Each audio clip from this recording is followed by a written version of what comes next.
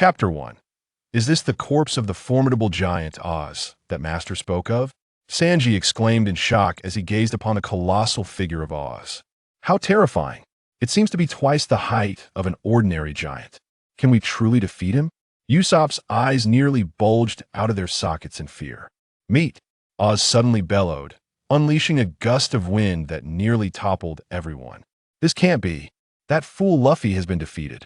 The tone of that giant clearly indicates. It must be Luffy. He must not have heeded Master's intelligence and fell victim to that wretched ghost. We really should have accompanied him. Imagine how powerful this giant would become with Luffy's shadow. Sanji speculated. What a fool. What are we going to do now? We certainly cannot contend with this zombie. Zoro grumbled, scratching his head in frustration. I think we should regroup with Master and devise a plan to retrieve Luffy, Usopp suggested, trembling with fear. That seems to be the only option, the others agreed after a moment of contemplation. Are you looking for me? Lucian's voice suddenly resonated, bringing joy to the group. Master, you have finally arrived, Usopp exclaimed, his face lighting up at the sight of Lucian. Lucian had followed Nandi for quite some time before finally reaching the castle. Master, that fool Luffy's shadow has been stolen. What do we do now? Sanji questioned as he approached. Oh, I knew that fool Luffy would never listen to the battle plan. System, check the attributes of Zombie Luffy, Lucian commanded. Race, Demon Zombie. Name, Zombie Luffy. Abilities, unknown. Combat power, 31. Power level, Junior Admiral. Affiliated force, Moria's Demon Zombies. To think he possesses combat power at the level of an Admiral. It appears none of you can match him right now. We can only return to the ship and discuss our strategy. I suspect Luffy has already been sent back, Lucian reflected. Master, if you're so powerful, why don't you personally deal with the zombie? Usopp suddenly inquired. Lucian stepped closer to him and replied, If I were to intervene, I could easily defeat that giant, but I cannot do so. You must not remain under my protection forever. This is your trial. Only through hardship can you grow stronger. Do you understand, Usopp? Yes, Master, we will definitely become stronger. The group affirmed resolutely after hearing Lucian's words. All right, let's return. Lucian nodded in agreement. Master, Luffy is really on the ship. Upon returning to the Sunny, Usopp immediately spotted Luffy lying there. Given the circumstances, we may have to wait a while. Based on Luffy's current strength, he should awaken shortly, Lucian remarked, taking a seat as he observed Luffy's condition. We have no choice but to wait. The others settled onto the deck. He'll go prepare a meal. When Luffy wakes up, he will surely shout that he is hungry. Everyone needs to be well fed, to have the strength to fight, Sanji declared as he headed into the kitchen. Half an hour later, Sanji had prepared an extravagant feast, the enticing aroma wafting throughout the Sunny. Meat! Luffy suddenly sprang up from the deck and dashed toward the dining table. Luffy is just as he always is the moment he catches a whiff of food. No matter how soundly he sleeps, he will awaken, Usopp remarked with a smirk as he watched Luffy devour the food. Hey, why is everyone here? Luffy asked, puzzled at the sight of everyone gathered. How can you ask that, you fool? I told you to defeat Moria, and instead, you let him steal your shadow. Usopp scolded, tapping Luffy on the head. When I found Moria, who knew he would ambush me from behind? A woman with pink hair unleashed several white ghosts, and I was defeated. That wretched Moria. I must make him pay, Luffy retorted. I knew he would be defeated by that negative ghost. He never listens to the battle plan and always gets caught off guard, Sanji stated, taking a puff from his cigarette. Forget it, what's done is done. We should focus on how to deal with zombie Luffy, Zoro suggested as he stood up. Indeed, that giant zombie is far too enormous. He will be difficult to handle. We must devise an effective strategy, Usopp added, prompting nods of agreement from the others. Since that giant zombie was resurrected using Luffy's shadow, his intelligence is likely quite low. We can exploit that, Sanji proposed. Yes, Nami, I didn't expect you to be quite clever. Hey. Upon hearing everyone discuss his lack of intelligence, Luffy waved his hands. Hey, I'm right here. Can you not talk about my intelligence in front of me? However, the others ignored him. All right, let's eat first, otherwise, soon enough, all the food will be devoured by Luffy alone. After we are full, We will go together to defeat Moria, Sanji urged as he noticed the food was already half gone. Hey, Luffy, I haven't eaten yet. Leave some for me. Usopp rushed over to grab utensils and began competing with Luffy for food, soon joined by the others in the fray. I'm full at set off. After about 10 minutes, everyone had eaten their fill. Chapter 84, Luffy's Fourth Gear. Look, Oz is still over there. As they approached Moria's castle, they could see Oz wreaking havoc from afar. How impressive! Is that my zombie? Luffy exclaimed, his eyes sparkling with excitement. Are you proud of this? Do you even realize how much trouble you've caused for everyone? The others approached Luffy and began a round of playful punches. Sorry, Luffy replied, his head covered in bumps. Upon hearing Luffy's apology, the others finally let him be. Luffy, that Oz is your responsibility. Usopp, you take care of Perona, her negative ghosts won't affect you. The rest of us will deal with the lesser zombies and then join forces to help Luffy tackle Oz. Understood? Understood. The group shouted in unison before scattering to find their respective opponents. Green Algae Head, that transparent lion is mine. It'll make him understand the consequences of destroying my dreams, Sanji declared, flames erupting from his back. All right, then I will take on the zombie created from Brook Shadow. I've heard his body belongs to a renowned swordsman from Wano, Zoro agreed. Chopper, you take care of that wicked doctor. We'll clear out the remaining zombies, Frankie instructed Chopper. Yes, that kind of person doesn't deserve to be a doctor. I will surely defeat him, Chopper affirmed. All right, the enemy assignments are complete. Let's move. Lucian signaled with a wave of his hand. Hey, big guy, come take me on, Luffy shouted, startling everyone. Luffy, you reckless fool, the group exclaimed in unison. Ha ha, of course, battle should be faced heated. Luffy laughed heartily. Just as the others were about to respond, the sky suddenly darkened. They looked up to see Oz leaping toward them, blocking out the sun, prompting everyone to scatter in panic. Boom! Oz landed with a thunderous crash, sending a wave of dirt flying that buried nearby trees and structures, half of his body becoming stuck in the ground. The sight left the onlookers grimacing indeed. He was Luffy's zombie, just as foolish. Ha! That fool can't get out. Everyone, now's your chance to attack. Usopp cackled. No way, he's mine. You all go find your targets, Luffy declared, halting the others who were about to strike. Hey, big guy, hurry up and get out, the time has come. Luffy, do you even realize what you're saying? He can't get out, we should take him down now. Usopp shouted in disbelief. Usopp, trust me, Luffy said, his eyes brimming with confidence. All right, just be careful. Usopp relented before departing. Leave it to me, Luffy called out as he turned to Oz. Big guy, it's time to begin. Oz, having finally extracted himself from the ground, stood ready. Oh, are we using it now? I wonder if it will succeed. If it does, Luffy should be able to reach Admiral level. Go for it. Luffy, my reward hinges on your success, Lucian thought to himself as he observed Luffy. This is my first time using this ability. I don't know if it will work, but let's give it a try. Armament Haki, activate, Luffy declared, enveloping his left hand in a layer of armament Haki. Hee. What are you planning, Straw Hat? Moria chuckled as he watched Luffy's left hand covered in Haki. Even if I transform into Gear 2nd or Gear 3rd, I won't be able to defeat you, so I must become even stronger. With that, Luffy tossed aside his shoes, took a deep breath, and blew into his left arm, which was covered in armament Haki. Muscle balloon, as Luffy's body gradually swelled, enveloped in a layer of Haki, peculiar patterns emerged on his chest. Fourth gear, Bowman. Moria, witnessing Luffy's incessant bouncing in place, erupted into laughter. Hee, I thought you possessed some secret technique. Are you here to entertain us? Silence. I shall render you powerless. King Kong gun. In an instant, Luffy appeared before Oz, delivering a powerful punch. Boom! Oz was sent flying, crashing through several castles before finally coming to a halt. What in the world is that? Not far away, Usopp gaped in astonishment at the sight of Luffy sending Oz hurtling through the air. When did Luffy learn such a technique? It's simply astounding.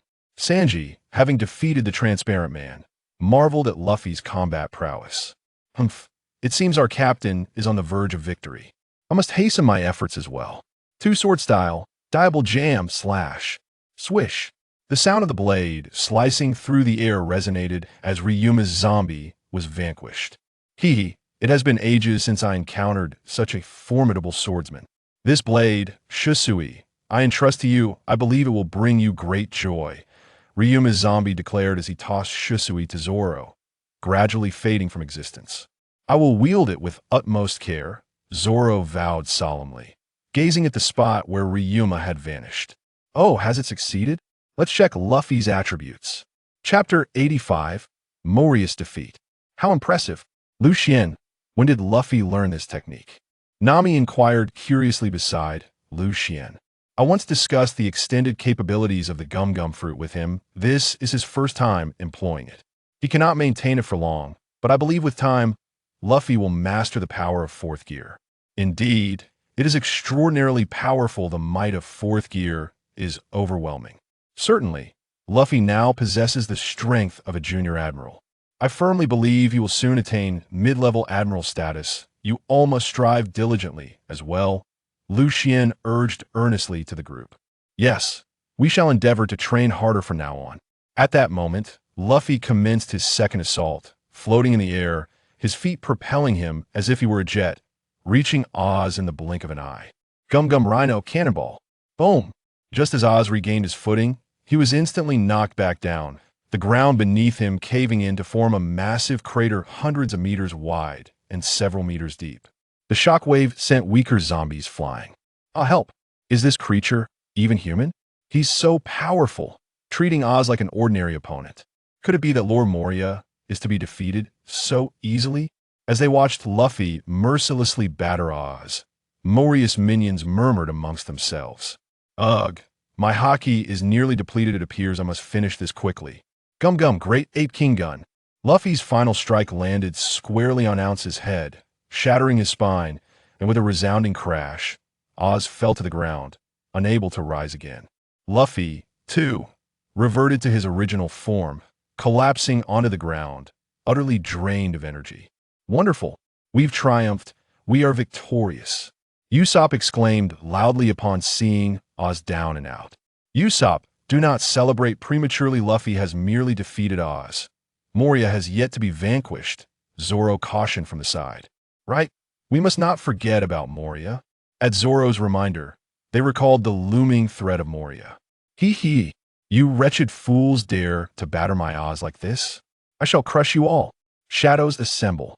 Moria shrieked as he crawled out from Ounce's abdomen, the shadows at his feet suddenly dispersing and connecting with all the zombies. This is when my master spoke of Moria's ultimate technique, shadows assemble. Look, those shadows are being absorbed into Moria. Usopp pointed at the gathering shadows surrounding Moria. This is dire. Moria has absorbed so many shadows, and Luffy has exhausted all his strength. Wait, my master provided this, as well. Though it's only one healing being left, it should suffice to restore Luffy's energy. Quickly, give it to him, Nami exclaimed, producing a healing bean. Is that so? Excellent. Hand it over. I will launch it into Luffy's mouth. Usopp seized the healing bean, placing it in his slingshot, aiming at Luffy's mouth. Luffy, open wide. Huh, Usopp? Hearing Usopp's voice, Luffy opened his mouth wide to look at him. All right, healing bean launch. Usopp released the bean into Luffy's mouth. Success. Gulp. Luffy swallowed the healing bean and instantly regained all his strength, rising to his feet. What's happening? Wasn't he out of energy? How has he suddenly recovered? Could it be the thing he just consumed? Moria pondered as he watched Luffy spring back to life, then addressed him. Little brat, what was it you just ate? Oh, that was a healing bean. Just one can heal a multitude of injuries instantly. Restored to optimal condition, Luffy remains incapable of uttering a lie. Haha, to think such a thing exists. Hey kid, if you hand that over to me, I shall allow you to leave this place. Upon hearing Luffy's words, Moria exclaimed with excitement. With enough sins of beans, wouldn't that make one immortal like Kaido? The mere thought sent shivers of anticipation coursing through Moria. That is the last one. I cannot possibly give it to you. And even if you let us go, do you think I would just walk away? You, scoundrel, have stolen my comrade's shadow. I will surely smash you and reclaim it. Gear forth. After uttering these words, Luffy transformed into his fourth gear form. Aha! Do you think defeating ours is such a remarkable feat? I currently possess 1,000 shadows within me. I am invincible now. Having absorbed 1,000 shadows, Moria not only grew in size, but also experienced a significant enhancement in strength. Then I shall concentrate all my power into this one strike. I must defeat you, Gum Gum, Ultra Lion Bazooka. With that, Luffy charged towards Moria. Ha! Come then, let us see how you intend to defeat me. Shadow Horn. Spear. Moria shouted as he too lunged at Luffy. Boom. When the two collided, the entire island vessel shook violently as if it were on the brink of shattering. An earthquake. Usopp cried out in fear. Shut up, Zoro retorted, delivering a punch to Usopp's head. Ha! Straw Hat Brat. Just admit defeat. I shall never concede. Luffy, exerting all his strength, finally shattered the Shadow Horn. Spear, landing a direct hit on Moria. What? Impossible! This was Moria's last utterance before he fell unconscious, after which all the shadows detached from him, returning to their rightful owners. Chapter 86. Victory! Wonderful job, Luffy! The crowd cheered. Who would have thought Moria would fall to you? Just as everyone celebrated, a voice suddenly startled them. Who goes there? The crowd quickly adopted a defensive stance that a tall figure wearing glasses, holding a book, emerged from behind the castle wall. You are the tyrant Kuma. One of the 7 warlords, upon recognizing him, Robin, being an intelligence officer, immediately exclaimed, The 7 warlords, we have only just defeated one, and now another appears. The crowd gasped in shock at Robin's words. Moreover, Kuma ranks among the stronger of the 7 warlords. Far beyond Moria's capabilities, Lucian remarked from the side. What should we do, master? Usopp shouted. Don't worry. You have me. You are not yet ready to face him. Allow me to handle this, Lucian said, swiftly appearing beside Kuma. You are the Demon King, Lucian. What brings you here? Kuma's face displayed a rare expression of surprise upon seeing Lucian. What? Am I not allowed to be here? Tyrant Kuma, your concern is excessive. What is your purpose for being here? Lucian inquired, gazing at Kuma. Crocodile was defeated by the Straw Hat Brat, and it took considerable effort to find a replacement. The government will not permit another warlord to be vanquished. So I have come to eliminate those in the know and prevent information from leaking. Are you going to stop me, Captain Lucian? Indeed, Luffy is currently my disciple. I cannot allow you to kill him.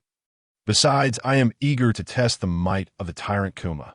How about a duel? Forget it. I have no desire to provoke you Dragon Ball pirates, as long as you do not speak of this matter. I shall pretend I was never here. Seeing Lucian's eager demeanor, Kuma reluctantly responded, How dull that I in that case. We shall take our leave. Lucian swiftly returned to Nami's side. How did it go, master? Usopp inquired as Lucian rejoined them. It is fine. Let us take Luffy and depart from here.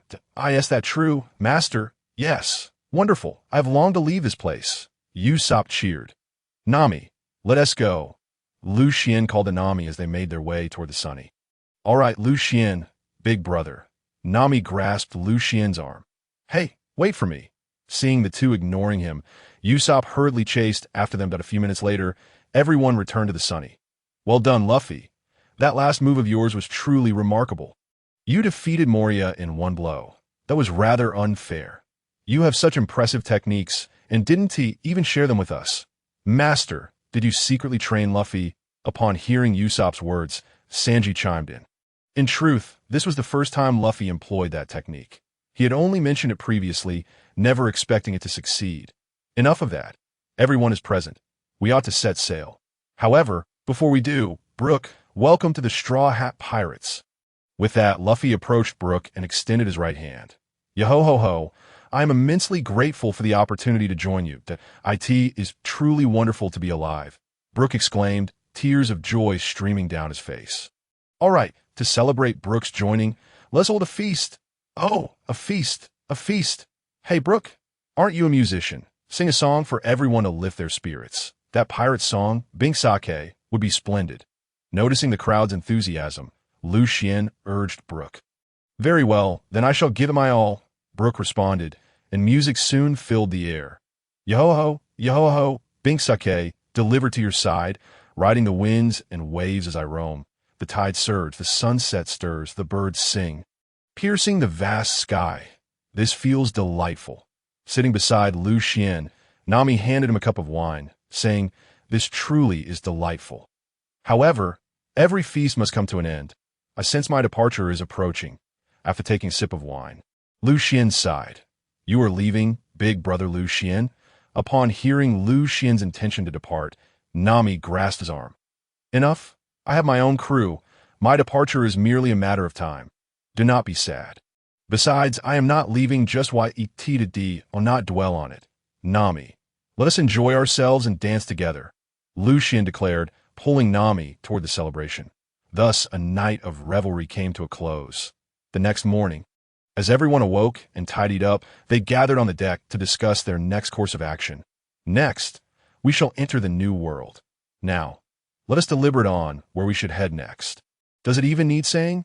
Of course, we must first go to Sabaody Archipelago to coat the ship, then proceed to Fishman Island before venturing into the new world. All right, then let us set sail for Sabaody Archipelago. Luffy decisively waved his hand. "Hey, isn't that a bit hasty? Didn't we agree to discuss it? Why did you make the decision alone?" "Oh well, Usopp, Luffy's decisions are never altered. Let us proceed as he says." Zoro commented from the side. "Zoro, you too? Enough, Usopp. This time Luffy's decision is correct. Let us proceed as he says." Lucian's words silenced Usopp. Chapter 87. Save little 8. Master. Look, it's a red line. How magnificent. After several days of sailing, the Sunny finally reached the red line. It truly is breathtaking. Gazing upon the cloud-covered red line, the crowd marveled. "Nami, let us hurry to Sabaody Archipelago to coat the ship. I can hardly wait to reach Fishman Island." Luffy exclaimed impatiently. All right. We are setting sail for Sabaody Archipelago now," Nami replied resignedly. Boom. Just as the Sunny was about to turn towards Sabaody Archipelago, a gigantic rabbit, Sea King, suddenly sprang from the depths. Its massive mouth gaping wide as it lunged for the Sunny. It's a Sea King. Fantastic. We've just run out of food. Let us make the sea rabbit our lunch for today. Gum pistol. Luffy leaped up and struck the sea rabbit with a punch. Suddenly, two figures fell from the sky. One was a starfish wearing a hat, who performed a flip and landed gracefully on the ground, while the other crashed on his Sanji. The crowd finally saw its full form. They gasped in unison. "A mermaid. It's truly a mermaid. It is my first time encountering a mermaid." Brook approached the mermaid and exclaimed, "May I have a glance at your undergarments?" However, before he could finish his sentence, Nami swiftly knocked him to the ground with a punch. By the way, do mermaids defecate?" Luffy chimed in once more. Speaking of feces, just as Cammy was about to speak, she was interrupted by Sanji nearby. "All right, everyone, cease your nonsense, we must take our leave." "Pray tell, who are you?" Nami addressed the two of them. I forgot to introduce myself. My name is Cammy, and I am a mermaid. I'm immensely grateful for your assistance. I have often fallen prey to sea kings, approximately 20 times, in fact. Fool! How could you not notice that enormous sea king moments ago?" The orange starfish pointed out, then turned to greet Lucian and the others, saying, "Hello, I am Papagu, a starfish." Wow, can starfish actually speak? Luffy marveled at the amusing starfish. By the way, I still do not know where you are headed," Papagu inquired, regaining his focus. "Oh, we are bound for Sabaody Archipelago to undergo a coating." Nami informed Cammy and Papagu of their situation. I see. By the way, Shoban's shop is right there. Allow me to treat you to some takoyaki." Cammy joyfully exclaimed. Is that true? How delightful." Just as Cammy was about to continue, her phone suddenly rang.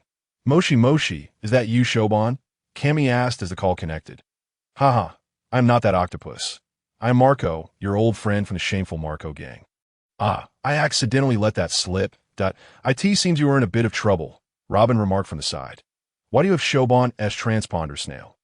Cammy quickly questioned. "Isn't it obvious? We took down that scoundrel Shoban," Marco replied. "That's a lie. How could Shoban possibly lose to someone like you?" Cammy retorted skeptically. "Indeed, under normal circumstances, we would never be a match for him, but this time we have allied with the Flying Fish Riders." "How could this happen?" "Fear not. Cammy, we shall assist you in rescuing your friend." Cammy nodded in agreement upon hearing Luffy's words. All right, everyone, let us set off with the objective of rescuing Cammy's friend.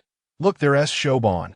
Hey, is that Shoban the octopus man from the Dragon Pirates? As the Sunny approached, the group finally discerned Shoban's true appearance. Luffy, are you friends with Shoban? Cammy asked, noticing Luffy's familiarity with him. He.S. a ghost of a friend. Zoro shouted immediately. Are you not going to help us rescue Shoban? Cammy said, her expression filled with disappointment. I apologize, Cammy. We did not expect the person you wish to save would be that guy. Nami shook her head. Forget it. I won't ask for your help any longer.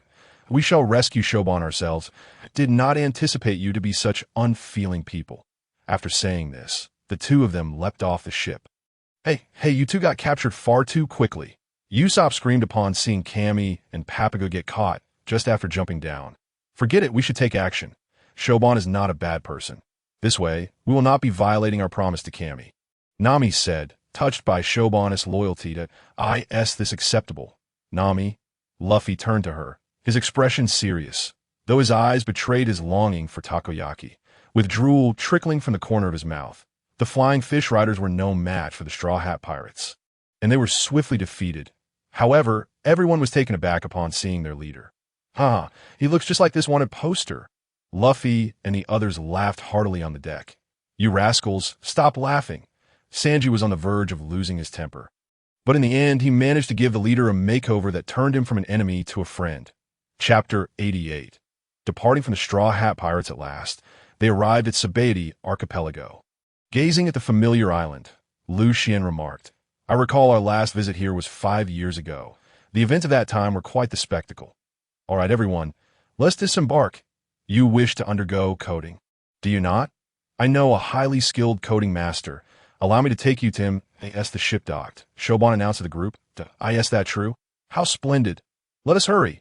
Luffy exclaimed, seizing Shoban's arm. Do refrain from being so exuberant that I will lead you there. Everyone stay close and do not fall behind, Shoban said before leading the way. Hey, Luffy. Just as they were about to depart, Lucian suddenly called out. What is it, master? Luffy asked, puzzled to see Lucian addressing him. Luffy, I must take my leave. Leave? Lucian, where are you going? Nami stepped forward to inquire. After sailing together for such a long time, they had developed a bond, and everyone felt reluctant to part as they gazed at him. Although I am quite happy here, I have my own pirate crew waiting for me, so I must go find them, do not worry. It is not as though we will never meet again, that we have plenty of time ahead of us. Moreover, I came aboard your ship to enhance your strength, and now that you are all quite formidable, I feel at ease, Lucian said, looking at the group with a heavy heart. Lucian, Nami began to speak, but was stopped by Luffy placing a hand on her shoulder. Nami, do not say anything. Master has his own path to follow, and we must not hinder him. But, all right, Lucian, you must visit often. Nami's face suddenly flushed. That scoundrel master, stealing my Nami. Robin, I seek comfort. Sanji cried out dramatically, but was swiftly rebuffed by Robin, crashing into a tree instead. Well then, I shall take my leave. Lucian waved farewell to the group and departed. Let us also depart. I believe we will see each other again soon. Luffy comforted Nami, who appeared forlorn. Let us go. Nami nodded in agreement with Luffy's words. After leaving the Straw Hat Pirates, Lucian took out his transponder snail and called Goku and the others in a restaurant on Sabaody Archipelago. 8 individuals clad in black cloaks were feasting heartily, their table piled high with empty plates. Hey Goku, it has been so long. Why is there still no news? A small figure remarked, Another person, his mouth stuffed with food, responded, Hey, Goku, swallow your food before you speak, will you? Gulp. How am I to know? Long hasn't he informed me. This group was indeed Goku and his companions. Ever since arriving at Sabaody Archipelago, their days had been filled with eating, shopping, and sleeping, nearly driving them to madness. Just then, as Krillin was about to continue speaking, the transponder snail in Goku's arms suddenly rang. "ITS the captain calling," Goku announced, pulling out the transponder snail. "Then hurry and answer it." Krillin urged anxiously, not rush me." Goku replied before connecting the call. Moshi, is that you, Captain?" On the other end, Lucian heard Goku's familiar voice and replied, "It's me." Goku, where are you? I have arrived at Sabaody Archipelago and will come find you. The captain has arrived at Sabaody Archipelago and says he will come to find us. Goku relayed to the others, yes, that true. How splendid. I feel like I have rusted from staying here for so long. Krillin exclaimed, jumping up in excitement.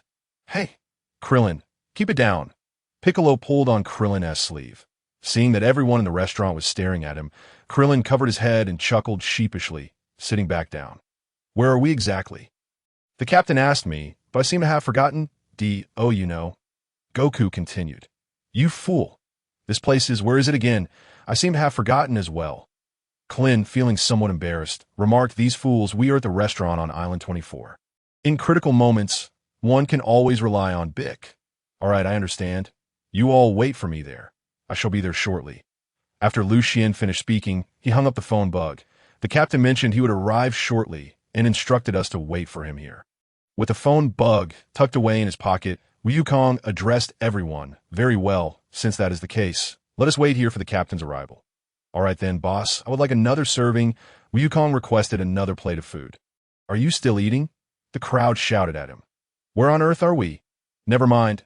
I should first ask someone for directions. After hanging up the phone, Lucian walked for a while, but still could not find Island 24.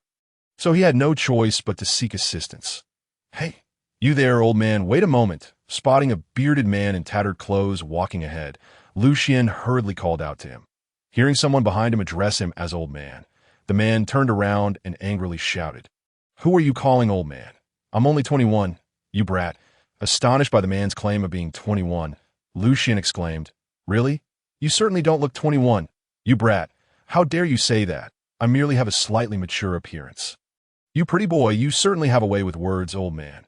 Hello, I am Lucian and I came to ask for directions, Lucian said, extending his right hand. Chapter 89.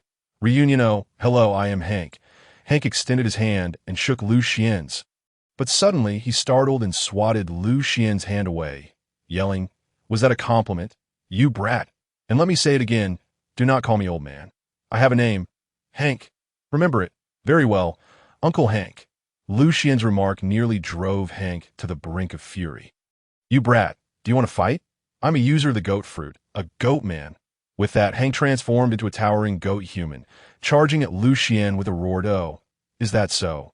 Lucian looked up at him. A few minutes later, ha ha ha. I did not expect you to be the illustrious Lord Lucian, one of the 4 emperors. I am truly honored, for I have always admired you. Hank, now with a head full of bumps, followed Lucian, trying to ingratiate himself. All right, lead the way quickly. I still need to find Wukong and the others. Interrupting Hank's flattery, Lucian said helplessly, Yes, Lord Lucian, this way please. Island 24 is just a few kilometers ahead. Hank quickly responded, Very well, let us go. After saying this, Lucian allowed Hank to lead the way as he followed closely behind toward Island 24. By the way, what brings you to the Sabaody Archipelago? Finding walking dreadfully dull, Lucian struck up a conversation with Hank to pass the time. I am Hank. Once the captain of the goat pirate crew, I had a grand dream of becoming the pirate king. But later I realized how laughable that dream was. Hank reminisced about his days as a pirate. What happened then? Lucian could not help but inquire. Until that day, we arrived at the Sabaody Archipelago and encountered the celestial dragons. Simply because we did not kneel, we were annihilated by their subordinates. Watching my crew perish before my eyes, I despised myself for lacking the strength to protect my companions. At this moment, Hank was already in tears. I cannot believe you suffered such tragedy. But wait, how did you manage to escape? Normally, the celestial dragons would not let you go. Indeed, I was shot in the heart by that celestial dragon and thought I was doomed. However, unexpectedly, my heart is on the right side. So I escaped a calamity. Remembering the near brush with death, Hank broke into a cold sweat. Did you never consider seeking revenge? Revenge? How could that be possible? They're celestial dragons. One cannot possibly seek revenge against them. Hank replied in shock upon hearing Lucian's words. What are the celestial dragons? They are merely the filth of the highest order. One day I shall erase them from this world, Lucian declared, gazing intently into Hank's eyes. Really? If you truly oppose the celestial dragons, I would be willing to join your ranks and serve you loyally. Hank suddenly knelt before Lucian, proclaiming loudly, Enough of that. Your strength is far too lacking. Lucian looked at him with disdain. Oh, please do not say that, Lord Lucian. I'm quite strong, you know. My bounty used to be 80 million berries. Hank protested, unwilling to concede. Very well. If you can raise your bounty to 300 million berries, then I shall permit you to join us, the Dragon Ball Pirates. Rest assured, Lord Lucian, I will meet your requirements. Hank exclaimed excitedly as he resumed leading the way. After walking for over 10 minutes, Hank suddenly pointed ahead, saying, Lord Lucian, look, up ahead is Island 24. The restaurant you wish to go to is not far from here. You go ahead first. Here, take this. If you suffer severe injuries, consuming it should save your life. Consider it a reward for guiding me. Lucian tossed it to Hank. It is my honor to guide you. How could I accept your gift? You should take it back. Hank insisted, attempting to return since I have given it to you, I shall not take it back. You wish for me to slap my own face? I wouldn't dare. Then thank you, Lord Lucian. Hank cautiously tucked the away upon hearing Lucian's words. Now that is more like it. Let us go. Should we meet again and you meet my requirements, I may allow you to join us, the Dragon Ball Pirates. Thank you. I will certainly strive to meet your expectations, Hank expressed before departing. All right, let us go in and meet Wukong and the others. Lucian whispered as he pushed open the door to the restaurant and stepped inside. Upon entering, Lucian immediately noticed a table piled high with empty plates, recognizing that he had found the right place, and hurried over. Wow, why are you all dressed like that? Are you filming a movie? Upon reaching the table, Lucian spotted 8 individuals clad in black cloaks, concealing their entire bodies, and inquired, Captain, you finally arrived? We have been waiting for ages. One person lifted their hood to reveal a bald head. It was cleansed. It is nothing. I just had a minor delay due to some issues. Lucian casually provided an excuse. Never mind that. Let us discuss what has been happening with you. But Captain, did you not tell us to keep a low profile and not to be recognized?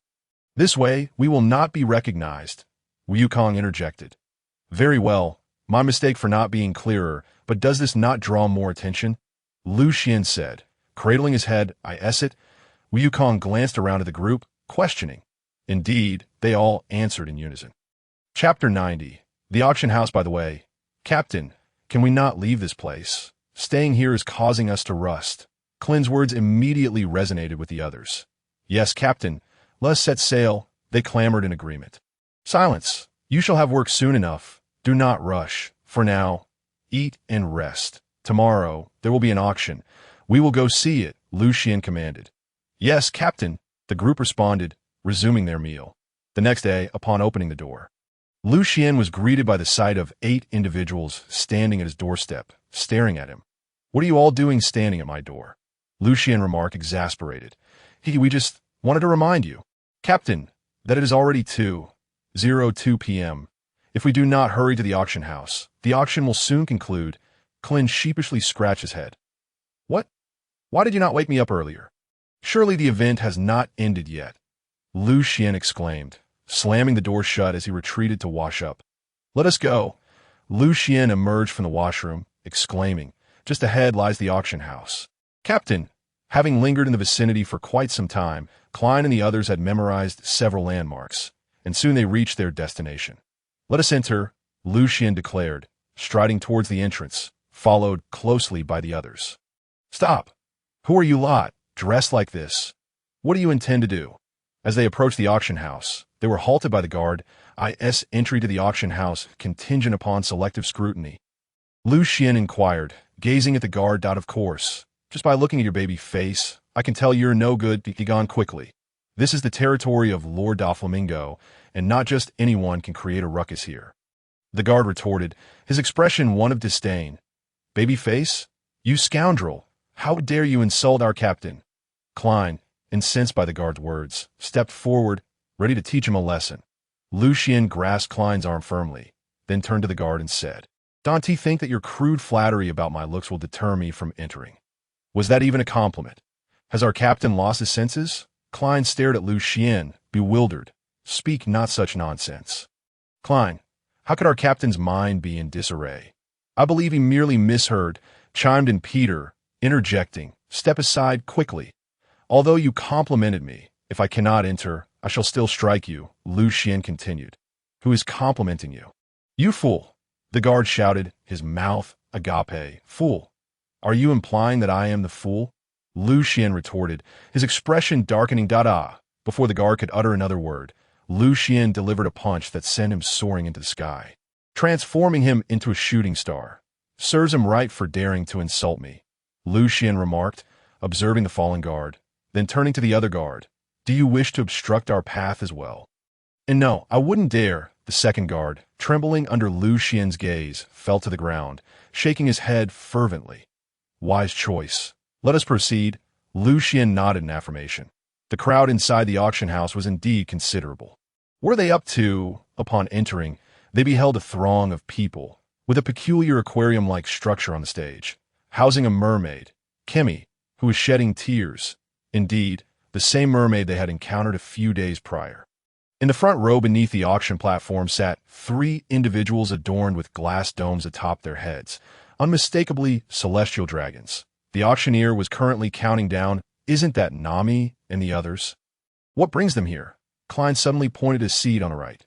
Come, let's go see, Lucian declared, leading the way. Nami, what is going on? I sent Kimi with you. How did she end up here? Lucian inquired as he approached Nami. Big brother Lucian, what brings you here? Kimi, recalling Lucian amidst her despair, turned around excitedly. Oh, I came to find them after hearing about the auction. Lucian gestured to the group behind him. It has been a while, Nami. The others greeted her warmly. Hello everyone at This is not the time for pleasantries. Kimi is still in their grasp. Lucian, do you have any money left? We must rescue Kimi first. Nami urged, her voice laced with urgency. Do not fret. Nami, we will free Kimi. Lucian reassured her, then approached the auctioneer. Hey, bring me the key. What key? The auctioneer stared at Lucian in confusion as he ascended the stage. Is it not obvious? The key to the mermaid. Lucian scoffed at him. Sir, if you wish to acquire this mermaid, please place your bid, the auctioneer began, his patience wearing thin. Enough with the chatter. Quickly hand over the key. Lucian interrupted, inciting the auctioneer's IREAS, one of Doflamingo's subordinates. He had never been treated with such disrespect. Hey, you lowlife! Do you not realize that this mermaid is my pet? Step aside. Just then, a celestial dragon rose from his seat. Lowlife, are you addressing me, you corpulent swine? Lucian glared at the sniveling celestial dragon. What did you say, you lowly cur? I shall have you captured and made my slave to torment at my leisure. Guards, seize him, commanded the celestial dragon, as several guards rushed towards Lucian. Yet before they could reach him, Klein had already incapacitated them, leaving them sprawled on the ground, motionless. Hey, you imbeciles! What are you doing lying about? Get up and capture him. The sniveling celestial dragon barked at his fallen guards. Cease your shouting, fat pig.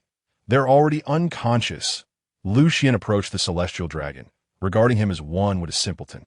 You insolent wretch, do you know who I am? I am a celestial dragon. If you dare to harm me, an admiral will come rushing to my aid, and you shall meet your demise.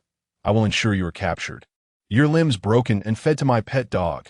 The celestial dragon laughed maniacally, oblivious to Lucian's growing fury that I can no longer endure this. Lucian could contain himself no longer. He unleashed a punch that struck the celestial dragon squarely on the head, producing a thunderous sound as the celestial dragon pierced through the ceiling, soaring into the distant cosmos, his whereabouts unknown. The celestial dragon has been struck. Flee. What chaos! No wonder he is dubbed the Demon King. Lucian has actually sent a celestial dragon flying. Someone recognized Lucian amidst the turmoil. The Admiral is on his way. Everyone flee! You scoundrel, how dare you send my brother flying? You shall pay dearly. A female celestial dragon fired several shots at Lucian, all of which he effortlessly caught with his hand. Boom!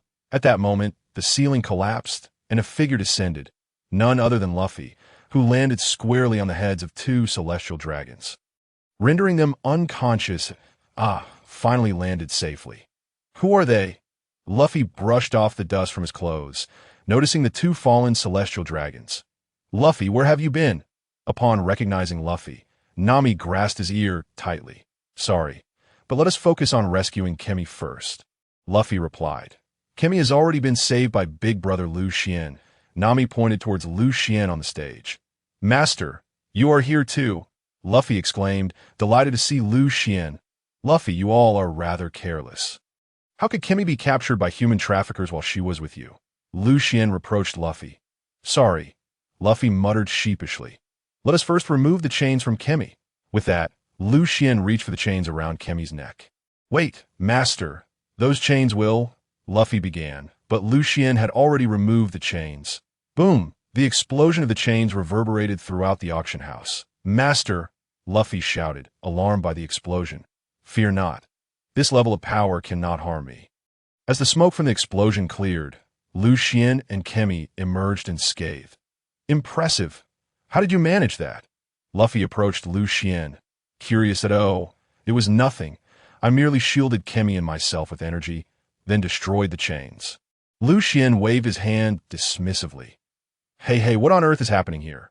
Suddenly, a weathered voice called from behind, drawing everyone's attention to a man with long, curly hair, a long beard, and silver hair, wearing glasses and sporting a scar running vertically down his right eye. Emerged, followed by a throng of individuals. Oh, it's Rayleigh.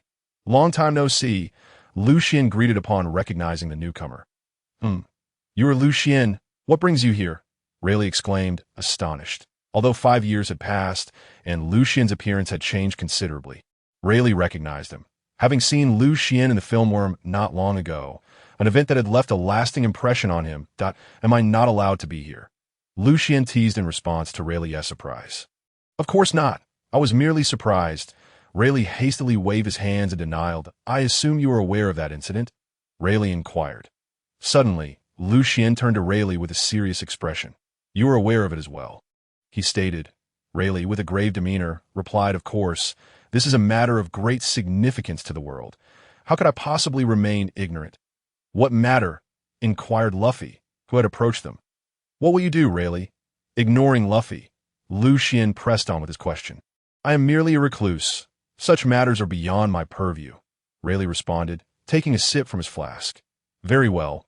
Let's not dwell on this any longer. We should leave this place first, Lucian remarked. Observing the chaotic scene around them, agreed, let us depart. Just then, a sense of urgency pierced the air as a pirate who had just fled returned in haste. Listen, you inside. You are surrounded. Surrender the celestial dragon immediately. Came the threatening voice of the Navy from outside. Let us see what is going on, Lucian declared, leading the way outside. Let me witness the strength of the Yonko. Everyone, hold your fire for now. Spoke Kid, one of the Supernovas, whose bounty stood at 315 million, having recognized Lucian's identity. Captain, did you just say that person is a Yonko? Is that true? A subordinate asked in disbelief. Cut the chatter and see for yourself, Kid replied as he followed suit. Report, Colonel. It seems a few individuals are emerging from inside, a soldier reported to the leading Navy colonel, who had encircled the auction house. Halt! Who are you? The colonel demanded, spotting Lucian and Rayleigh among those who had exited. Chapter 92, Who are we? We are pirates. And as for our purpose here, must I spell it out? We came to the auction house to make purchases. Lucian stepped forward and declared, Stop right there. Do not advance any further. You pirates, surrender the celestial dragon immediately, or face the consequences. Surrender? Are you jesting? With your meager numbers, do you truly think you can compel us to yield? Even Sengoku would not dare utter such words. Who do you think you are? Lucian retorted, his aura intensifying, causing the surrounding structures to tremble and shatter. The Navy personnel found themselves pinned to the ground, unable to move. What is happening? I am paralyzed with fear, as if facing a sea king. This person a monster. The colonel thought in horror as he sat on the ground. Very well, everyone disperse, Lucian commanded. Satisfied with the sight of the incapacitated Navy, the crowd quickly scattered in all directions. Luffy, you all should escape swiftly. We will go liberate those slaves and meet again shortly, Lucian called out to Luffy. As Luffy and the others distanced themselves, Rayleigh turned to Lucian. Did you just employ Conqueror's Haki? Yet none of them fainted, he observed. That was merely the aura of a strong individual. It is not Conqueror's Haki. We pirates all possess such abilities, Lucian replied, shaking his head. A unique power, indeed. Well, I must take my leave now, be cautious, Rayleigh concluded before departing. Now, let us create some chaos. I have heard that atop the red line at Mariejois, the celestial dragons are holding many slaves captive. We shall free them. If anyone obstructs us, we will send them flying. Let us soar directly there. It will be much quicker, Lucian declared, leading the charge towards the abode of the celestial dragons. Is that the residence of the celestial dragons? It appears heavily fortified. Captain, what should we do? One of his companions queried as they soared through the sky. What shall we do? We shall storm it head-on. That would be far more entertaining. Speaking of which, these celestial dragons truly know how to indulge themselves, constructing such opulent lodgings. They see themselves as gods of the pirate world. Allow me to wreak some havoc. Kamehameha. With that, Lucian unleashed a powerful Kamehameha, obliterating a palace in a thunderous explosion. What has happened?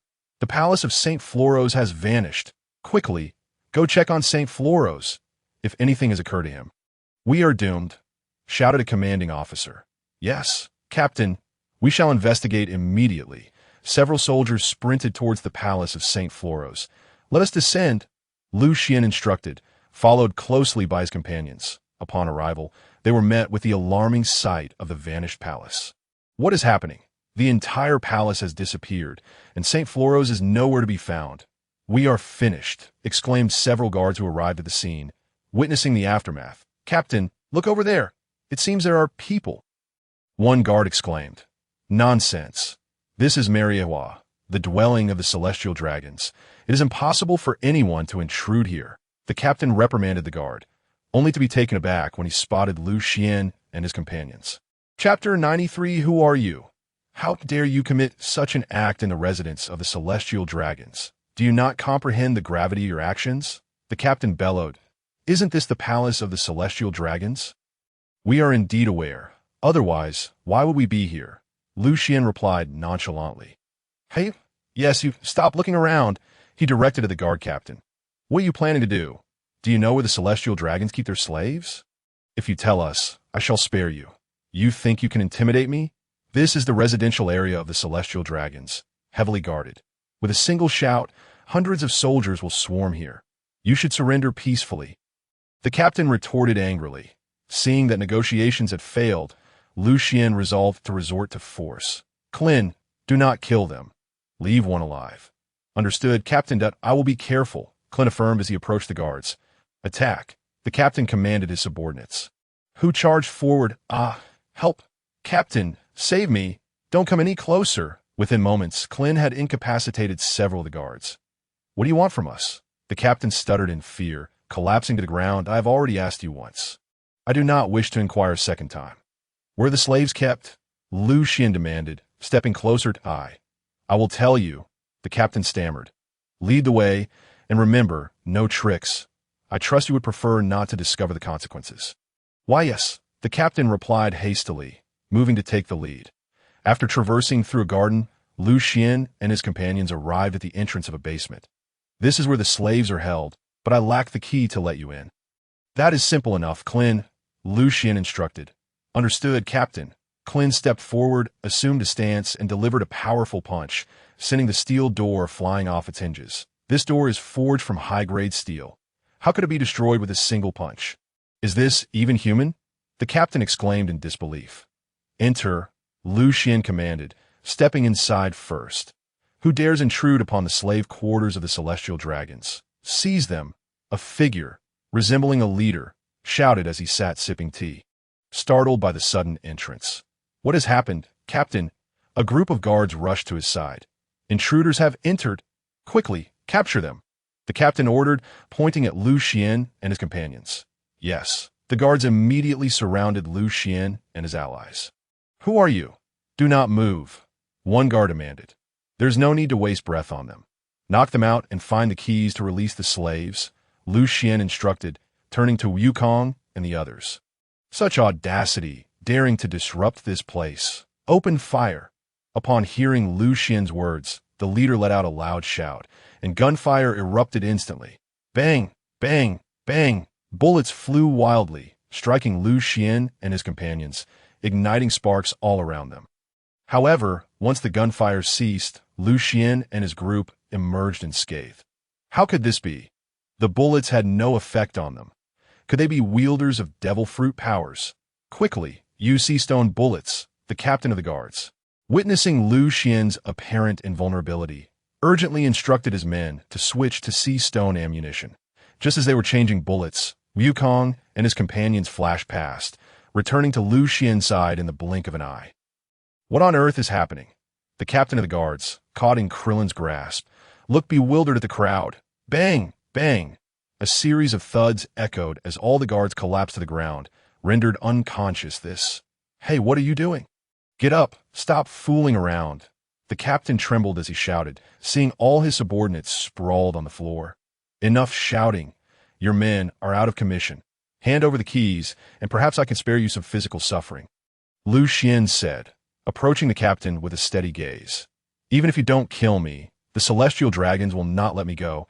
You might as well end my life now, if that is the case. Then so be it. Krillin, I leave him to you. Lucian turned to Krillin and announced, Captain, why do you always make me do these things? Krillin reluctantly replied upon hearing Lucian assign him such a task. Who else would you have do it? Lucian asked teasingly. Krillin glanced at Lucian, then shifted his gaze to the others. Wukong wouldn't he do it? And he dared not ask Vegeta. Looking around, Krillin realized that he seemed to be the only one suitable for this task, and with a resigned sigh, he approached the captain of the guards, delivering a punch that knocked him out cold. After which he searched him for the keys and tossed them to the slaves inside. Ladies and gentlemen, we are the Dragon Ball Pirates. We have come here merely to oppose the celestial dragons and to rescue you.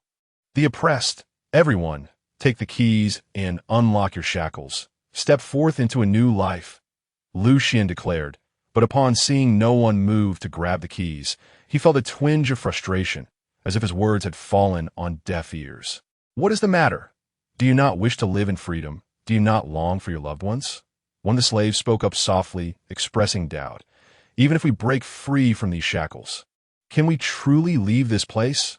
This is Mariejois, the territory of the celestial dragons. Upon hearing the slaves' words, Lucian reassured them, saying, Since we have dared to come here, we will ensure your safe departure. Please, have faith in us. Really, what grounds do you have to guarantee our safety? Another slave questioned, If you are unwilling to fight for your freedom, then you shall remain here, living a life worse than death. But if you are willing to strive for it, there exists a chance to reunite with your loved ones. Why not take that chance? Seeing that some were considering leaving, Lucian quickly urged them on. All right, I shall join you in this fight. A towering man, 3 meters tall and muscle-bound, stepped forward and took the key to unlock his shackles. I will join as well. Count me in. Others shouted, following suit. All right, unlock all the prison doors and set everyone free, Lucian instructed as the crowd eagerly joined in.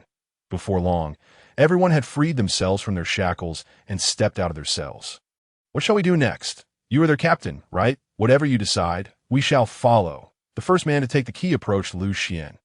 Yes, I am Lucian, captain of the Dragon Ball Pirates. From here on out, you all need only to run forward. We shall handle the guards. Very well. Let us depart. Lucian waved his hand decisively. Oh! Charge, brothers. The crowd surged forward, bursting out of the slave-holding facility. Chapter 94. We are finally out. A slave knelt on the ground, exclaiming in J-O-Y.D, oh, not rejoice too soon. We must leave this place quickly. Another slave urged, tugging at him. Wukong, how many people can you transport at once with your instant transmission? Lucian inquired, observing the slaves, that I can take about 30 at a time. Given my current condition, I can only use it a few times a day, which amounts to around 400 or 500 people. Wukong explained after contemplating the situation. There are over 600 people here. First, take the women and children, those who are weaker, and then the rest can charge out with us. Upon hearing Wukong's suggestion, Lucian made the call. Everyone, quiet down. Upon hearing Lucian's command, the slaves gradually ceased their commotion. Once silence fell, Lucian continued, all children, women, and those with disabilities, please gather on the right side, as well as those who are less capable. What is this? Are we to be abandoned while only the strong escape? The crowd murmured, unwilling to move to the right. Wukong, you should be able to sense their strength, right? Lucian instructed Wukong and his companions. Yes, Captain, Wukong replied, stepping forward to segregate the individuals. After a few minutes, Wukong had divided them into two groups. Please, do not leave us behind. I can be your slave. Just take me with you. Those on the right began to plead desperately to escape. Stop. No more noise. No one said they would leave you here. Wukong, you may proceed. Lucian's words silenced the cries of the slaves, who turned to look at him attentively. Yes, Captain. Wukong approached the slaves and instructed them. Now, hold hands and grasp my shoulders. I will take you from here, but only 30 at a time. Really? Is this truly how we can escape? The crowd regarded him with skepticism. Rest assured, Wukong reassured them. All right, then. Seeing the determination in Wukong's eyes, the crowd placed their hands on him. All right, let us go.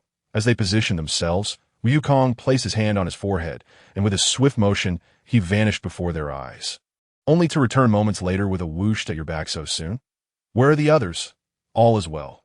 You see, Wukong is a user of the space fruit, possessing the ability to traverse dimensions. Those who just left have arrived at a safe location. Now, please form groups of 30. Wukong will lead you to safety. Upon seeing the puzzled expressions of the crowd, Lucian clarified, yes, he's indeed a wielder of extraordinary powers. How wonderful. We can leave. A few minutes later, most had already departed, and Wukong's energy was nearing its limit. How are you holding up? Wukong. After this, you won't need to return, right? Lucian asked, glancing at him. Understood, Captain. Just be careful. Wukong vanished once more. All right, the weaker individuals are safely escorted away. Now, it is our turn to leave. Everyone, listen carefully. You need only to run forward. We will hold off the pursuers. Lucian instructed, turning back to the group. Duppy, by the way, what is your name? Lucian asked the man who had first taken the key dot. I am Bibbo, a zoan-type ancient species Triceratops fruit user. Bibbo replied, stepping forward at a Triceratops, a commendable ability. From now on, lead them out while we cover your retreat. Yes, everyone, follow me, Bibbo responded, turning to rally the group as they charged towards the exit. Oh! The crowd cheered as they surged forward. At the front gates of the Celestial Dragon Palace, Captain, would you like a smoke? A guard extended a cigarette to the captain, who accepted it and struck a match to ignite it. Well, you're not too shabby, the captain remarked after taking a puff. Thank you, Captain. Our job is indeed quite pleasant. Every day we merely stand guard for the celestial dragons, and those nobles treat us with utmost courtesy. It's truly exhilarating. Of course, the celestial dragons are the nobility of the world. No other aristocrats, no matter their origin, can compare. The captain nodded in agreement upon hearing the guard's words. By the way, Captain, do you think our work poses any danger? Danger? Who would dare to cause trouble on the territory of the celestial dragons? That would be courting death, the captain declared with pride. Indeed, indeed. Captain, did you hear any sounds? The guard, eager to please, nodded before inquiring. Sounds? What sounds? The captain asked, puzzled. It seems like a lot of people are shouting something. And it's getting closer. Stop talking. I can hear it too. Get out of the way. The captain shoved the guard aside. With a thunderous crash, the massive gates flew open as if struck by a train, crashing to the ground. Chapter 95. What on earth is happening? Where did this Triceratops come from? And how did these slaves escape? The guard exclaimed in shock upon witnessing the rampaging Triceratops and the fleeing slaves. You fool! What are you standing there for? Sound the alarm. The guard captain shouted at his day subordinate.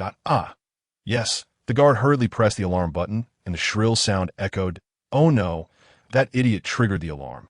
The celestial dragon's guards will be here soon. Bieber, who had transformed back from his Triceratops form, was alarmed by the sirens. Forget about those people. You all hurry to Island 3. Our pirate ship is there. And someone is keeping watch. We will hold off the guards. Clint urged the others to move quickly. Clint, you take them that we can manage with just a few of us here, Gohan said to Clint. Why so?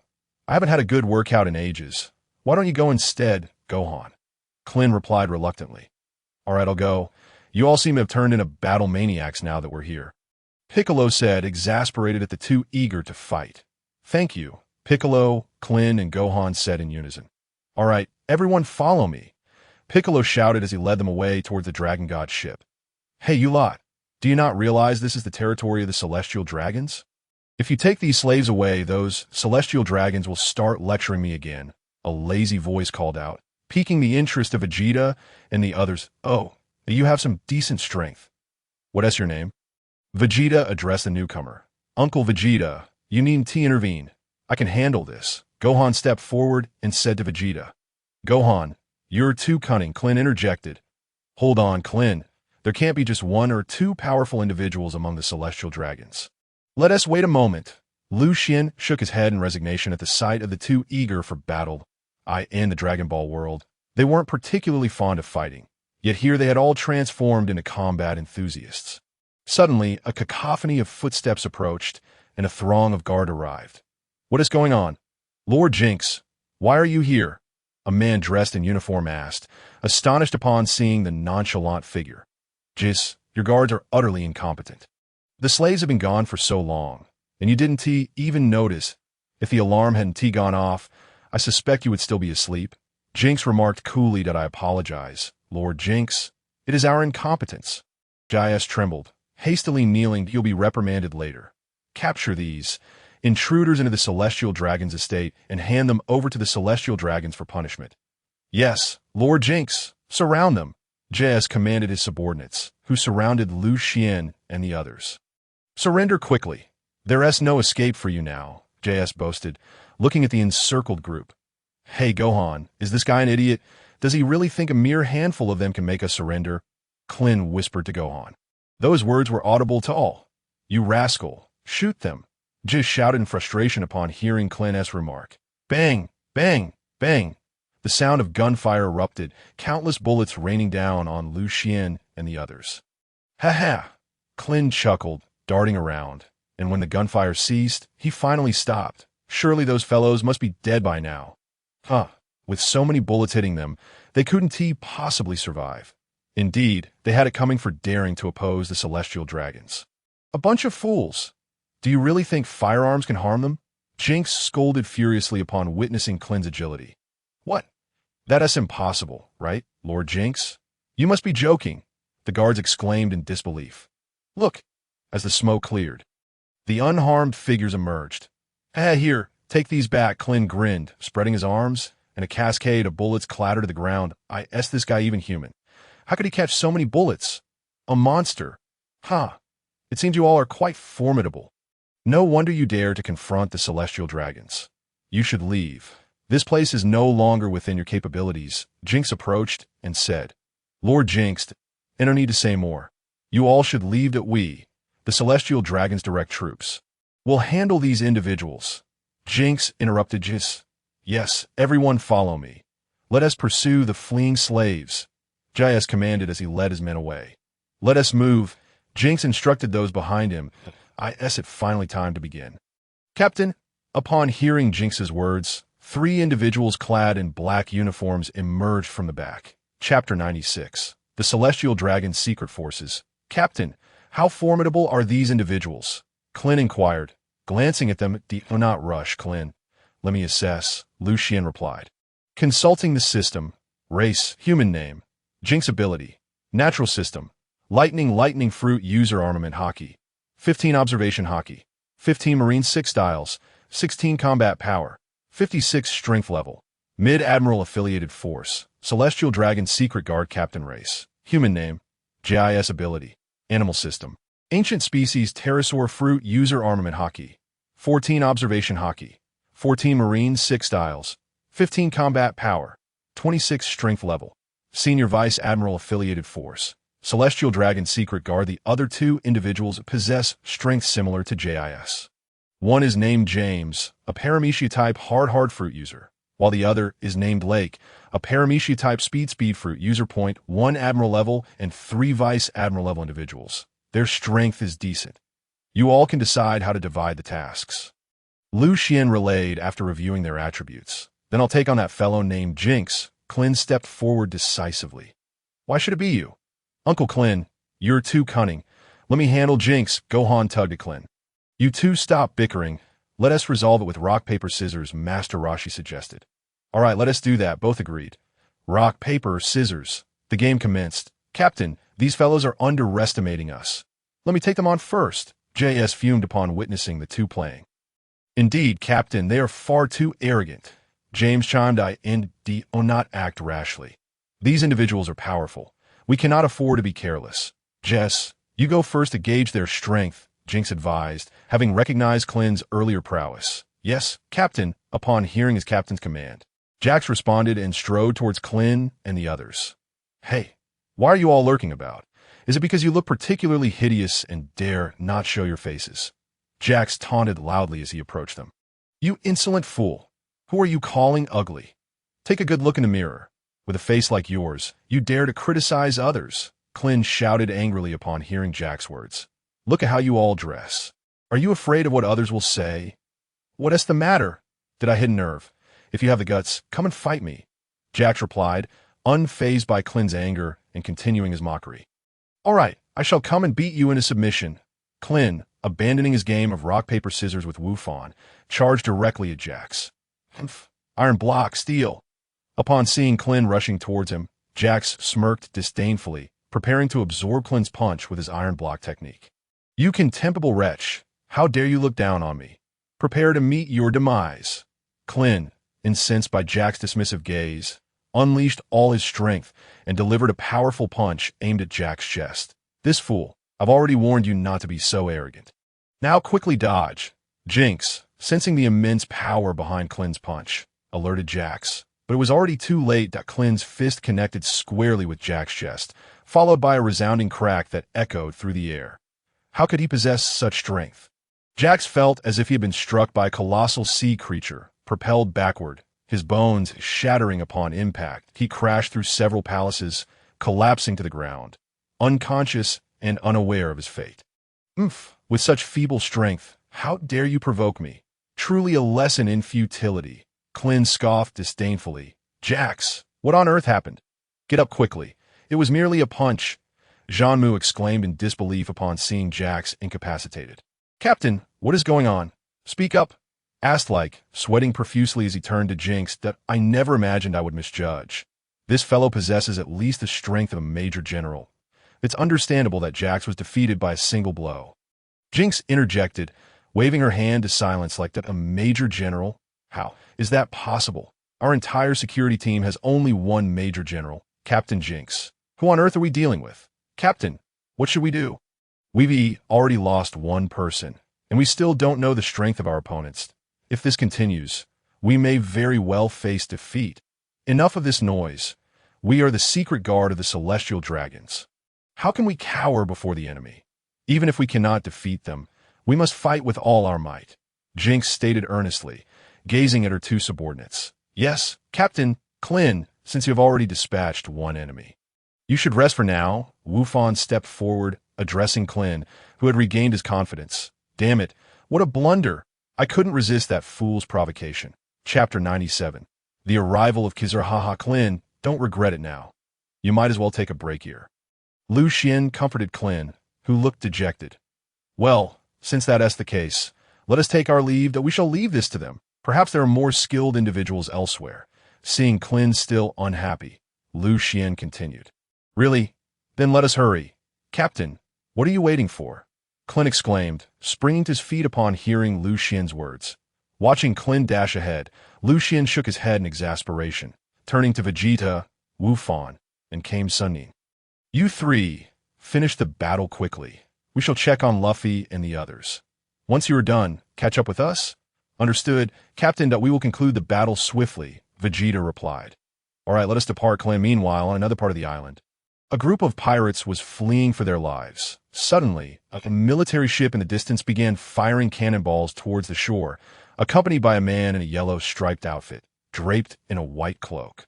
Sporting gold-rimmed glasses and exuding a lecherous demeanor, it was none other than Kizaru, one of the three admirals of the Navy. In an instant, a golden light flashed around Kizaru, propelling him to the center of the crowd. As the cannonballs exploded behind him, This is Admiral Kizaru. The nearby pirates fell to the ground in terror. Run! Kizaru is here! The pirates scattered in a panic. Moshi Moshi! How strange! Moshi Moshi! Can you hear me? Suddenly, a bullet pierced through the air, striking the wall beside him. Kizaru turned to see two fleeing individuals blocking their escape. Hey, I am looking for a man named Sabaody. He is my subordinate. The two quickly turned to flee.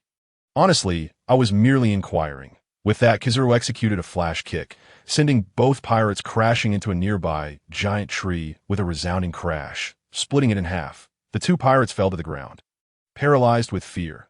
Admiral Kizaru is out of control. He actually broke a tree. A Navy officer on the ship remarked helplessly, so that is Admiral Kizaru.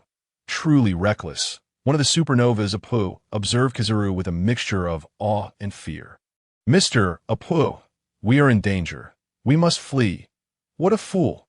Sneaking away is pointless. It's far more entertaining to provoke the enemy and then escape, Apu replied, wrapping an arm around his subordinate.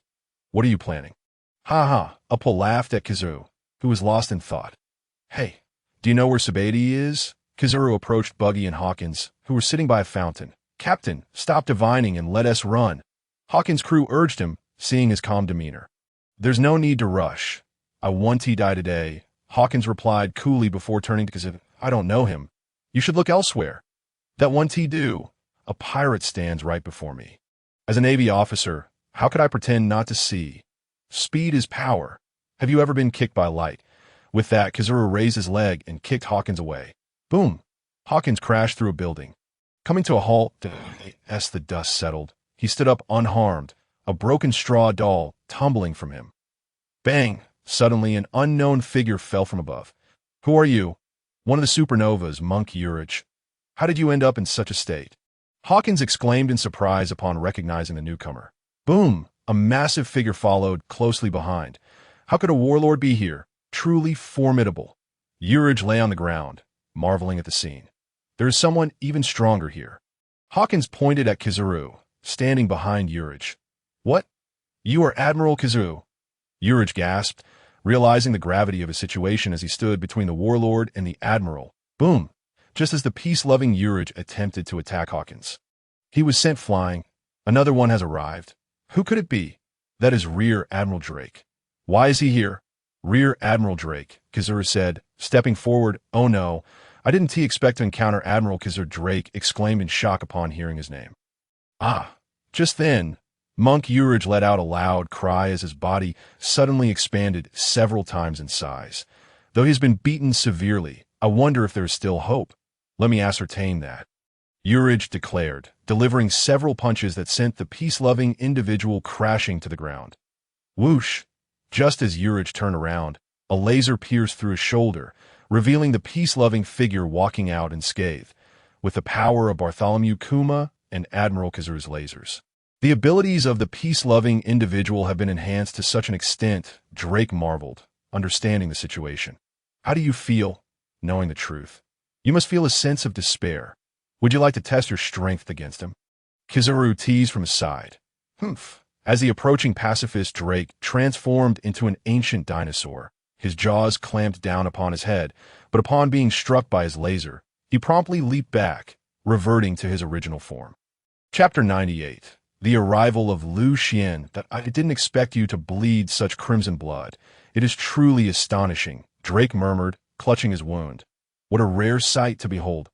And no sooner had Urki finished speaking than he heard the voice of Kizaru, who then delivered a dazzling kick that sent him crashing through 3 buildings, leaving him incapacitated on the ground. Did I not mention that I was also here? Kizaru remarked, his expression impassive as he regarded the fallen Urki. Suddenly, Hawkins unleashed his fruit ability, transforming into a cursed scarecrow towering 5 to 6 meters high, advancing toward Kizaru. You lot, each with bounties exceeding 100 million, are all like monsters. How terrifying. Although he spoke of fear, Kizaru's demeanor remained unchanged. He was merely toying with his adversary. Demon suppression manifestation, Hawkins declared as he lunged at Kizaru, but the latter evaded effortlessly. In an instant, Kizaru vanished from sight.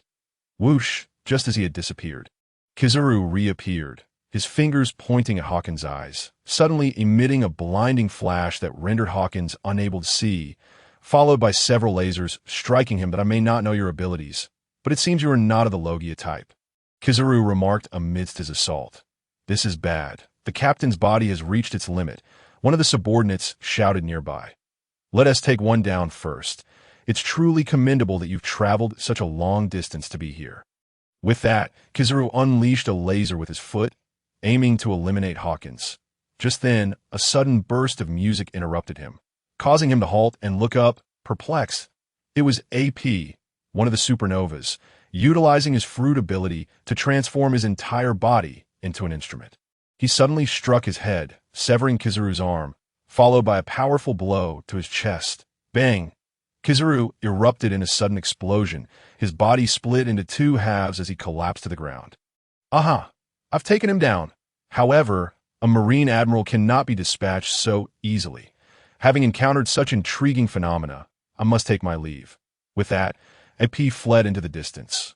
How outrageous! Kizaru exclaimed, lying on the ground, as his form transformed into particles of light. Returning to his original state. What a fright you gave me! Kizaru then turned his gaze towards the fleeing AP suddenly. Both hands clasped together, golden light flickered, and a golden light path appeared, capturing AP in its beam. In a flash, Kizaru materialized before him. How is this possible? AP gasped in astonishment as Kizaru's foot struck him, sending him crashing through a building, lying motionless on the ground. After defeating AP, Kizaru swiftly turned and delivered a powerful kick to Drake. Followed by a laser piercing through Hawkins' body, he then approached Hawkins, extending a finger to unleash a laser aimed at him. Wow! Captain, there are indeed formidable opponents here. Just then, a voice caused Kizaru to pause his attack as he turned to the source. A figure clad in a black cloak stood watching him. Another one has arrived. Who is this person, daring to come here, knowing Admiral Kizaru is present? The surrounding pirates murmured in astonishment. Who are you? Your attire is quite fearsome. Kizaru maintained his stoic expression. Fear not, Kuro. I am not like you, battle-crazed individuals. I shall not compete with you. At that moment, from behind the cloaked figure, a handsome young man emerged, Lucian, accompanied by Kuro, having rushed over upon hearing the sounds of battle. You are Lucian. How did you come to be here? Kizaru immediately recognized Lucian, his expression shifting from calm to surprised. Could it be that Lucian is the emperor reigning over the New World, one of the four emperors, the Demon King? Some pirates recalled Lucian's identity, exclaiming in terror. The four emperors? How could this be? Why would the four emperors come to the New World? Hawkins pondered, sensing a glimmer of hope. Admiral Kizaru, it is a pleasure to meet you. Lucian approached Kizaru, greeting him. Pray tell, as the Emperor of the Seas. Why have you come to Sabaody Archipelago? Kizaru inquired, perplexed by Lucian's presence. And why is Admiral Kizaru here? Lucian retorted with a question of his own. Someone has attacked the celestial dragons.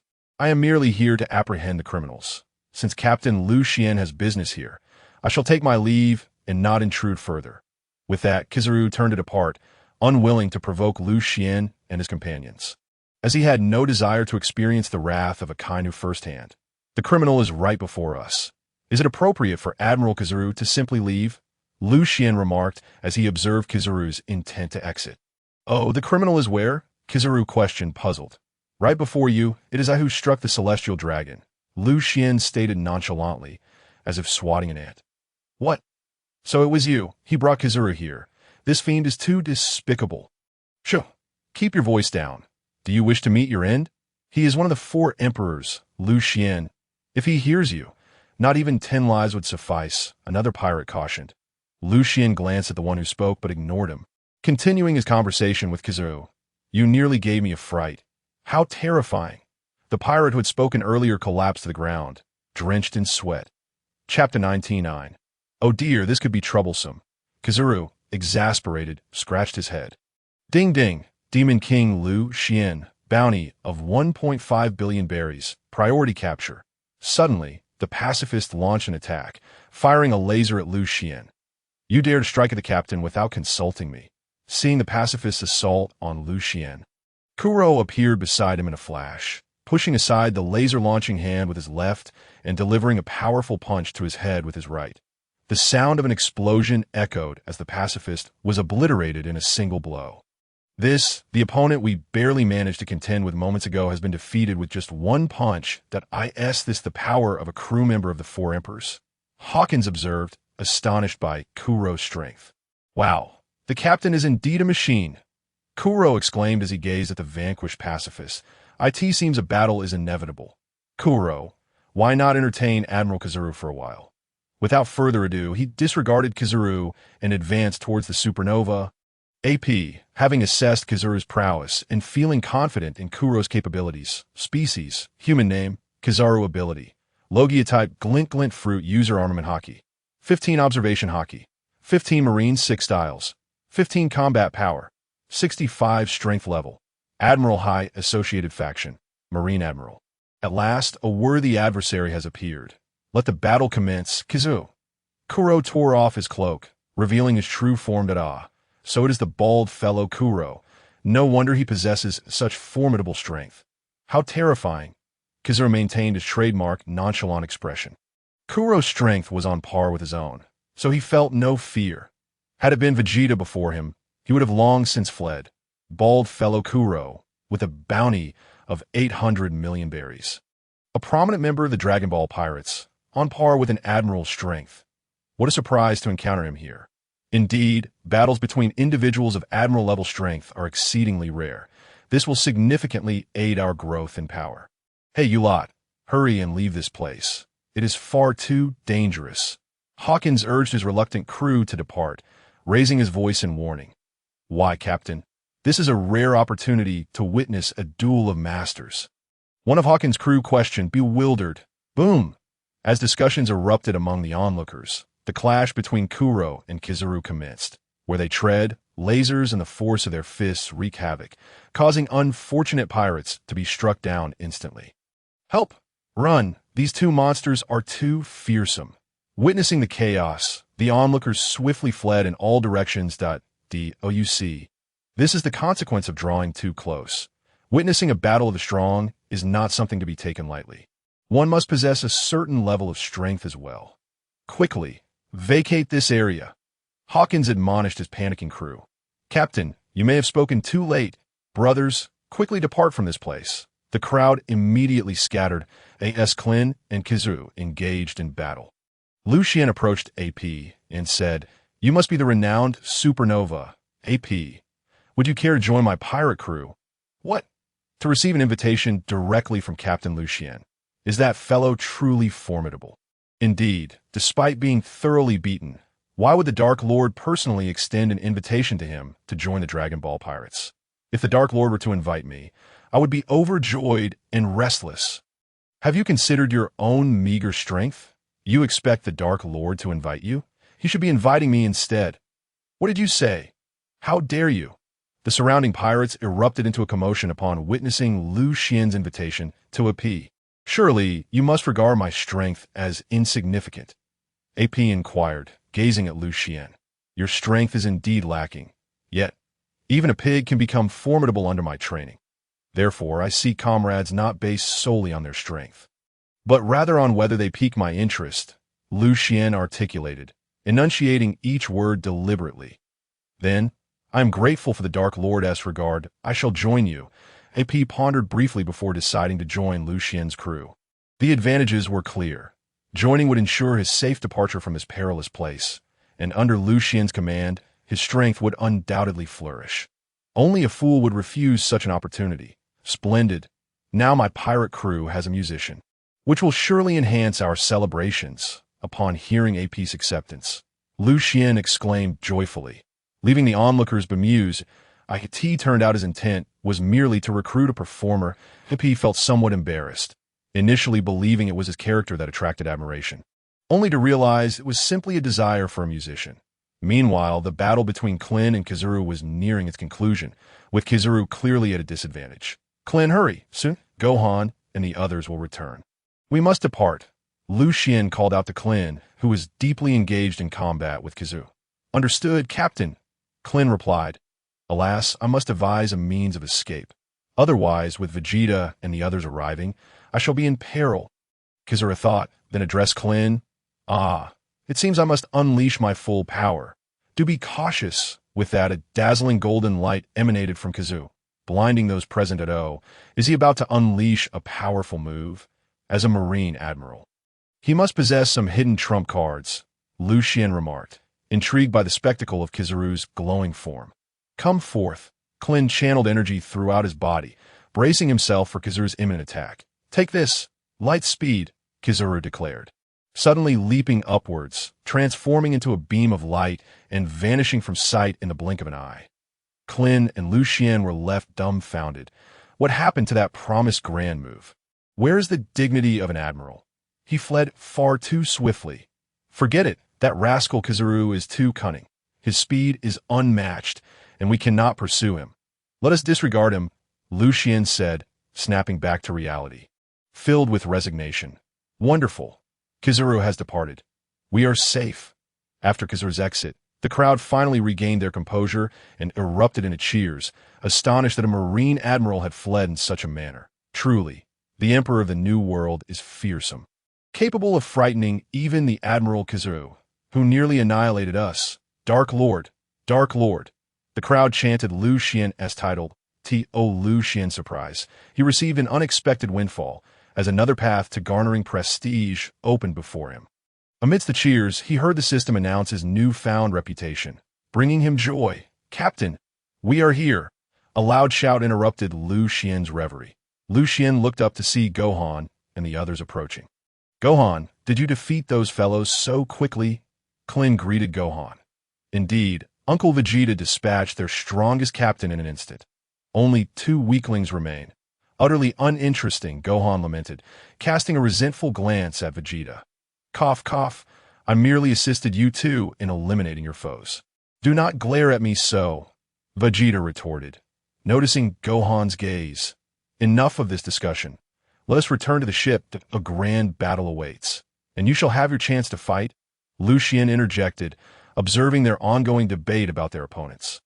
Really, Captain?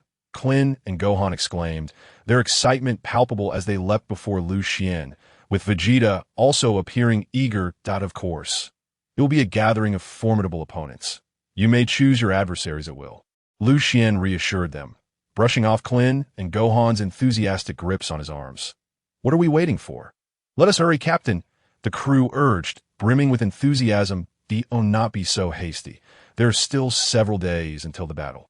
Exercise patience. First, let us check on Luffy and the others, Lucian replied, utilizing his energy to sense Luffy's location before heading in that direction. Let us accompany you, Vegeta, and the others followed Lucian. Oh, AP, do hurry and catch up. Did the captain not invite you to join our crew?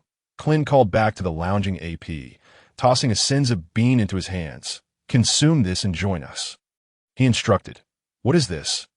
AP queried, staring at the bean, but upon consuming it, he realized that a being of such stature as a Yonko would not resort to killing him as one would crush an ant. He would disdainfully avoid using poison. How is this possible? After swallowing the senza bean, AP was astounded by the sudden transformation. In an instant, all his wounds healed. This was truly miraculous. Hey, AP, why are you still standing there? Hurry up, Clin shouted. Coming. AP snapped back to reality and hurried over. What shall we do now that they have left? Drake asked Urki, watching Lucian and the others depart. What do you suggest? Urki replied, his tone heavy with doubt. Having witnessed the world's pinnacle of combat prowess, do you believe we can navigate the new world unscathed? There are only 2 paths. One is to eliminate the Yonko and ascend. The other is to join a Yonko's crew. Do you think we could defeat such monsters? Drake analyzed. Indeed, it seems our only option is to join one of the Yonko's crews. But which one shall we join? Hawkins interjected. Naturally, we should align ourselves with the Whitebeard pirates. Whitebeard is renowned as the strongest man in the world, Urki proclaimed. Have you not seen the news? Whitebeard's 2nd Division Captain, Portgasti Ace, has been captured by the Marines and is soon to be executed. The Whitebeard pirates will undoubtedly rush to rescue Ace, leading to an inevitable clash. Do you believe they can escape the Marines' encirclement? Drake replied, exasperated with Urki's enthusiasm. Then how about seeking out the Big Mom pirates? Urki suggested that I've heard that Big Mom is vicious, not even sparing her own children. Do you wish to court death? Then we were left with only the red-haired pirates and Lucian, Hawkins asserted. Stepping forward, The red-haired pirates are the smallest of the Yonko forces. That leaves us with the Dark Lord Lucian. Perhaps we should join his crew for mutual support. Drake continued to reason with the two. Then let us hurry and pursue him. He should not have gone far, Urki declared, prompting the two to nod in agreement, and the trio, along with their subordinates, set off in pursuit. Please wait, Dark Lord, as Lucian walked ahead. He suddenly heard someone calling from behind and halted to turn around, noticing Drake and the others catching up. What can I do for you three? Lucian asked, eyeing them curiously. Please, Dark Lord, accept us. We wish to join the Dragon Ball Pirates. Three individuals knelt on one knee and addressed Lucian, stating, We, the Dragon Ball Pirates, do not accept just anyone. However, I can offer you an opportunity. Have you heard of the underwater prison? Although Lucian was inclined to welcome their inclusion, he did not wish for them to perceive joining the Dragon Ball Pirates as an easy endeavor. Therefore, he contemplated assigning them a task, which upon completion would grant them admission. Was it the infamous Impel Down, reputed for its impenetrable walls from which no one has ever escaped? Drake, formerly a vice admiral, possessed considerable knowledge. Indeed, it is that very Impel Down. Yet, there have been escapees. The legendary Shiki the Golden Lion escaped from there 20 years ago, albeit at the cost of his own legs. Recently, it seems he was defeated by Luffy and his crew. Lucian remarked upon hearing Drake's words. How could this be? The Golden Lion was a formidable adversary, able to rival the pirate King Roger. How could he be vanquished by someone with a mere bounty of 300 million berries? The trio exclaimed in astonishment. There is nothing impossible. The reality is as such. Regardless of how people choose to disbelieve, it cannot alter the existence of the truth. What task does Master Lucian require of us? After a prolonged silence following Lucian's remarks, Drake finally broke the stillness, voicing the group's curiosity. You should be aware of poor Gasti Ace's predicament. He is Luffy's sworn brother and is currently imprisoned in Impel Down. Luffy will undoubtedly attempt to rescue him, and, as his mentor, I cannot remain indifferent. Thus, I wish for you to accompany him to Impel Down. Simply follow his lead when the time comes, but with our current strength. We might not be of much assistance, one of them queried, perplexed. Do not worry. I shall impart the knowledge of Haki, awakening to you to that point. Your abilities will undoubtedly see a significant enhancement. I have other matters to attend to, or else I would handle this myself. Lucian concluded, tossing them a manual on basic chi training. This is the method for awakening Haki. Dake looked at the book in his hands, excitement bubbling within him. What is it, Drake? It's merely a book. Is it truly worthy of such exhilaration? The two approached Drake, observing his enthusiasm. You two truly do not comprehend anything. This is the method for awakening Haki. An exceedingly rare treasure. Are you both unfamiliar with Haki? Drake replied, exasperated. Haki, what is that? Haki is a form of power. Possessing it allows one to become a master, even without a devil fruit. Subsequently, Drake elucidated the functions of the three types of Haki to the duo. So, if we had possessed armament Haki at that time, we would not have had to fear Kizaru. Ulki remarked upon hearing Drake's explanation. Stop speaking nonsense. Merely possessing Haki does not guarantee victory over an admiral. One must cultivate it to an exceptionally high degree to contend with an admiral. Even Navy commanders wield Haki, yet they remain commanders, not admirals. Do you understand why? Drake responded, exasperated by his words. Indeed, I am merely sharing the means to acquire power. As for how much you can achieve, that will depend on your own efforts. Lucian nodded in agreement. Captain, I see Luffy and the others. It appears they are engaged in combat. Just as Lucian was conversing with the trio, Kellen approached him. Isn't that Kizaru? Let's go take a look, Lucian said, glancing in the direction Kellen pointed. Indeed, their adversary was none other than Kizaru, who had just departed. Hey, Luffy, Lucian called out as he drew closer to Luffy and the others. It's Master. They ve come, Usopp shouted upon spotting Lucian. What? Kizaru, who was battling Luffy and the others, was momentarily startled by Lucian's arrival. This demon truly was relentless. He had followed them again. No, it was best to flee swiftly. Sengoku, prepare to escape, Kizaru commanded, snapping back to reality. What is wrong, Kizaru? Sengoku inquired, confused by Kizaru's sudden urgency. There's no time to explain.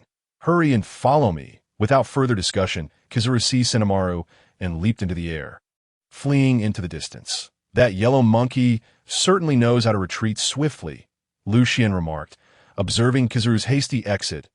In the realm of pirates, aside from Bruno, Kizaru is undoubtedly one of the fastest to escape. Chapter 102 Lucian, brother, what brings you here? Nami joyfully leaped in front of Lucian. I am here to discuss an important matter with you all. Luffy, gather everyone around, Lucian instructed, calling Luffy and the others to his side. What is it, master? Luffy approached, having reverted from his Gear 4th form. Lucian's training had significantly enhanced the Straw Hat pirate strength, far surpassing their original capabilities. In the original storyline, Luffy and his crew had nearly been annihilated by Kizaru. Yet now, merely 3 of them could hold their own against him. Luffy, your strength has grown remarkably. It appears you have not been idle during my absence, Lucian observed, nodding at Luffy and the others. Of course, master, we have been diligently training, Luffy replied, brimming with pride. Stop with the exaggerations. Zoro and Sanji chimed in unison. Don't take it so seriously, Luffy chuckled. All right, let us return to the matter at hand. Lucian interrupted their banter. Luffy, I have grave news to share. Your sworn brother, Portgasted Ace, has recently been defeated by Blackbeard and handed over to the Navy. He is now imprisoned in Impel Down, and his execution is imminent. Ace! How could this be? Luffy exclaimed in shock, having only been apart for a few months. The news of Ace's impending execution was staggering, leaving Luffy and his crew in disbelief. Is this true, master? Sanji inquired from the side. Indeed, the Navy intends to lure the Whitebeard pirates to their headquarters using Ace as bait, setting a trap to annihilate them all. Lucian informed Luffy and the others of the Navy's plan. Those scoundrels are always so despicable. Whatever you decide, Luffy, we will support you, they affirmed. Thank you, everyone. I have made up my mind. I will go to Impel Down to rescue Ace. Luffy's leadership qualities shone through at that moment. Then you over there, come forth. With Luffy's determination set, Lucian was ready to assist him. Captain Lucian, it has been a while. Greetings. A towering figure emerged from behind a tree. You are the warlord Bartholomew Kuma. What are you doing here? Luffy and the others gasped in surprise. Kuma, I need you to transport Luffy and the others to Impel Down, Lucian instructed as he approached him. How could he possibly agree? He is a Navy operative. Usopp protested Lucian's request that, no problem, Kuma replied, unexpectedly acquiescing that he agreed. Usopp exclaimed in disbelief. Whoever wants to go, gather around. Kuma will take you, Lucian announced, prompting Luffy, Zoro, and Sanji to step forward. Nami, you all should stay with Master Lucian for now. Impel Down is too perilous, Luffy advised Nami and the others. All right, you 3, be careful, Nami responded, concerned for their safety. Drake, you 3 should accompany them as well. Lucian called to Drake and his companions. Yes, Captain Lucian. They responded in unison. Master, who are they? Luffy asked, eyeing Drake and the others curiously. They're fellow supernovas of your generation, newly joined to our Dragon Ball pirates. I want them to accompany you to Impel Down. Not only can they assist you, but they can also hone their newly acquired Haki skills there. Lucian explained to Luffy that I see. I look forward to working with you. Luffy extended his hand towards them. Greetings. The trio reciprocated the handshake. You all should head off now. Kuma, it's your turn, Lucian said as he stepped back a few paces. No problem. Kuma removed his gloves and approached Luffy and the others, stating, it's about to begin. Are you prepared? Let us go. With a series of popping sounds resembling bursting bubbles, Luffy and his companions had vanished from sight. Let us depart as well. Everyone, Lucian remarked to the group as he observed their departure. The dawn of a new era is upon us. Merely contemplating it fills one with exhilaration that in 2 weeks' time, my mission will reach fruition, and I shall attain the strength of an emperor. Lucian could hardly contain his anticipation. Now, where should we head next? Several minutes later, seated upon a ship, Lucian pondered their forthcoming itinerary. Captain, should we wait here for Goku? If he doesn't participate in this battle, I wonder if he might be displeased. Krillin stated as he stepped forward that not fret. I believe Goku will utilize his instant transmission tomorrow and find us without delay. Lucian replied to haha. I completely forgot that Goku possesses instant transmission. Krillin chuckled, scratching his head. So, Where are we headed now? Shall we proceed to Marineford to await the impending battle? There's no need to rush. We're merely half a day's journey from Marineford. Instead, let us seek out Rayleigh to coat our ship, and perhaps learn from Whitebeard's method of reaching the Navy headquarters directly from the ocean depths, Lucian suggested, recalling how the Whitebeard pirates had infiltrated the Navy headquarters. Captain, that plan seems quite favorable. An enthused voice chimed in. If that's the case, let us hasten to find Uncle Rayleigh for the coating. I imagine it will take some time. Very well, onward we go. Destination, Rayleigh, Lucian declared, gesturing grandly as the Shenlong ship set sail towards the KTV bar. Chapter 103. Over a week later, in a dimly lit chamber, a few bubbles suddenly appeared, followed by the sound of popping as several figures descended. These were Luffy and his companions, who had infiltrated Impel Down to rescue a C.I.S. This really Impel Down. Zoro rose and surveyed his surroundings. What a sinister place. I wonder which level this is, Sanji remarked, lighting a cigarette. Should we devise a plan? Hawkins, known for his strategic mind, suggested before a battle, and no need. Let's charge in directly. After all, Luffy wouldn't heed any plan, Zoro declared, drawing his sword. Were you two discussing? We cannot proceed without a plan. This is the great prison of the deep sea. Heavily guarded and filled with formidable foes, Drake interjected, opposing Zoro's impulsive approach. Hey, you two, how long do you intend to bicker? The Straw Hat Kid has already dashed off. Urki interjected as the two were locked in debate. What? Drake turned back to discover Luffy's figure had vanished. Why didn't you stop him? We haven't even discussed our course of action. As I said, Luffy never listens to plans. He always acts recklessly. I'm off too, Zoro stated, stepping through the door.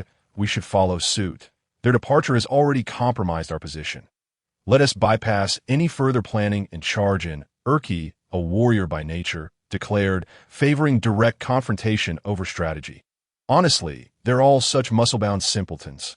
Drake and Hawkins lamented as they followed suit. Alert! Alert! Level 1. Red Lotus Hell has detected intruders. Please send personnel to apprehend them. As the duo stepped outside, the alarm blared. These fools were discovered so quickly. I'm starting to regret joining them, Drake sighed, holding his head in frustration. Well, since we find ourselves in this predicament, we might as well accept our fate, Hawkins consoled, patting him on the shoulder. Meanwhile, Luffy was sprinting alongside a blue-haired figure clad in prison garb, his large red nose unmistakably identifying him as Buggy the Clown. Hey Buggy, do you really know where Ace is? Luffy inquired mid-stride. Yeah, of course, Straw Hat. Just hand over that bracelet, and I'll lead you to Ace. Buggy replied, fully aware that he had no clue about Ace's whereabouts, but merely seeking Luffy's bracelet. Yet Luffy, with his simple-mindedness, fell for Buggy's ruse easily, if that's the case. Here you go, Luffy exclaimed, tossing the bracelet to Buggy. You fool! How could you trust me so easily? Now, to figure out how to escape, Buggy thought to himself. They're over there. Quickly apprehend them, a prison guard shouted, and a horde of blue gorillas charged toward Luffy and Buggy. Darn it, it's those guys. Be careful. They're quite strong. They've all been taken down. You really are something, Buggy exclaimed, astonished to see Luffy had dispatched the blue gorillas with ease. Hurry, take me to Ace, Luffy urged, eyeing the bewildered Buggy. You've certainly grown stronger. Of course, my Master S training is exceedingly rigorous. Now, enough chatter. Let us move, Luffy declared, pulling Buggy along as they dashed onward. Meanwhile, Zoro and the others were still searching for Luffy. That idiot always causes trouble. What should we do next? Sanji lamented, puffing on a cigarette. We should find him. Who knows what kind of chaos he has stirring up now, Zoro replied. But where do we even begin? Impel Down is enormous. Sanji countered. Boom! A tremendous explosion echoed from afar, prompting Sanji and Zoro to exchange glances and simultaneously state, we know exactly where to find him now. Hey, can't you be a bit gentler? You're going to attract Magellan. Luffy had just punched a lion-faced beast, sending it crashing to the 3rd level. Hunger Hell, alongside Buggy. I'm so sorry. I must have hit too hard, but look on the bright side. We've reached the 3rd level. Luffy exclaimed, his voice brimming with nonchalance. You buffoon! I didn't want to come here, Buggy yelled in protest. Neither did I. For someone with the candle fruit, this place is unbearable. Another voice chimed in, having rescued several pirates from the beast hell on the second level. Is it just me? Or is it scorching here? Is this a desert? They remarked as they approached the prison cells. What has happened to these prisoners? Luffy inquired, gazing at the grotesque forms of the inmates. Chapter 104. In the depths of the third level, these individuals were once notorious pirates with bounties exceeding 50 million berries, the heat rising from the blazing hell below, combined with the absence of food and water, had rendered them almost unrecognizable. The sand beneath our feet is comprised of their remains, one of the trio explained, sending a shiver down the spines of the others. How horrifying! We must leave this place, they exclaimed, hastily moving forward to escape the hellish confines. 10 minutes later. Why are we back here again? They cried, spotting the lion-faced beast sprawled on the ground. Just then, the guards sprang into action, casting a large net that ensnared the trio along with the beast. Curses! A trap! Stop struggling. You cannot escape. A short man wielding a trident stepped forward, flanked by numerous blue gorillas and guards. None other than Salutes. The warden. Who are you? And why are you so short? Luffy questioned, staring at Salutes in confusion. That I am Warden Salutes. You should surrender without resistance, he declared. But you don't resemble a monkey at all. Luffy responded, perplexed. I am Salutes, not a monkey, Salutes shouted in frustration. Hey, Straw Hat, this isn't the time for jokes. We need to devise a way to escape, Buggy urged, exasperated by the banter. Luffy, you really are a handful. Just then, a voice called out, Zoro! How splendid! Quickly, let us be freed. Upon hearing the commotion, Luffy turned around to see Zoro and the others had arrived, and he immediately shouted for Zoro to release him. Truly, a troublesome captain. After Zoro spoke, a flash of sword light cut through the air, and Luffy and his companions fell from the net. Thank you, Zoro, Luffy exclaimed as he stood up, brushing off the sand. No need for thanks. Luffy, why are you alone? We've searched for quite a while, Sanji reproached. More of them have arrived, the blue gorillas. Charge, Salutes bellowed, directing the blue gorillas to rush toward the group. There are so many blue gorillas. Straw Hat, run, Buggy shouted as he witnessed the horde of blue gorillas charging at them. Humph, you little minions, get lost. Gum Gum Machine Gun. Bang, bang. In an instant, all the blue gorillas were dispatched by Luffy. Incredible. The others gasped in awe at Luffy's prowess. Let us be off. Zoro, Sanji, Luffy declared, sprinting in another direction, with Zoro and Sanji hastily following suit. We should also depart. Hawkins and his companions joined them in leaving the area. Damn it, where could the entrance to the fourth level be? Why has it taken so long to find it? After walking in the same direction for over an hour, they still had not located the entrance to the fourth level. Straw Hat, it truly is you. I am so delighted to see you. Just as the group was growing frustrated in their search for the entrance, a person dashed up to Luffy, joyfully exclaiming, Who are you? Xiaofeng, it's wonderful to see you. Luffy exclaimed, joyfully embracing the newcomer. Ever since I was captured by the Navy, I have been imprisoned here. When I saw Sanji earlier, he mentioned you ventured into Impel Down to rescue your brother. So I hurried over to see you. By the way, thank you so much for helping us evade the Navy last time. Sanji, Zoro, come see who has arrived. Luffy beckoned to Sanji and Zoro. Xiaofeng, it's been ages. The group exchanged greetings. By the way, Xiaofeng, do you know the way to the fourth level? Luffy suddenly remembered the matter at hand and quickly inquired. Look over there, that sturdy wall. Let us climb up and take a look. Phone, Cly suggested, pointing to a solid wall before jumping up. Below us lies the fourth level, the scorching hell. With everyone having jumped up, Phone Cly continued to point downward. It's so hot. Is this truly the scorching hell? It's astonishing. The group marveled at their surroundings. Help! Suddenly, Buggy and the others' voices echoed from a distance, growing closer. The group turned to see Buggy and the others being pursued by a towering beast. It's the jailer beast, Minotaurus, a monster that treats humans like trash. Run! Phone Cly, aware of the fearsome nature of the jailer beast, urged everyone to flee. No need. This fellow doesn't seem so formidable. I'll handle it. Sanji stepped forward. Hey, don't underestimate that creature. It's quite terrifying. Seeing Sanji's actions, Phone Cly quickly intervened. Don't worry, Xiaofeng. Sanji is exceptionally strong, Luffy assured, blocking Phone Cly. Chapter 105. Is this fellow a bull?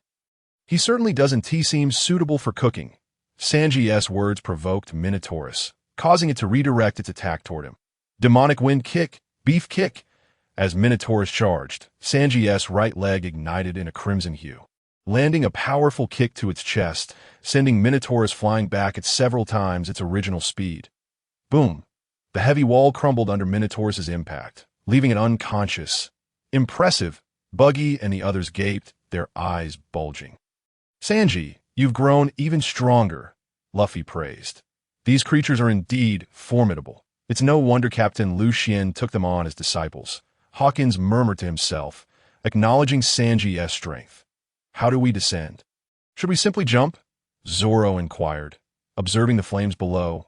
Jump? Are you trying to get us killed? One misstep, and we could fall into the magma and be reduced to ash. Urki exclaimed upon hearing Zoro's suggestion. No need to fret. Sanji has learned the sky walk and can run in mid-air. He can carry us down, having mastered the skill during his training with Lucian. Foncly was astonished by Luffy's crew's rapid growth. All right, Luffy, let us move. We still need to reach Ace. Sanji interrupted the conversation, urging everyone to gather as he prepared to lead them down. Very well, Sanji, we rely on you. Sanji worked efficiently, and within minutes he had safely brought everyone to the 4th level, including Buggy and the others who were initially reluctant to descend. That you've all worked hard. Now, please proceed to the 5th level, the frigid hell, to rest. Just as the group was about to advance to the 5th level, a tall man clad in a black uniform, adorned with 2 black wings and sporting 2 enormous horns upon his head, emerged from a passageway, flanked by 2 squads of jailers. Magellan. Upon seeing the newcomer, Foncly, Buggy, and the others fell to the ground in terror. What's wrong, Xiaofeng? Do you know him? Luffy inquired, looking bewildered at Foncly. He is the strongest man in this prison, Magellan, the warden of this facility. A user of the poison fruit, his body is entirely toxic. Never engage him in close combat. Encountering him spells doom. Foncly relayed all the information he knew in a rush. So he is the one Master spoke of, the one who suffers from stomach issues. Master warned that his strength is formidable, and we would not stand a chance against him. What shall we do? Should we flee? Sanji said from the side, Is that so? When did Master say that? I had no idea. Luffy remained perplexed. You fool, when did Master ever say that? Sanji shouted, delivering a punch to Luffy's head. Oh, really? Luffy tilted his head in confusion. Forget it. Let us just fight. I'm going in. Gear second, jet pistol. Luffy declared, steam emanating from his body as he launched a punch at Magellan. Bang! Luffy's fist was intercepted by Sanji. You fool, you can't make contact with Magellan. You get poisoned. If I can't touch him, how do I fight? Luffy exclaimed loudly. Thus, we must escape. You think I'll let you flee? Poison Dragon. At that moment, Magellan made his move, unleashing his signature technique. The Poison Dragon, which took the form of a massive dragon made of purple venom charging toward the group. Dodge. If you get touched by that venom, it's all over. Everyone immediately took cover. Boom! Venom splattered, corroding the ground and creating gaping holes. That was close. We nearly got splashed by the venom. With a sigh of relief, the group caught their breath after narrowly avoiding the toxic spray. Sanji, Zoro, you two leave first. I'll hold him off. I'll catch up with you shortly, Luffy stated, stepping forward. Luffy, can you manage? Zoro questioned, eyeing him. Have no fear. Luffy's eyes radiated boundless confidence. Let us go. Zoro turned to the others. But Straw Hat is still here. Trust Luffy. He will catch up with us for sure, Sanji declared, then sprinted towards the passage to the 5th level, with everyone hastening to follow. Damn it, little Straw Hat. You must catch up, Foncly urged as he joined the others. You think I'll just stand by and watch you escape? Poison Dragon. Armament Haki. Jet pistol. Boom. Magellan's Poison Dragon was shattered. Your opponent is me, Luffy said earnestly as he faced Magellan. If that's the case, I shall deal with you first. Poison Cloud. As Magellan spoke, he opened his mouth and unleashed a vast plume of poisonous gas, which enveloped the entirety of the 4th level of the prison in a monstrous haze. What an abhorrent sight. An armed color rubber rocket launcher. Luffy dashed forward, closing the distance to Magellan, and struck his chest with an armed color blow. Magellan was sent flying, crashing through several walls before collapsing to the ground. Puffed. So it is armed color Haki that I never expected a rookie pirate to wield Haki with such proficiency that I was careless just now. But now I shall exert my full strength to keep you here. Magellan rose, his voice chilling, for he was now enraged. Chapter 106. The Hellish Judgment of the Poisonous Giant Soldier. Magellan's venom gradually transformed into a deep crimson hue, forming a colossal hellish demon behind him. In that case, I shall unleash my gear forth. Witnessing Magellan's formidable power, Luffy resorted to his own trump card. Gear forth. Are you here to entertain me? Magellan scoffed as he observed Luffy's unsteady, erratic movements. Humph, do not underestimate my gear forth, or you shall suffer for it. Snake fire cannon. What? Magellan swiftly evaded the incoming fist, only to hear a thunderous crash as several walls were pierced by the force of Luffy's punch, creating a passageway several dozen meters wide. What immense power! It seems this technique is no mere bluff. Hell Judgment. With that, the giant behind Magellan extended its arm to strike Luffy. Rubber elastic flight. Luffy leapt into the air, propelling himself with his legs to evade Magellan's attack. You wretched fiend, how dare you fly in such a manner? I will surely hit you. Magellan continued his assault, but Luffy skillfully dodged each blow. What a terrifying venom. It even spreads through stone. Nevertheless, I shall not concede. I will rescue Ace. Giant ape gun. Observing the rapid spread of the deep crimson venom across the ground and walls, Luffy unleashed his most powerful move to end the battle swiftly. You scum of the seas, you shall not escape this deep-sea prison. Giant soldier judgment, Magellan declared as he lunged towards Luffy. Boom! As Magellan was sent flying, Luffy was also splattered with venom. What is happening? An earthquake. The clash between Luffy and Magellan caused the entire Impel Down to tremor, leading the prisoners to believe an earthquake had struck. These two are indeed monsters. Their battle's aftermath has created such a commotion. Have they already attained the strength of a vice admiral?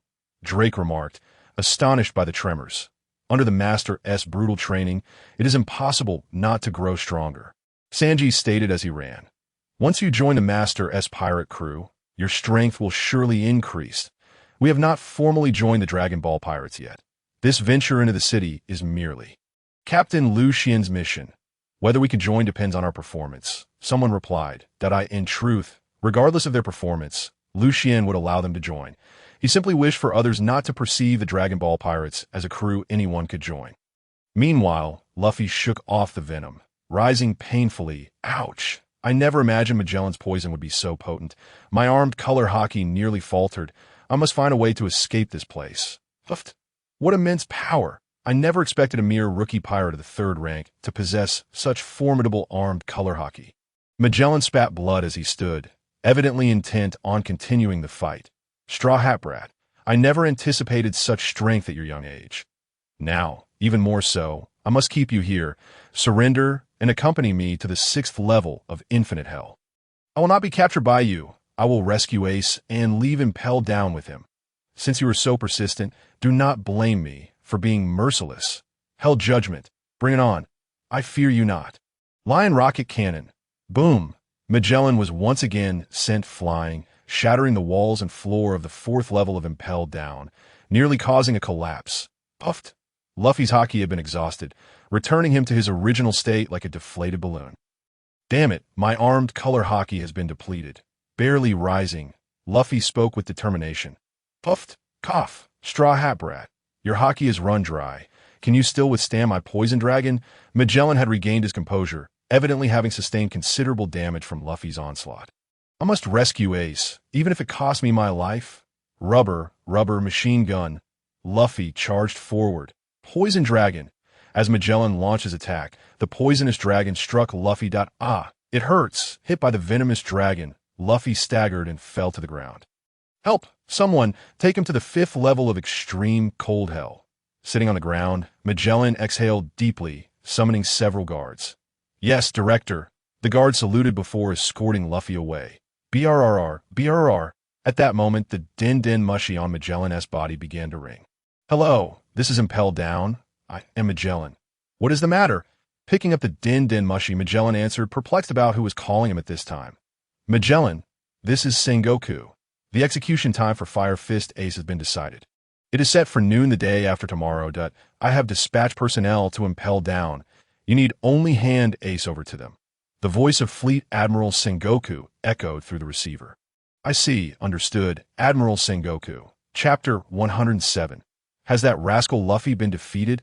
At this moment, Zoro held Luffy's life paper, watching as it gradually shrank, filling his heart with anxiety. What should we do? We must hurry back to rescue him. Calm down, little phone, Drake replied. We will certainly rescue Luffy, but none of us can match Magellan, so we need a well-thought-out plan before attempting a rescue. Indeed, if the Straw Hat Brat is defeated, he will likely be imprisoned in the 5th level of extreme cold hell. We should devise a plan to reach him there. A Navy captain. Drake was well aware of many matters, so his words were met with agreement. Thus, the group continued towards the 5th level of extreme cold hell. Now we need to obtain an antidote first. Without the antidote, even if we rescue Little Straw Hat, it will be of no use. How about this? You all go save him while I become the vice director to get the antidote, and then we will meet at the 5th level. Little Fang's suggestion was sound, and after contemplating, Sanji agreed. All right, I will go now. With that, Little Fang stealthily slipped away. Let us continue towards extreme cold hell. Watching Little Fang depart, Sanji addressed the others. Look, there's the entrance to the 5th level. There are guards outside.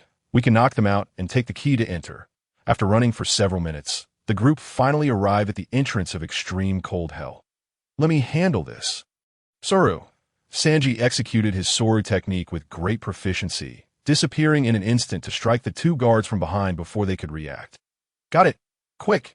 Let us go in, Sanji declared, holding up the key he had found on the guards. It is so cold.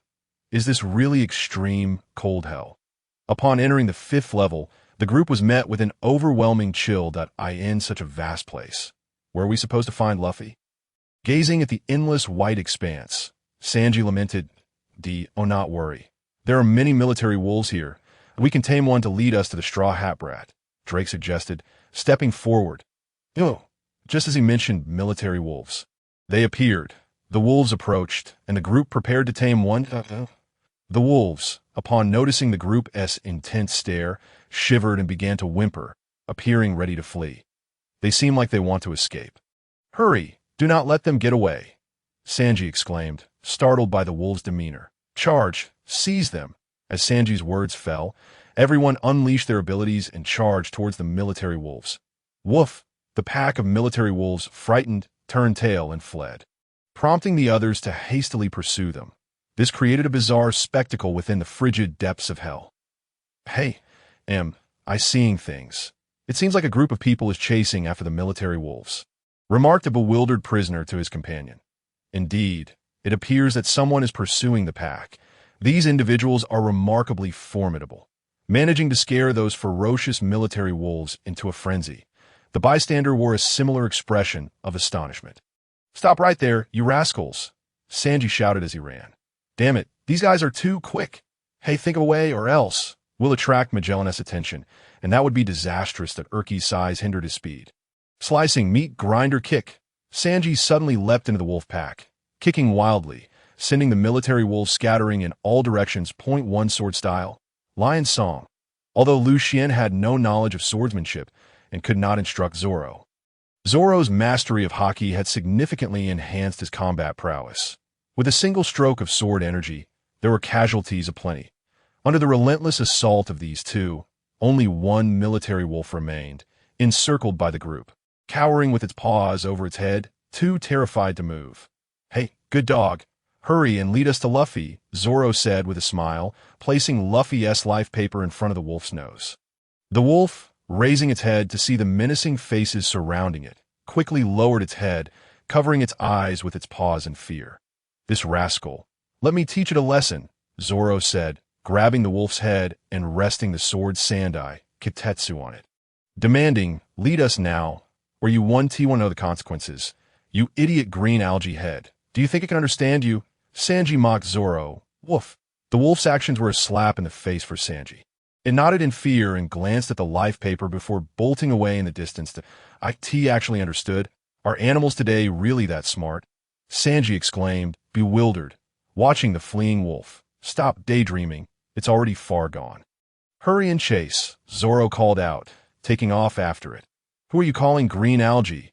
You green-haired fool, Sanji retorted angrily, following suit. These two truly were bitter rivals, constantly bickering.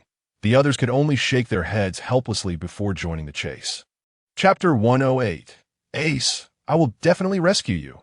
At this moment, Luffy lay in his cell, covered in venom, growling incessantly. You still think you can save someone in this state? You're practically dying yourself. I despise people like you.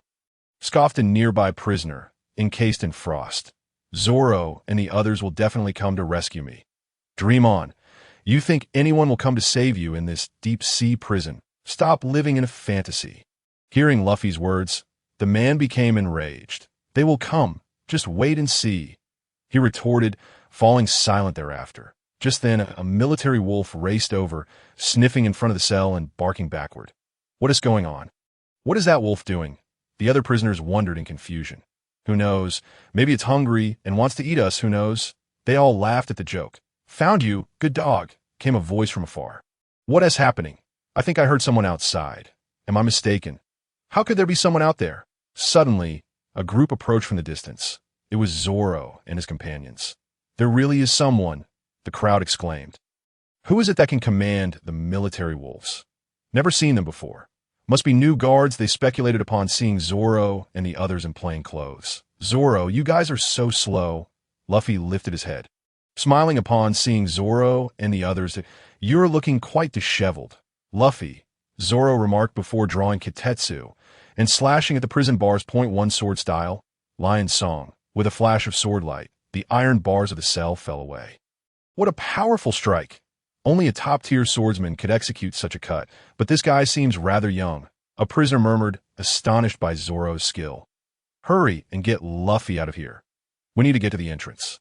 Just missing his antidote. Sanji had somehow found a stretcher, placing Luffy on it while he and Zoro carried him back the way they came towards the exit. These guys are truly impressive. They will surely become legendary figures of the sea. The swordsman mused as he watched the group depart. Meanwhile, Kai had not acquired the antidote. The poison Luffy had suffered was too severe, and Impel Down had yet to develop an antidote for such venom. Damn it, is this how Straw Hat's story ends? Wait, there's that person. Kai suddenly recalled the Okama king, Ivankov, who was imprisoned in Impel Down. Where's little Fong? It's been over 2 hours. Has he been caught? Has he? At the entrance to the 5th level, Zoro's group waited anxiously. It's taking too long. Are we going to see Kai again? Sanji spoke, a hint of worry in his voice. Straw Hat, I'm coming. Just as Sanji finished speaking, Kai's voice rang out. Little Fong is back. How is Straw Hat doing? Kai rushed to Zoro, asking, Did you find the antidote? Luffy is passed out. He probably can't hold on much longer. Zoro seized him, urgency in his tone that I'm sorry. The poison is too strong. Impel Down hasn't developed an antidote yet. Kai's words filled everyone with despair. How can this be? What will happen to Luffy? Zoro's emotions began to spiral out of control. Though Luffy could be reckless, he was always the one to stand tall in crucial moments. And if Luffy were to die, Zoro would never be able to accept it. Calm down, Zoro. Sanji grabbed Zoro and then turned to Kai, asking, Is there any other way to save Luffy? Our only hope is to find the miraculous person, Ivankov. He has saved an entire country before. Do you know where he is? I've heard he is imprisoned in the 5th level of the icy hell. Let us hurry and find him. Kai exclaimed with excitement. All right, everyone, listen closely. Our primary mission is to find Ivankov and save Luffy. Let us move out. We can't linger here. Wait, what about Luffy? Leave Straw Hat to me. I will protect him. Kai stepped forward, determination etched on his face. Very well. Luffy is in your hands. Seeing the resolve in Kai's eyes, Sanji decided to entrust Luffy's care to him, then addressed everyone. Let us split up and take action. Okay, everyone responded, racing off in different directions. Straw Hat, I will definitely protect you. In the tranquil forest, a low growl erupted suddenly, followed by an increasing cacophony of howls. Not good. The military wolves are coming. I need to get Straw Hat out of here. Phone. Cly recognized the sound at once and hurriedly lifted the stretcher, preparing to carry Luffy away. Howl. Chapter 109. Howl. Before Phone, Cly could leave, the pack of military wolves had already surrounded him and Luffy. Damn it. Is there no escape? Phone. Cly assumed a defensive stance. Howl. Suddenly, a military wolf lunged at Luffy. Don't you dare touch Straw Hat. Phone. Cly kicked the wolf away, but the others quickly descended upon him, and he soon found himself covered in wounds. You wretches! At that moment, Luffy staggered to his feet. Howl! The army wolves gazed at Luffy with a hint of trepidation, gradually retreating. Not bully Xiao Phone. Suddenly, an overwhelming aura surged from Luffy, enveloping all the army wolves in its wake. That if Lucian were present, he would have observed that Luffy's conqueror's Haki had ascended to level 12, allowing him to wield it at will. Thud, thud. Sounds echoed one after another, as the army wolves collapsed to the ground as if afflicted by a contagion. Exhausted, Luffy too fell to the ground. Xiao Chow Maoyu. Before Phone could finish a sentence, Kirai also succumbed, and in a haze, he seemed to see a figure standing before him before losing consciousness. What is this place? When Phone Kirai awoke, he found himself surrounded by people and grasped one of them, inquiring, Phone, you're awake. That's wonderful. A tall figure emerged, possessing an enormous face and an exceptionally large mane of deep purple hair that could conceal a person. With long, thick eyelashes, light blue eyeshadow, and purple lip gloss, the figure's attire was equally bizarre. A netted stocking and cloak, along with a skin-tight, ultra-low-cut bodysuit revealing a prominent skull tattoo on their abdomen. Could you be the Okama Queen, Ivankov? Phone Kirai exclaimed in astonishment upon recognizing the individual before him. How dare you call the esteemed name so casually? They're the Okama Queen, Ivankov, protested those nearby, displeased by Phone Kirai's familiarity. It's fine. A name is merely a label. You could even call me Feces, and I wouldn't mind. Ivankov waved a hand dismissively and then suddenly shouted, I absolutely refuse to be called Feces. How revolting! Ah! The crowd exclaimed in unison. By the way, where is Xiao Chow Mao? Where is he? Phone Kirai said urgently, recalling Luffy was still poisoned. Not worry, shortly. I will take you to see him, and his companions are there too. Ivankov reassured. Really? That's just splendid. Phone Kirai cried tears of joy upon hearing Ivankov's words. Before long, they arrived at a steel door, where Zoro awaited. Xiao Feng has arrived. We've all heard about your valiant efforts to protect Luffy. You're quite impressive. Zoro praised Phone Kirai, a rare occurrence for him. How is Xiao Chow Mao? He inquired. We still do not know. Ivankov has treated him, but whether he can endure this trial depends on him. Zoro's expression darkened as he mentioned Luffy. Rest assured, Luffy will pull through. He has overcome numerous crises before. Sanji consoled from the side. Xiao Chow Mao, you can do it. Phone Kirai suddenly shouted. Hey, we cannot let him outdo us. Luffy, keep it up. Phone Kirai's fervent voice inspired everyone, and a chorus of cheers erupted. Suddenly, a loud shout pierced the air, and a stream of black blood flowed from the door. Has he failed? Ivankov murmured in shock at the sight. No. Xiao Chow Mao, respond quickly. Meet, came a sudden shout from within, unmistakably Luffy's voice. A miracle. What extraordinary vitality. Ivankov marveled at the sound of Luffy's voice. Wonderful. Phone Kirai collapsed to the ground, fainting from exhaustion, having just recovered from his own injuries. Quick, bring in the food. Ivankov and T forgotten the matter at hand and urgently called for provisions. An hour later, Luffy finally ceased his feast, and the area outside was littered with empty plates and remnants of bones. This guy can eat like no other. That was our food for an entire month. After finishing, Luffy emerged, looking peculiar. This strange creature, even human? The onlookers murmured in astonishment. Ha! Luffy shouted, reverting to his original form. Luffy, you took your time, Zoro remarked, though a smile graced his face, revealing his relief. Welcome back, Luffy. Please refrain from such reckless ventures in the future, Sanji added. Thank you, Sanji, Zoro, and Xiao phoned that I'm sorry for worrying you all. By the way, where is Xiao phone? Over there. He was cheering for you with all his might, but now he is too exhausted and has fainted. Sanji pointed to phone Kirai lying nearby. All right, since I've recovered, let us hurry to rescue Ace. Just as Luffy was about to rush off to save Ace, he suddenly collapsed again. You fool. How could you still have the strength to save Ace right after recovering? You need to rest first, Sanji said, looking at Luffy sprawled on the ground with exasperation. But Ace is about to be executed. I must hurry to save him. I have a method to help you recover immediately. But once the time passes, fatigue will double. Ivankov approached. Wonderful. Xiao, Ivankov. Please do it. Luffy exclaimed, grabbing Ivankov with excitement. Calm down. Think through the consequences first, Ivankov said, gripping Luffy's shoulders. Forget it, Ivankov. If you have a way, just use it. Luffy will never give up.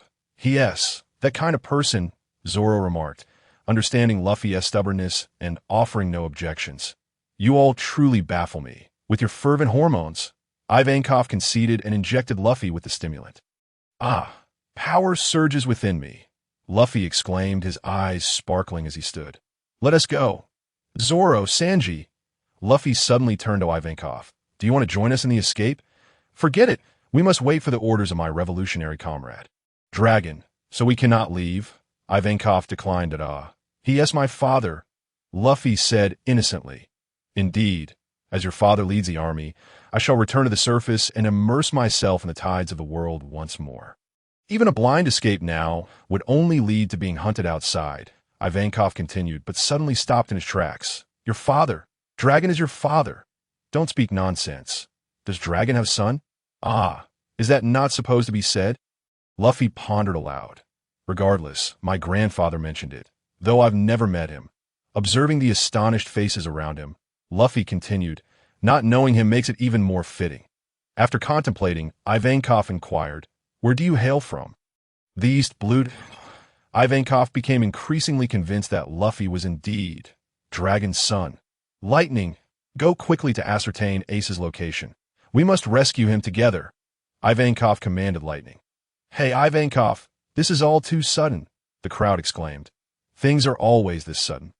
Now is the perfect time for an escape, Ivankov asserted resolutely. What a miscalculation. I never expected Dragon to have a son. Given that Ace is Luffy's brother, he must also be Dragon's son, and he should take action. Ivankov's thoughts were unperturbed. He was quite pleased at the moment. Really? You will join me to save Ace? That is absolutely wonderful. Luffy exclaimed with excitement. It seems we have gained quite a few reliable allies. Zoro agreed from the side that in that case, let us set off. Luffy declared jubilantly, you know where Ace is? Upon hearing Luffy's question, Ivankov fell silent.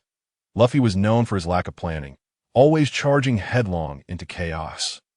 Zoro poked Luffy's head with a finger, adding, by the way, I have Ace's Viver card. Suddenly, Luffy recalled that he possessed Ace's Viver card, promptly retrieving it from his hat and cradling it in his palm. It seemed to be pointing downwards. Wait, where exactly am I? He pondered aloud, realizing he had been speaking for quite some time without knowing his location. Below lay the 6th level of the infinite hell. As Ivankov remarked, there really is 6th level. I thought we were at the 5th, Luffy questioned. Perplexed, of course there is. We are currently at the 5th level, Ivankov clarified. Now that we know Ace's whereabouts. Let us set off at once. Luffy exclaimed urgently upon hearing the news of Ace. Understood, everyone, let's depart, Ivankov announced. Noticing Luffy's impatience, the group immediately began their journey towards the 6th level of Infinite Hell. Meanwhile, within the depths of Infinite Hell, Ace was confronted by Magellan, who declared, the Navy headquarters has issued orders. Execution is set for noon today. Come with me. Have they finally arrived? Ace said with a self-deprecating tone. By the way, you know the Straw Hat Kid, don't you? Magellan suddenly inquired. Luffy, how do you know him? Ace asked in surprise. Of course I know him. That kid barged into Impel Down yesterday, claiming he was there to rescue his brother. The brother he spoke of is you, Fire Fist Ace. Luffy, where is he? Ace asked anxiously upon hearing that Luffy had infiltrated Impel Down. He has been captured by me and is currently imprisoned in the extreme cold hell. To be honest, he is quite formidable. If it weren't for his Haki being depleted, I would have been the one defeated. I had intended to imprison him in infinite hell, but he was already afflicted by my strongest poison, for which there is no antidote even within Impel Down, that he likely won't survive much longer. So I placed him in the 5th level of extreme cold hell. Magellan recounted Luffy's situation to Ace. Luffy, why did you come here? Ace lamented that Ace's brother, the one you frequently speak of, a figure with wild eyebrows and a top knot, sporting a robust build and a prominent sun symbol of the Sun Pirates on his chest, inquired. Chapter 111. Indeed, that SM. I can't believe he ended up here. What a fool. Tears streamed down Ace's face. Enough, it's time to go. Fire fist Ace. Open the cell and take Ace away. Magellan interrupted their conversation. Let Ace go, he commanded as he watched the guards escort Ace out. Ace, my brother, damn it. Must we fight the Navy? Jinbe sighed helplessly, observing Ace's retreating figure on the other side. Luffy and his companions were racing towards the 6th level. Ahead lies the staircase to the 6th level, Lightning, and Key, Ivankov stated, as Lightning used his devil fruit powers to open the door. There is surveillance ahead, if they come, let them come, Luffy declared, charging in without hesitation. Suspicious individuals detected. Several guards at the monitoring station exclaimed as they spotted Luffy's group. In the corridor leading to the 6th level, they recognized Ivankov from the Revolutionary Army and were baffled that he was still alive, alongside the Straw Hat Kid, who they believed had been poisoned to death by Director Magellan. Furthermore, this individual was also the long-lost prisoner, Lightning from the South Sea. What on earth is happening? They are heading straight for the 6th level. The monitoring station descended into chaos upon discovering Luffy's presence. Calm down. Immediately activate the traps in the passageway and prepare the guards in the underground 6th floor holding cell for combat. They must hold out until Suddy and the Beast Guards arrive and report to Director Magellan. That is all. Move. Deputy Director Hannibal stepped forward to give orders. Yes, the guards promptly complied. This still the Deputy Director? Why is he acting so strangely today? A nearby guard remarked in astonishment. However, Hannibal's next words eased his concerns. How could I allow my head to be moved along with them? Meanwhile, Luffy and his group were still racing towards the 6th level. We must hurry. Ace is waiting. They dispatched all obstructing guards. Let us grab someone to lead the way, Ivankov declared as he seized one, hoisting him onto his shoulder as they made their way to the 6th level. So this is the 6th level of infinite hell. It's eerie, Zoro remarked, resting his sword on his shoulder. Hey, hurry up and tell us where Ace is imprisoned, Ivankov demanded, tossing the guard to the ground. There is no way I'll divulge that information. The guard retorted defiantly. That's so? Be honest with yourself. Ivankov leaned closer, pressing his face against the guard's. What do you want, Embrier? He exclaimed as Ivankov's hands delved into the guard's waist, gradually transforming him into a woman. Where is Ace? Luffy inquired immediately. Over there, follow me, the guard said, leading Luffy's group to a cell. This the place. Why is there no one here? Luffy queried, noticing Ace was absent from his cell. Straw Hat, could it be that you are Ace's brother? Jinbe contemplated, seeing Luffy's shocked expression. Ace has already been taken away. You have arrived too late, Jinbe informed him. What? Who are you? And is what you just said true? Luffy rushed to the cell, addressing Jinbe. Another significant figure. Ivankov was taken aback at seeing Jinbe. When was Ace taken? Luffy, unfazed by Jinbe's status, was solely concerned about Ace's current whereabouts. Ace was taken by Magellan about an hour ago. He is likely at the Navy headquarters by now, Jinbe replied resignedly. What? In that case, I shall go to the Navy headquarters to rescue Ace, Luffy declared resolutely, unwilling to abandon his goal, that if that is the case. Please take me with you. Having been cared for by Ace for so long, I too wish to lend my strength, even if it costs me my life, that I implore you. Ivankov, sensing Jinbe's earnestness, decided to release him. In that case, let me join as well. Straw Hat, it's been a while, another person from a nearby cell called out. You are that troublemaker from the kingdom of Alabasta, Crocodile, Luffy exclaimed in surprise upon seeing him. Crocodile, we will not release you, Sanji said, harboring disdain for those who bully women. That is all in the past. Let us not dwell on it. I merely wish to step outside and claim Whitebeard as head. Crocodile stated. Let him out. After all, more hands make for lighter work. Besides, I have leverage over him. He won't dare act recklessly, right, Crocodile? Ivankov reasoned. You bastard, Crocodile retorted, visibly displeased. All right, if that's the case, then release him, Luffy agreed with Ivankov. Chapter 112. Now that we are prepared, let us set off. Destination: Navy headquarters. After making their preparations, Luffy shouted, and the group charged towards the 5th level. Hey, bring us along. I too wish to avenge Whitebeard. I will be the one to claim Whitebeard's head. Upon seeing Luffy and his companions rescue Crocodile and Jinbe, the prisoners of Infinite Hell erupted into chaos. Shut up, you bastards! A formidable aura surged from Luffy, causing a multitude of prisoners to faint, leaving only a scant few standing. Straw Hat Boy, when did you awaken this power? Ivankov inquired. Are you referring to the conqueror's Haki? It has been awakened for quite some time. I only recently learned to control its release. Is there a problem? Luffy asked, bewildered by the astonished gazes of those around him. The qualities of a king, the conqueror's Haki. Truly, he is the son of dragon, possessing remarkable talent. Humph. As the future pirate king, such potential is only to be expected, Zoro and Sanji remarked with a smile. Hey, which little brat is carelessly unleashing Conqueror's Haki, just as the crowd was about to depart? An arrogant voice accompanied by an overwhelming Conqueror's Haki confronted them. What an intimidating Conqueror's Haki! Who is that? The crowd was taken aback by the formidable presence. Such an impressive individual. Let us go take a look.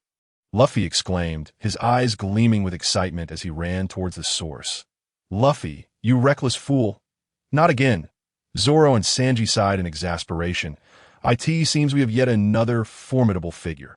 After all, not everyone possesses Conqueror's Haki, Ivankov remarked as he followed suit. Well, we might as well go check it out, and aren't you all curious about such a powerful person? Crocodile added, joining the throng. In that case, let us proceed together. Thus, everyone except those who had been incapacitated by the Conqueror's Haki made their way forward. What a crowd! What brings you all here? Upon reaching a cell emanating the Conqueror's Haki, they beheld an elderly man shackled with several thick iron chains. You are the aloof Red K. Raidfield, Ivankov gasped, collapsing in shock at the sight of the man. Raidfield? Who is he? Do you recognize him? Luffy asked curiously. It is no surprise that you do not know him, for he has been imprisoned here for an extensive period. Known as the Aloof Red, or the Red Count, he was a pirate who could stand shoulder to shoulder with Whitebeard and Roger, having once defeated the former fleet Admiral Sengoku. Ultimately, he was imprisoned here due to excessive exhaustion. I had thought he had perished long ago. Yet here he is, Ivankov disclosed to the group. Think he could contend with Whitebeard and Roger alone. How impressive! Luffy's eyes sparkled with admiration. Haha, I never imagined someone would recognize me, so you are the little brat who just unleashed Haki. Raidfield chuckled before turning to Luffy. Indeed, Uncle, you must be quite strong. Luffy acknowledged his earlier actions. Little brat, your strength is commendable. To escape from Impel Down is no small feat since that rascal Shiki's escape. No one has managed to leave this place, Raidfield praised, sensing Luffy's power. Thank you for the compliment, Uncle, but I am not here to escape. I came to rescue my brother Ace. Unfortunately, he has already been taken away, and we are heading to Marine headquarters to save him, Luffy replied with a grin. With just your small group, you intend to rescue someone from Marine headquarters? Do not speak such nonsense, Raidfield scoffed. Who says we are alone? Ace is a member of the Whitebeard pirates. Uncle Whitebeard will also come, along with my master and the others. Luffy retorted angrily. Whitebeard, with his frail body. He cannot possibly save anyone, Raidfield scoffed, unaware that Whitebeard had regained his youth. Uncle Whitebeard has used the Dragon Balls to restore his youth, and his power has surpassed even his peak state. So we stand a significant chance, Sanji interjected. Restore youth? Dragon Balls? What are those? Raidfield inquired, puzzled. The Dragon Balls are 7 magical orbs created by my master. When gathered, they can summon a dragon to grant wishes. One person even resurrected his wife. Luffy explained eagerly. Such a marvelous treasure indeed. Raidfield thought to himself, then turned to Luffy, saying, I too wish to reunite with old friends. Why not let me out? I could lend you a hand. Really? Uncle, with your strength, Having your assistance would certainly be advantageous, Luffy replied. Just then, Sanji attempted to caution him, but Luffy interrupted. Little Krabby, unlock the chains for Uncle. Luffy commanded Lightning, placing his right hand atop his hat. I trust in Uncle's character. What an amusing little brat. Rest assured, I shall not go back on my word. Raidfield laughed heartily. Understood, Lightning replied, stepping into the cell to free Raidfield from his chains. It has been ages since I felt such ease. Now, let the Navy experience my retribution. With that, Raidfield exuded a powerful aura that blinded those around him. How formidable! Is this the power that allows one to stand shoulder to shoulder with Whitebeard and Roger? How terrifying! I want to go home. The sheer force of Raidfield's power was felt throughout Impel Down, causing panic among some and igniting the excitement of others. All right, Uncle, let's move swiftly. Otherwise, we might not be able to escape. Luffy urged, watching Raidfield unleash his power recklessly. My apologies. I merely wanted to stretch my limbs after being cooped up for so long. Raidfield chuckled, retracting his aura and stepping up to Luffy. Let us proceed. All right, everyone, prepare for a full-speed ascent.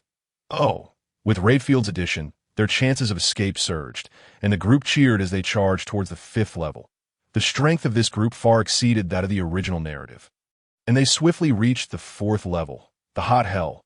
You wretched pirates, halt! You shall not pass through here. Hannibal, accompanied by Chief Warden Suddy and 4 Beast Wardens, confronted them. Those nuisances are back again. Gear 2nd. Luffy activated his power and charged forward. Bang, bang, bang! With the combined might of the talented fighters, Hannibal and several wardens were quickly overwhelmed. So many of you! Jinbei Crocodile, Revolutionary Ivankov. What a grand display! Just then a rugged voice echoed, followed by the emergence of a middle-aged man with a few missing teeth, a scruffy appearance, and a dark complexion. He wore a white shirt beneath a black coat, leaving his chest exposed, adorned with necklaces and rings.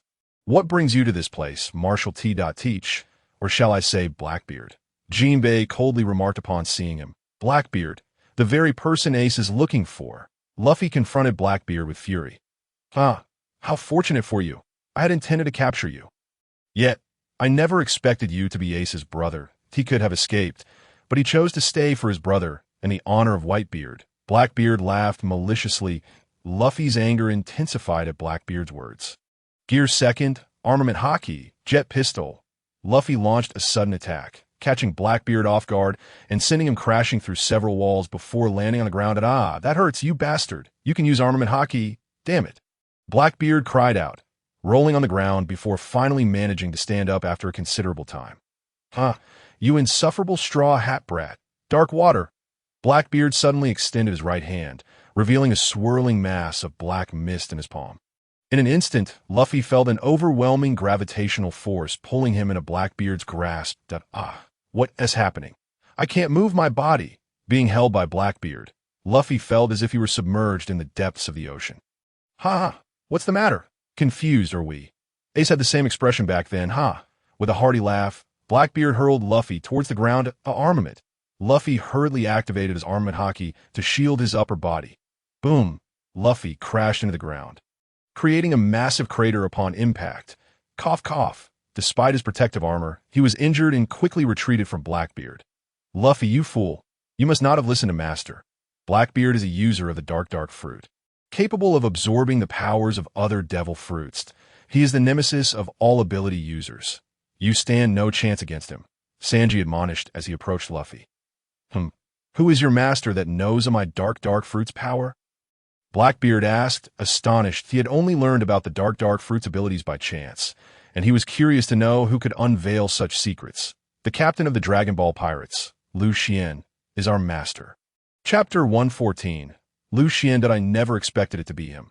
Well, now is not the time to confront him. Let us leave, Upon hearing Lucian's name, Blackbeard froze momentarily before deciding to depart, not wanting to provoke a formidable enemy at this juncture. Luffy, let's go. This is not the time to battle Blackbeard. Rescuing Ace is our priority, Jinbei remarked as he approached Luffy. Yes, Luffy, we must quickly escape Impel Down and save Ace. Sanji added, urging him on. Don't worry. I know what needs to be done.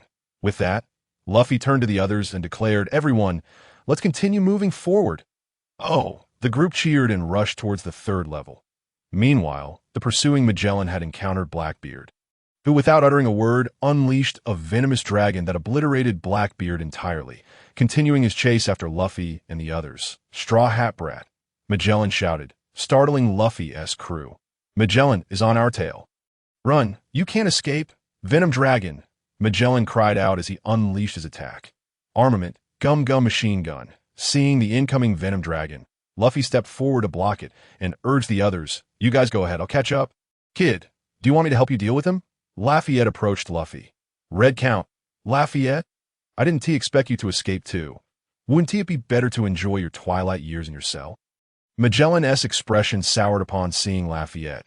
This was not an opponent he could face. No need. Uncle, that my strength has significantly increased recently that I can handle him myself. Luffy waved off Lafayette's offer. You insufferable straw hat brat. Do you look down on me? Giant of Venom, Judgment of Hell, Magellan unleashed his full power. Here we go again. Fourth gear, bound man, Luffy declared, transforming into his empowered state. Straw hat brat, I can't believe you survived such potent poison last time. You truly are lucky. I advise you to surrender and come quietly to the prison, or else you will surely die this time. I want to die. I will escape Impel Down. Ace is waiting for me. Surrender? Such words do not exist in Luffy's vocabulary. If that is the case, don't blame me for what follows. Judgment. Hearing Luffy's resolve, Magellan wasted no time and attacked. Just in time. Snake Monster Cannon. Luffy charged forward. Meanwhile, Ivankov and the others had freed all the prisoners on the fourth level that we must escape. We need more hands that you want to help me. Crocodile tossed the keys to one of the prisoners. If it's you, I'll accompany you. I'm quite bored. The prisoner stood up and replied, I can't believe I see you here. Zoro exclaimed, surprised to see the prisoner. Roranoa Zoro. Long time no see. You seem to have grown stronger, the prisoner remarked, equally astonished. Indeed, I've become considerably stronger. How about a spar? Hey, the two of you, can you cut it out? We are comrades escaping together. We should focus on getting out. Frankie interjected. Little Frankie is right. Green Algae Head, don't mess around. Our priority is to seize a warship. We can't let Luffy stall Magellan for too long. Who are you calling Green Algae Head? Curly Brow. I know what to do. Zoro shouted back at Sanji. You brat, do you want to get beaten? Come on then, Curly Brow. Why are you two fighting again? Luffy is still battling Magellan. You should consider him. Jinbei's words silenced them, and they all focused on racing to the first level. We reached the second level. Hurry up. It seems someone is ahead. Who could it be? So many powerful figures. The group quickly arrived at the second level. The Beast Hell. Captain Buggy, someone is coming. What? Is it Magellan? What do we do? Buggy panicked, running about. ISNT that Buggy, and there's also three.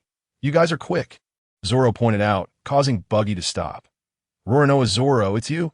Ha! We've freed all the prisoners on the second level, and we're just about to rescue you, Buggy said, speaking earnestly. With so many powerful figures, our odds of escaping Impel Down have greatly increased. Buggy, do you think we will believe you? We are not as foolish as Luffy, Zoro retorted, exposing Buggy's pretense, leaving him awkwardly chuckling. Chapter 115. Oh no. Captain Buggy, the guard beasts are coming. Suddenly, a henchman shouted. Buggy quickly turned around. He saw the 4 guard beasts lying defeated on the ground. Crocodile, Jinbei, Ivankov. What a combination! Buggy exclaimed, astonished at the sight of the 3 standing before the guard beasts. Wow, I can't believe that Straw Hat released so many big names. We can definitely escape now. Just then, a voice caused Buggy to erupt in fury. Who the hell are you calling a red-nosed brat? Red Count, Baroque Works, Lafayette. What are you doing here? Buggy nearly wet himself at the sight of the speaker. Someone who could stand alongside his captain, Roger. He had met him once on Roger's ship and had never forgotten his formidable presence. Oh, you still remember me? Huh, brat? It's been over 20 years, Lafayette reminisced, feeling a twinge of nostalgia for how swiftly time had passed. Ah, yes, indeed. It's been a long time, Buggy fawned over Lafayette. Captain Buggy, who is he? And does he mean the pirate King Joel D. Roger? Buggy's new recruits asked in confusion. Oh, it seems they are unaware that I didn't expect you to be so low-key, not flaunting Roger's name recklessly. Lafayette noted, surprised that Buggy had shown some restraint. Really? I can't believe Captain Buggy is truly a member of the Pirate King's crew. A living legend. Buggy, Buggy, Buggy. Suddenly, the prisoners erupted into cheers. Zoro, with a slight smirk, expressed his astonishment, realizing that Buggy was indeed a crew member of the Pirate King Roger. How unexpected, considering his apparent weakness. He added, "It seems that vessel harbors some shameful secrets." The crowd nodded in agreement. Enough of this discussion. Ahead lies the entrance to Impel Down. Securing a warship is our utmost priority, Sanji interjected, gesturing towards the imposing wooden gate. This is it. I shall never return till we are finally about to escape. Some prisoners recognized the place, and tears of joy streamed down their faces. With a collective effort, the massive gate slowly creaked open. How could this be? Where have all the warships gone? They gasped, staring at the vast emptiness of the S.E.A.I.S. This where our efforts come to naught. A prisoner knelt in despair. I refuse to return to that hell. Silence. In the distance, the shadow of a warship can still be seen. Leave the matter of securing the ship to me, Jinbei declared, striding towards the gate, extending his arms to forcefully pull down one half of the gate. Astonishingly, he effortlessly brought down the gate that had required so many to push just moments ago. Such incredible strength, truly. As one of the 7 warlords, Jinbei's reputation is well-deserved. The onlookers were taken aback by his might, and accolades began to pour forth. Whoever wishes to join me, leap aboard, Jinbei proclaimed before leaping into the sea. In that case, I shall accompany you, Crocodile declared, vaulting onto the gate as well. I shall join the fray. After so many years in Impel Down, my body has grown rusty. A bit of movement will do me good, Lady Redfield remarked, also hopping onto the gate. I shall accompany you fools. Buggy laughed heartily as he joined them, secretly thinking how foolish these prisoners were. Rather than fret over Magellan's impending arrival, it was far safer to be with these formidable individuals. Then we shall remain here and await Luffy's arrival, Zoro and his companions decided, taking their stand on the shore. Steady yourselves, we set forth, Jinbei shouted, and in an instant, the gate shot forward like an arrow released from a bow, speeding towards the warship. What incredible speed! It's as if we were flying fish, the onlookers exclaimed, watching Jinbei vanish into the distance. Whoosh, whoosh, boom, boom, this is bad. They've spotted us, Buggy cried out, alarmed by the barrage of cannon fire raining down. Sandstorm, Crocodile waved his hand, conjuring a whirlwind of sand that shielded them from the majority of the cannonballs. While the remaining projectiles were dealt with. Where did Jinbei go? Buggy looked down, realizing Jinbei had disappeared. He hasn't fled. Has he? He said anxiously. That moment, Jinbei was in the water, seemingly grasping a swirling torrent. And with a mighty heave, he launched the gate skyward. In an instant, the water column shot up, carrying the gate along with it onto a warship. Captain, they're coming aboard. What do we do? A terrified Navy officer exclaimed, watching the four descend. Chapter 116. Fool, is it even necessary to ask? The enemy is upon us. Hurry and prepare for battle. The captain barked in fury. Yes, Captain. His subordinates rushed to follow his orders. The captain, watching his men rush away, felt a profound sense of helplessness. They truly were fools. Crocodile, surrender now, or we shall open fire, a lieutenant shouted, pointing at the group. Noting the unfamiliar face among them, he assumed Crocodile was the leader. Addressing him accordingly, you dare demand my surrender, boy. Even if I did, the old man Redfield would hardly heed your command. S.N.T. that right. Count? Crocodile taunted before turning to Lady Redfield. Indeed, no one can compel me to surrender. Blood slash. With that, Lady Redfield swung his bat-shaped umbrella, unleashing a slender scarlet slash towards a nearby warship. Such a feeble attack dares to present itself. How utterly ignorant. The Navy lieutenant laughed heartily at the sight of the minor slash. Redfield could not possibly be so weak. He would show them. Having witnessed Lady Redfield's power, Buggy was not inclined to believe that this strike would be so simple. The crimson blade, initially small, grew larger as it flew, ultimately transforming into a strike thousands of meters long, cleaving the sea in two and causing all the warships in its path to split apart and slowly sink beneath the waves. Alas, even my strength has waned with age. Lady Redfield remarked, somewhat dissatisfied with his own strike. Terrifying indeed, but how can you be anything less than satisfied? You leave us in awe. Crocodile and the others were left speechless at his words. This is horrifying. Can we truly apprehend them? A single strike had sunk 3 warships, overwhelming the remaining Navy personnel with despair. Silence. Justice will surely triumph over evil. All warships, open fire. The captain bellowed in anger upon hearing his subordinates' murmurs. Yes, sir. The cannon fire erupted immediately. Ha! You fools. Seeing Lord Redfield's power, you still dare to attack. You are courting death, Buggy shouted excitedly. Utterly delusional.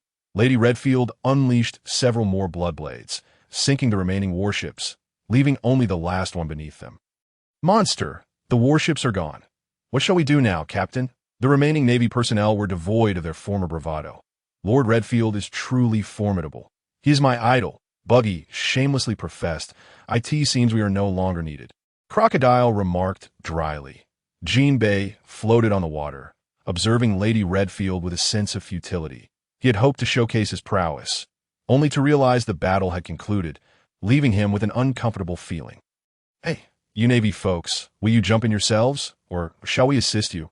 Buggy taunted, stepping up to the Navy captain. You scoundrel! If it weren't for headquarters recalling all officers above the rank of commander, you would not have so easily destroyed our warships. The captain seethed, struggling to contain his rage. Ha ha ha! And what of it? With Count Redfield here, even if an admiral were present, we have nothing to fear. Enough of this banter, Buggy. Let us take action. Only the Count has engaged thus far. We cannot merely stand by. We shall handle the remaining navy ourselves, and let the Count rest for now. Crocodile interrupted Buggy. Fools, by my command, all sailors are to abandon the warships. I will shoulder all responsibility, the Navy captain suddenly declared to his men. Captain, you cannot do this. Follow orders. The lieutenant attempted to protest, but was cut off by the captain. Yes, sir. The lieutenant complied, and it appeared they would not need to intervene. Observing the Navy personnel leaping into the sea, Crocodile remarked with boredom, How dull. Whoosh, bang. Jinbei leaped onto the deck, his massive frame causing it to tremble violently. Has our task already been accomplished? Truly swift. No wonder he stands alongside Whitebeard as a peer. Jinbei had witnessed the earlier battle, and aside from Whitebeard, had never encountered anyone so powerful. Now that we have secured a warship, let us return to retrieve them, Lady Redfield announced as everyone gathered. No problem. I shall take the helm, Jinbei proclaimed as he approached the ship's wheel, steering towards the entrance of Impel Down. Look, Captain Buggy and the others are returning. Before the gates of Impel Down, a multitude was deliberating whether to descend and assist Luffy in confronting Magellan, when suddenly a prisoner nearby pointed towards the sea and shouted, Chapter 117. It seems the warship is now in our grasp. We shall await Luffy's return. Just as Zoro finished speaking, a violent tremor reverberated through the first floor. What is happening? Is it an earthquake? A fallen prisoner exclaimed in fear. Boom! The floor abruptly ruptured, and a massive figure, enveloped in steam, sprang forth, landing with a metallic clang. Then it unleashed a torrent of gas from its mouth, its form gradually shrinking to that of an ordinary human as it touched down.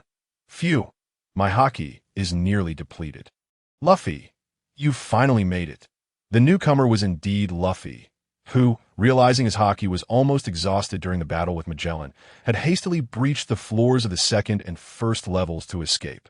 Luffy, where is Magellan now? Sanji approached Luffy, patting him on the shoulder. Still in the third level, the hungry helped. He might be taking the elevator now, and will catch up shortly. We must hurry.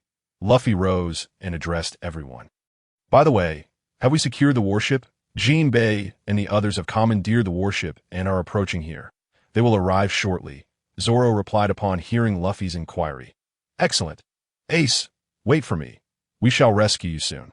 You won't be going anywhere, for you shall all perish here. Poison Dragon Judgment. It was Magellan. His sudden appearance plunged everyone into terror. Blood Needle. At that moment, Lady Fairchild appeared before them, thrusting her bat-shaped umbrella at Magellan, severely wounding him in an instant. Damn. Lady Fairchild, you will eventually be apprehended by the Navy headquarters. Do not celebrate too soon. After uttering these words, Magellan collapsed onto the ground, unconscious, yet Lady Fairchild refrained from delivering a fatal blow. Magellan has fallen. We can leave this place. Long live the Red Count. Long live. The cheers of the crowd echoed throughout the halls of Impel Down. Listen carefully, everyone. Board the warship. Our destination is the Navy headquarters. Oh, meanwhile, the Navy headquarters was in complete disarray. What did you say? Magellan has been defeated. The Count, Baroque, and Lady Fairchild have escaped from Impel Down and are heading towards the headquarters. Upon receiving the report from Impel Down, Sengoku, drenched in sweat, shouted, "The Red Count is no ordinary individual. He is the man who defeated the entire fleet admiral, Steelbone Kong. His power is immense, and with Whitebeard's assistance, the Navy is doomed to fail. No, this matter must be reported to the Admiral immediately." Someone. On the other side, Lucian and his crew were still at Sabaody Archipelago. "Captain, has our ship not yet been coded? Fire Fist Ace's execution is about to commence. At this rate, we will miss it," Kieran complained, looking at Lucian. "How should I know that the coding takes this long?" "I'll go urge Rayleigh to hurry up," Lucian replied helplessly. "That it's fine. I sent Goku still with us. If we can't make it in time, we can just have him teleport us directly," Bulma suggested, glancing at Lucian. "Right. How could I have forgotten about Goku? By the way, has his teleportation recovered?" "Kieran, quickly call him," Lucian said, realization dawning upon him.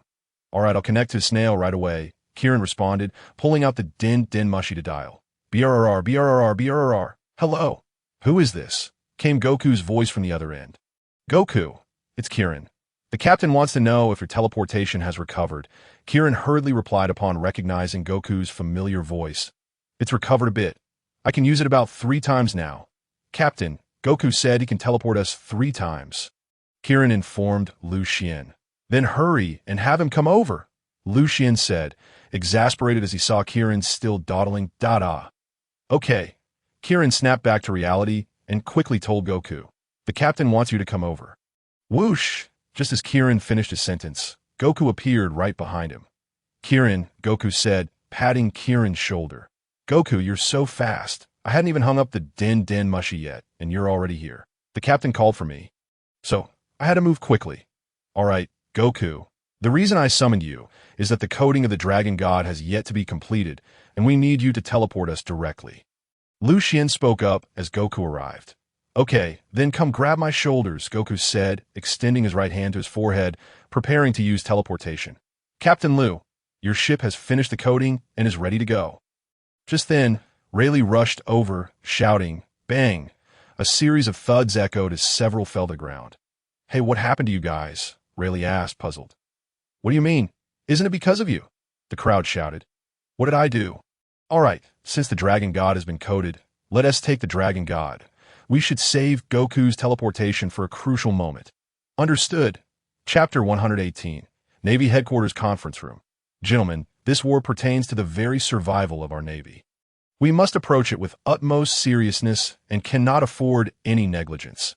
An elderly man seated at the head of the table declared. He was a robust elder with a broad chest, tawny skin, and white hair resembling a series of sharp peaks, with a stitched scar beneath his left eye.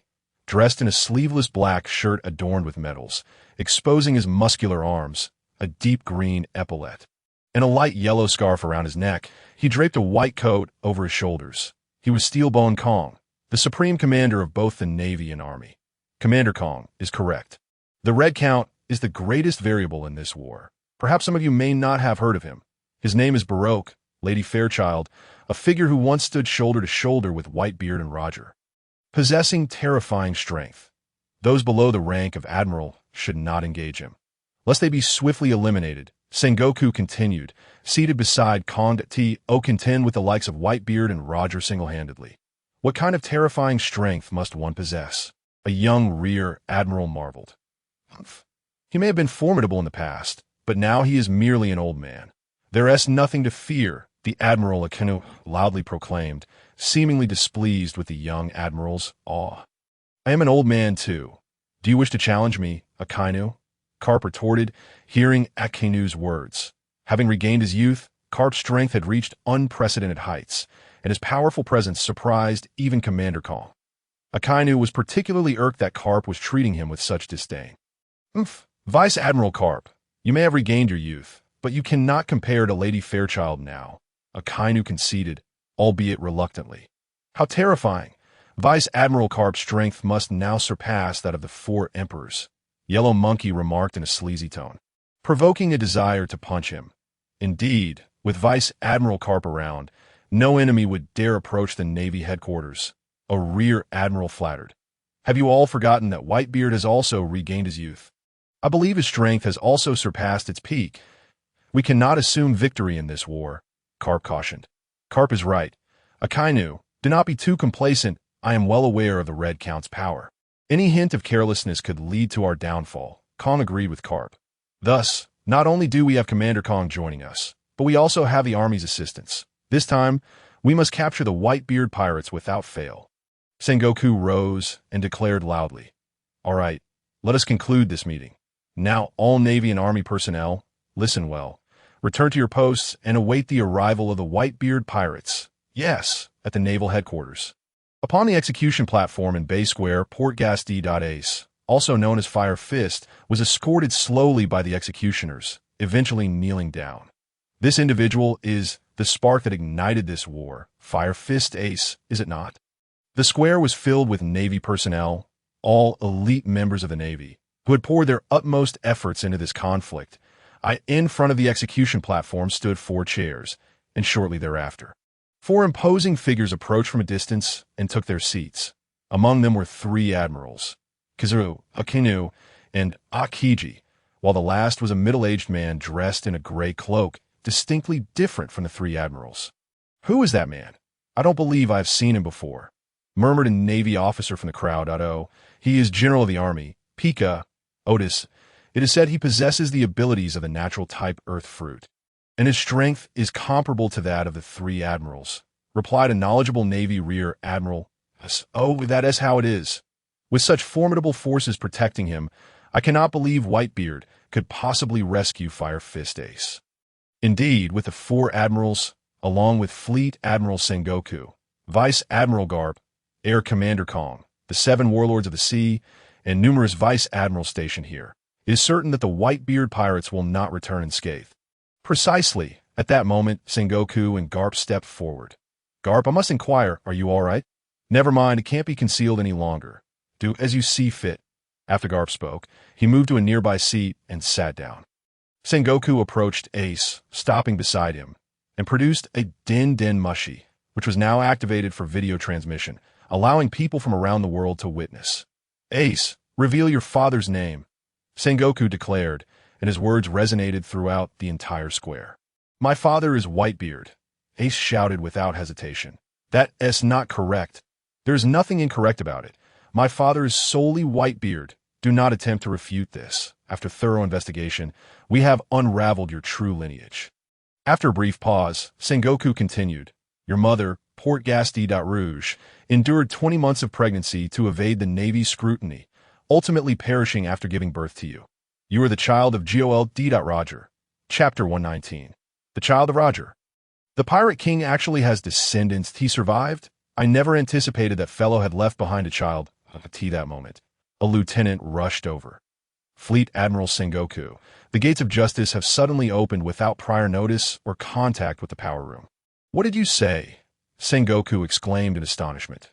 Meanwhile, Luffy and his companions were troubled over how to pass through the gates of justice, when, unexpectedly, they swung open. They opened. Wasn't it said they would never open? The power room should be in Marineford. Who could it be?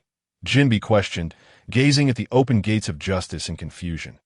"Never mind. Let us go," Luffy shouted, and the warship continued its course toward Marineford. "It is so quiet. It feels unnatural."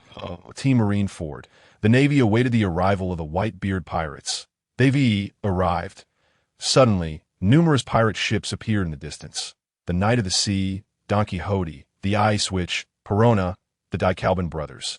The Thunderlord Makagai, the Great Whirlpool Spider, Squardo, all are part of the Whitebeard pirates, totaling 43 ships, yet Whitebeard and the 14 commanders were nowhere in sight, the observing Navy reported.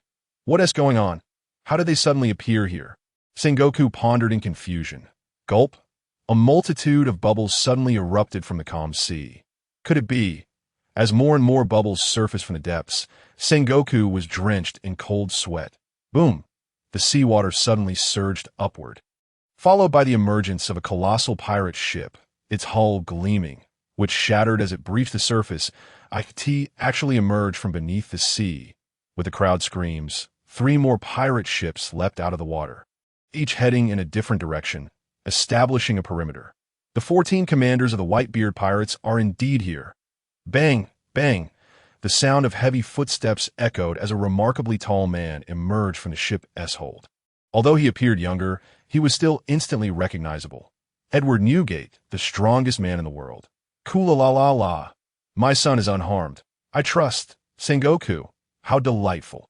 The presence of Whitebeard radiated an overwhelming aura that left everyone gasping for breath. Curse it, I never expected them to invade so closely.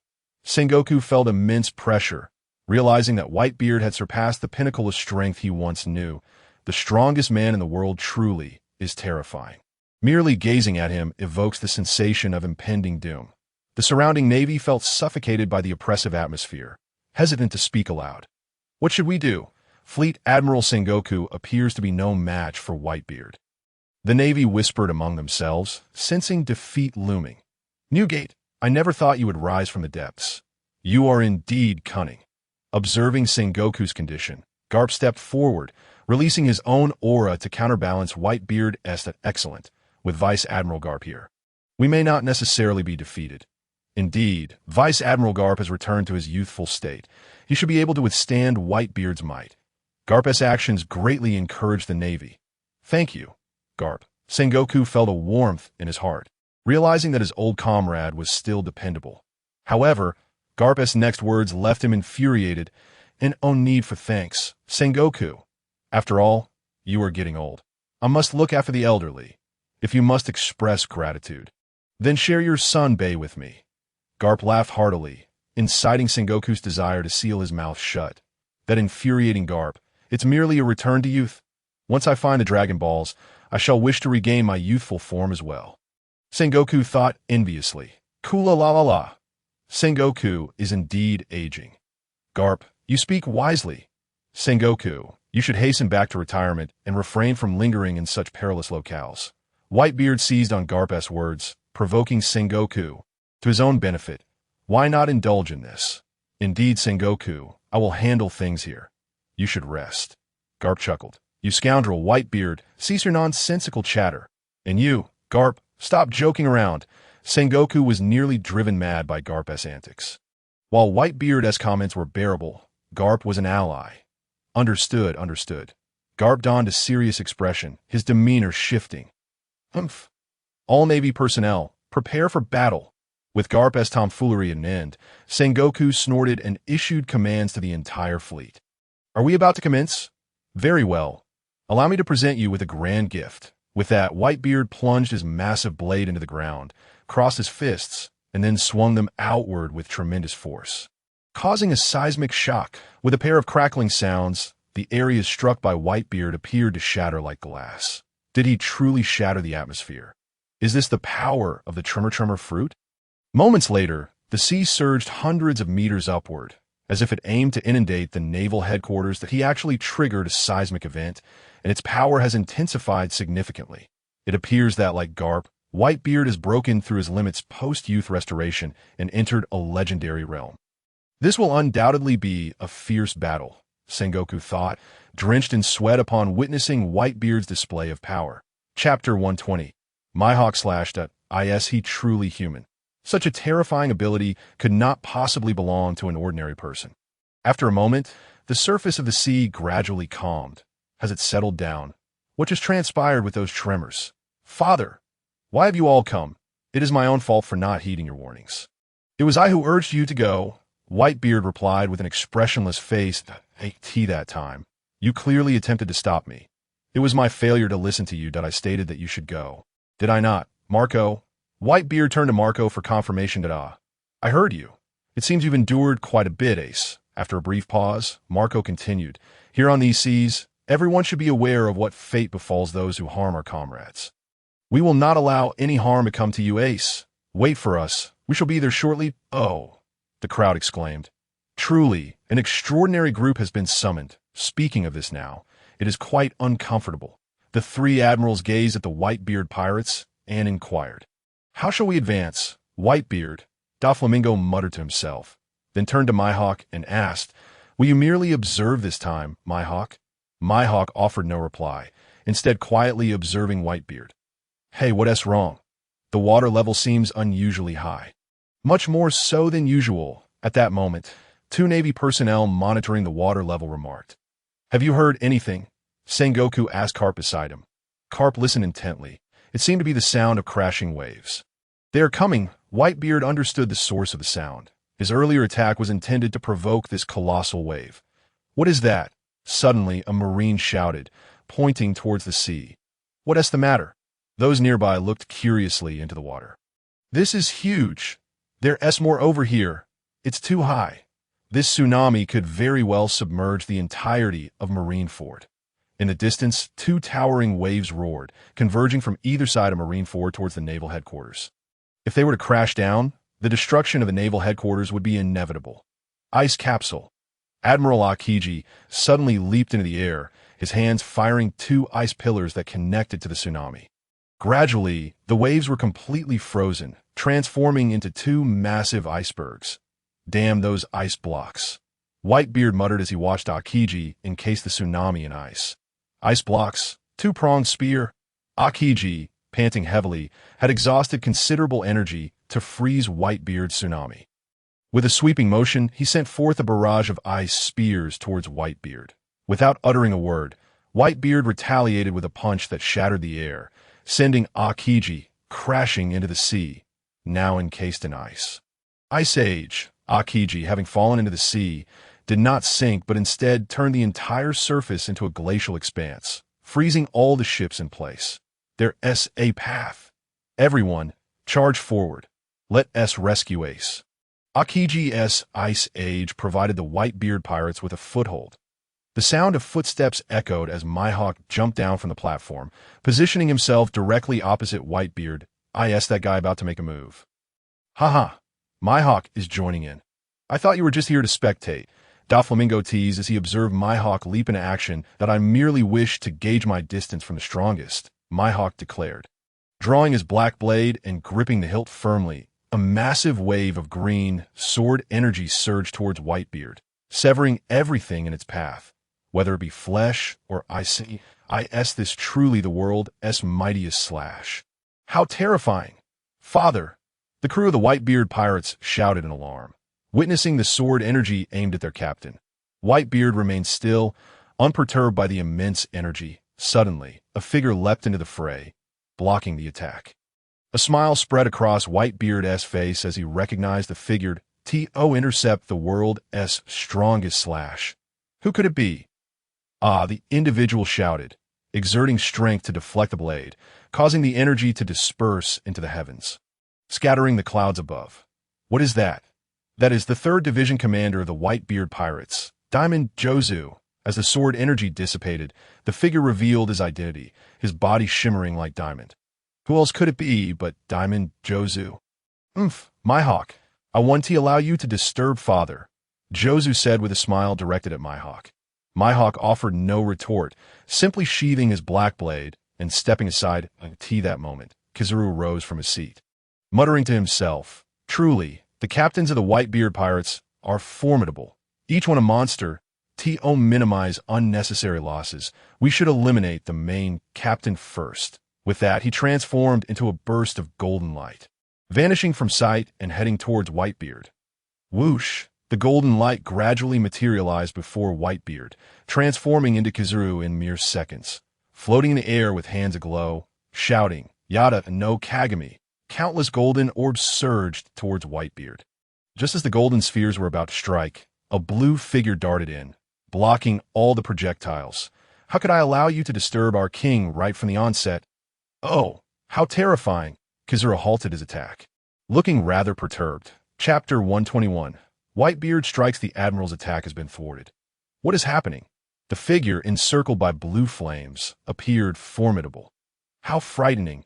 The Whitebeard pirates. Kizaru still wore a rather lecherous expression. How did that body withstand Kizaru's direct assault and remain standing? Indeed, it is the legendary ability to a rare Zoan-type mythical beast, the immortal phoenix, Marco. Marco's blue flames suddenly surged, transforming into a colossal bird wreathed in blue fire as he charged towards Kizaru. I have never seen such a bird before. With that, Kizaru unleashed his earlier technique, Yada no Kagami, aimed at Marco. Yet this move proved ineffective as Marco kicked it aside. Boom! The propelled Kizaru slammed into a wall, resulting in a tremendous explosion. However, Kizaru emerged unscathed, his golden light flashing as he returned to the plaza. It seems we won't be able to breach the stronghold so easily. Giant squad, be cautious of the enemies in the sky. Kizaru instructed, glancing at Marco. Understood, several giants replied, preparing to advance. Stand aside. You are no match for him. This moment. Diamond Jozu rushed forward, shouting, leaping into the air as his right hand transformed into diamond, plunging into the ice surface.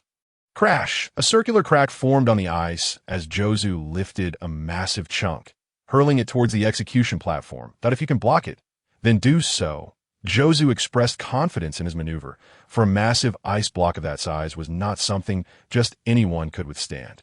It's an ice block. It's enormous. The Marines cried out as they beheld the incoming ice block. Truly, if this lands, who will guard the execution platform? Great eruption. At that moment, Akainu rose, his right hand transforming into magma as he struck the ice block, melting it instantaneously. The explosion from the magma erupted outward, scattering in all directions. Bang! Whitebeard swung his blade to intercept a magma bullet, inhaling sharply as he extinguished the flames. Light the candles for the birthday feast.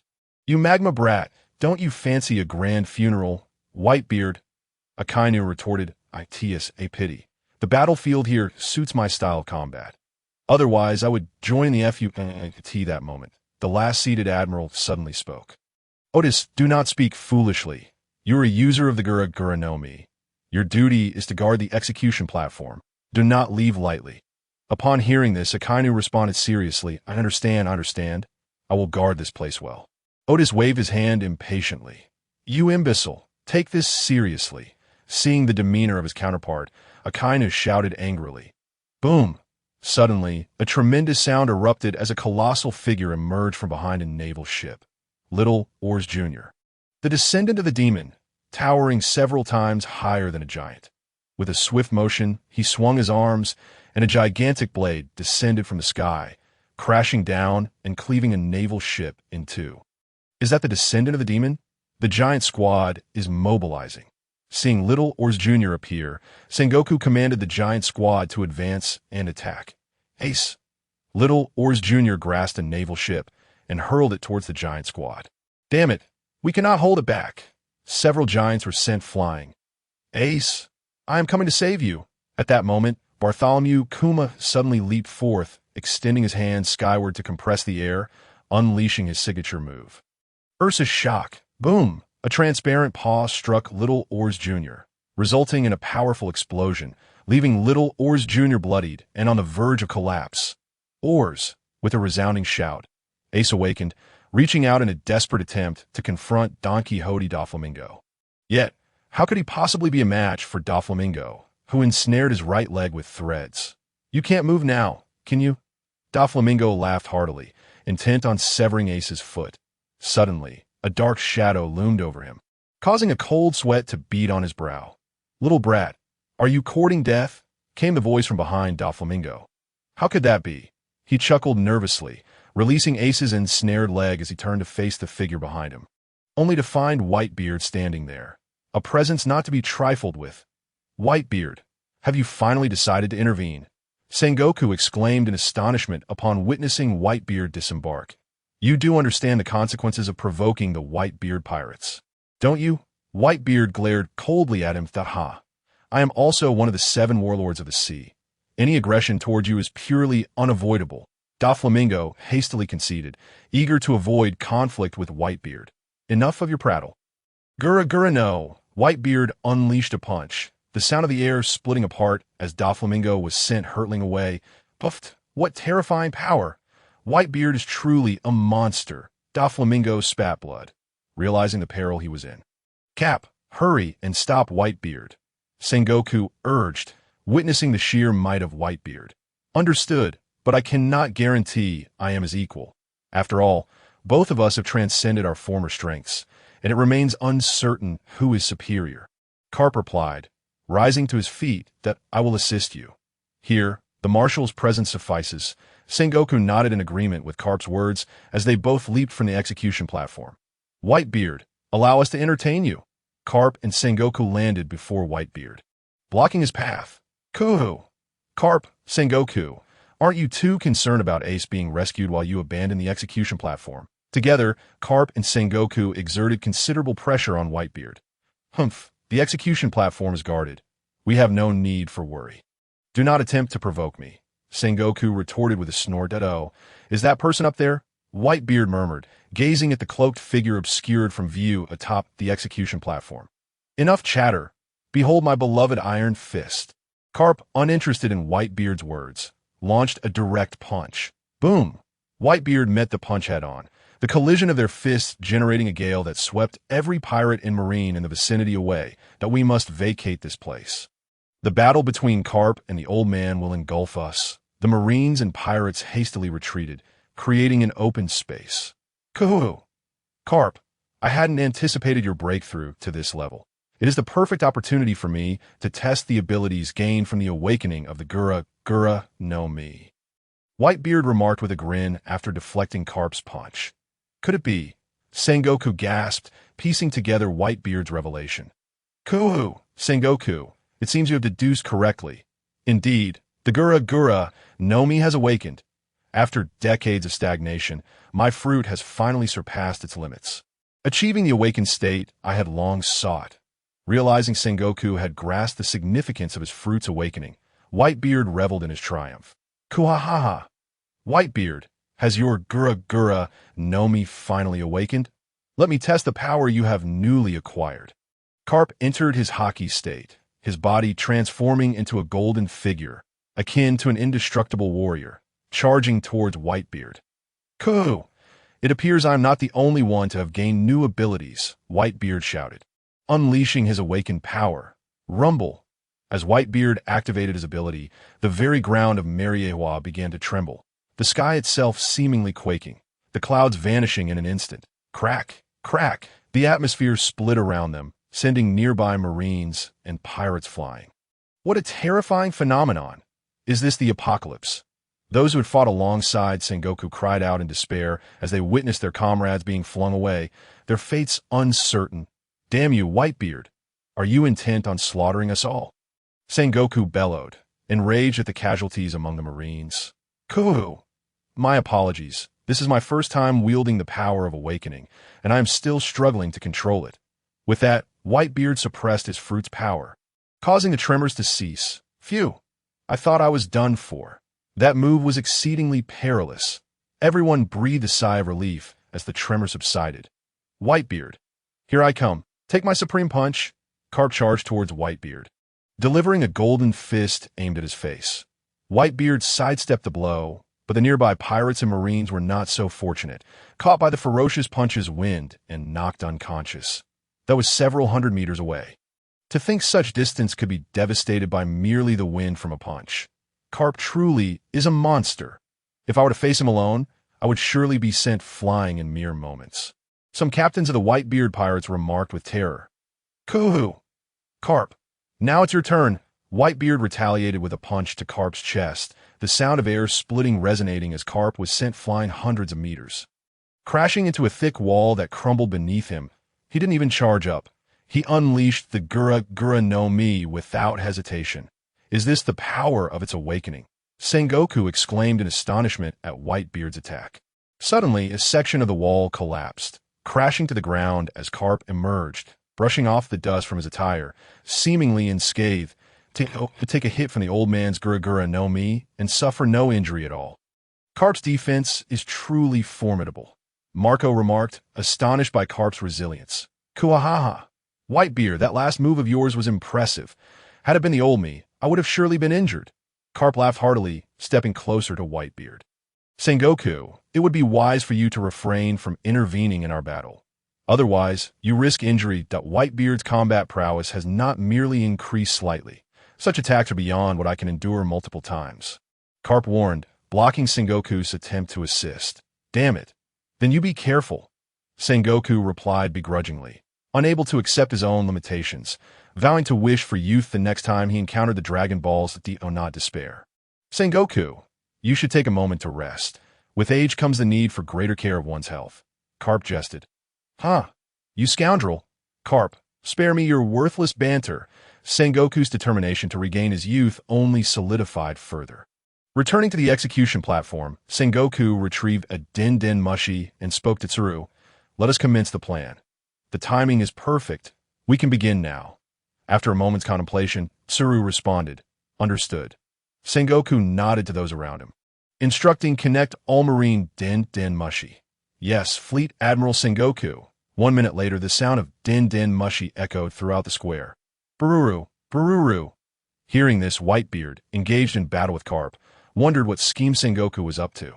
At the same time, the terrified Kobe and Barumabur, paralyzed by fear of Akainu's brutal subordinates, received the message regarding the execution of Fire Fist Ace being hastened. Did you hear that? They're going to execute Ace ahead of schedule. Kobe exclaimed in shock, staring at Barumabur. Yes, we must hurry back. Kobe! Barumabur responded with a call for Kobe to return to the battlefield, realizing that remaining here might lead to detection and demise at the hands of Admiral Akainu. Thus, departing was of utmost importance. What is that? Kobe suddenly shouted, pointing at the sky.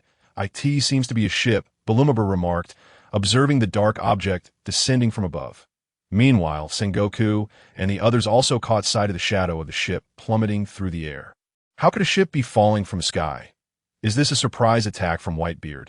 As Sengoku pondered the possibility of Whitebeard's involvement, Whitebeard himself was speculating whether Sengoku had sent the vessel. For during the ship's descent, everyone had clearly discerned that it was a warship. Who else but the Navy could navigate a military vessel? It does not appear to be the Navy at that moment in the sky. Hey, this is all your fault for bringing up that useless topic earlier. Otherwise, how would we have ended up like this? Shouted the clown buggy. How can you blame me? Weren't you all in agreement just now? Luffy retorted loudly. Can you two stop arguing? The most pressing issue is how to deal with this. We are over 1,000 meters above the ground. If we fall, we are doomed, Sanji interjected, unable to contain himself as he witnessed the two squabbling over right and wrong. Help! Ah, I'm a rubber man, so I won't be harmed by the fall. Luffy suddenly recalled his immunity to falling. You idiot, do you think you'll be fine? Quickly think of a solution, he exclaimed. Right, we have also learned the moonwalk. We can walk in midair. Sanji remembered that he had mastered the technique long ago, and in the chaos of everyone plummeting, he had forgotten this crucial fact. We seem to be capable of the moonwalk as well. Zoro and Drake chimed in, with Zoro's moonwalk having been taught by Lucian, while Drake, being a former Navy Rear Admiral, naturally possessed such skills. Ah, that solves our problem. Luffy laughed heartily. You guys may not have a problem, but what about us? Buggy exclaimed in frustration upon hearing Luffy's laughter. Hey, stop arguing. It seems like the place we are falling towards is somewhere we won't die. Jinbei remarked, having observed the surroundings during their descent and noticing a patch of water below them, right in the direction they were heading. Is that true? Fantastic. We won't die after all.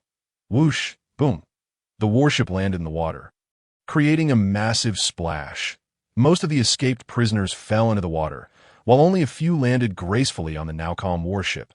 Look, it's the warlord Crocodile, a Navy officer shouted, pointing at Crocodile, standing on the warship. And the Sea Knight Jinbei, that big-faced man, is Ivankov from the Revolutionary Army. Ace. At that moment, Luffy jumped down from Sanji and spotted Ace on the execution platform, shouting out. Luffy, Ace exclaimed in surprise, noticing his brother. Damn it, Garp? Once again, your family is causing trouble. Sengoku bellowed at Garp, who was engaged in battle with Whitebeard. Luffy. Garp, upon hearing Sengoku's voice, turned to see Luffy on the warship and immediately clutched his head in anger. Oh, so that Ace's brother he often talks about? Quite the amusing little brat. Whitebeard paused his fight to laugh heartily. He is the son of the Revolutionary Dragon, a person who must be eliminated.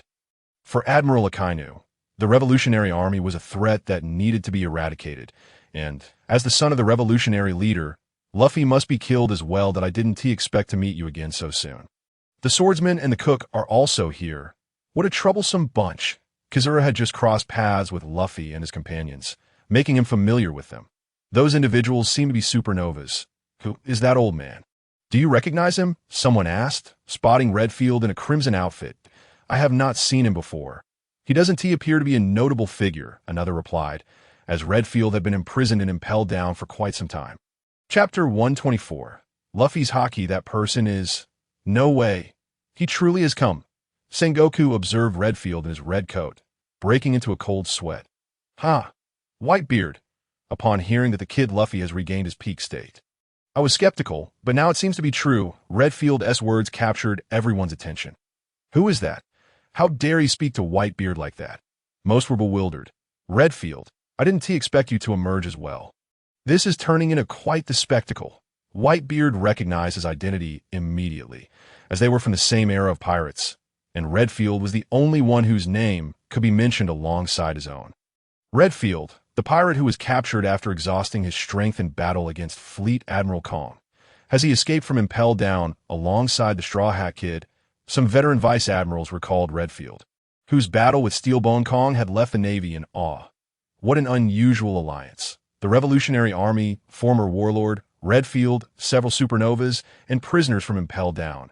I can't believe they share a common goal. Garp remarked, puzzled at that moment. Crocodile spotted Whitebeard and transformed into sand, launching himself at him. Whitebeard, it's been a while. Crocodile approached Whitebeard from behind, swinging his golden hook fiercely. Old man, that bastard Crocodile. Boom! Crocodile was sent flying by a kick from Luffy. Haki, Straw Hat Kid, ever since the prison break, our agreement has ended. Don't interfere with me. After being struck by Luffy's Haki-infused kick, Crocodile felt as if his left arm had been smashed by a hammer. That man is someone Ace admires. You shall not lay a hand on him, Luffy declared earnestly. That moment, Whitebeard noticed Luffy's hat and recalled Shanks' words. Kid, your hat resembles Shanks quite a bit. Do you know him? He entrusted it to me for safekeeping. Are you here to rescue your brother? Indeed. You know who the enemy is, right? Someone like you has no chance of survival. Luffy, hearing Whitebeard's words, became furious. There is no need for that. I am well aware. You wish to become the Pirate King, correct? It is I who shall become the Pirate King. Everyone gaped at Luffy, even Redfield taken aback. After all, this was the strongest man in the world. An ordinary folk would be terrified merely standing before him. Yet here was Luffy, boldly proclaiming such words. Luffy, you dare utter such things again. Do you wish to experience my iron fist? Garp shouted, ready to strike Luffy. Gramps, what are you doing here, and why are you all golden? Luffy gasped, losing his earlier bravado upon recognizing Garp. Brat, what do you think? I look pretty cool like this, don't you want to learn? Garp replied smugly, incredible. I want to learn, Luffy exclaimed, his eyes sparkling. Then join the Navy, and I will teach you no way. Luffy immediately declined. You little rascal. In a flash, Garp appeared behind Luffy and delivered punch. So fast, Luffy was startled and quickly dodged, but still got knocked away by Garp's fist. Boom! Luffy crashed into a wall, coming to a stop. Cough, cough, you bastard grandpa. Using such force. Thankfully, I just used Haki to defend my head. Luffy said, brushing off the debris and standing up. Armament Haki. When did this kid learn Haki? Garp was taken aback, feeling as if he had struck iron. It was unmistakably the signature of Armament Haki. You little brat. Who taught you Haki? Garp's question astonished everyone. Haki was a power reserved for those of the rank of Vice Admiral and above. Haki, to learn Haki at such a young age. His talent is simply terrifying. In the city of Water 7, he had yet to master Haki. Could it be that just a few months' time allowed him to not only learn it, but wield it with such finesse? Akiji, being somewhat familiar with the Straw Hat Pirates, was still astonished by Luffy's performance. After all, for an ordinary individual to learn Haki and use it proficiently, it typically takes 5 to 6 years. Oh, Akiji, when you encountered him, he had not yet learned Haki, had he? Just a few days ago, I fought with several members of Straw Hat Pirates, but I was unable to contend with them. Kizaru remarked after hearing Akiji's words. Humph. Regardless of his talent, as a pirate, he must be eliminated. Kaido declared emphatically, and why Haki was taught to me by my master, who is incredibly formidable. Every member of our crew has learned Haki from him. Luffy said proudly, when did you acquire a master? Garp looked at Luffy in bewilderment. Haven't you met him? He was in Water 7. Luffy exclaimed, his naive expression transforming into one of sudden realization. Water 7? How could you have made Lucian your master? Chapter 125. Luffy's astonishing heritage. Lucian. Upon hearing Lucian's name, apart from the escaped prisoners from Impel Down, everyone else gasped in astonishment. Who is Lucian? He is one of the 4 emperors of a new world, the one who defeated the mightiest creature across land, sea, and sky, Kaido. Although he did not engage directly, his crew is no different from him. He is also the inventor of the Dragon Balls. Having such an extraordinary figure as a master is a source of great envy. Who is this Lucian? Why are they all so surprised? A prisoner from Impel Down inquired curiously that, I don't know. I have no idea, came the reply. It's normal for you not to know. After all, Lucian first appeared 5 years ago, by which time you were already in Impel Down. Since defeating Kaido, he vanished, only reappearing a few months ago.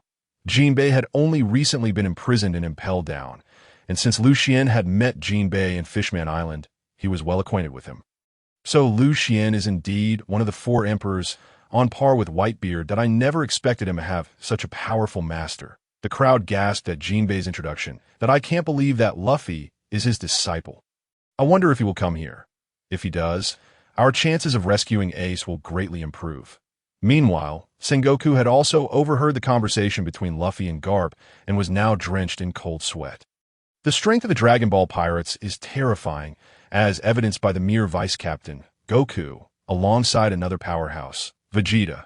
These 2 alone surpass the entire Whitebeard pirates, not to mention the enigmatic Lucian, although he had not revealed his strength extensively. Who could guarantee that this reflects his true power?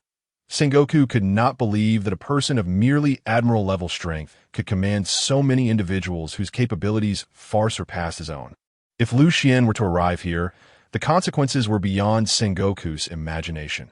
Sengoku, are you frightened? A voice approached him from behind. Admiral calm. Upon seeing the figure clad in a black cloak, Sengoku regained his composure. Tearing off his own cloak, Steelbone Kong ascended the execution platform, and his presence invigorated the Navy, embodying the former Admiral's authority. All Navy personnel, listen, regardless of how powerful the enemy may be. We must not falter, for we are the last bastion of justice upon the seas. Oh, for justice. The words of Kong revitalized the Navy. Thank you, Admiral Kong. Sengoku expressed his gratitude while looking at him. Whitebeard noticed Kong and exclaimed, what a surprise. I didn't expect even Kong to be here. It seems you all have invested considerable effort for this battle.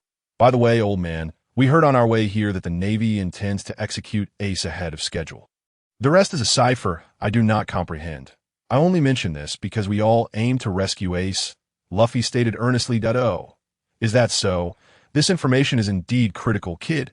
Thank you for relaying it. Oh, no need for thanks, Luffy waved dismissively.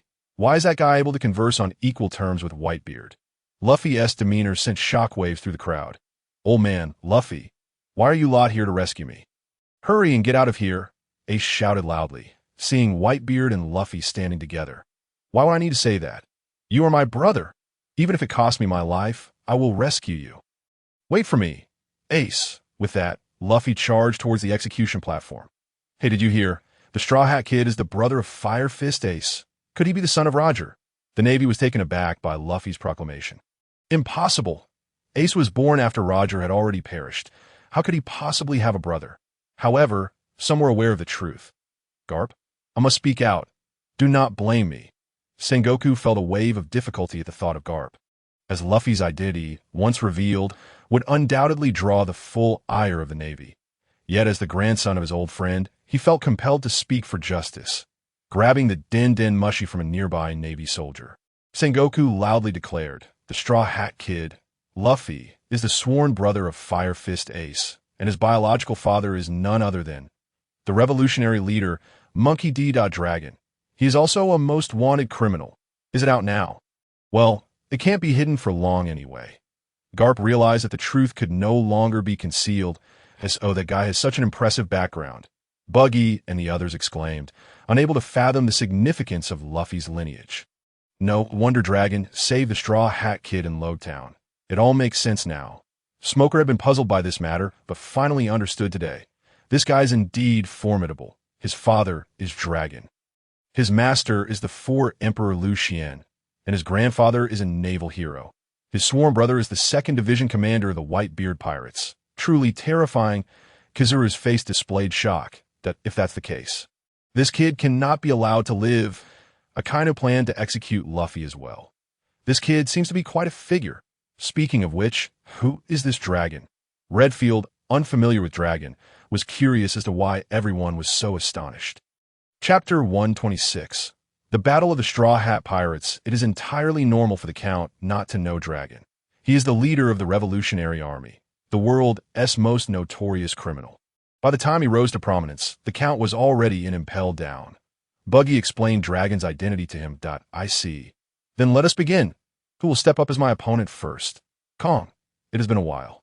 Why don't we two old friends have a spar? Redfield said, stepping forward to engage Kong in battle. We absolutely cannot allow the Straw Hat Kid to live. Charge. At that moment, Navy personnel surged forward, intent on taking down Luffy. Boom, boom. Just then, a giant rear admiral rushed over to block Luffy's path. Straw Hat Kid, you shall not pass. With that, a massive iron rod, several meters long, came crashing down to, I have no time to waste here. Gear second. Haki, Luffy declared, his right fist enveloped in a layer of black haki as he delivered a single punch that sent the giant rear admiral flying. Boom. The giant rear admiral crashed to the ground. Motionless, clearly having been knocked unconscious and unable to continue fighting. How is this possible? With just one punch, he defeated a giant. He truly is a newcomer. The New World pirates expressed their astonishment at Luffy's feat of overpowering a giant with a single blow. Do not regard him as an ordinary pirate. As the son of Dragon, it is entirely normal for him to possess such strength, a Marine rear admiral shouted. Garp felt speechless at this, thinking to himself, normal, not at our age. We did not have such power. Ha ha ha. It has been a while, Straw Hat Kid. Today, I shall reclaim your shadow and recreate the strongest zombie. Suddenly, a chilling voice echoed nearby. It was Gecko Moria, who bore a grudge against Luffy. You are? Moria? I didn't expect you to be here too. Step aside. I have no time to waste. Luffy recognized Moria at once, remembering how Moria had once made things quite difficult for the Straw Hat Pirates. Let's talk. Zombies charge. Moria waved his hand, and instantly, countless zombies emerged from the ground, charging towards Luffy. Ocean shoulder throw. A pillar of seawater surged forth, drenching all the zombies, and black shadows began to emanate from their bodies. Moria, your zombies are afraid of salt, Jinbei said as he stepped in front of Moria. Damn Jinbei. Moria's face contorted in rage, wishing he could dismember him. You go on ahead, Luffy. I'll handle Moria. Thank you, Jinbei. With that, Luffy continued his sprint towards the execution platform. Whoosh! A blade of air grazed Luffy, severing several strands of his hair. Shanks, I'm sorry, it seems your bet on the future is about to perish here. With that, Mihawk gripped his black sword and struck towards Luffy. Armament Haki, clang. The sound of metal colliding rang out as Luffy blocked Mihawk's strike. Ditto, I didn't expect your Haki to be so profound already. Capable of withstanding my attack, Mihawk remarked, astonished as he gazed at Luffy. It appears I must unleash my full power. Mihawk charged at Luffy, wielding his black blade imbued with armament Haki. How infuriating! Luffy frowned at the Haki emanating from the black blade, realizing he could not withstand it. Just then, 3 black katanas, also infused with armament Haki, flashed by and collided with Mihawk's blade with a clang. Who dares? Mihawk inquired as he regarded the 3 swords that had blocked his strike. It's been a while, Mihawk. The voice belonged to Zoro, the swordsman of the Straw Hat Pirates. Unable to contain himself upon seeing Mihawk, Zoro rushed forward, still haunted by his previous defeat, determined to avenge that loss. Oh, so it's you.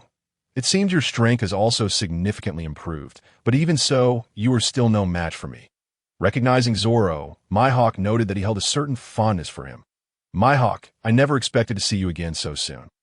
Although I may not be your match yet, Luffy needs to rescue his brother, so I can only hold you off for a while.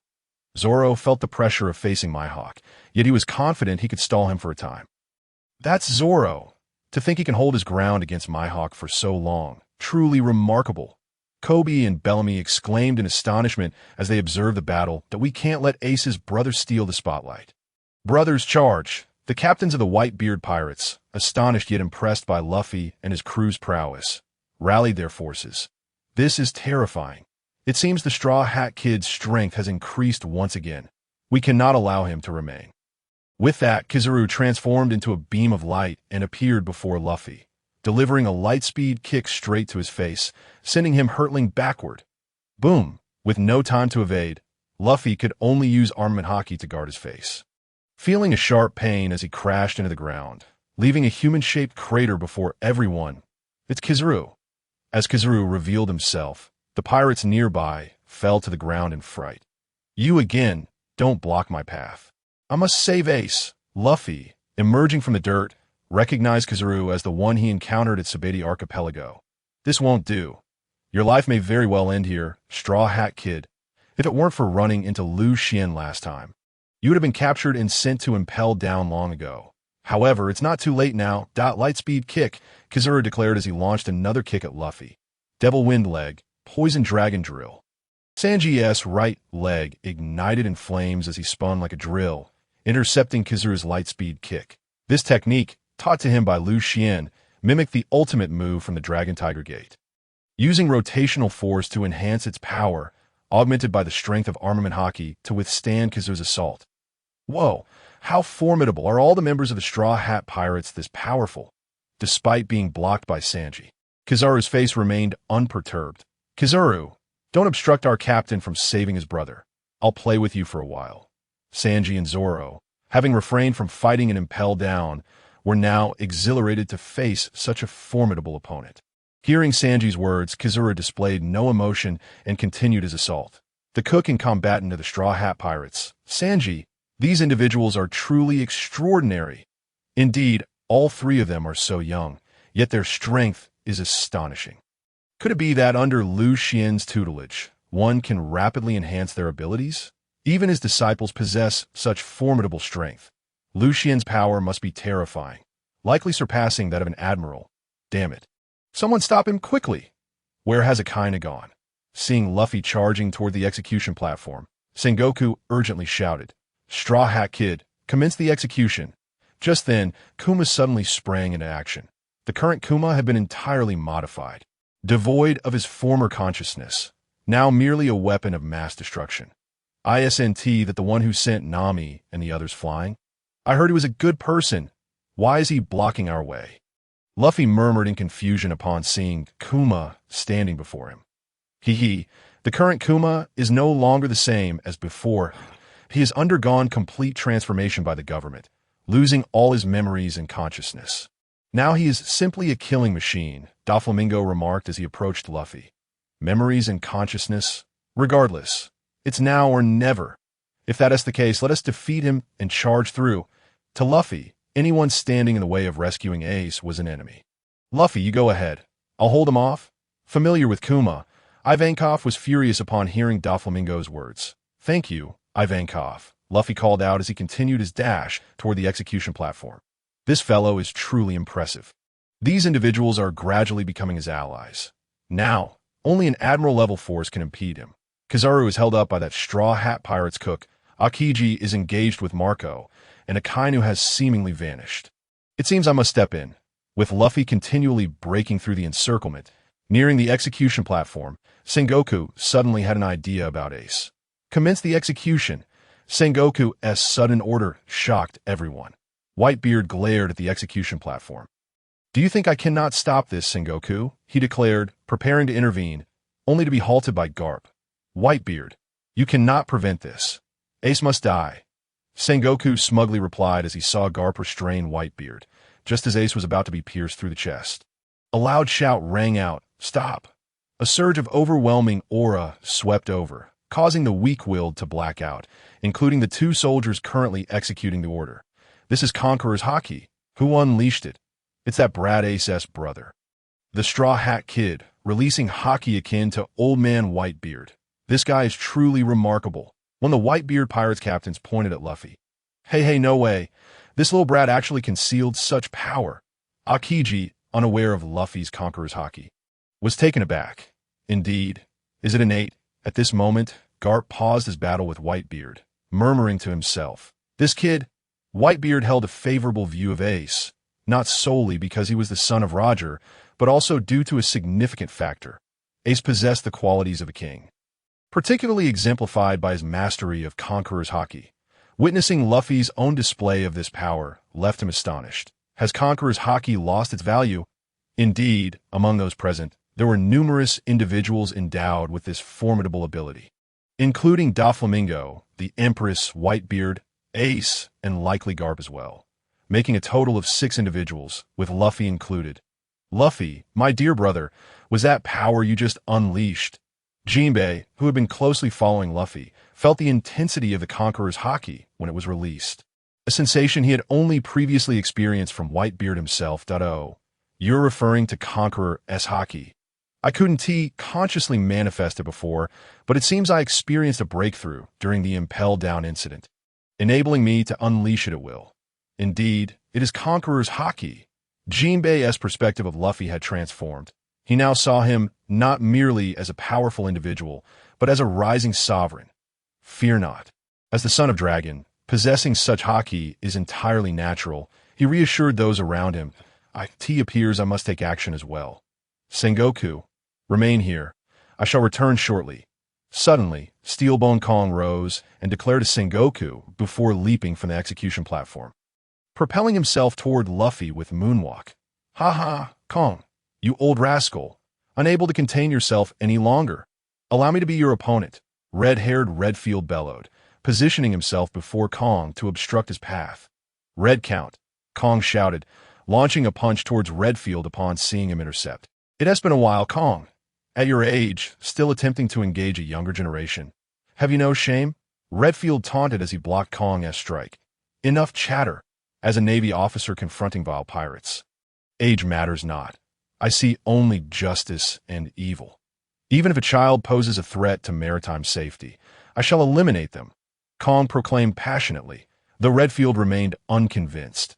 Are you not merely afraid that he may outgrow you, rendering the Navy impotent? How grandiose your words are, Navy. Hypocrisy suits you well. I detest your kind, hypocritical scoundrels. You shall not kill him before me. With that, Redfield swung his bat-shaped umbrella, unleashing a crimson slash towards Kong. A strike that rivaled the one from Mihawk moments ago. Steel Fist. Kong's fist was enveloped in a layer of azure armament Haki, colliding with Redfield's attack, sending violent shockwaves that propelled both Navy and pirates alike into the air. Help! Cried those lifted into the sky. Quickly, vacate the area. They are far too powerful. It's perilous here. Marco shouted to the Whitebeard pirates, prompting them to retreat and clear space. That old man is incredibly strong. I wonder if my master possesses such might, Luffy exclaimed, astonished by Redfield's prowess, having missed his earlier display during the Impel Down incident. That rascal has remained so formidable despite his time in Impel Down. He appears unchanged, Garp reflected, having observed the encounter closely. Damn it. Now only Otis remains. He must take action, Sengoku declared to Otis, who stood nearby. Otis, you must intercept the Straw Hat, Sengoku commanded. Finally, it's my turn to act? I'd been itching for a fight, Otis grumbled, rising to join the fray, his impatience palpable as he observed the battle below. Look, the Admiral is making his move. Everyone be cautious. His strength is terrifying, a sharp-eyed pirate shouted as Otis rose. Otis, as the leader of the revolutionaries, Ivankov is well acquainted with the admirals. After all, revolutionaries frequently clash with the Navy, amassing intelligence on them. Everyone, be careful. Otis is a natural-type user of the Earth fruit, capable of manipulating the Earth itself. His power is formidable. Do not confront him head-on. Otis paused, eyeing Ivankov with surprise. I didn't expect you to know so much about me, revolutionary Ivankov. But even if you are aware of my abilities, does that guarantee you can contend with me? Otis's assertion was astute. Even with knowledge of his powers, opponents often found themselves powerless against him. Many knew the abilities of the three admirals, yet faced with them, one was often left helpless. Do not fret, though he is mighty. This is the sea. He holds no advantage here. Indeed, even if he can manipulate the earth, what of it? This is the ocean. Charge. Fear not. The crowd surged towards Otis, eager to vanquish him. Hey, you fools, don't act rashly. Even if this isn't a favorable environment for him, he is not someone you can easily confront. Ivankov shouted, but his warnings fell on deaf ears as the allure of defeating an admiral captivated them. I claim the head of the admiral, a pirate shouted, brandishing his blade to strike down Otis. Fool! Do you think an admiral could be slain so easily? As Ivankov's words faded, Otis's severed head transformed into a mound of yellow earth, scattering across the ground. Has it begun? Then I shall not hold back. Rock giant fist, Otis proclaimed, his right hand morphing into a massive stone fist, soaring towards the crowd. Unstoppable. The onlookers screamed in panic, attempting to flee. But it was too late. With a resounding crash, the giant fist struck the ice, leaving numerous pirates and navy personnel grievously injured. This is the might of an admiral. Truly, his power rivals that of the three admirals. They are all monsters. Chapter 129. Kaido makes his entrance step back. I shall handle this. At that moment, Diamond George, the captain of the 2nd Division of the Whitebeard Pirates, stepped forward. Captain George. Splendid. Upon witnessing George's intervention, the crowd retreated, clearing the field for their impending duel. Diamond George. This will be quite the challenge. In open terrain, George would have been no match for Otis, but here, Otis's powers were significantly hindered, leaving him at a temporary disadvantage. Must I rely on his assistance? Sengoku mused, observing the tide, turning in favor of the Whitebeard pirates. After much contemplation, he resolutely called out, We accept your request. Please assist us. What is the matter? Who is Sengoku addressing? The crowd pondered, perplexed by Sengoku's shouts toward the sky.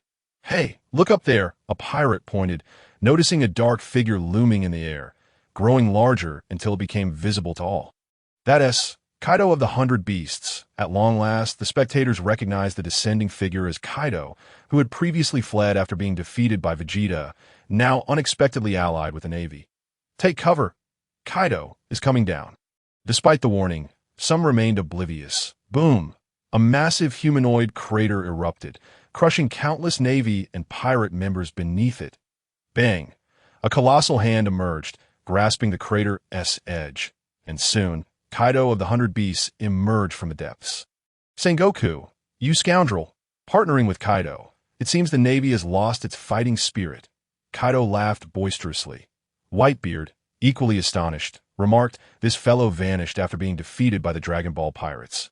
Who could have imagined he would reappear here allied with the Navy? Regardless of how it came to pass, we now face an additional formidable foe. Be cautious, for Kaido's strength is on par with that of my father. Avoid direct confrontation. Phoenix Marco warned the others. Ha ha! Sengoku, it appears your Navy is confronting the greatest crisis in history. Whitebeard, Redfield, so many familiar faces. Kaido's words incited Sengoku's ire. Enough of your prattling. Kaido, you still haven't made a move that I understand, but there's no need to rush. My acquaintance, allow me to say a few more words. Kaido stated leisurely. Enough chatter. Act swiftly. We are merely in a partnership. Your arrogance is unwarranted, Sengoku. Otherwise, your Navy will acquire yet another adversary. Kaido's words sent a jolt of anxiety through Sengoku. Should Kaido and Whitebeard ally, the Navy would undoubtedly face defeat. However, rest assured that I have no intention of assisting Whitebeard, as our paths do not align. Following this, Kaido let out a hearty laugh. He was not yet prepared to sever ties with the Navy. Oh no! Kaido's involvement has shifted the advantage, which was initially leaning in our favor, back to the Navy. With Kaido now siding with them, the morale among the pirates waned. Who can stand against Kaido now? He possesses the strength of an emperor. Whitebeard was intercepted by Garp, and Redfield was locked in battle with Sora. It appeared there was no one left here capable of challenging him. Are you the Straw Hat Luffy? I hear you are the disciple of that scoundrel Lucian. Thus, you should be aware of my enmity with him, Since I cannot kill him now, I shall take the life of his disciple to avenge myself." With that, Kaido advanced towards Luffy, intent on striking him. This fellow is one of the Emperor's bested by my master and the others. He seems formidable. Regardless of who it is, anyone who obstructs me from rescuing Ace shall be defeated. Even if they possess the strength of an emperor. After all, I will have to contend with these individuals sooner or later. I might as well gauge their strength now. Gear Fourth, Bound Man. Luffy propelled himself towards Kaido, utilizing Gear Fourth. This guy actually possesses such a technique. It is truly remarkable. So, this is Ace's brother. Both siblings are extraordinarily powerful. The ability to simultaneously employ Haki and Devil Fruit powers to create such a technique. Did Lucian impart this to you? Luffy. Garp observed Luffy's display of power, astonished. Incredible. I never anticipated that the Straw Hat Kid possessed such capabilities. It seems he did not unleash his full strength when battling me. Was he underestimating me? Kizaru remarked, a hint of displeasure on his face. Truly astounding. Every time we meet, the Straw Hat Kid's strength has significantly escalated. Akiji, having known Luffy for some time now, was well aware of the pace at which his power was advancing. Ha ha ha! How amusing! An ant dares to challenge a giant. Allow me to demonstrate just how insignificant your strength is. Having spoken, Kaido launched a punch at Luffy, whose fist resembled a meteor, wreaking havoc in its wake, rendering those nearby unable to open their eyes. Rubber, King Kong gun. Luffy confronted Kaido's assault without fear, directly countering with his own fist. Boom! A ferocious gust of wind erupted between their fists, causing a violent explosion that engulfed the entire plaza. And in an instant, numerous pirates and Navy personnel fell unconscious. This is the clash of Conqueror's Haki. However, Luffy's Conqueror's Haki still lacks sufficient strength. Witnessing so many people collapse, everyone was astonished. They never expected Luffy to withstand Kaido's punch. Chapter 130. Arrival of the Dragon Ball Pirates. Haha, I didn't realize you had some skill. That last punch was delivered with merely 30% of my strength. You could never match me. Prepare to meet your end. Haki punch. In that previous strike, Kaido had not utilized his armament Haki. It was merely a straightforward punch. This time, however, he unleashed his full might. Although he still refrained from employing Haki, it was beyond Luffy's capacity to endure. Damn it, the disparity is so vast. I will not concede. Lion Bazooka. In the previous punch, Luffy had exerted all his strength just to barely withstand it. Upon seeing Kaido's fist coming again, Luffy had no choice but to deploy Lion Bazooka to deflect the attack. Bang! Ah! Luffy cried out as he was sent flying, reverting to his original form. It seemed his Haki had nearly been depleted that it appears you are finished. I shall send you off to the next world. With that, Kaido struck at Luffy once more, this time employing armament Haki. Boom! An explosion resounded. Dust and debris filled the air, obscuring the sight of Kaido and Luffy. What happened? Is the Straw Hat Kid truly going to perish like this? Luffy! Ace shouted in concern upon witnessing Luffy being attacked by Kaido. Hey Luffy, why aren't you getting up? Line, there must be quite comfortable. At that moment, a man's voice emerged from the smoke. You are Brother Goku. As the smoke dispersed, Luffy joyfully beheld Goku standing before him, a hand shielding him from Kaido's colossal fist.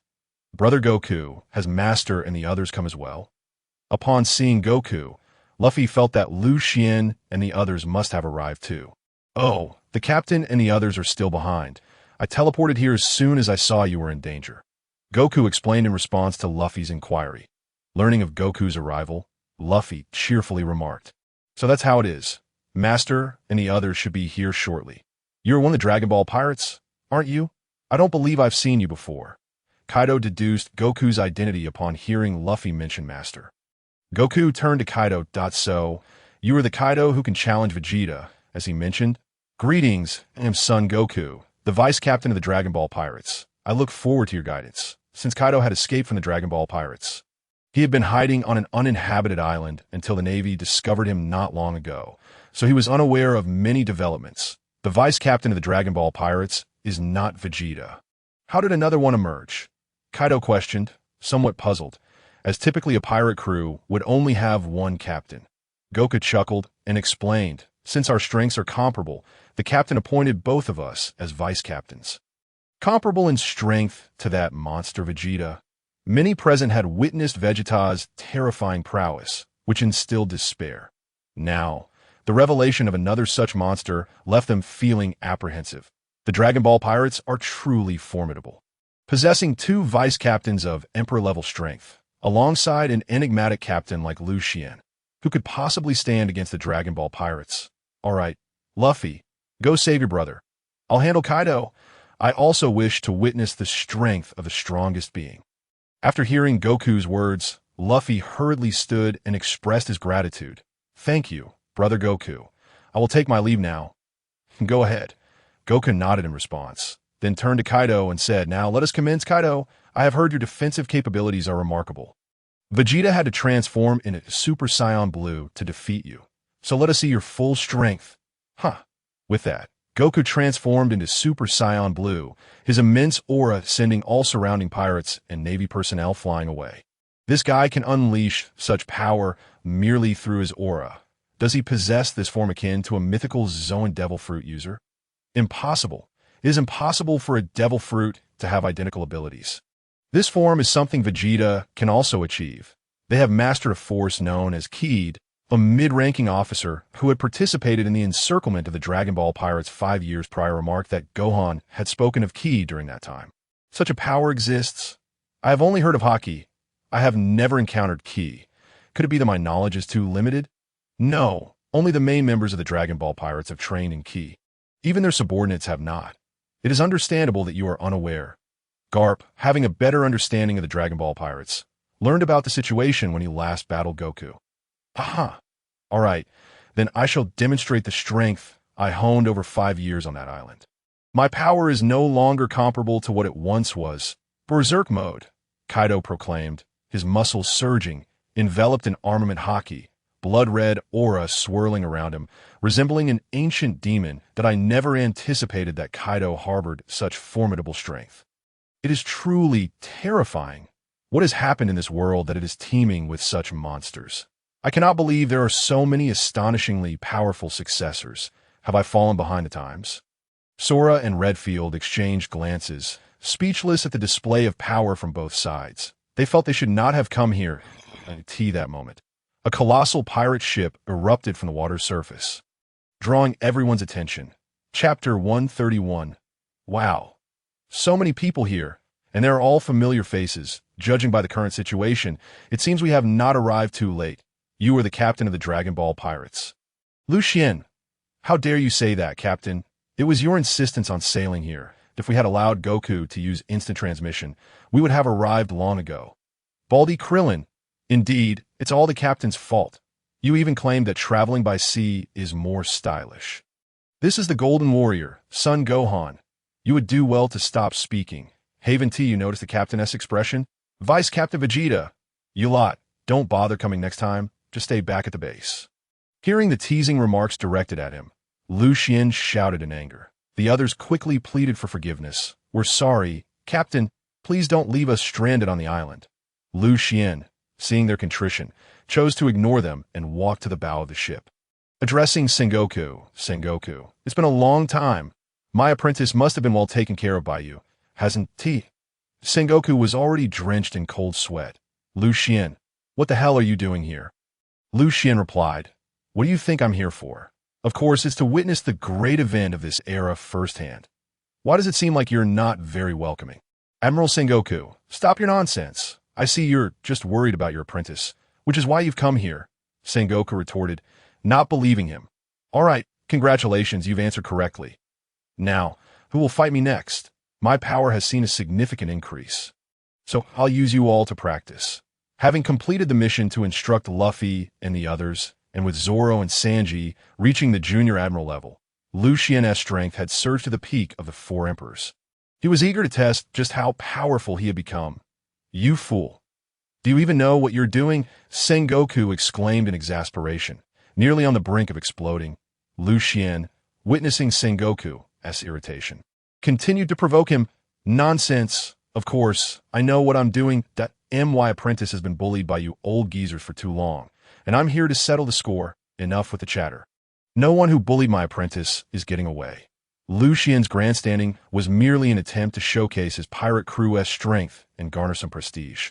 Although his plan succeeded when Luffy revealed that his master was Lucian, netting him over $1 billion in prestige, it only translated to just over 10 million in energy to level up to divine status. He needed a staggering 100 million points. This amount of energy was far from sufficient. Sengoku, upon hearing his words, was nearly driven to madness. However, the Navy's combat power was already tied up, leaving no one to deal with the Dragon Ball pirates. What should he do? Was he left with no choice but to report to the Gora CI? After much deliberation, Sengoku ultimately decided to let the Gora CI handle it, pulling out a transponder snail to contact them. Buru Buru. Buru Buru. Hello, is this Sengoku? What's the matter? A voice emerged from the transponder snail. Belonging to one of the Gora CI, the Demon Sword Star. Demon Sword Star, it's like this. The Dragon Ball pirates have suddenly appeared at Navy headquarters and are preparing to attack. Please give us your orders. What?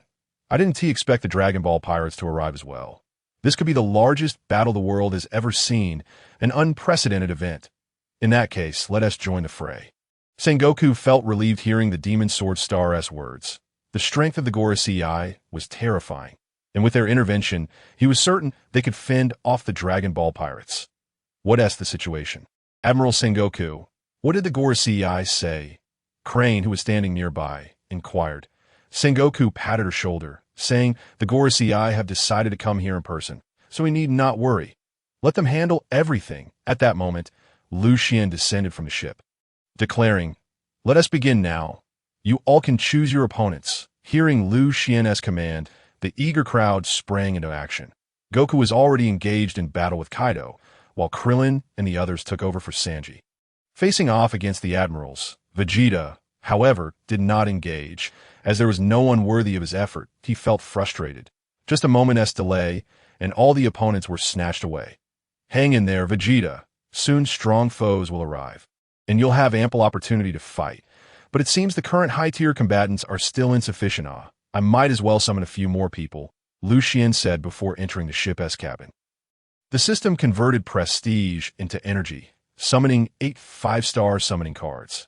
Exchange successful. Congratulations, host. You have obtained 8 5-star summoning cards. Would you like to use them?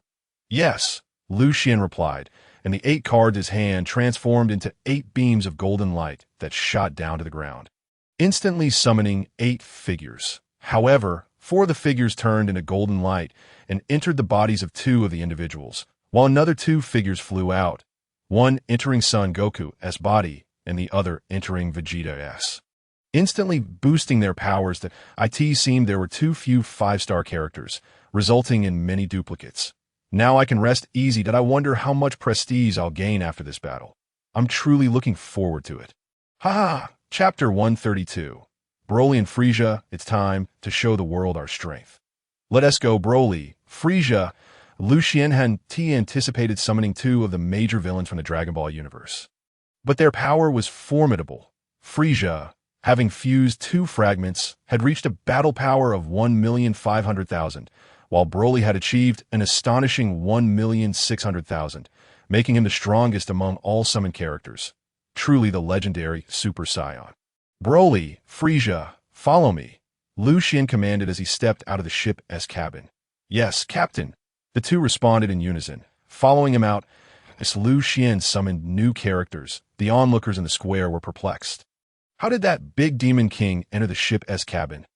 Isn't he here to rescue his apprentice? A Navy colonel remarked. Hearing this, the surrounding Navy personnel were left speechless. Do you expect him to charge right in? The admirals and generals already have their hands full. If he attacked, would you be able to handle him? Could it be that he is afraid and hiding in the cabin? A pirate speculated, his imagination running wild. You think he is like you? He is one of the 4 emperors of the New World, with immense battle power. How could he fear such a scenario? I believe he has gone back to the cabin to retrieve some secret weapon. Stop speculating aimlessly. We'll know everything when Lucian comes out, Marco remarked, feeling somewhat embarrassed by his subordinate's chatter. Look, Lucian is coming out of the cabin. At that moment, a Navy officer pointed at the deck of the Dragon God's ship. Indeed, there are others coming out behind him. Could these be other members of the Dragon Ball pirates? I was wondering why I hadn't seen them. Turns out they were all in the cabin. Wait, these two individuals seem unfamiliar. Are they newcomers to the Dragon Ball Pirates? They don't look very strong. Could it be that they're too weak to come out, which is why Lucian had to summon them? Upon hearing the crowd's discussions, Goku and the others ceased their actions and turned to look. Even Sengoku and Whitebeard were curious about the two newcomers. Frieza, Broly. The captain actually summoned them. Goku exclaimed in shock and joy. Finally, he wouldn't have to train alone with Vegeta anymore. The others were too weak, and only Tien was comparable in battle power. With the arrival of these two, Goku finally had worthy opponents. How could he not be thrilled? Frieza, Broly. Krillin, seeing the two, expressed some trepidation, as he had suffered greatly at their hands in the Dragon Ball universe. Even though he had been revived, the trauma lingered. What's wrong? Baldy, you seem awfully frightened of them. Surely that's the case. Haven't you noticed how scared Baldy Krillin looks? Kakarot, Broly shouted, transforming into his Super Saiyan state and preparing to charge at Goku. Broly, Lucian shouted, and Broly regained his senses, reverting to his normal state. Lucian breathed a sigh of relief. Fortunately, those summoned by the system were 100% loyal to him. Otherwise, if Broly went berserk, the people here might not be able to stop him. My apologies, Captain. Seeing Kakarot got me a bit too excited, Broly said, now back to his normal self. Phew, startled.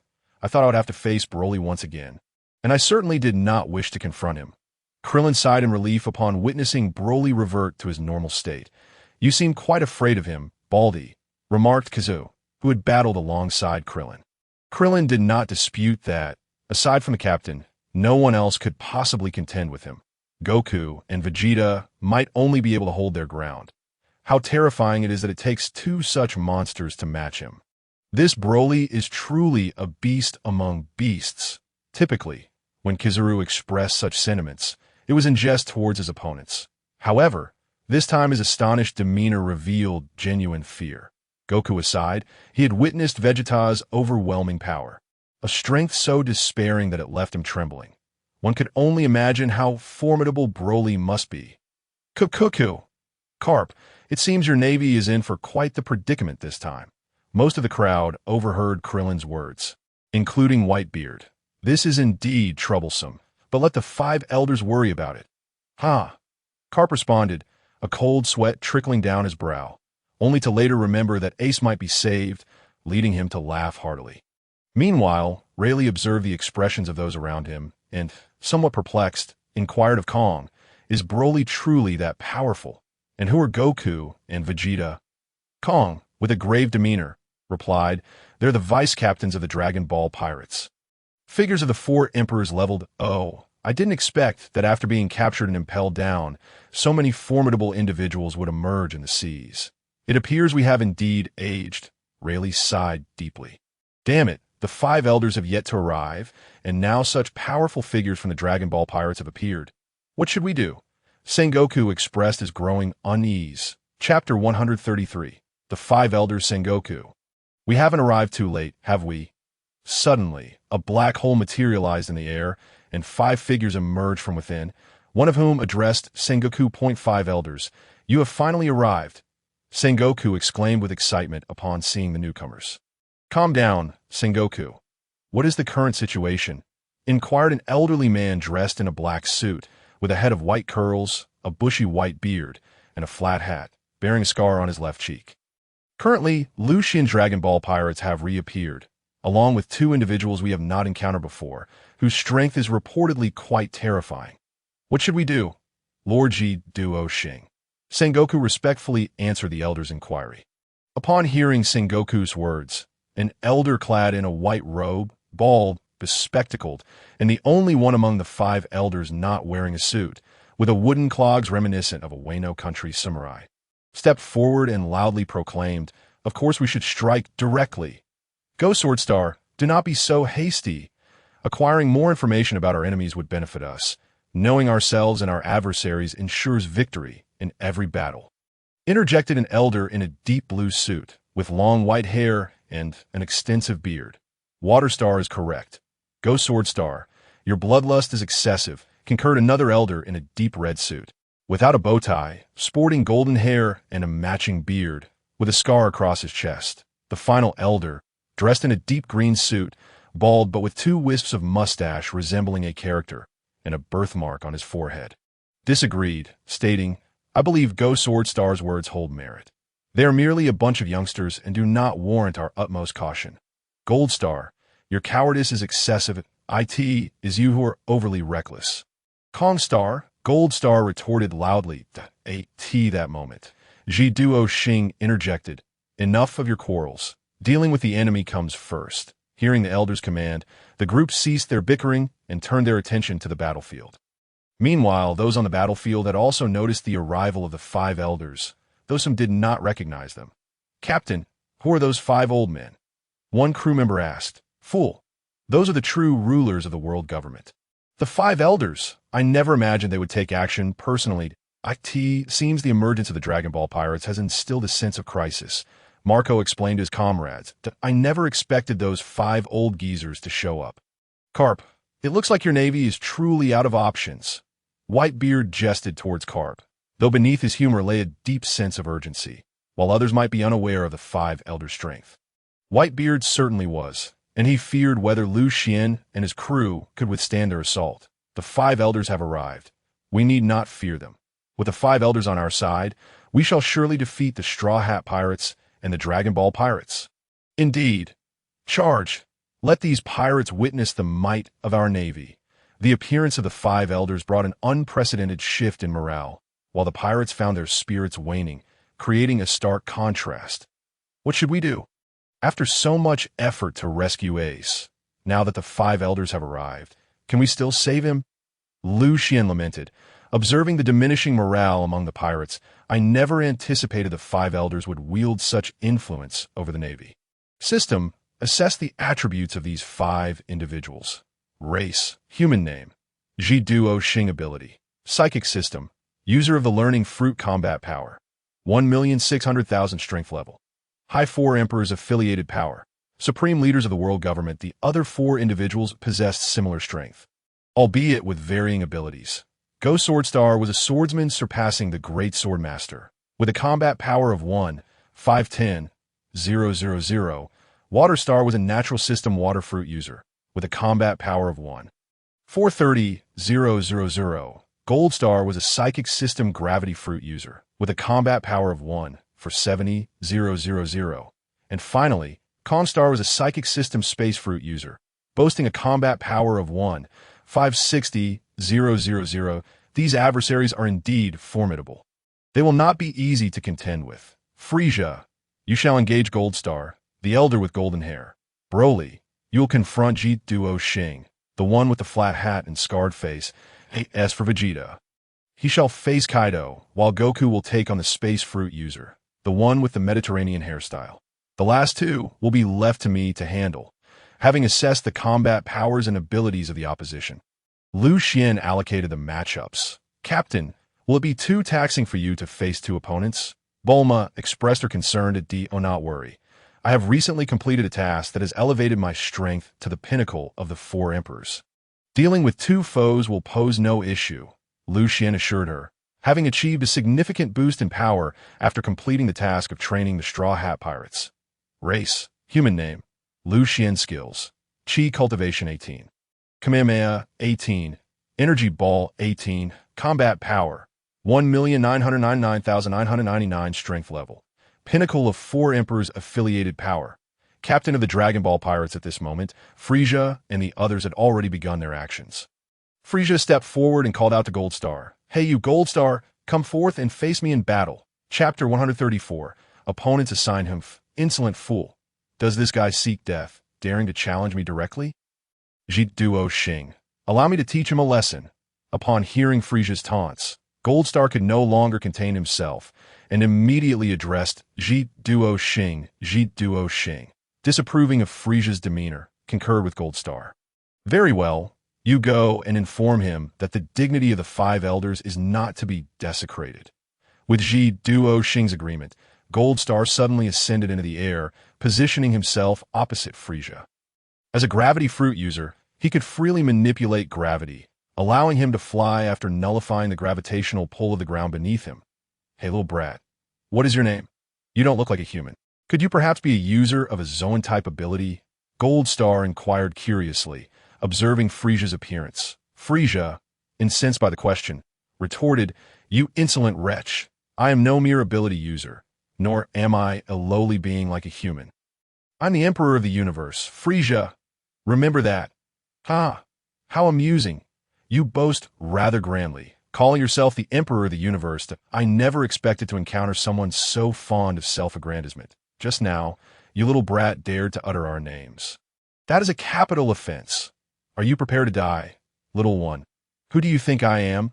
I am the Emperor of the Universe, Frisia." With a loud proclamation, Frisia unleashed his energy, causing the entirety of Mariejois to tremble. The ground is shaking. Whitebeard hasn't used the tremor fruit. Why is it still quaking? Could it be that the apocalypse is upon us? This is not an earthquake. Rather, this individual is utilizing his power, and the tremors are a result of his overwhelming aura. This individual is truly terrifying. A lieutenant general remarked that he has encountered numerous formidable figures and thus possesses a reasonable understanding of such matters. "Old man, are you prepared to meet your demise?" With that, Frisia extended his finger and unleashed a beam of death directed towards Jinxing. Upon witnessing the beam hurtling towards him, Jinxing hastily evaded, narrowly escaping as the beam grazed his face, leaving a scar in its wake. Boom! The beam struck the icy surface, resulting in a colossal explosion. Nearby naval officers and pirates were immediately sent soaring into the air. How infuriating! Tenfold gravity, in a state of panic. Jinxing unleashed his powers, imposing tenfold gravity upon Frisia. Is it gravity? Do you truly think such a modest increase in gravity can subdue me? I can only say you are overly ambitious. Continuous death beams. Frisia relentlessly fired beams from both hands. How is it possible for him to continue this onslaught under tenfold gravity? The gravitational force is diminishing. Observing Frisia, who, under the tenfold gravity, continued to unleash such perilous rays. Jinxing hurriedly reduced his gravitational influence, dodging the incoming beams. Boom! Boom! Boom! The sound of explosions echoed, with debris from the blasted naval officers and pirates scattered everywhere. "We must vacate this area. It is too perilous." Seeing the chaos, Lucian urgently addressed Frisia, stating, "Frisia, you must engage him elsewhere. Fighting here will result in the annihilation of these people." "Oh, understood, Captain," Frisia responded, turning to Jinxing and gesturing towards the distant sea. "You heard him. Let us proceed there." Jinxing, not wishing to inflict severe losses on the Navy, nodded in agreement, affirming that it was for the Navy's sake, not out of fear of them. The two ascended simultaneously towards the horizon. Phew, those two monsters have finally departed. Indeed, I felt as though I could perish at any moment. Precisely, I felt the same. Those beings appear less than human, akin to gods who manipulate life and death. As Frisia and Jinxing vacated the area, a collective sigh of relief swept through the crowd, for no one wished to meet their end in such a manner. At that moment, Broly stepped forward, confronting the five elders and pointing at Jidwa Xing. "You are Jidwa Xing, correct? Our captain has sent me to deal with you. You insolent brat, Jidwa Xing has no time for you. Allow me to face you instead." Observing Broly's declaration to challenge Jidwa Xing, Kong Xing interjected, asserting, "Your opponent is me. Do not interfere with Broly's battle." Son Wukong suddenly appeared, blocking Kong Xing's path, stating, "Vegeta has already substituted in for Wukong." "Who are you?" "I am Son Wukong, the vice captain of the Dragon Ball Pirates. I look forward to your guidance." Wukong assumed a fighting stance as he spoke. "I in that case. Let's engage." Space movement. With that, Kong Xing vanished, only to reappear before Wukong, delivering a powerful punch. Bang! Wukong caught the ferocious blow, suggesting, "Let us battle over there. I do not wish for these people to be harmed by our clash." After speaking, Wukong soared towards the open sea. "What say you, Jidwa Xing? Would you care to engage in combat with me?" As Wukong and Kong Xing departed, Broly continued addressing Jidwa Xing. "Broly, do not be so arrogant. If you wish to contend with Jidwa Xing, you must first defeat us." Mercury and Ghost Sword Xing stepped forward, asserting, "The captain has instructed that you too contend with him. thus I shall not engage with you." Broly maintained a calm demeanor, yet his words sparked considerable uproar. Chapter 135. Lucian's Power. "Hey, did you hear that? That fellow claims the Demon King Lucian is to face off against both of the five elders alone. Is he not merely boasting? Surely not.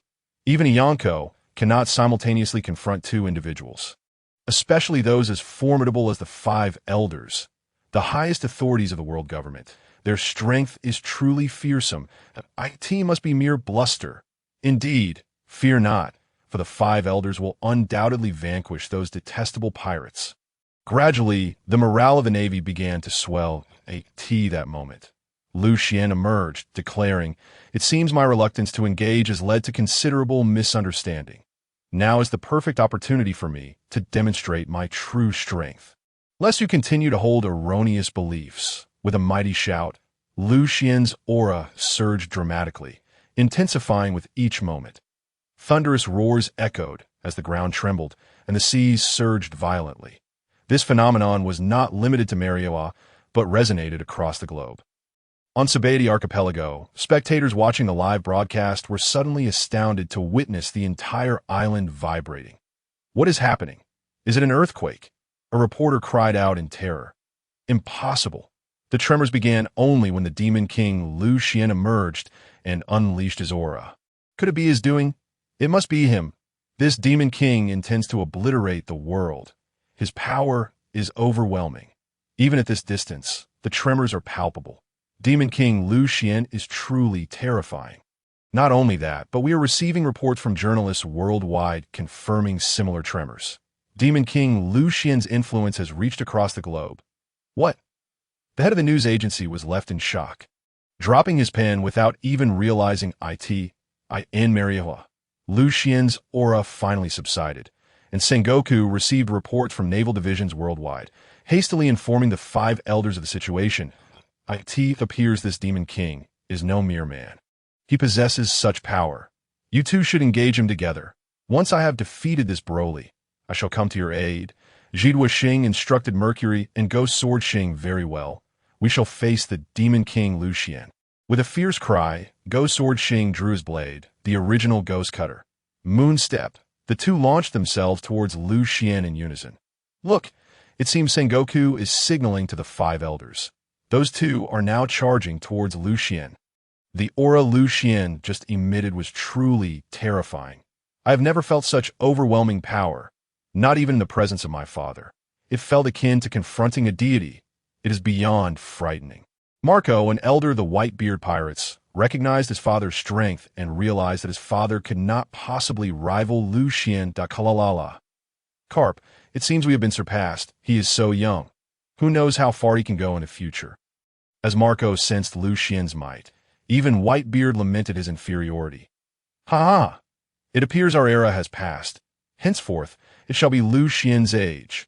Carp chuckled, offering no rebuttal to Whitebeard's words. This is the true extent of my master's power. It is astonishingly formidable. Luffy stood in awe of Lucian. Not stand there in a daze. Luffy, hurry to the execution platform. I and Sanji will cover you. Zoro reminded Luffy, who was lost in thought. Right? Ace, wait for me. I will rescue you momentarily. Luffy snapped back to reality, dashing towards Ace, with Zoro and Sanji trailing behind to protect him. It seems the Navy's chances of victory are slim. Should we not simply vacate this place? Doflamingo pondered, his gaze shifting across the battlefield, his expression fluctuating.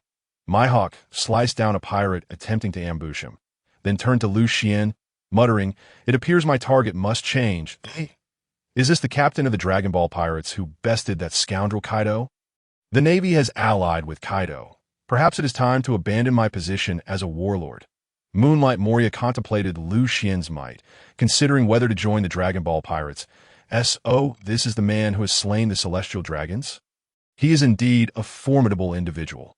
I find myself quite taken with him. The Empress Boa Hancock blushed as she spoke. How frightening. I never imagined the Demon King Lucian harbored such immense power.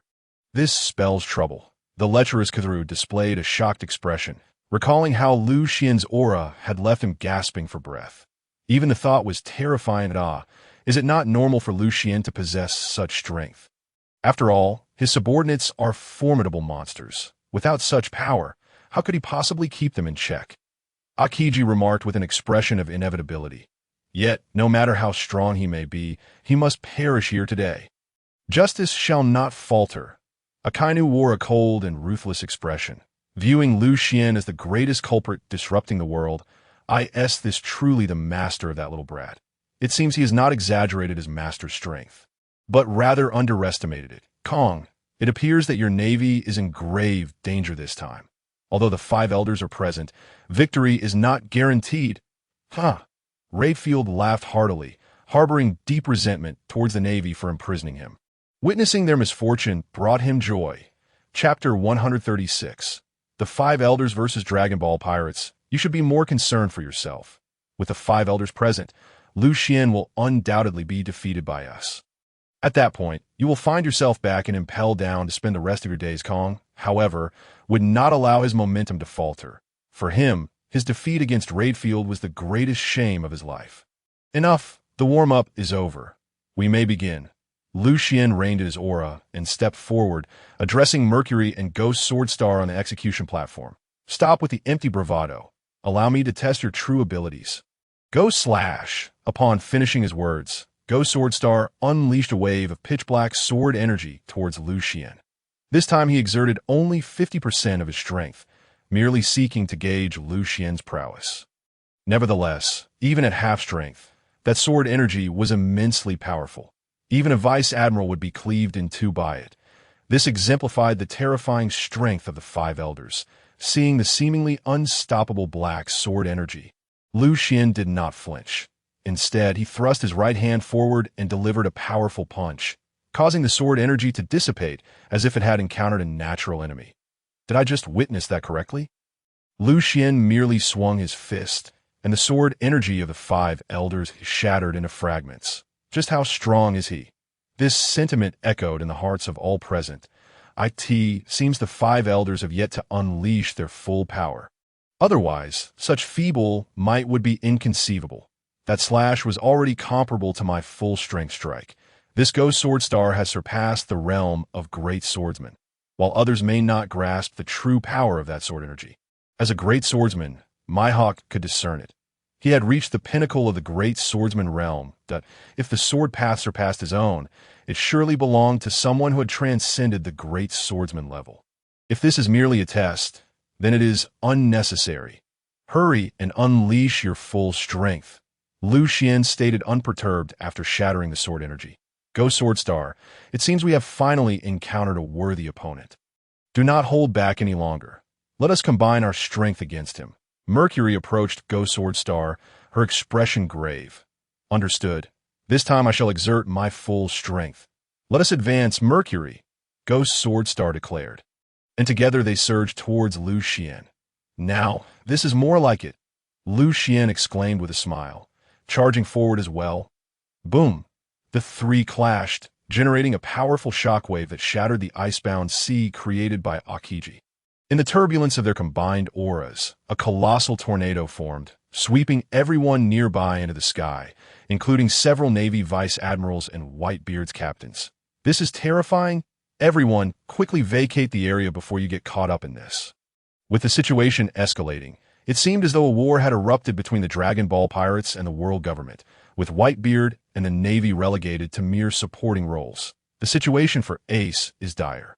If this continues, the Navy headquarters may be obliterated by the battle between the Dragon Ball pirates and the 5 elders.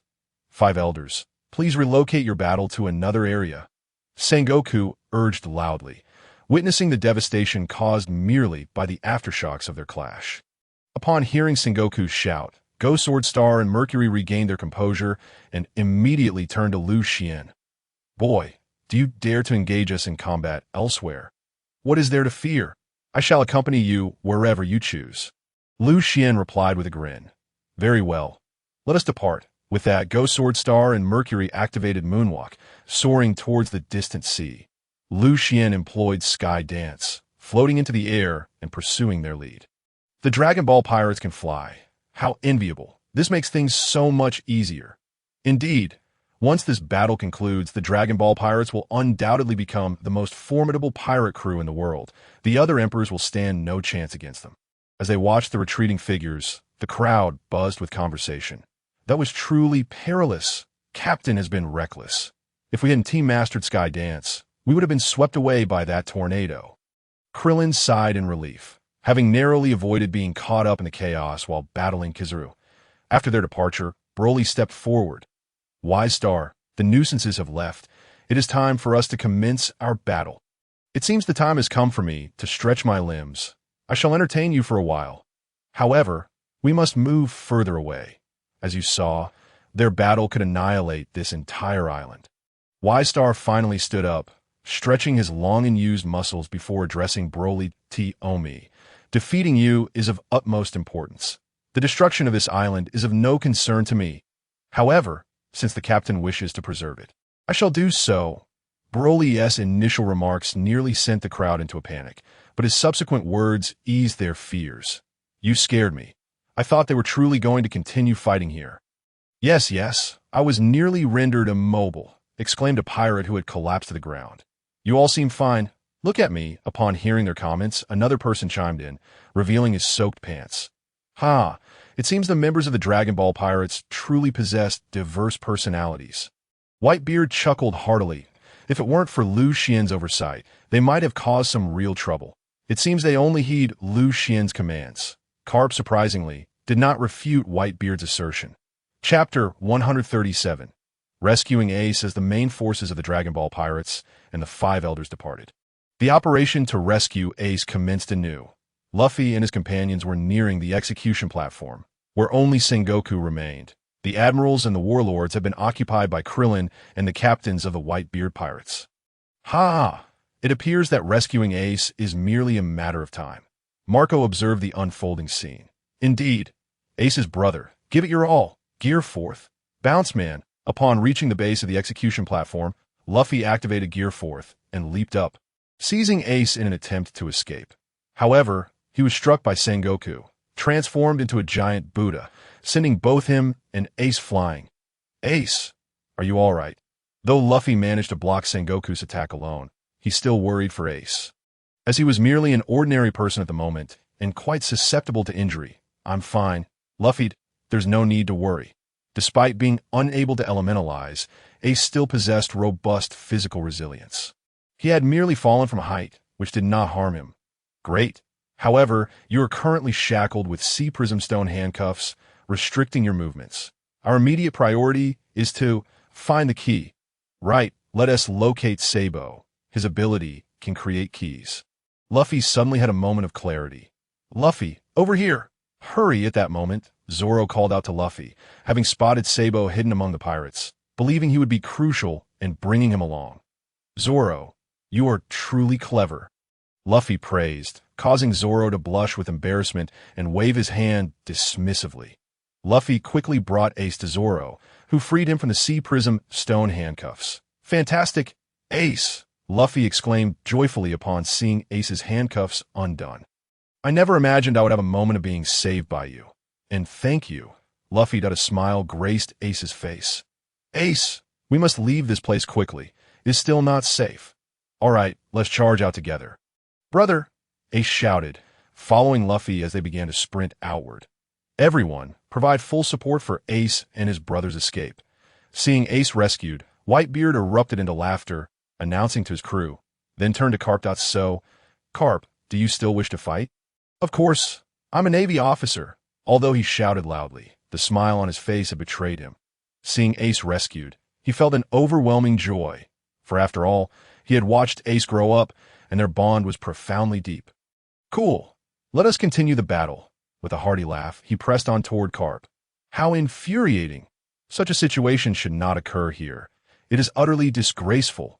Sengoku felt a deep sense of guilt for allowing Ace to escape. Knowing full well that Luffy's strength surpassed his own, yet Ace had still been saved by him. Make way! Make way! Luffy and Ace carve a path through their adversaries, as all the vice admirals and higher ranks in the Navy were obstructed, leaving no one capable of halting their advance. These two brothers exhibited an extraordinary synergy. Truly, they were brothers, both remarkably formidable. Go for it. Ace and little brother, break free, witnessing Luffy and Ace cutting through their foes unhindered. The pirates' morale surged. They had not anticipated his success. Reflecting on it, they realized they had once mocked the Straw Hat Kid for being so naive. Who would have thought that now? Crocodile, the sand alligator, observed the two with an inscrutable expression. Huh. Old man Kong, the Straw Hat Kid has indeed rescued his brother. Will you continue to fight me? Redfield intercepted a punch from Kong and addressed him. Spare me the chatter.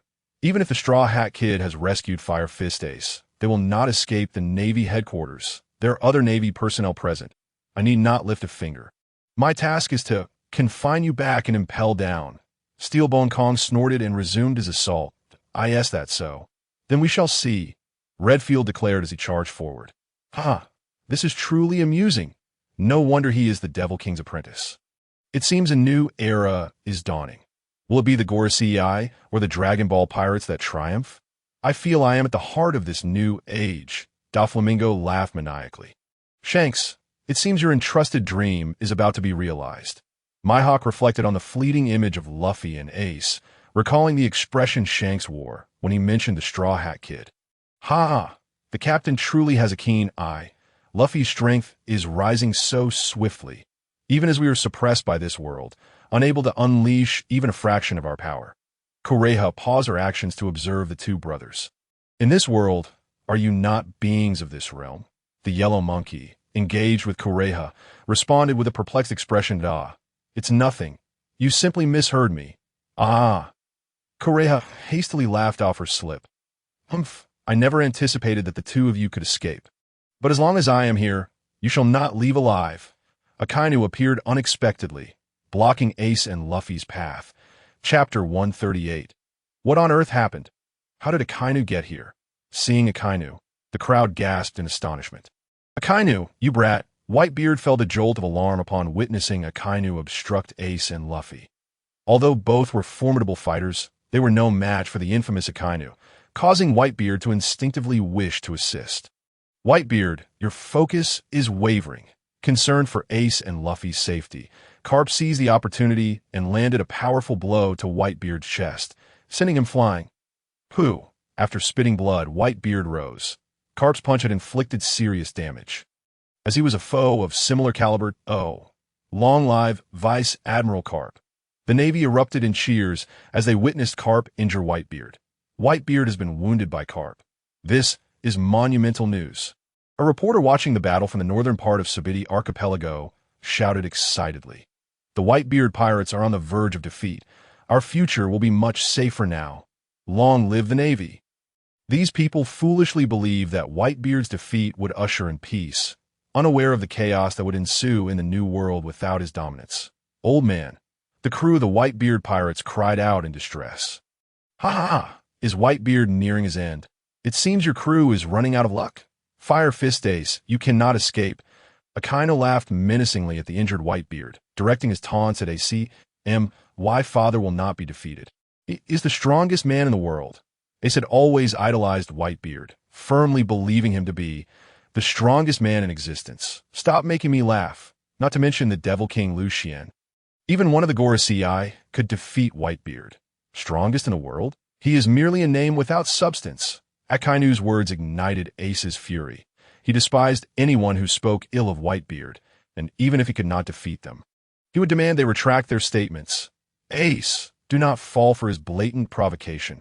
If you do, you will be playing right into his hands. Luffy implored as he held Ace back. I know, but he is my father. I cannot allow anyone to insult him. Ace retorted, turning to Luffy. I will speak as I please. Whitebeard is a complete failure. He was defeated by her biological father, the pirate King Roger, and now Lucian has taken the title of the world's strongest. Is that not the hallmark of a loser? Akainu continued to mock Ace. Enough of your nonsense. Whitebeard is the greatest pirate. This era belongs to Whitebeard. Ace shouted, unleashing his signature move. Fire Fist. Whitebeard is destined to fail. Surrender now. Akainu countered, transforming his right hand into magma, clashing with Ace's Fire Fist. Bang! Ace cried out in pain as he was sent flying. How is it possible that Ace was burned? He is a Logia-type user. Luffy exclaimed in disbelief, staring at the fallen Ace. Humph. Ace, you are merely flames. I can extinguish even fire with my magma. You cannot escape. Akainu scoffed at the bewildered crowd, casting a disdainful glance at Ace. Damn it, I will not allow you to harm Ace any further. I will protect you now, Ace. Gear Forth, bounce man. As Akainu prepared to strike Ace again, Luffy activated Gear Forth, shielding Ace that I had intended to deal with Fire Fist Ace first. But since you've chosen death, I will eliminate you first. Great eruption. Akainu lunged, his fist aimed at Luffy as the torrents of magma surged toward him. Luffy leaped forward, using the rebound effect of his feet to propel himself into the air. With his right hand, he struck out like a taut spring, colliding with Akainu's magma and thwarting his fiery assault. Boom! The magma splattered, melting the nearby ice. After unleashing that blow, Luffy returned to his normal state, having exhausted his remaining Haki during the skirmish at Impel Down. This is bad. Luffy's Haki is depleted. Everyone, we must protect the two brothers. Jinbei, who had been closely watching Luffy and Ace, shouted a warning upon seeing Luffy in danger. He had high hopes for Luffy, having witnessed him defeat numerous enemies at Impel Down, even those stronger than himself, without a hint of retreat. This was what made Luffy truly admirable. I will not allow you to harm Ace or his brother. Akainu. Marco flew in front of the two, confronting Akainu. Oh, you really think you can stop me, Marco? You are too naive. Even if it costs me my life, I will block you. Is that so? Then give it your best shot, Akainu declared, transforming his arm into a dog-like form and charging at Marco. I will not let you have your way. Marco transformed into a large bird engulfed in blue flames, soaring toward Akainu to intercept his attack. Chapter 139. Whitebeard's fury against Akainu. How many times can you withstand this? Your stamina seems to be waning. Akainu taunted, observing Marco's diminishing energy. I wonder how you will hold out soon. As Marco transformed into the immortal phoenix, Akainu relentlessly unleashed torrents of magma towards him. Although Marco's phoenix abilities allowed for complete regeneration, there were limits to this power. After enduring numerous assaults from Akainu, Marco gradually began to falter, ultimately seizing the opportunity to be struck down by a powerful punch, crashing to the ground, unable to recover for the time being. The son of the Revolutionary Army leader. Dragon, both of you must be eliminated. However, since you have chosen to seek death, I shall deal with you first. After sending Marco flying, Akainu turned to face Luffy, launching a fist towards him with all his might.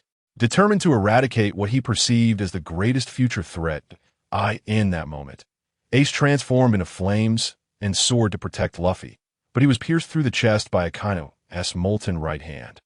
Collapsing onto Luffy. Ace, Doctor, hurry! Luffy stared in shock at Ace lying on him, and suddenly realizing the gravity of the situation, he embraced Ace tightly. Feeling the warmth of blood on his hands, he glanced down to see them drenched in crimson. Quickly understanding the horror of what had transpired and desperately searching for a doctor. You shall join him in death. With that, Akainu prepared to strike Luffy again. But then, a resounding thud echoed as Akainu's attack failed. Jinbei had arrived just in time to intercept the lethal blow. I will not allow you to harm Ace's brother, Jinbei declared. You are the former warlord of the sea. You should know my strength. You cannot stop me, Akainu retorted coldly, eyeing Jinbei with disdain. Even if it costs me my life, I will stand in your way, Jinbei shouted, employing Fishman Karate to strike Akainu. However, on land, Jinbei's Fishman Karate was unable to unleash its full power, and he was swiftly sent flying by Akainu. Damn it! Jinbei rose, watching as Akainu approached, lamenting his own weakness, realizing he could not save Luffy and Ace. Just as Jinbei was engulfed in despair, he heard the voices of Marco and the swordsman Vista behind him. Instinctively lowering his head, swiftly, two figures soared over Jinbei, striking Akainu and leaving two massive gashes across his body, threatening to cleave him in two. Haki. Akainu muttered, his body restoring to its original state. He had anticipated the ambush, rendering Marco and Vista's attack ineffective. Damn it, so close, Marco exclaimed in frustration. That moment, Vista turned to Jinbei. Take Ace and Luffy away. We will hold Akainu off. Without hesitation, Jinbei scooped up Ace and Luffy, retreating towards the sea. You cannot stop me. Their lives must end here today. Akainu shouted, executing a rapid movement to strike Marco, sending him crashing to the ground, seemingly unable to rise again. Another fiery blast sent Vista reeling, and Akainu turned his attention to Jinbe, unleashing a relentless torrent of magma, intent on claiming the lives of Jinbe and the two brothers. Suddenly, a sound akin to shattering glass pierced the air, followed by a tremendous explosion. Akainu's magma appeared to be intercepted by an unseen force, fragmenting into shards that rained down upon the icy surface, creating numerous holes. Out of nowhere, a towering figure emerged behind Akainu, causing him to break into a cold sweat. Slowly, he turned to find Whitebeard glaring fiercely at him, his eyes ablaze with unrestrained fury. "Whitebeard, what brings you here?" Akainu coldly inquired, only to notice Carp being restrained by Sengoku. "Sengoku, keep me pinned down, or I may lose control and kill Akainu," Carp exclaimed. "You fool," Sengoku scolded Carp while understanding his anguish. After all, his beloved grandson had just perished before his eyes, a burden too heavy for even the strongest to bear. "Akainu, have you decided how you will meet your end?" Although Whitebeard's face betrayed no emotion, his inner rage threatened to erupt. "I fear no one, especially you. You are already wounded. The outcome remains uncertain," Akainu shouted, launching a punch at Whitebeard. With a resounding clash, Whitebeard blocked the blow with his naginata, and then his right hand, imbued with the Tremor Fruit's power, struck Akainu with devastating force. With a crack, Akainu was sent sprawling to the ground, appearing as if he were shattered into pieces. Yet, Whitebeard was relentless, delivering a tremor-infused punch that sent Akainu deep into the earth. This strike, fueled by Whitebeard's fury, finally brought down the already battered Marine headquarters, splitting the entire plaza and trapping numerous Marines and pirates in the fissures. "Damn you, Whitebeard, the Marine headquarters, which has stood for 800 years, lies in ruins because of you," Sengoku lamented, witnessing the devastation unfold. "Quickly, summon a ship's doctor," Whitebeard commanded his crew, finally halting his assault. "Yes, hurry, fetch the ship's doctor." As the Whitebeard pirates scrambled to find their medical personnel, a ship's doctor rushed forward, pushing through the crowd to Ace's side. Upon seeing Ace's grievous injuries, he fell silent. "What is it, doctor? Please save Ace," Marco implored, grabbing the doctor. "I'm sorry. This wound is beyond my ability to heal. His organs have been incinerated." The doctor shook his head, delivering the grim news. How could this be? The members of the Whitebeard pirates were left in stunned silence, tears streaming down their faces. "What's wrong? Why is everyone crying?" At that moment, a nonchalant Buma approached the weeping crowd. "Buma, Ace is dying," Zoro exclaimed as he arrived. "He is not dead yet. He can still be saved," Buma replied, puzzled. "Don't joke around, Buma. Such severe injuries cannot be healed," Sanji added as he joined them. "Who says that?" "We still have the magic beans," Buma declared, producing a magical bean from her pocket. "Magic beans? Can they really save Ace?" Zoro and Sanji exchanged glances, familiar with the miraculous properties of the beans, but Ace's injuries were severe enough to raise doubts. "You fools waste such opportunities. As long as there is breath left, consuming these beans will restore him, no matter how grave the injury," Buma insisted. "Quickly, give him to him." She tossed 2 magic beans to Zoro, who rushed to feed them to both Ace and Luffy. As the beans were swallowed, Ace and Luffy were miraculously restored. Even the gaping wound in Ace's chest healed instantaneously, leaving onlookers in awe. "How is this possible? This is a miracle," the ship's doctor gasped, dumbfounded by the spectacle of regeneration he had never witnessed before. "Wonderful. Thank you, Buma." Zoro and the rejuvenated brothers expressed their gratitude. "And no need for thanks. Saving you was what your captain would have wanted," Buma replied nonchalantly. "Sanji, Zoro, quickly find a doctor, Ace." "Ace," Luffy shouted, awakening and immediately seeking assistance for Ace, his heart brimming with gratitude for his brother's survival. "Buma, was it you who saved Ace?" "I am forever grateful," Luffy exclaimed, tears of joy streaming down his face. "All right, Luffy, you two must leave this place at once. It is far too dangerous," Buma urged, relieved to see them unharmed. "Right, Ace, let us get out of here." At this moment, the two suddenly recalled that they had yet to depart from the naval headquarters, and they hastily rose to prepare for their exit. In the distance, Whitebeard, seeing Ace restored to health, erupted into joyous laughter, exclaiming, "Ha ha ha! Sengoku, it seems your scheme has failed." Sengoku, standing upon the execution platform, was taken aback upon witnessing Ace's recovery. His eyes widened in disbelief. How is this possible? Just moments ago, his internal organs were incinerated. How could he possibly be healed? The miraculous recovery of Ace had shattered the understanding of those present. It was an occurrence that transcended mere miracles. Ha ha ha. Such an event is truly astonishing. The Dragon Ball pirates are indeed formidable. Doflamingo, observing the situation, flicked his fingers to eliminate several pirates who had attempted to ambush him, then looked at the rejuvenated bodies of Ace and Luffy and laughed heartily. What a miracle! Ha ha! This is truly extraordinary! Ha ha ha! It seems you are indeed my grandson.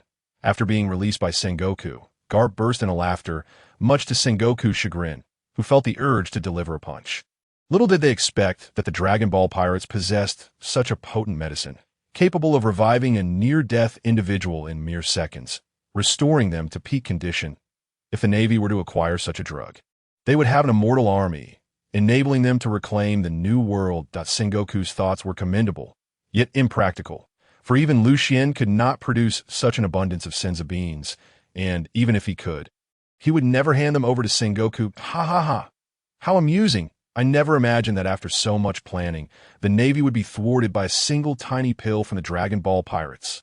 Raidfield jested to Steelbone Kong, who, to be honest, had also been taken aback by the sight of a mere pill reviving the almost deceased Ace. How impressive! It seems I underestimated the Dragon Ball pirates. Chapter 141. Old Fools. Raidfield, do not become too complacent. The Navy has not yet met its demise. As long as the five elders defeat Lucian, your time will come. Kong remained unperturbed by his provocation. How terrifying! The Dragon Ball pirates! To possess such a capability to revive, that is truly frightening. Kizaru's lecherous visage displayed a look of shock. He had lost count of how many times he had been astonished by the Dragon Ball pirates. Hey, is this for real? If the Dragon Ball pirates have an abundance of such medicine, how could we ever hope to win? Akiji echoed the sentiment, his face mirroring disbelief that I never anticipated that the Dragon Ball pirates had such a trump card. It is indeed astonishing. You must have one as well. Mercury, having been knocked back by Lucian's punch, paused to remark. Lucian retaliated with a punch against the original Ghost Sword Star, sending him back before addressing Mercury. Indeed, I possess a considerable quantity of senza beans, but it seems they won't be necessary for the two of you. Do not get too carried away. No matter how strong you are, you cannot contend with us when we join forces. I foresee you falling to my original Ghost Cutter very soon. Ghost Sword Star, caressing his original Ghost Cutter, stated coldly. Mercury cautioned Ghost Sword Star not to underestimate Lucian, asserting that this individual was exceptionally powerful. They needed to combine their strength against him. Mercury, you haven't been frightened out of your wits, have you? Allow me to handle him. Ghost Sword Star dismissed the concern, believing Mercury to be overly timid. After Ghost Sword Star's remark, he waved his right hand, unleashing a wave of black sword energy towards Lucian, while he himself vanished in a flash, just as Lucian raised his hand to block the sword energy. Ghost Sword Star reappeared behind him, striking with his blade. Lucian had sensed Ghost Sword Star's attack well in advance. However, he did not evade. Instead, his right index finger emitted a layer of white energy, successfully blocking the original Ghost Cutter before delivering a punch to Ghost Sword Star's abdomen, sending him crashing into the sea. Seeing this unfold, Mercury swiftly manipulated the water to rescue him. Ghost Sword Star, are you all right? I warned you earlier. His strength is overwhelming. We must combine our efforts if we are to defeat him. Spitting out a mouthful of blood, Ghost Sword Star struggled to speak, feeling utterly humiliated. He ascended into the sky, standing beside Mercury, embarrassed by the recent events. Understanding that Ghost Sword Star had silently agreed with his previous statement, Mercury quietly whispered, Ghost Sword Star, soon, we will employ that technique to deal with him. Prepare yourself while I stall for time. That technique?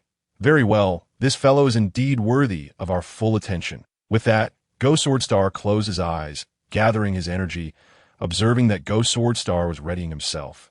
Mercury turned to Lucian and said, "Captain Lucian, your presence here is merely to assist your disciple in rescuing his brother. Now that Fire Fist Ace has been saved, why don't we each take a step back and let this matter rest?" Mercury had no intention of doing so. It was merely a ruse to buy time. Lucian contemplated Mercury's words before replying. "That sounds reasonable, but I have one condition that I wonder if the 5 elders can agree to it." "Oh, what condition? Captain Lucian, please elaborate." Mercury feigned politeness. Lucian adjusted his collar, stating, "It's nothing too significant. I simply believe that the institution of slavery is inhumane and would like for your world government to abolish it. Furthermore, the nobility should also be dismantled, especially the celestial dragons. I believe all individuals are born equal. None are inherently superior or inferior. All sentient beings should coexist peacefully if the 5 elders can agree to this condition. The Dragon Ball pirates shall withdraw from this battle. How simple is that?" Lucian winked at Mercury, as if what he proposed was merely a trivial matter.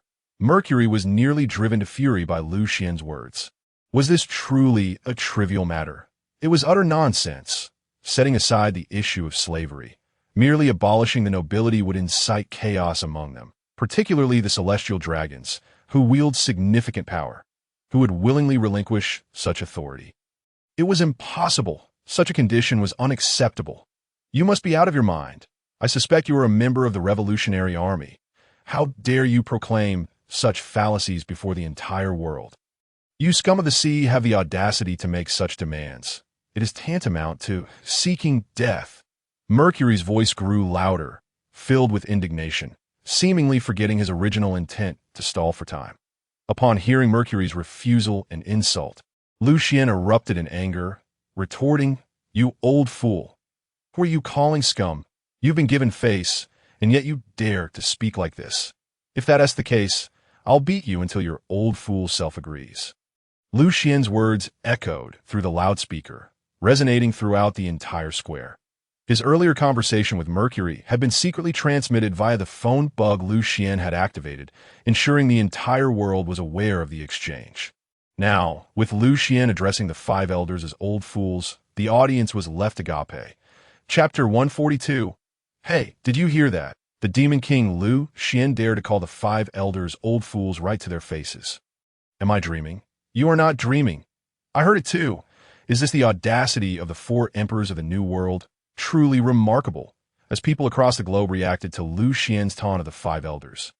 Discussions erupted, with some expressing admiration for Liu Xuan's principles at the Revolutionary Army's base. Dragon looked at the transmission from the phone bug, overwhelmed with excitement. This is the very essence of the Revolutionary Army's ideals. To liberate slaves, to overthrow the nobility, and to establish a world of equality. This is the goal for which we fight. One of the Revolutionary Army members beside Dragon exclaimed, "Chief, could it be that Liu Xuan is one of us? His objectives align perfectly with ours. Ha ha ha. It seems Liu Xuan is indeed a kindred spirit.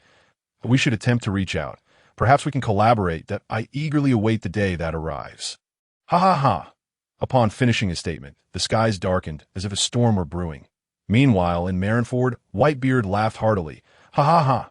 Old fools, Liu Xuan's moniker for you is indeed fitting. You truly are 5 old fools. His laughter echoed, inciting the ire of Sengoku and those with him, their hair standing on end in outrage. Liu Xuan had the audacity to insult the 5 elders in such a manner. It was utterly outrageous. He must be captured and brought to Impel Down for severe punishment. The strategist engaged in battle with Broly shouted in anger. Broly, dismissing the outburst with a scoff, retorted, "With you lot, do you really think you can capture the captain? Such a delusion. Boast less, for once I defeat you, I shall assist Mercury and Ghost Sword Star in vanquishing Liu Xuan. Following that, it will be the end of your Dragon Ball pirates." Upon finishing his words, the Wise Star unleashed a torrent of magma towards Broly, leveraging his Devil Fruit ability to assimilate and utilize the powers of others. Dream on if you think you could defeat me. I am no match for you, old rag. Ha! Broly swatted away the oncoming magma with a wave of his hand, unleashing his own formidable aura as he charged towards the Wise Star, and thus the battle ensued. Gravitational fist. Venus delivered a powerful blow, forcing Frisia to retreat momentarily. He caught his breath in midair. He overheard Lucian's derogatory remark about old rags and was instantly consumed by rage, exclaiming how the Dragon Ball pirates were truly a bunch of ignorant fools to utter such hubris. Frisia, observing him with disdain, retorted, "The ignorant ones are you lot. If our strength were not suppressed, this place would have long been reduced to ruins by us. Stop boasting. Who would believe that your strength is being suppressed?" Venus questioned skeptically. "Believe it or not, it makes little difference to me. Regardless, I find myself quite bored at present, so I shall stretch my muscles a bit. It's time for me to get serious. Continuing this way is utterly pointless. Let me unleash 50 of my strength." With that proclamation, Frisia's aura surged dramatically, causing the surrounding waves to churn as if a tsunami were imminent. Witnessing Frisia's overwhelming presence, Goku murmured, "Oh, is Vegeta finally going to get serious? It seems I too must display some strength." With a mighty shout, Goku transformed into a Super Saiyan at the 3rd level. He actually transformed, and his aura is distinct. It seems his power has indeed increased significantly. I must be cautious. Space Star marveled at Goku's transformation. Suddenly, Goku's surroundings warped as he executed the Space Fist. Space Star, astonished, remarked as a black fist materialized behind Goku, poised to strike the back of his head. Goku, being adept at instant transmission, was highly attuned to spatial fluctuations. The moment he sensed a disturbance behind him, he swiftly extended his left hand to block Space Star's punch. "It seems your spatial awareness is quite keen. You are indeed a troublesome opponent." Observing Goku's successful defense, Space Star expressed regret, lamenting that if his previous punch had landed as a sneak attack, it would surely have inflicted damage. "Is this your spatial devil fruit ability? It resembles that of a former adversary of mine. He too could traverse through space at will, yet your strength pales in comparison to his. Now, let us commence the 2nd round." Goku, ignited with fervent battle intent, faced Space Star. Meanwhile, Vegeta was locked in a fierce clash with his longtime adversary, Kaido. Upon hearing Lucian's words, Kaido burst into laughter, exclaiming, "Though we are foes, I have great admiration for your captain. Only he would dare to call the elders old rags to their faces. Ha ha! Our captain is indeed formidable. Otherwise, how could he possibly lead us? But on another note, your strength has significantly improved." Vegeta paused, responding to Kaido's remark. "Indeed, to defeat you Dragon Ball pirates, I have allied with the Navy, whom I have always looked down upon, allowing that wretched Vegapunk to enhance my body. Now my strength, speed, and defense have all more than doubled. I'm the strongest now." Chapter 143. The Elders' combined technique. Don't speak nonsense. Our captain is the strongest being. You just witnessed his prowess and should understand this clearly. Vegeta scoffed at Kaido's claim of being the world's strongest. Kaido fell silent, having just witnessed Lucian's might and knowing he could not contend with him, thus refraining from countering Vegeta's assertions. While that may be true, you still cannot win.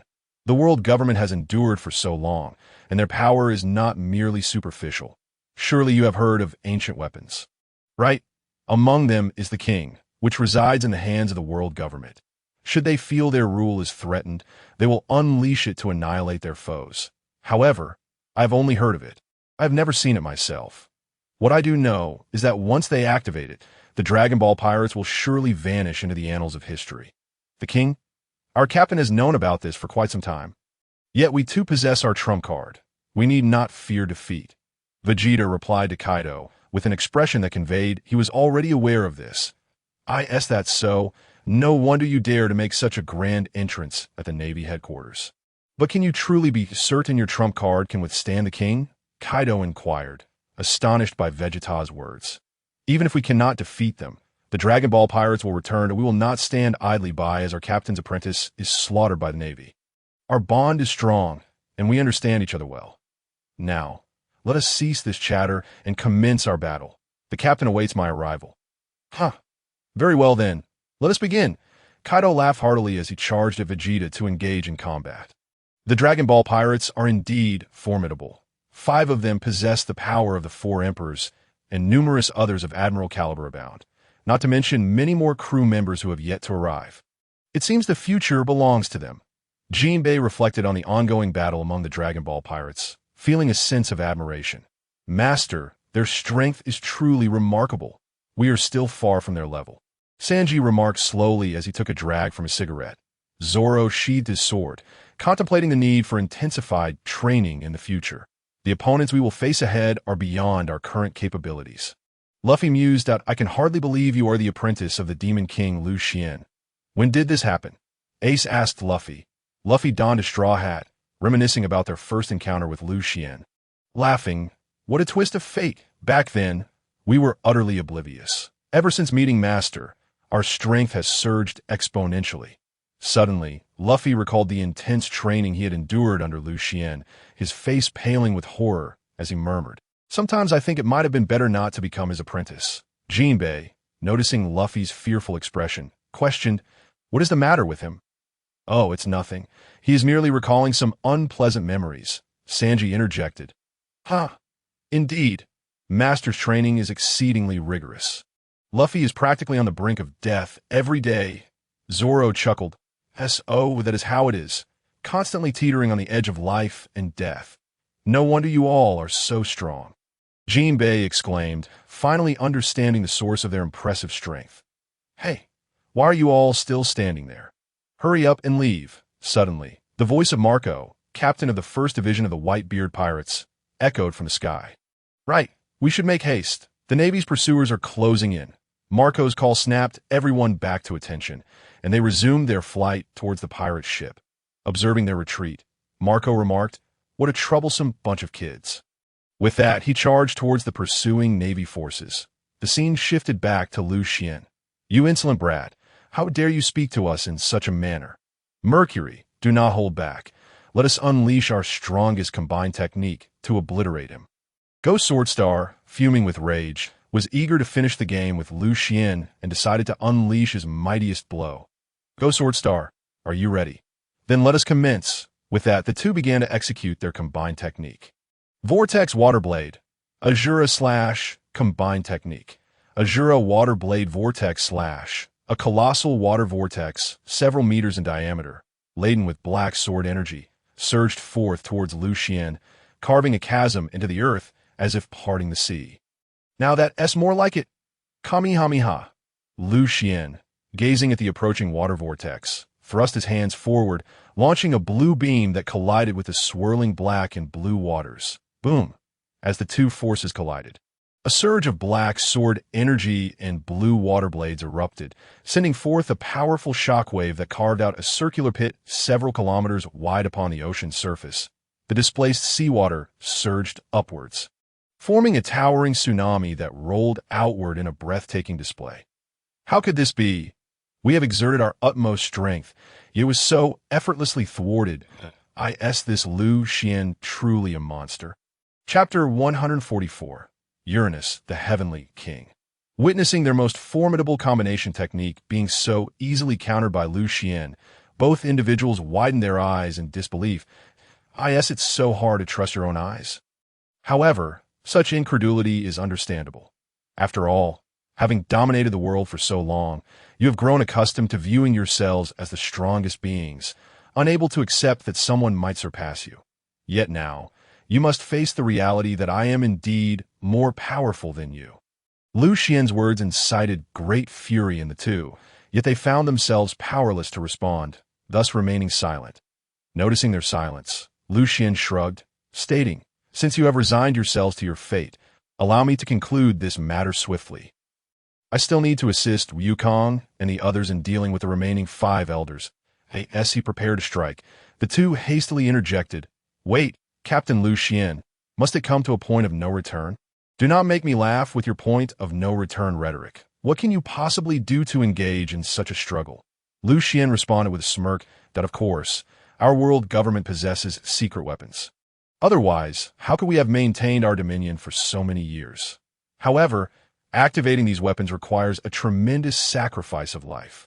Had it not been for this, you would have perished long ago. Thus, we will refrain from deploying them unless absolutely necessary. Mercury's words startled Lucian. Could it be the Heavenly King? He turned his head nonchalantly and remarked, "Isn't it just Uranus? I have known about it for ages. How is this possible? This is a closely guarded secret of the world government, known only to us five elders and the celestial dragons. How could you possibly be aware of it?" Mercury and Ghost Sword Star gazed at Lucian in astonishment. "You need not concern yourselves with that. As long as you agree to my terms, I shall take my leave. What say you? Such terms are utterly unreasonable. We shall not acquiesce. If that is the case, we have no choice but to deploy the Heavenly King." Ghost Sword Star retorted angrily at Lucian's insistence that they accept his demand to abolish the noble system. "Oh, not be so rash. Ghost Sword Star, we should consult with the Wise Star before making any decisions." Mercury interjected, "There's no need for that. This fellow has already challenged the very limits of our world government and must be eliminated." Ghost Sword Star declared unequivocally, subsequently producing a crystal-colored transponder snail and dialing a number. "Brew, brew. Brew, brew. Hello, is it the five elders speaking? What instructions do you have?" A man's voice came through as the call connected. "I am Ghost Sword Star. Activate the Heavenly King immediately." The Heavenly King. The call was abruptly disconnected, stowing the transponder snail in his pocket. Ghost Sword Star turned to Lucian and proclaimed, "You and your Dragon Ball pirates are as good as doomed. Every time the Heavenly King is unleashed, it results in a massacre. Prepare to meet your end." "Ha! Even so, what of it? We may yet prevail." Lucian shouted back, calling out to Wukong, Vegeta, Broly, and Frieza, "Stop playing around.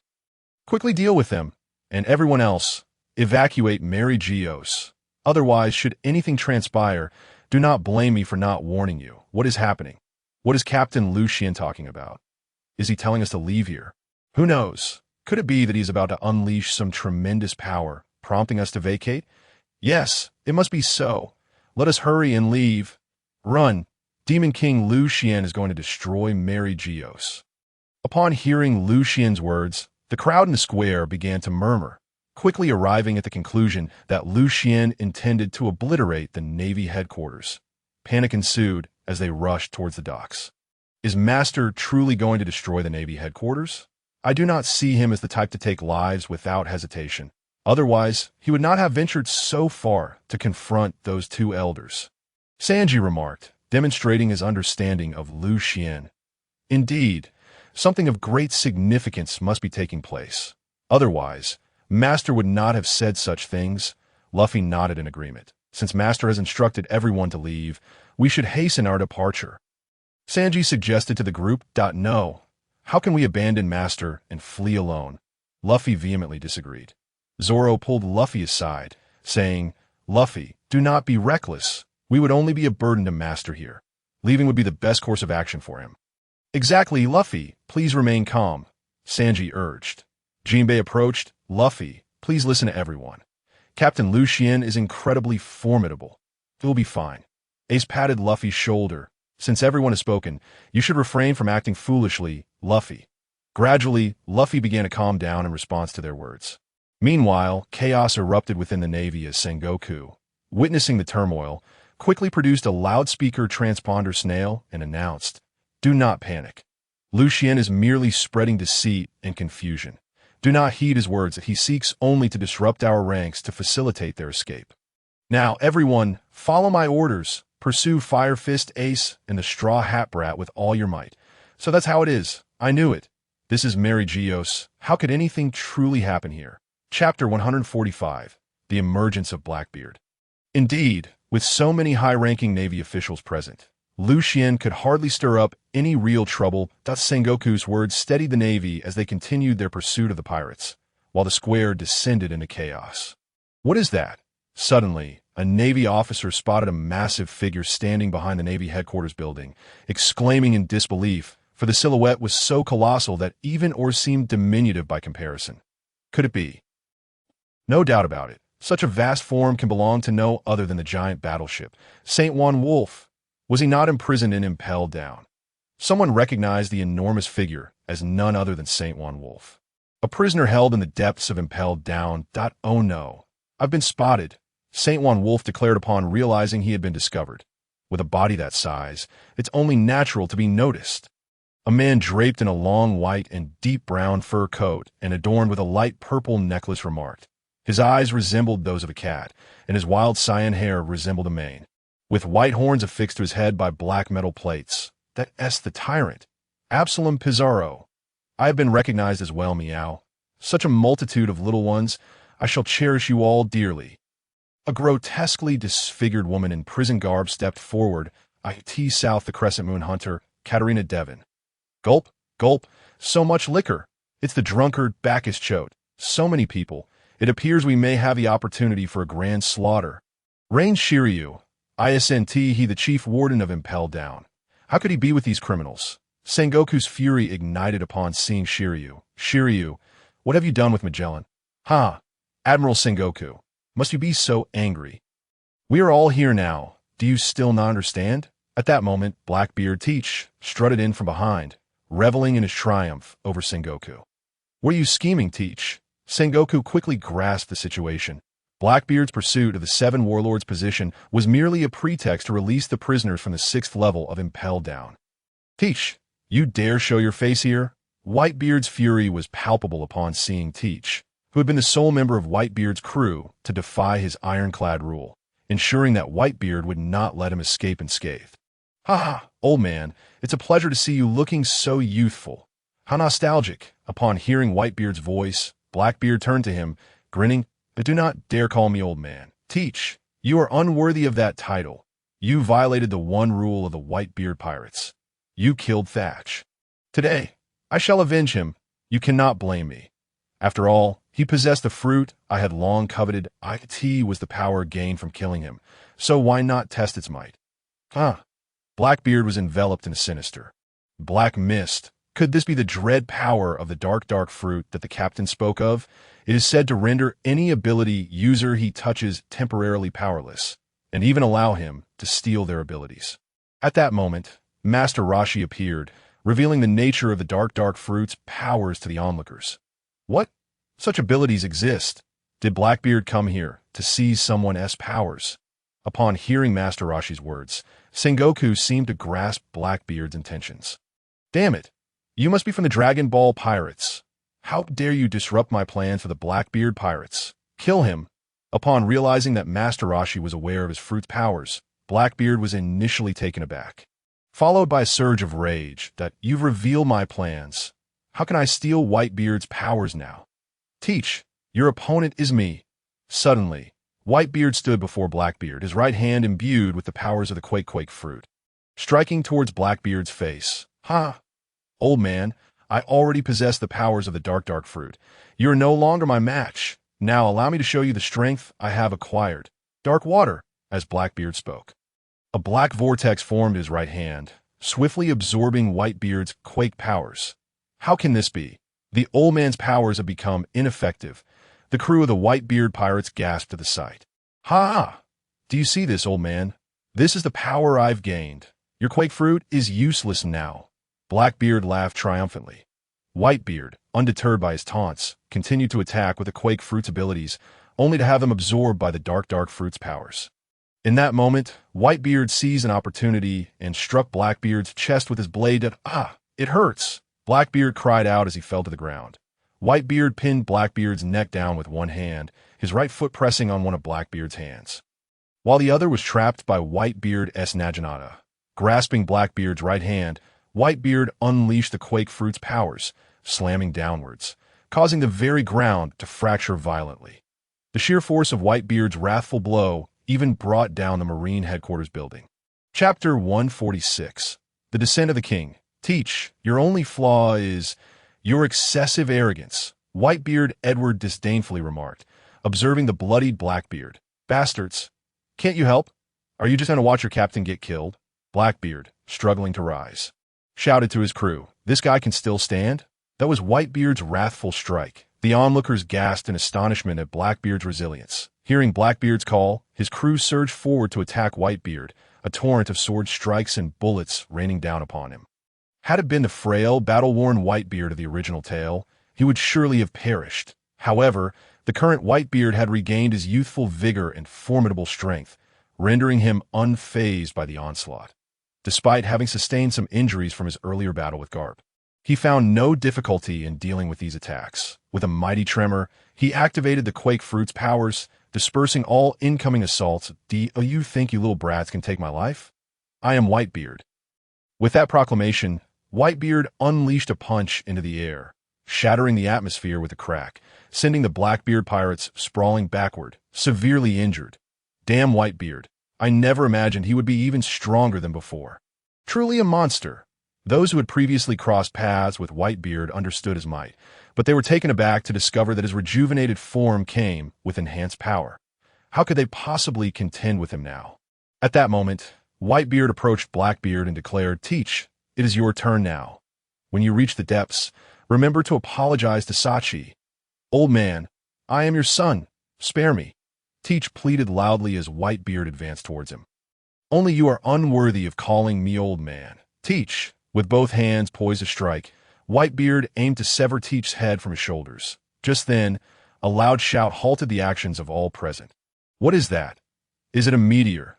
As the words were spoken, a colossal shadow descended from the heavens, poised to crash upon the Marine headquarters plaza. "Quickly, get out of the way. It doesn't matter if it's a meteor.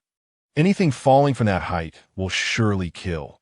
As the looming shadow drew closer, panic set in, and attempts to flee were made, but it was too late. That the thunderous crash resounded as numerous Marines and pirates were crushed, reduced to mere pulp. What in the world is that?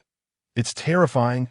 Witnesses from afar were paralyzed with fear, relieved they were not in that vicinity, for if they had been, is that the so-called king? Uranus, Lucian, standing before the two elders, inquired as he gazed at the massive shadow plummeting down, having just witnessed Mercury and Ghost Sword Star being injured and seated on the ground, panting heavily. Lucian, it's over for you. The king is activated. Soon, it will kill you." Ghost Sword Star chuckled. That's so?" Lucian replied, while internally prompting the system to analyze the king's attributes. Species, colossal divine soldier name. King. Uranus abilities, flight, diamond body, divine power, devouring, combat power. 5,690,000 combat rank. Mid-level divine affiliation.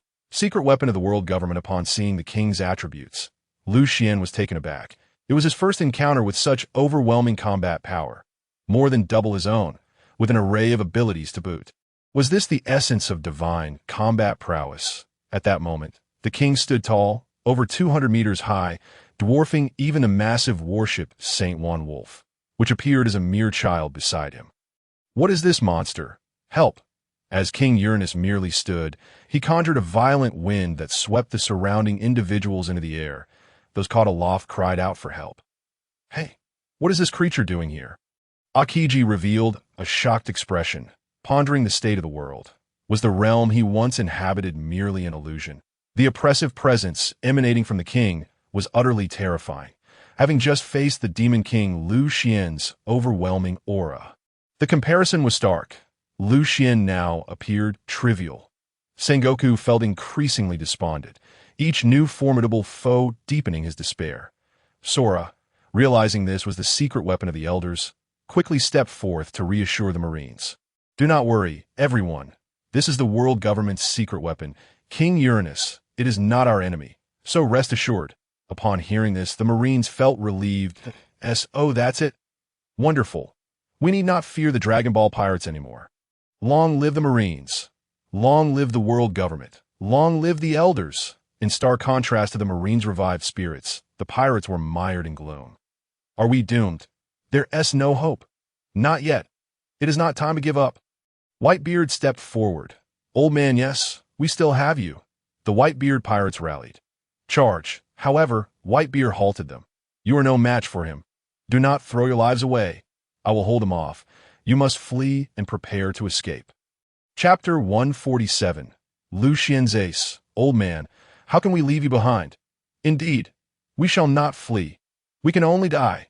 The Whitebeard pirates were not cowards. They would not cower in fear. Whitebeard raised a hand, silencing them. "Enough. I have made my decision. Everyone listen well. I now declare the final command of the Whitebeard pirates. All of you, swiftly evacuate the Marine headquarters. Do not linger." But a pirate attempted to protest, only to be restrained by his captain. You lot will follow orders and leave at once. Seeing their captain's tear-streaked face, the pirates understood Whitebeard's intention. He had resolved to sacrifice himself for the sake of his family. Whitebeard advanced to face the king. Placing his naginata aside, he charged his right hand with power and struck down with tremendous force. Crack!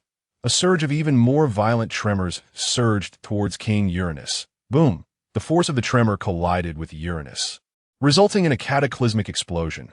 The shock waves radiated outward, shattering the surrounding structures, while the earth split open, creating unfathomable chasms that swallowed both the navy and the pirates whole, obscured by a billowing cloud of dust. Minutes later, the tremors gradually subsided, and as the dust cleared, the unscathed figure of Uranus emerged. How could this be possible? To withstand my most potent strike without a scratch? Could this being truly be a god? As his name suggests, a look of astonishment crossed Whitebeard's face. It was inconceivable that my Tremor Fruit's powers could have no effect on him. This cannot be real. One of Whitebeard's crew was petrified, overwhelmed by the sheer horror of this monstrous entity. How could they possibly triumph against such a formidable foe? Is this the secret weapon of the world government, the power of Uranus? Perhaps only the ancient weapons of Poseidon and Hades could stand against him.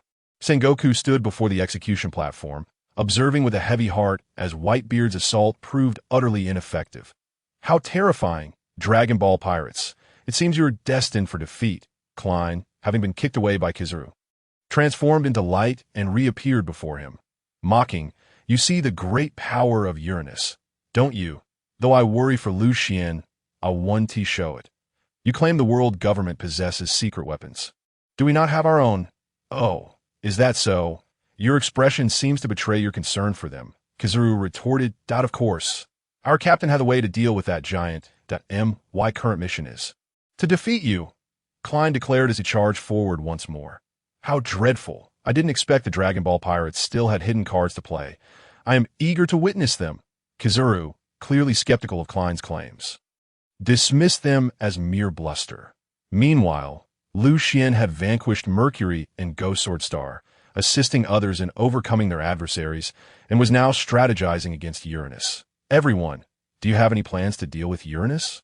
His combat power exceeds 5 million, Lucian informed the group. Damn that Lucian. You're all doomed. Uranus will surely annihilate you. Ghost Sword Star, bloodied and lying nearby, glared at Lucian with a fury that suggested he wished to tear him apart. Broly, hearing his words, approached him and delivered a resounding slap, exclaiming, "How dare you show such disrespect to our captain? Say another word, and I'll strike you again. Curse you!" Ghost Sword Star, though seething with anger, dared not speak further, turning his head away in frustration to that moment. Wise Star interjected, "Captain Lucian, if you agree to leave here, we will relinquish Uranus. Why must we all suffer like this?" Lucian stepped closer, declaring, "Unless you agree to my conditions, I shall not depart. Do you think possessing Uranus guarantees your victory? I, too, have my own trump card. Goku," Lucian called out. "Coming, Captain," Goku promptly responded, rushing to Lucian's side. "What is it?" "Captain," Lucian inquired, "can you still utilize your fusion technique?" "Yes. However, its potency has diminished. Currently, fusion allows us to achieve only double our combined battle power," Goku replied, looking somewhat embarrassed. Lucian felt a wave of disbelief. Was 2 times not substantial? Their combined strength exceeded 300,000, double. That would amount to 600,000, more than adequate to confront Uranus. In that case, you and Vegeta will fuse shortly, and together you shall defeat Uranus. That sounds good, but Vegeta seems reluctant to fuse with me. "Captain, perhaps you should speak to him," Goku said, scratching his head in embarrassment. Lucian sighed. He understood that the preparatory steps for fusion were quite unappealing, and Vegeta would likely disapprove. That's understandable, but given the dire circumstances we face, we cannot afford to hesitate. "Vegeta, shortly you will fuse with Goku to conquer Uranus." Vegeta, taken aback, grimaced, "Captain," though he was loath to comply. He felt compelled to acquiesce to Lucian's command. "Excellent. This will surely enable us to defeat Uranus," Lucian exclaimed with enthusiasm as he learned of their agreement to fuse. Meanwhile, Wise Star, overhearing Lucian and the others, felt determined to thwart their success, urging Uranus to act swiftly and eliminate them before they could stage a comeback. In the distance, Uranus's eyes glimmered with a crimson light, and he began to move, trampling any navy or pirate caught in his path, reducing them to mere pulp. Stay back. We are navy, not enemies. Help! Admiral, what is happening? Why is Uranus attacking his own? Witnessing this chaos, Sengoku's expression darkened. Admiral, what is going on? How can the five elders permit Uranus to slaughter his own? Sengoku, some matters are beyond our purview. The five elders have their own plans, Sora replied sternly, regarding Sengoku with a serious expression. The Red Count, riding alongside Sora, burst into laughter. Sora, don't make excuses. The five elders could care less about these ordinary Navy personnel. To them, you are merely their hounds. Red Count, silence, Sora barked back. How could the five elders not value the lives of Navy soldiers?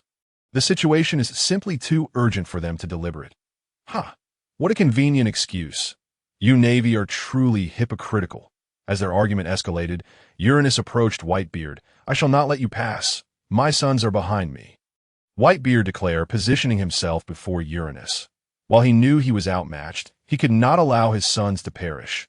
Failing to protect them would be something he could never forgive himself for, seeing this insignificant insect blocking his way. Uranus swung a fist, intent on crushing the small obstacle. Damn it! Maximum power, shockwave.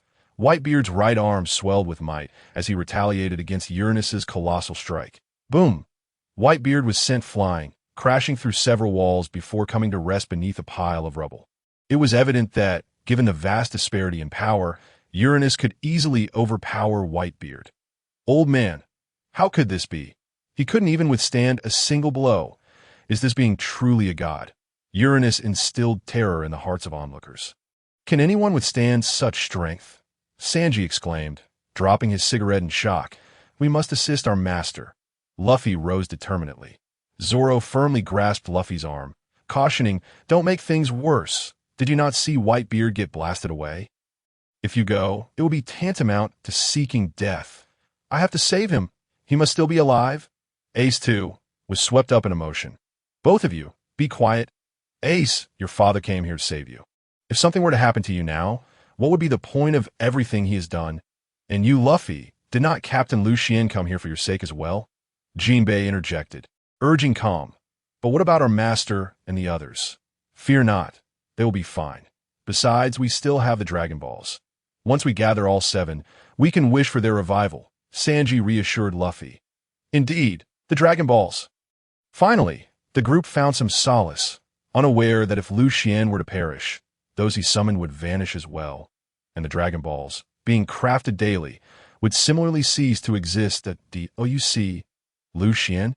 This is the power of Uranus. You cannot withstand it. Wise Star gloated, reveling in his triumph, as one fist sent the world's strongest man flying. Can you still resist this power? Lucian, unfazed by Wise Star's taunts, simply turned to Goku and Vegeta, saying, begin your fusion now. Otherwise, we will be too late. We must seize this fleeting moment that Whitebeard has bought us. Understood. As the two individuals nodded simultaneously, they commenced their preparatory movements. Fusion. At the moment their fingers made contact, a blinding white light erupted, rendering the onlookers momentarily unable to open their eyes. What is that blinding light? It's too dazzling. The crowd shielded their eyes while glancing towards Lucian and his companions. Gradually, the white light dissipated, revealing a figure that bore the characteristics of both Vegeta and Goku. Indeed, it was the new warrior formed by their fusion. Vegito, it seemed as though those two had transformed into a single entity. Is this magic? How utterly astonishing. Everyone gazed at Vegito in sheer astonishment. This what you refer to as fusion. It's merely two individuals becoming one. What is so remarkable about that? The 5 Elder Stars observed Vegito, unimpressed by his apparent lack of presence. Oh, is that so? You shall soon witness his true power, and then you'll understand just how extraordinary he truly is. Chapter 149. Vegito unleashes his power. No sooner had Lucian finished speaking than an immense aura erupted from Vegito. intensifying with each passing moment, causing the very world to tremble. Here we go again. Do you Dragon Ball pirates always have to create such a commotion to showcase your strength? It feels as though the world is coming to an end. Carp noted that this spectacle mirrored Liu Xuan's earlier display of power, albeit appearing even more formidable, and couldn't he help but voice his thoughts. I never anticipated that the Dragon Ball pirates possessed such strength. Their fusion must significantly enhance their power. I wonder to whom victory will ultimately tilt. It seems I must prepare myself promptly. Moria contemplated an escape, realizing that whether it be the Celestial Dragons or the Dragon Ball pirates, their strength far surpassed that of everyone present. This was a power beyond human reach, and he recognized he had a long journey ahead. That Hawkeye's eyes gleamed with inspiration as he observed the might of the Dragon Ball pirates and the Celestial Dragons, vaguely sensing the realm that lay beyond that of the great swordsman. So this is the ancient weapon passed down through the Celestial Dragons. Truly formidable. However, the power of the Dragon Ball pirates exceeds all expectations. Who will emerge as the ultimate victor? This is indeed thrilling. Doflamingo laughed maniacally, envisioning the dawn of a new era. Truly, the one I have faith in is not disappointed, no matter how formidable the adversary. We can face them. On the other side, Luffy, witnessing the fusion of Goku and Vegeta, exclaimed with sparkling eyes, "They fused. Zoro, Sanji, did you see that? Big Brother Goku has fused with Vegeta. This is incredible. Zoro, let us fuse too." Zoro, having just witnessed the fusion's appearance, found it utterly unappealing and promptly rejected Luffy's suggestion. "I refuse to fuse with you." Luffy, slightly disheartened, turned to Sanji, yet before Luffy could finish, Sanji interjected, "Don't look at me. A gentleman like me cannot strike such an unsightly pose. Find someone else." How terrifying. The Dragon Ball pirates wield such capabilities. It appears their power has indeed multiplied several times over. The scales of victory have not yet tipped entirely in favor of the Navy. A crafty expression crossed the face of a certain individual, deep in thought, pondering the implications. Hey, you possess such abilities as well," Akiji remarked to Gohan, who was engaged in battle with him. Gohan, unfazed, replied, "In combat, there is no room for underhanded tactics. We fight solely to secure victory for our captain." "Indeed, we all battle for the sake of victory," Akiji conceded. It seems we shouldn't have come here. The danger is overwhelming. However, if they weaken each other, the Blackbeard pirates may seize the opportunity. Let us hide and wait. Blackbeard's mind raced as he devised a cunning plan. "But Captain, I seem to lack a suitable hiding place," the massive Saint One Wolf murmured, his voice barely above a whisper, yet still audible due to his size. Blackbeard broke into a cold sweat, questioning the wisdom of harboring such a creature. Meanwhile, Vegeto's aura had subsided, and he prepared to engage the Celestial Dragon in combat. Vanishing in an instant to stand before Uranus, the spectators could scarcely comprehend his swift movement. How fast, was the collective thought. Vegeto regarded Uranus without launching an immediate attack, instead uttering a phrase that sent the crowd into a frenzy. "What a massive frame! What on earth does this fellow need all that size for? He could certainly consume an enormous meal. Why do you concern yourself with how much I eat? Let us fight already." Uranus, irritated by Vegeto's musings, swung a colossal fist towards him, a blow that seemed capable of leveling buildings.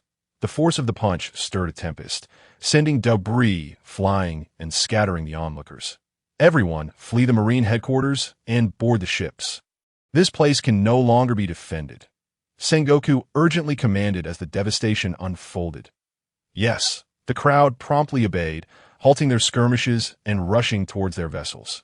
Whitebeard emerged from the rubble, gravely injured from the previous blow, acutely aware that the time for battle had passed. "Listen up.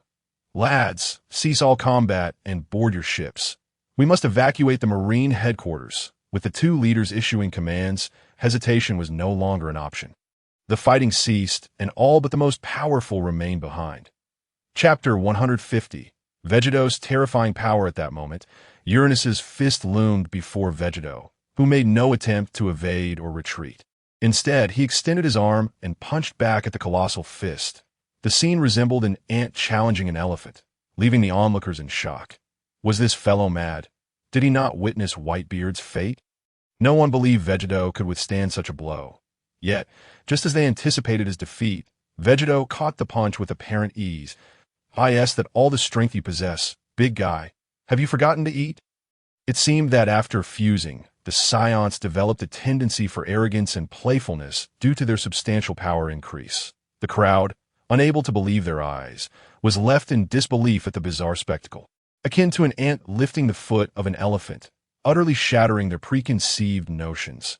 Now that you've had your turn, it's mine, big guy, Vegeto proclaimed, leaping before Uranus and landing a punch squarely on his face, sending him hurtling away. The impact reverberated like an earthquake, shaking the very foundations of Marineford, causing weaker individuals to collapse. This is terrifying. These two are not human. Is this a battle between gods? The world is doomed. We are all finished. Everyone remain calm. Do not panic. Quickly board the ships and leave. Whitebeard shouted to stabilize the morale of his men. Sengoku echoed his sentiment, hastening the evacuation. Uranus, undeterred by the blow, rose with a furious roar, summoning a gust that sent people staggering. Are you angry? Come at me. I want to see if your strength is truly as limited as it seems, Vegeto taunted. Lucian, exasperated by Vegeto's antics, called out, Vegeto, stop playing around. Finish him off already. Vegeto glanced back at Lucian. No need to rush. Captain, it's been 30 minutes and I will deal with him shortly. But for now, let me stretch my limbs. That guy. Lucian was nearly driven to fury by Jite's words. Roar! At this moment, the mighty Uranus began his assault once more. In an instant, he appeared before Vegeta, unleashing a flurry of punches, each one infused with immense power, the force of his strikes howling as if to rend the very fabric of space. Vegeta, confronted by the relentless onslaught of Uranus, stood firm in midair, unyielding and seemingly impervious to harm, as if he were untouched by the fierce attacks. How is this possible? What manner of creature is this fused being? To withstand the terrifying might of Uranus without so much as flinching and to appear unaffected by his blows is truly astounding. Is this the power of the Dragon Ball pirates? Who then can stand against the Dark King Lucian?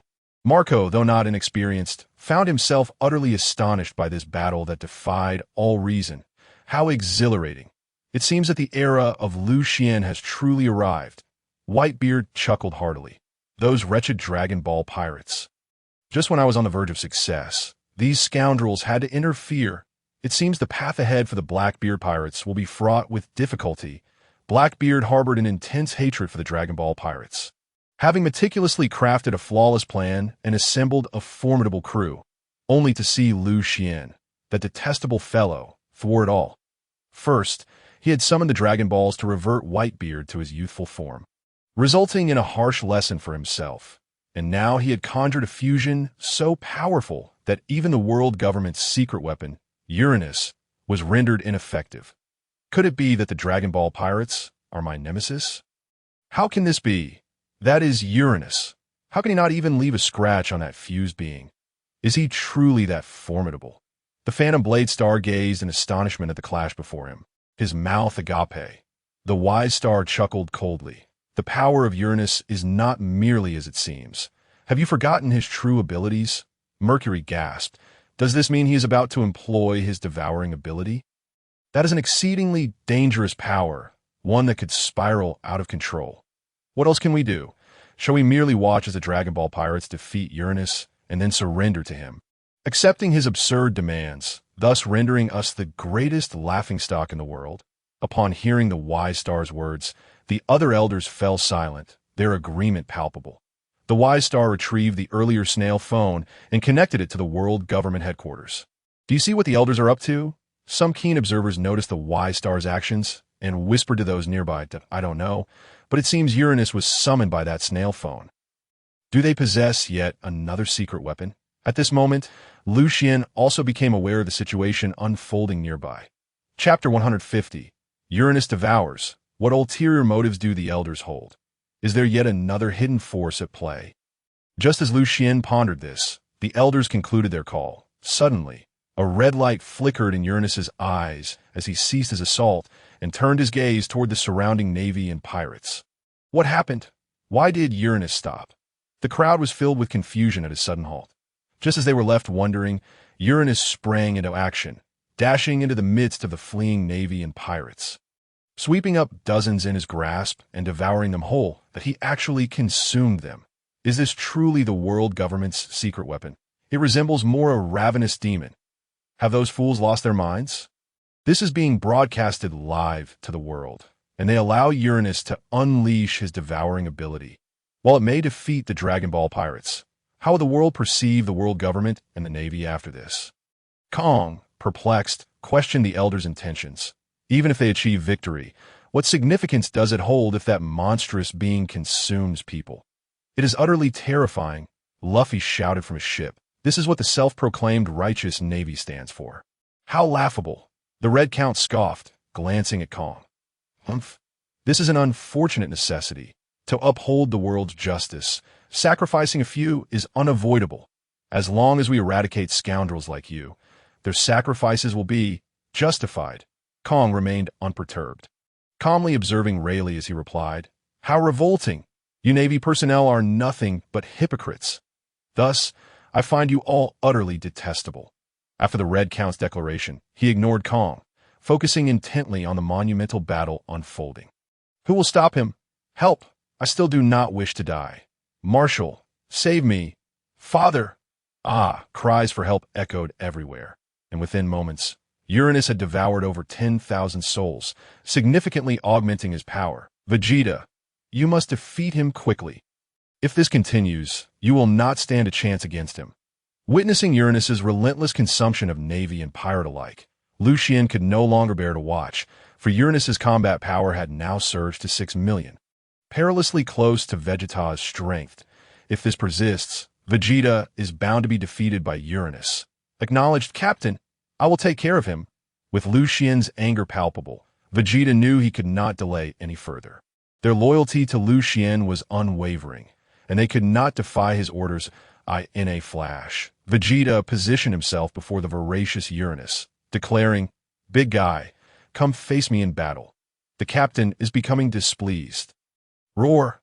Furious at being obstructed from his feast, Uranus unleashed a powerful punch, which Vegeta deftly blocked, seizing his finger and executing a shoulder throw, slamming him into the ground with a resounding crash that split the very earth of Marineford apart. How exhilarating! The clash between these two was astonishing. The sheer physicality of their brawl wrought such devastation. Truly, Uranus is deserving of his reputation, Whitebeard remarked with a hearty laugh.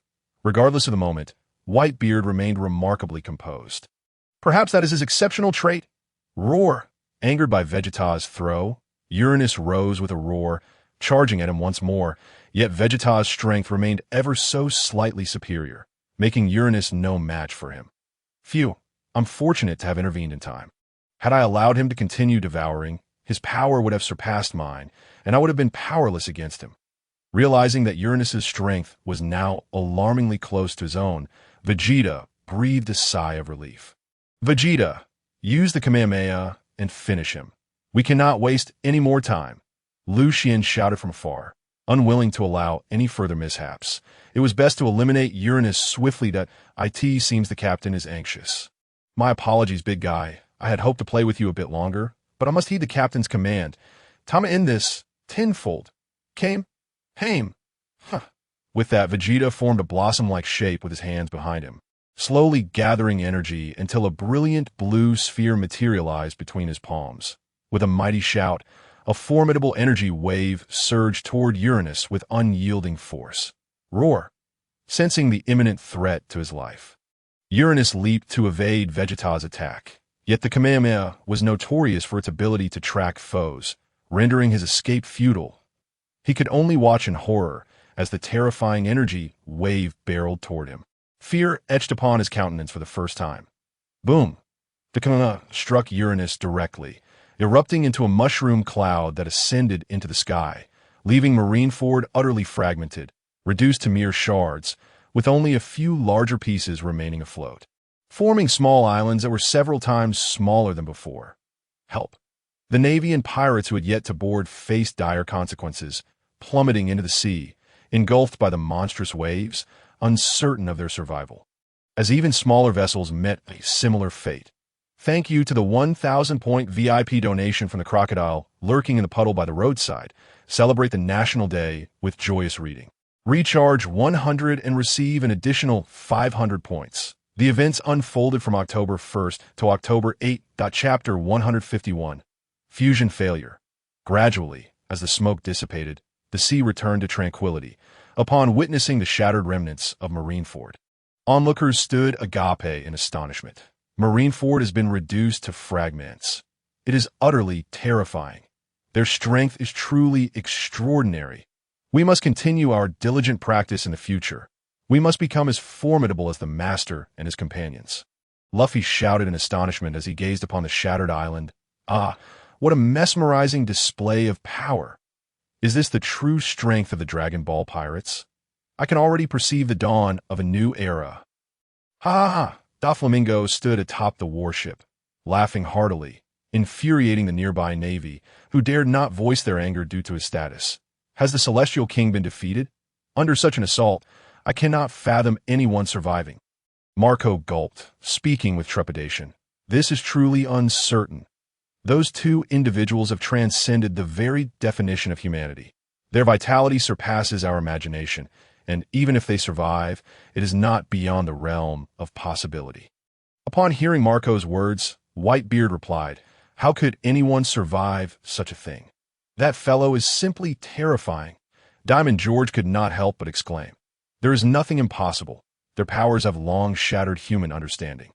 Thus, if the Celestial King were to survive, it would be nothing extraordinary. Whitebeard gravely addressed the two. Indeed, that is quite frightening.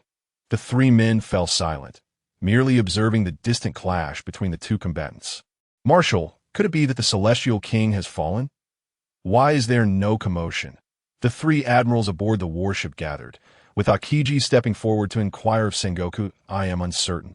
This is the first time I have encountered him. Previously, I only heard the name mentioned by Fleet Admiral Kong. However, the Celestial King is an ancient weapon that has existed for 800 years. He should not be defeated so swiftly. Sengoku pondered before addressing the trio. Ha ha ha!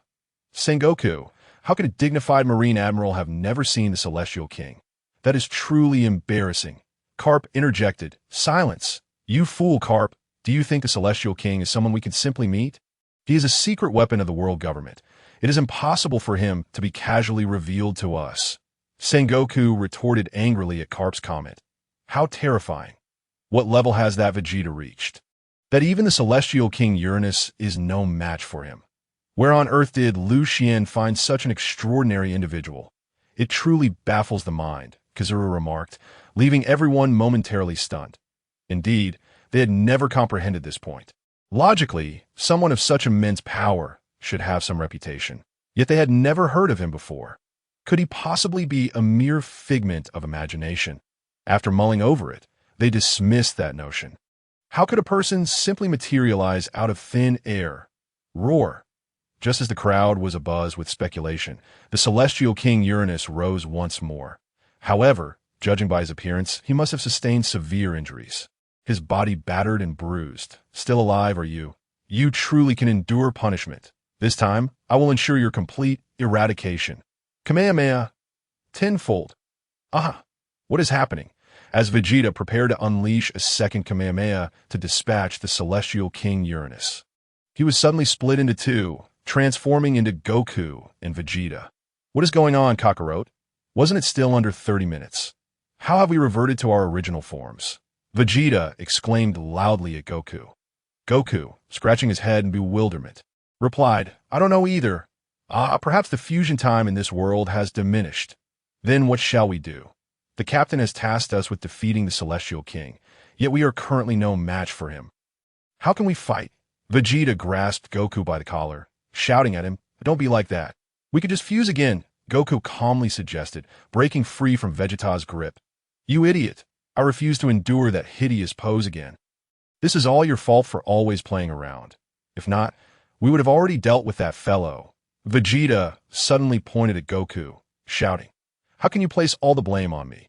You share half the responsibility. Vegeta, Goku replied, somewhat exasperated. Goku, Vegeta, What are you two doing? Hurry and fuse again to eliminate the Celestial King. Lucian, observing their conversation from a distance, called out to them. Fine, Kakarot, let's do it again. If anything goes awry this time, the blame falls on you. Vegeta reluctantly agreed to fuse once more. Understood. Let's go. Fusion. As the Celestial King observed the two preparing to fuse, he let out a furious roar and charged towards them. Intent on thwarting their fusion, he did not wish to endure another beating from that fused being. Everyone, prevent the Celestial King from reaching Goku and Vegeta. Upon witnessing the Celestial King's advance, Lucian urgently shouted for everyone to obstruct him. Responding to Lucian's command, the crowd unleashed their energy blasts at the Celestial King. Several energy blasts struck him simultaneously, momentarily halting his advance and successfully buying time for the two to fuse. The two individuals' fingers touched, a flash of white light enveloped them, and then vanished. However, after the brilliance dissipated, they remained two separate beings, their fusion having failed. Chapter 152. Lucian and Broly's fusion, what is happening? It seems they have failed, Krillin exclaimed in astonishment at the panicked duo. Could it be that fusion, like Goku's instant transmission, is restricted in this world? After using it once, a period of time must pass before it can be used again. The Turtle Hermit, a sage of vast experience, offered insight that enlightened the crowd. Then, what shall we do? They have already attempted fusion. Should we find two others to fuse instead? Lucian contemplated, realizing that only 3 individuals could potentially defeat the Celestial King. Frieza, Broly, and himself. That if Broly and Frieza were to fuse, they might stand a chance against the Celestial King. Yet if he fused with Broly, their combined power would undoubtedly surpass that of the other two. Thus, fusing with Broly seemed the most prudent choice, ensuring they could overcome even the strongest version of the Celestial King. Broly, did you remember their fusion stance? Lucian inquired of Broly. Broly turned to Lucian and replied, I did, Captain. Very well. You and I shall fuse. This will surely allow us to defeat the Celestial King. Lucian affirmed, nodding at Broly's words. Yes, Captain. Just as Lucian decided on his fusion partner, the Celestial King had consumed numerous others, his injuries healing and his strength rising to over 670,000. Even if Goku and Vegeta successfully fused, they would no longer be his match at that moment. The Celestial King noticed Lucian and Broly's actions. Having just witnessed the power of Goku and Vegeta's fusion, he would not allow another potential adversary capable of overpowering him to emerge. With a roar, the Celestial King charged towards Lucian and the others. Seeking to interrupt their fusion, he did not wish to relive the experience of being thoroughly defeated. We cannot allow him to stop the captain. Block his path, Frieza shouted, launching the first attack against the Celestial King. The others quickly joined in the assault. Yet the disparity in combat power was insurmountable. They could not inflict any harm upon him. Roar. Although their attacks failed to wound him, the constant harassment infuriated the Celestial King. With a mighty roar, he swung a fist at Frieza, who was unable to evade in time, and was sent flying, sustaining significant injuries. Damn it, this guy is far too powerful. Our attacks barely tickle him. Gohan exclaimed, panic rising as he realized their efforts were futile. Even so, we cannot allow him to disrupt the captain and Broly's fusion. Everyone, give it your all, Krillin shouted, continuing the assault on the Celestial King. Father, what should we do? Should we lend a hand? If the Dragon Ball pirates are defeated, we will not fare any better.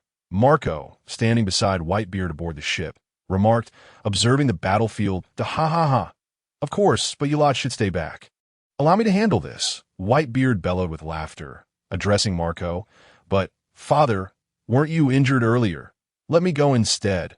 Marco expressed concern, looking at Whitebeard, and oh worries, my tremor fruit has awakened. I can unleash its power from here. Upon concluding his statement, Whitebeard waved his hand and unleashed a powerful punch.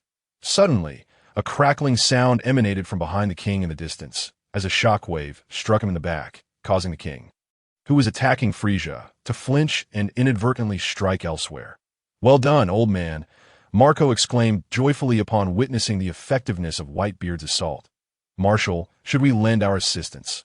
After all, the king is on our side. inquired a rear admiral. Assist him in devouring our own troops? This scoundrel has already consumed so many of our navy. How can I justify aiding him? What of our fallen comrades? Sengoku retorted, his frustration palpable. To eradicate evil, sacrifices are inevitable. This is the justice of a navy and our solemn duty. We cannot allow our compassion for our subordinates' lives to let these atrocious pirates escape, Akainu argued vehemently, standing in opposition to Sengoku's refusal to assist. Enough of your nonsense. These individuals are not only the elite of the navy, but also its future. If they're all consumed by that king, who will fight for justice in the days to come? Carp bellowed in response. Are we to simply stand idly by as Lucian destroys the king and obliterates us? Akiji interjected. Cease your bickering. At this point, even if we engage, it would likely be too late. Look, Akiji gestured, and Sengoku and the others turned to see Lucian and Broly, who had successfully completed their fusion, and fell silent in awe. Thanks to their efforts, Lucian and Broly had finally merged. And at that moment, the world seemed to lose its color, leaving only the blinding white light emanating from their fusion, rendering the onlookers momentarily unable to see. Chapter 153. Liu Xuan. What a blinding sight. This fusion is even more extravagant than that of Vegeta and Goku, one remarked. Indeed, I wonder if they surpass those two in strength. That is certain. The captain's power has exceeded everyone's expectations. And Broly's strength is well-known. To suggest they are not formidable would be laughable. Discuss those obstructing the king, their spirits lifted by the sight of Lucian and Broly's successful fusion. Enough chatter. Now that the captain has succeeded, we must retreat. Just as they were enjoying the moment, a voice snapped them back to reality. Yes, we should leave promptly. The group hastily retreated to safety as the white light dissipated. A towering figure emerged, embodying the strengths of both Broly and Lucian, standing around 2 meters tall, with a handsome visage that bore features of both Broly and Lucian, and a physique that would befit a star on Earth. Is this the fusion of Broly and the captain? It looks incredibly impressive. I wonder what its name is, Krillin murmured, gazing at the newly formed figure. Hey, Captain, what is your name now? Gohan asked for Krillin. After a moment of contemplation, Liu Xuan pondered. What shall I name myself? Liu Luali seems unappealing. Lucian seems equally unappealing. Oh well, you can name me as you wish. In that case, we shall call you Liu Xuan. After all, it's just a name. Bulma chimed in suddenly. Upon hearing the name, Liu Xuan found it rather unappealing, but considered that perhaps no combination would sound good, thus allowing them to call him as they pleased. Names are inconsequential. What matters now is to eliminate the enemy before us. We only have 10 minutes of fusion time. We cannot afford to repeat Goku and Vegeta's mistakes, Liu Xuan declared, causing both Goku and Vegeta to blush in embarrassment. King, let us settle this once and for all, Liu Xuan shouted, turning to face Uranus and vanished from sight. Master has vanished. What just happened? Does he possess magic? Truly remarkable, Luffy exclaimed, his eyes gleaming with excitement at Liu Xuan's sudden disappearance. Fool! That was merely the speed of our master, an illusion created by his rapid movement, Zoro remarked, striking Luffy on the head. Luffy, undeterred, continued to beam. That is still amazing. King, it's time for our battle, just as everyone searched for Liu Xuan. A voice suddenly emerged from behind the king. Liu Xuan had reappeared so fast. When did he get there? Even I didn't notice. Whitebeard marveled at Liu Xuan's sudden appearance.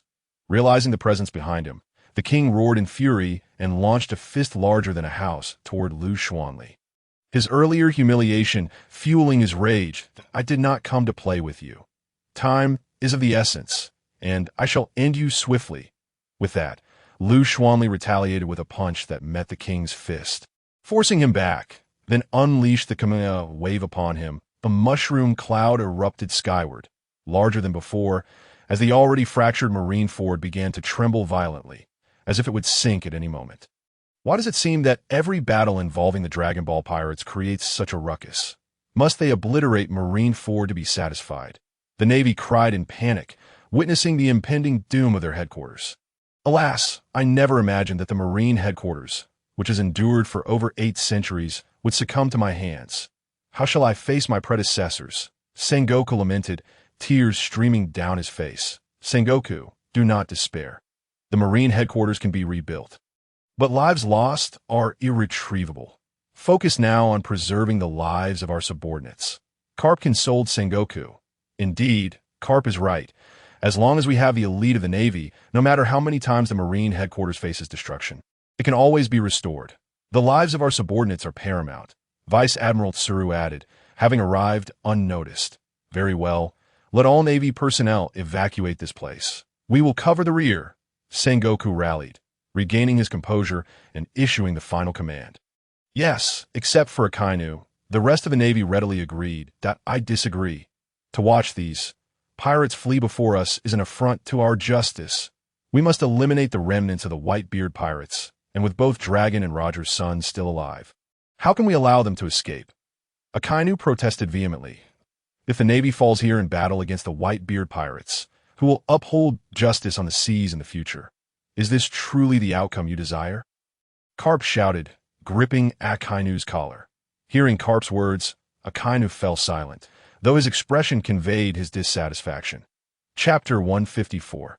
The Retreat of the Navy and Pirates. With Sengoku's order declared, the Navy began its withdrawal, heading towards the nearest island. Sabaody Archipelago. Old man, the Navy is leaving. What should we do?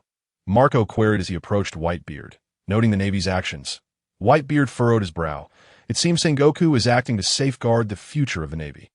We cannot linger any longer. Inform all captains to depart and return to the New World to await further orders. Marco smiled, replying, Understood, old man. He turned and walked away to relay Whitebeard's command. Ha ha ha. It appears we will not be able to seize the Tremor fruit this time. This place is far too perilous. We should vacate the Marine headquarters post-haste, Blackbeard remarked, seeing both the Whitebeard pirates and the Navy beginning their retreat. Eager to escape the danger. Humph, Captain, are we to part ways? The plan has already failed. Shiryu scoffed, ha ha ha. Do not be so glum, Shiryu. It was merely an unforeseen circumstance. We still have opportunities ahead. Blackbeard chuckled heartily. Very well, since there is nothing else to do. I shall accompany you, but there must be someone to slay. Upon the conclusion of Shiryu's remarks, laughter erupted among the others in agreement that, of course, we are pirates. After all, ah ha ha, Blackbeard proclaimed, leading his crew away from the Navy headquarters that it seemed we too must depart from this place at that moment. Mihawk observed as everyone gradually exited Marineford and spoke up. Ha ha ha. Indeed, this place is far too perilous. We should hasten our departure. Moria was the first to concur, having long wished to vacate this location. His words prompted a collective nod among the group. Ever since the arrival of the Dragon Ball pirates, this place had transformed into a realm of danger. Their combat prowess was simply overwhelming. Merely the residual force from their battles could prove fatal. Remaining here any longer could result in an untimely demise. With consensus reached, the 7 warlords began their exodus from the Navy headquarters, leaving only Luffy's crew behind. Hey, Straw Hat Kid, since everyone else has left, we should skedaddle as well, Buggy said, approaching Luffy. Luffy frowned, declaring, No way. Master and the others are still fighting here. We can't leave. We must wait for Master to defeat that giant before we go. Luffy, Buggy has a point. Here, we are merely a burden to Master. If we depart, he can unleash his full strength against the Celestial King. Should we remain, Master will instinctively hold back. And how can he possibly defeat the Celestial King then? Sanji chimed in, urging Luffy to reconsider. Indeed, we should leave Luffy, Zoro added, stepping forward. Ace, Jinbei, and others also agreed to vacate the premises. Observing the consensus among his comrades, Luffy fell silent, recognizing that leaving would indeed be the greatest assistance to his master. Yet, he felt an unquenchable reluctance. His master was battling foes for his sake while he could only flee. Redfield perceived Luffy's inner turmoil and approached him, saying, What is the matter? Not willing to concede. Then continue your training. You are still far too weak. Only by growing stronger can you achieve your desires. Upon hearing these words, Luffy lifted his head, his eyes shimmering with determination. Let us go. Depart from the Navy headquarters. Oh, with Luffy revitalized, the crew erupted in cheers, subsequently setting sail for Marine headquarters. In the end, only the five elders, the Celestial King, and the Dragon Ball pirates remained. How dare those Navy scoundrels leave without permission? We shall certainly settle the score with them later, the Demon Sword Star exclaimed in anger upon witnessing the Navy's retreat. Calm down, Demon Sword Star. Their departure serves to preserve the Navy's elite. Let us not impede them further. The Wise Star interjected that, in this battle, the Navy has suffered a catastrophic defeat. Not only was Ace abducted, but the headquarters itself has been obliterated. The Navy's credibility has been utterly tarnished. Their presence here serves no purpose now. Indeed, aside from being devoured by the Celestial King to marginally enhance their combat power, they are of little use. Moreover, the Celestial King has reached saturation. Devouring these weaklings would yield no further benefit. Let them leave, the Mercury Star added in agreement. Should we not depart as well? The impact of their battle is too significant. We might soon find ourselves embroiled in it. Venus interjected suddenly. No. If we leave, who will command the Celestial King? Besides, he is currently at a disadvantage. We cannot simply abandon him. The Void Star responded, It appears we must further augment the Celestial King's combat strength. However, with both the Navy and the pirates having vacated, what can we provide for the Celestial King to consume? Even if those weaklings remained, they wouldn't significantly bolster his power. Indeed, our only option now is to sacrifice a powerful subordinate, they concluded, casting their gaze towards the still present Kong. The Void Star suddenly vanished, reappearing behind Kong, delivering a devastating blow to his heart. Kong barely had time to react before a sickening sound echoed as his chest was pierced through. Lord Void Star. You! Kong managed to utter before succumbing to silence. Chapter 155. The battle concludes. You have even slain one of your own. Truly, you five elders are devoid of compassion. Vegeta scoffed upon witnessing their actions. For the sake of peace in the seas, Kong's sacrifice is commendable. Moreover, becoming a part of the Celestial King's power is his greatest honor. He should be elated, the Void Star proclaimed, lacking any semblance of remorse, shamelessly framing the act as noble. How utterly revolting. Your world government dares to speak of peace while those celestial dragons and you are the true scourge of the world. One day, you shall be overthrown.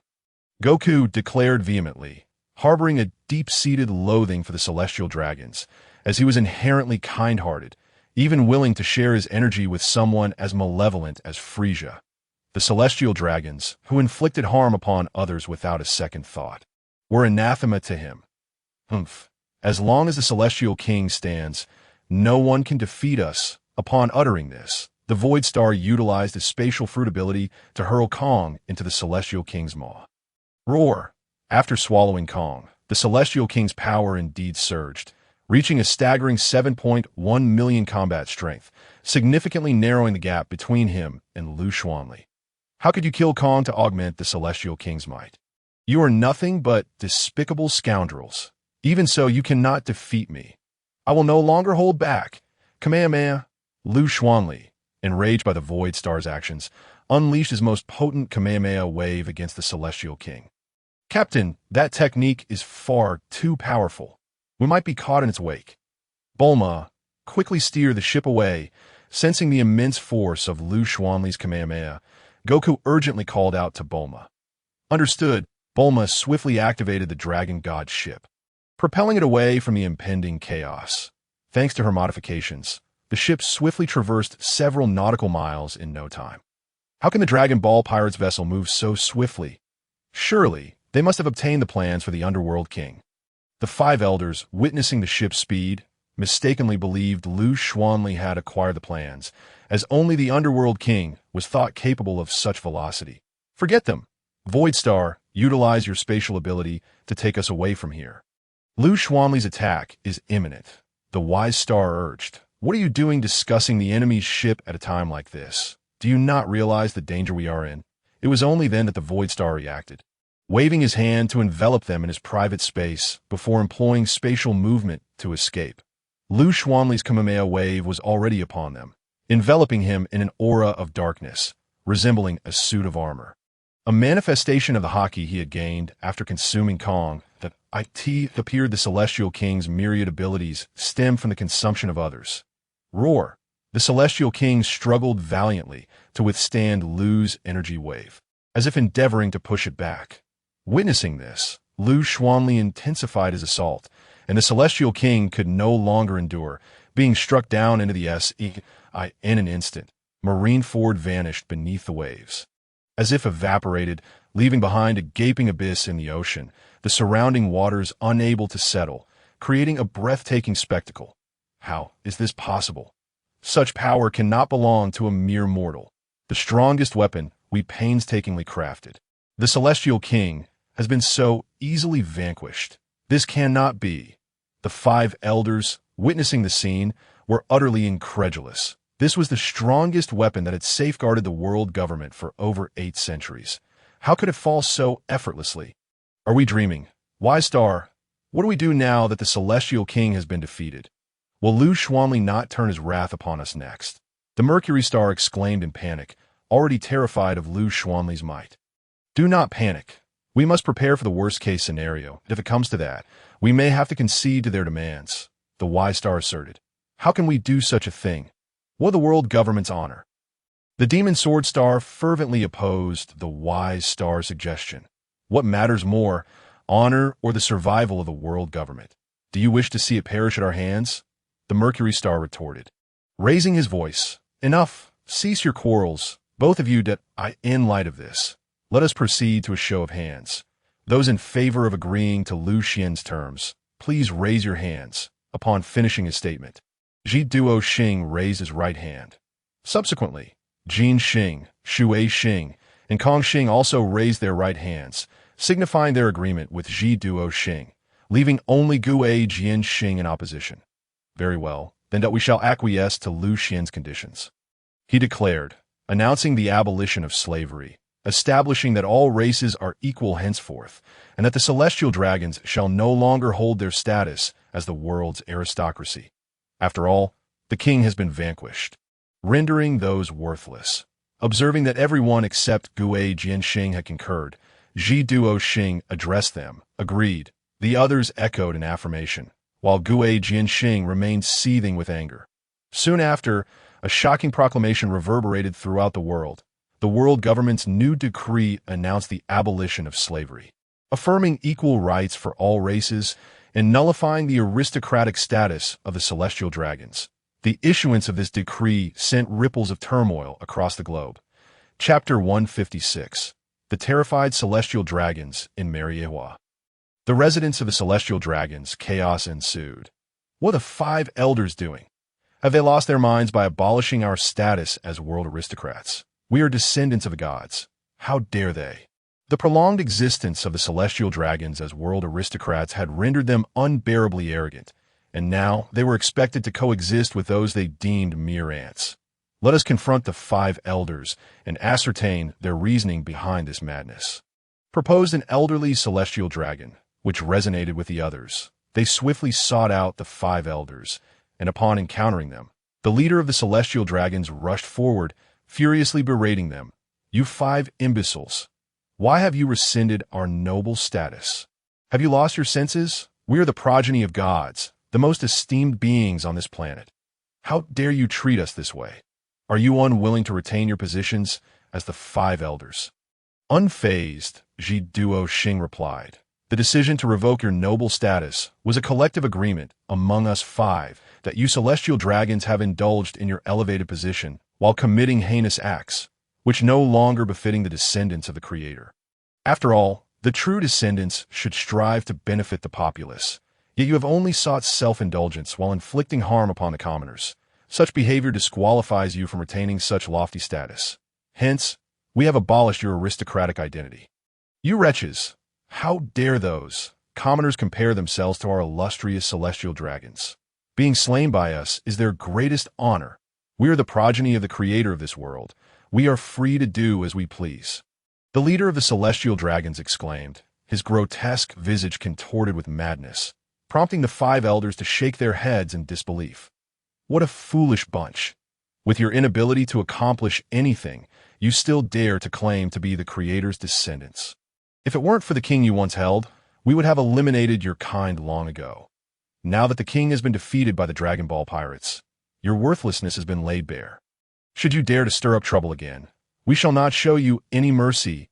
Gui Jianxing, who had previously sought to preserve the celestial dragon status, could no longer contain himself upon hearing the leader's tirade, retorting as if he had not been the one opposing the new decree moments before. You. Seeing the murderous intent in Gui Jianxing's eyes, the celestial dragon leader fell to the ground. His earlier arrogance dissipated, leaving only sheer terror at that moment. Ji Duo Xing interjected. Enough, Gui Jianxing, cease your words. I believe they now comprehend their current standing. Isn't that right, esteemed leader? He added. The celestial dragon leader quickly scrambled to his feet, affirming, yes, if that is the case, I shall take my leave. With that, he hurriedly exited, as though fearing for his life from Gui Jianxing's wrath. Such a pitiful lot, sighed Kong Xing, observing the retreating celestial dragons. Let us not concern ourselves with those fools any longer. We ought to contemplate how to address the Dragon Ball pirate situation. Ji Duo Xing's words snapped everyone back to the matter at hand, and they resumed their previous discussions. Meanwhile, upon returning home, the celestial dragon leader was immediately surrounded by his kin. Leader, what did the 5 elders say? Did they issue the decree by mistake? I never imagined the 5 elders could be so muddled. A young celestial dragon inquired. Indeed, it seems inconceivable that the world government would make such a decision. Yet they have shown egregious negligence, committing such a colossal error. Truly a bunch of fools. Another chimed in. Yes, leader, I trust you gave them a good scolding? A third suggested. Listening to his kin, the celestial dragon leader felt his temper flare, exclaiming, You fools! The assembly fell silent, caught off guard by their leader's outburst. What has come over you, leader? One elder inquired, perplexed. The celestial dragon leader sighed deeply. The matter of abolishing our status is not a mere blunder by the 5 elders. It is indeed true. How can that be? Why would the 5 elders do such a thing? Do they not fear us stripping them of their positions? Fools! Why do you think we celestial dragons can dictate the fate of the 5 elders? Do you not understand the reason behind it? It is because of the king we once held sway over. Precisely. It is because of the king, but just moments ago he was defeated by the Dragon Ball pirates. Our leverage over the 5 elders has vanished, and we can no longer threaten their positions. Thus, in their eyes, we celestial dragons have become obsolete. This is the reason behind the issuance of that decree. Our greatest calamity is upon us. The words of the celestial dragon leader sank in, and the once haughty celestial dragons now stood in stunned silence. Chapter 157. A new task while the celestial dragons fretted over their dwindling status. The Whitebeard pirates encountered the red-haired pirates arriving from the New World. What? The Dragon Ball pirates have defeated the world government. Upon hearing Whitebeard's recounting, red-haired Shanks grasped the situation and couldn't help but admire the might of the Dragon Ball pirates, who had even bested the 5 elders. That it seemed there was no longer anyone capable of posing a threat to Lucian. Lucian is truly formidable.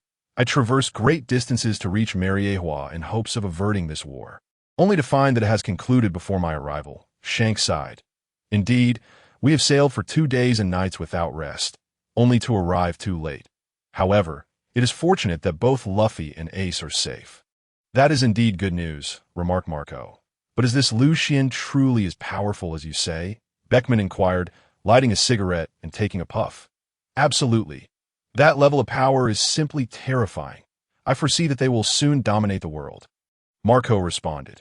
However, it seems Lucian has no intentions of becoming the Pirate King. Otherwise, who could possibly rival him?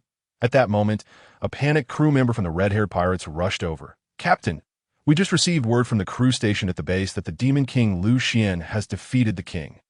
Ha ha ha. In that case, Shanks, you need not depart. Stay and join us for a feast.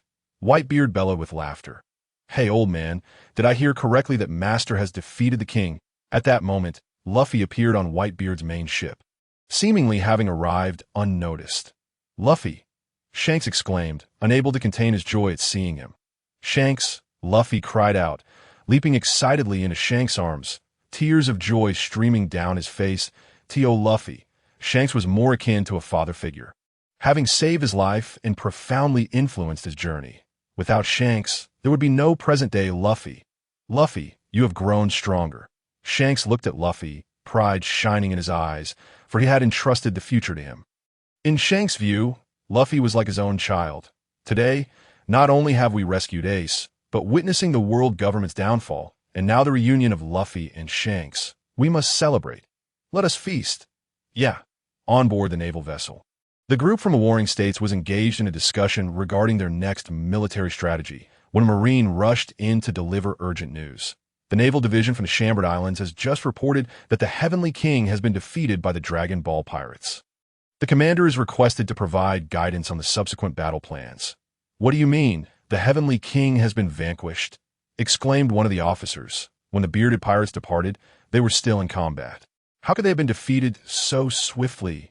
We all assumed they would engage in battle for days and nights. Just how formidable is this adversary? At that moment, Lucian had already parted ways with Broly. Standing on his own ship, deep in thought, just as he contemplated taking advantage of the situation to eliminate the 5 elders alongside the Heavenly King, the system issued a new mission. The task stipulates that, given the host prestige of 12 billion, a conversion of 120 million points of energy can propel them to the pinnacle of divine power. However, the host must first break through their own limitations within 2 years. The reward for this mission is a designated summoning. Think I have amassed such prestige. Yet, is it too ambitious to expect a breakthrough within 2 years? It seems I must seek a suitable place for training. Lucian mused, turning to Bulma beside him. Bulma, set sail. We shall return to the base. Why are we heading back to the base again? Are we not going to confront the 5 elders? We were just thoroughly trounced by that Heavenly King. Krillin interjected with confusion upon hearing Lucian's words. There's no need for that. I believe the 5 elders understand what actions to take if they wish to survive. Lucian replied, shaking his head. If they remain oblivious, I would not mind revisiting Mariejois to enlighten them. Thus, Lucian and his companions embarked on their journey back to the base, which would take several days, while Lucian diligently practiced to surpass his limitations. Chaos erupted across the globe.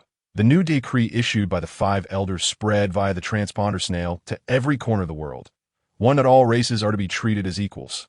The institution of slavery is abolished, and trafficking in slaves is deemed illegal, with severe penalties to be imposed by the navies worldwide on those involved in slave trade. Point 3.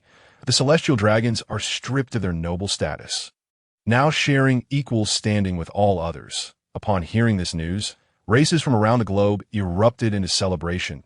Fishman Island. The fishmen raised their glasses in honor of the new decree. After enduring over 8 centuries of discrimination, the fishmen finally saw a glimmer of hope for equality, allowing their kin to live on the surface, basking in the sunlight. You know why the world government issued this new decree? A pufferfish fishman asked mysteriously. Enlighten us. A beautiful mermaid urged. Seeing the eager expressions of the crowd, the pufferfish fishman puffed with pride. It is said that the formidable Lord Lucian, one of the 4 emperors, defeated the 5 elders and compelled them to enact this decree. Is that true? Lord Lucian is so powerful. Have you seen him? What does he look like? The mermaid exclaimed, her admiration amplifying the pufferfish's pride. Certainly, when Lord Lucian visited Fishman Island, I was fortunate enough to witness his presence firsthand. He exuded an aura of might and majesty. Of course, he was exaggerating. Lucian had only been 12 at the time of his visit. Hardly a figure of overwhelming strength. How impressive.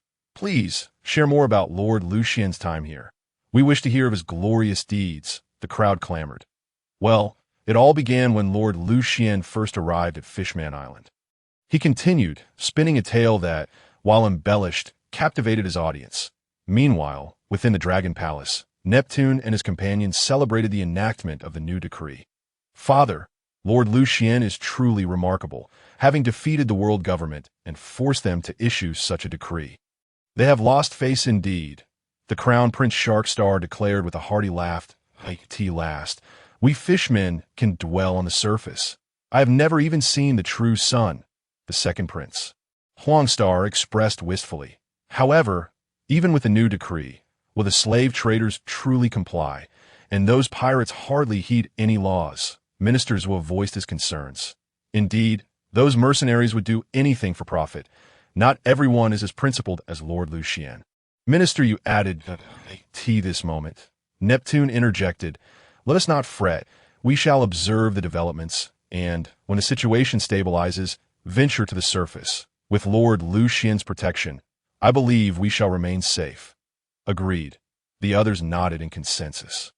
Now, let us raise our glasses to racial equality. With their worries set aside, the gathering indulged in the festive atmosphere of the banquet on Cake Island. Big Mom sat leisurely, savoring her dessert when a frantic individual rushed in. Mother, we have a serious situation, he exclaimed. Big Mom set down her cake, her expression darkening. What is it? If it's not important, you know the consequences. Mama, it truly is a grave matter, Mother. The newsbird just delivered a significant report. He stammered, visibly shaken. What news could possibly warrant such alarm? She inquired, intrigued. Well, the Navy captured Fire Fist Ace and intended to use him as bait to lure Whitebeard into an ambush, aiming to eradicate the Whitebeard pirates. However, the Dragon Ball pirates intervened, not only rescuing Ace, but also destroying the Navy's headquarters, and even the 5 elders were defeated, leading to the issuance of the new decree. He blurted out, eager to avoid her wrath. Even those 5 old geezers fell to Lucian. His power is indeed formidable, she mused, though her irritation lingered. Yet you should never interrupt my dessert. Consider yourself punished for this offense. With that, she extracted 10 years from his life as he pleaded for mercy. Watching him age dramatically before collapsing to the ground. Big Mom took her final bite of cake, sighed, I never expected that boy to grow so powerful in just a few years. It seems I must devise a way to collaborate with him. He must not become an adversary. What suggestions do you have, my children? Mother, we could arrange a marriage alliance. I've heard he is only 17 and not yet WED in 2 years. We could select one of our sisters to marry him, thus securing a powerful ally, proposed Perispero, the eldest son of the Charlotte family. Excellent. Perispero, I entrust this matter to you. Charlotte lingeringly nodded in satisfaction and remarked, Yes, Mother, I will certainly handle this matter well. With that, Perispero respectfully exited the room. It appears that no one can impede him on the vast ocean from now on. We must hasten to devise our strategies. Gazing at the distant sea, Big Mom fell into deep contemplation. Revolutionary Army Headquarters. Dragon placed the newspaper he held on the table, turning to Sabo beside him, saying, Lucian is indeed formidable, that if we could secure his assistance, our revolutionary army would undoubtedly achieve unprecedented victory. Sabo, please make contact with the Dragon Ball pirates and explore the possibility of collaboration. Chief, Lucian is a pirate, while we are revolutionaries that we truly need to cooperate with him, a perplexed revolutionary officer inquired. Before Dragon could respond, Sabo interjected, What is the purpose of our revolutionary army, if not to liberate the oppressed people subjugated by the nobility? Lucian's actions are not in conflict with our goals. Moreover, the enemy of my enemy is my friend. The Dragon Ball pirates have completely severed ties with the world government, and we are an organization opposed to it as well. What is wrong with collaborating with them? Sabo's words silenced the officer. Well then, since everyone is in agreement, I leave this matter in your capable hands, Dragon said to Sabo, observing the silent crowd. Understood, Sabo replied eagerly. He had longed to venture out and find them ever since witnessing Ace's chest being pierced by a kite. Chapter 159. Enhancing everyone's strength while the world was astir over this matter. Lucian had returned to his base. Captain, what are our next actions? We are nearly suffocating on this island. Yamcha rushed over to inquire as soon as Lucian arrived, bombarding him with questions and nearly driving him to exasperation. Without hesitation, Lucian pressed a hand on him, saying, Yamcha, if you have nothing to do, go practice with them that we currently have no plans to set sail. Hearing Lucian's words, Yamcha immediately deflated, gazing at him with a look of despair. Captain, I am merely at the Vice Admiral level. While most of them are at the Admiral level, isn't it asking for a beating to practice with them? Seeing his expression, Lucian sighed and replied, I had forgotten. It is time to enhance your strength. Go and summon them. Are we really going to enhance our strength? That's fantastic. I will go call them right away. Yamcha exclaimed excitedly, darting out at the mention of power enhancement. In just a short while. He returned with several people in tow. "Captain, I brought them. Hurry and enhance our strength," Yamcha urged Lucian, barely able to contain his enthusiasm.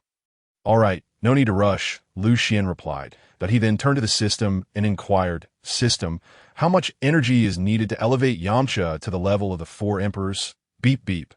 "Yamcha requires 1 million energy to upgrade to the 4 emperors level," the system responded. Upon hearing this, Lucian was astonished, exclaiming, 1 million? For that amount, I could summon a new character at the 4 emperors level. How is it possible that enhancing strength requires so much energy? Are you hoarding energy for yourself, system? Please do not question the integrity of this system. This price is quite reasonable, the system retorted. Seriously? You, a mere system, have a sense of integrity. Whatever, just enhance him, Lucian said helplessly. In an instant, a beam of golden light shot from Lucian to Yamcha, causing his aura to surge explosively to the level of the 4 emperors that a powerful presence erupted from him as he shouted. "What incredible strength! I must go practice with him now. Captain, farewell." With that, Yamcha vanished in a flash. Such excitement truly necessary. Wasn't he stronger in the past? He was merely suppressed in this world, Lucian remarked. Observing Yamcha's exhilaration, I understand. Yamcha is used as sparring and always fights, so now that he has enhanced his strength, he must be eager to reclaim his prowess. He's been bottling up frustration. Piccolo explained. Before Piccolo could finish, Krillin interjected. "Is that so? It seems Yamcha has experienced quite a bit." "Well then, it's your turn. Who will go first?" "Me first," Krillin declared eagerly. "There's no need to rush. Let us have everyone come together," Lucian suggested, glancing at the group. "It's too troublesome to go one by one. It's far more efficient to do it all at once." In the midst of Lucian's pained expression, the system deducted over 10 million energy from him as the others also advanced to the initial stage of the 4 emperors, leaving him with over 180 million energy. To leave 100 million energy for my own elevation to the divine level. What to do with the remaining 80 million? It seems keeping it serves no purpose. I might as well use it for a lottery. System, give me 8 5-star 55 summon cards, and I'll deal with the leftover energy later, Lucian commanded. As he finished speaking, 8 beams of golden light flashed, revealing 8 silhouettes before him. 5 of the 55 figures soared away, merging with Goku and the others, clearly duplicates, leaving 3 figures standing before Lucian, a stunningly beautiful woman with golden hair and blue eyes, Android 18. His favorite character from Dragon Ball, though he was unsure if she was the future version or the one married to Krillin. A figure identical to Goku but dressed entirely differently stood before him. The dark Goku from Dragon Ball Super, whose body and soul belonged to Zamasu, possessing power comparable to Goku's blue form. The last figure surprised Lucian. It was the 4-star dragon for Dragon Ball, known for its immense strength, with a body temperature akin to the sun, capable of reaching 600,000 times energy as an evil dragon. Unlike his brother, the 3-star dragon, this one was very courteous and upright. Unable to contain himself, Lucian asked Android 18, "Are you married?" "Huh." Upon hearing Lucian's question, Android 18 paused, then blushed and replied, "Captain, what are you talking about? How could I possibly be married? Just moments ago, I was with Android 17 destroying the Earth before you summoned me. It was the future version of Android 18. Perhaps there is still a chance for him after all," Lucian mused. Captain, what are you thinking about?" Suddenly, a voice interrupted Lucian's thoughts. Looking up, he saw Android 18 gazing at him, and he quickly cleared his throat, saying, "Nothing, just pondering about training. That's so." Android 18 regarded Lucian with a hint of skepticism. Lucian straightened his expression, replying, "Of course, can't you see my earnest gaze? I find that hard to believe." Android 18 huffed playfully.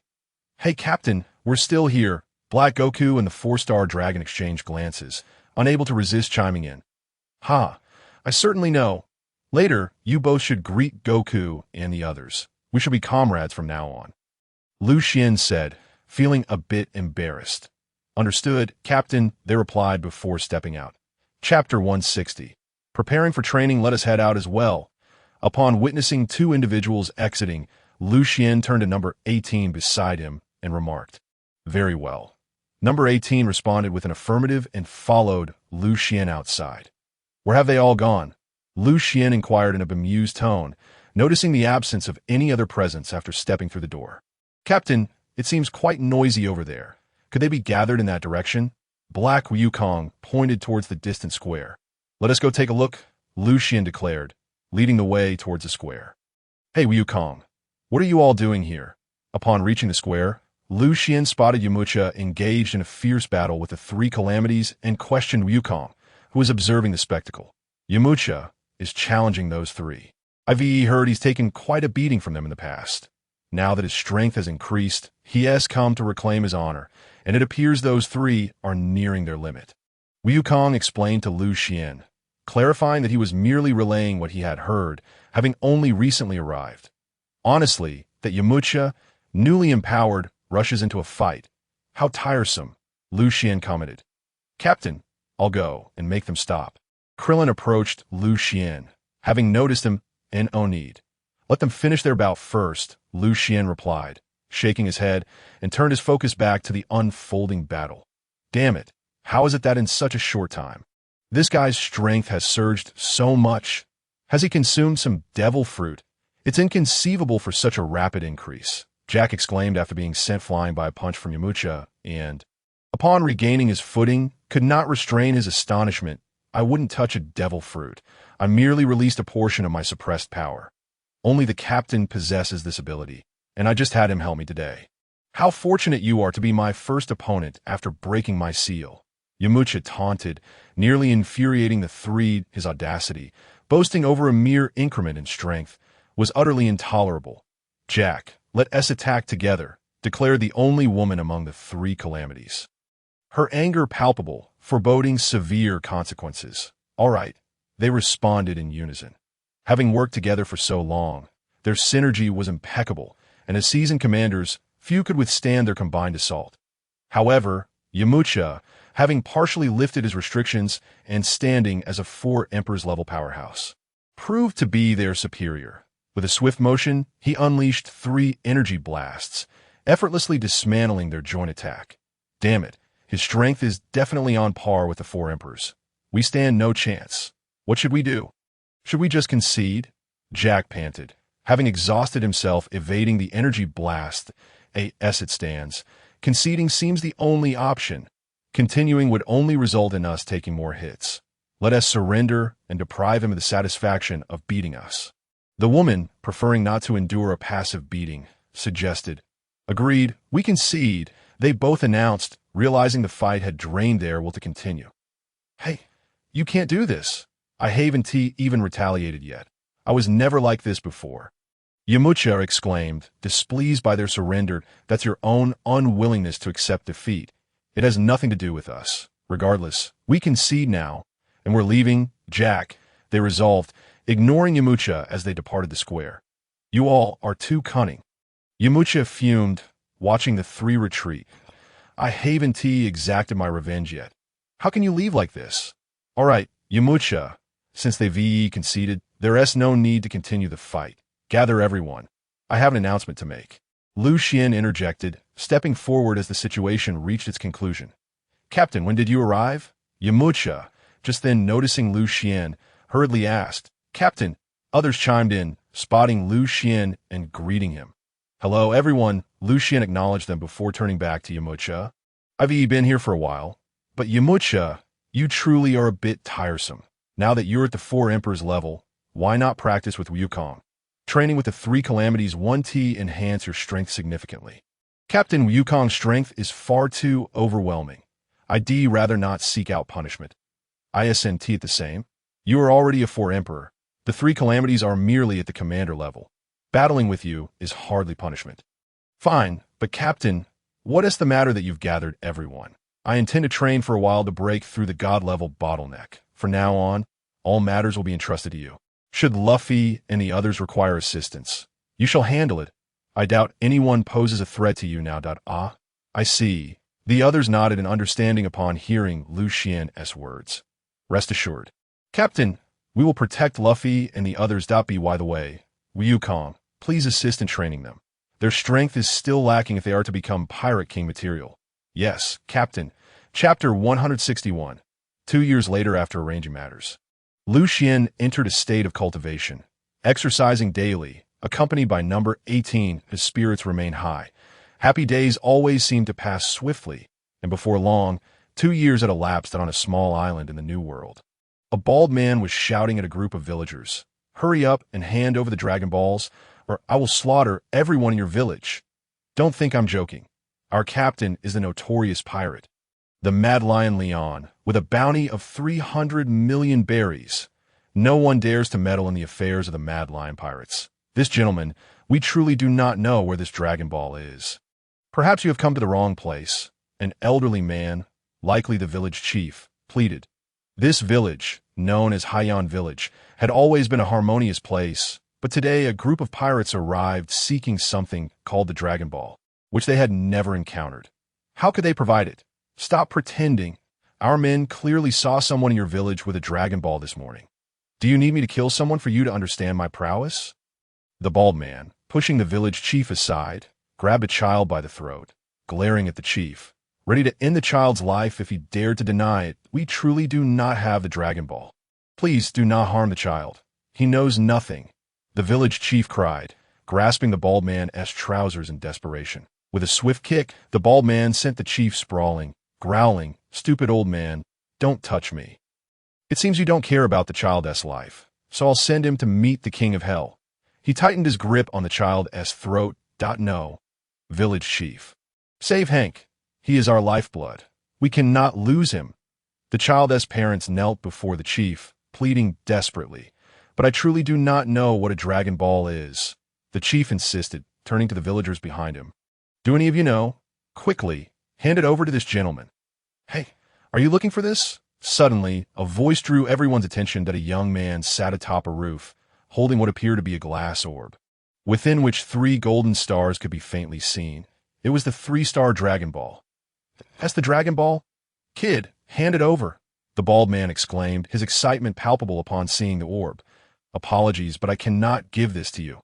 This Dragon Ball belongs to our captain, the young man replied, causing the bald man's anger to flare. Are you here to mock me? You don't care about the child's life, do you? No, you misunderstand. I'm not here to tease you that, of course, I value the child's life, but I also desire the Dragon Ball.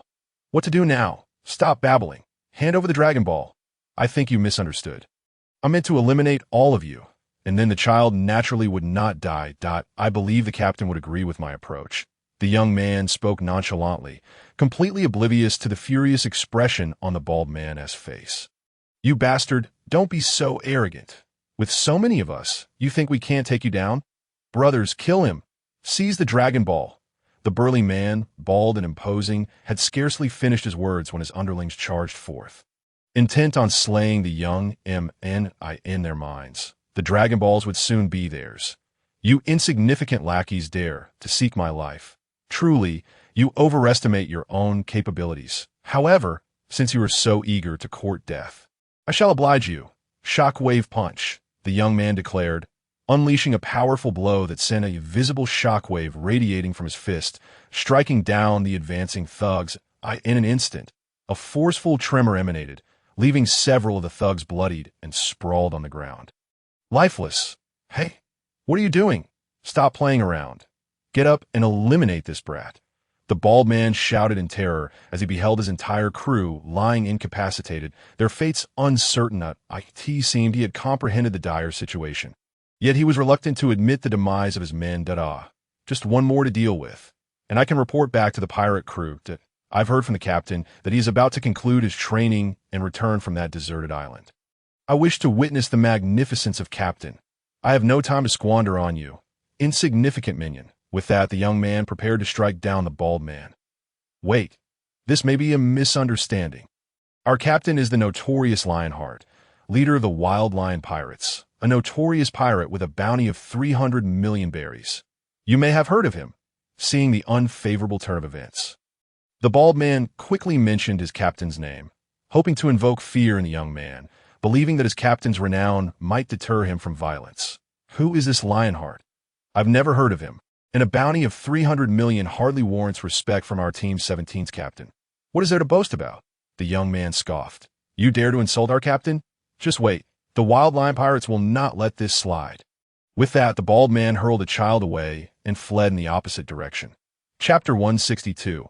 A new era trying to escape? Shockwave step, the young man exclaimed as he propelled himself forward. His feet emanating shockwaves, closing the distance to the fleeing man in mere strides. Spare me. Hero, I am but a minor character.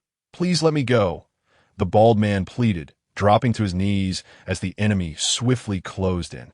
Just moments ago, when the village chief begged for mercy, you showed no regard for that child. Now you wish for my clemency. Dream on. Shockwave burst, the young man declared, placing his hand upon the bald man's chest, unleashing the full force of the shock fruit, shattering his heart.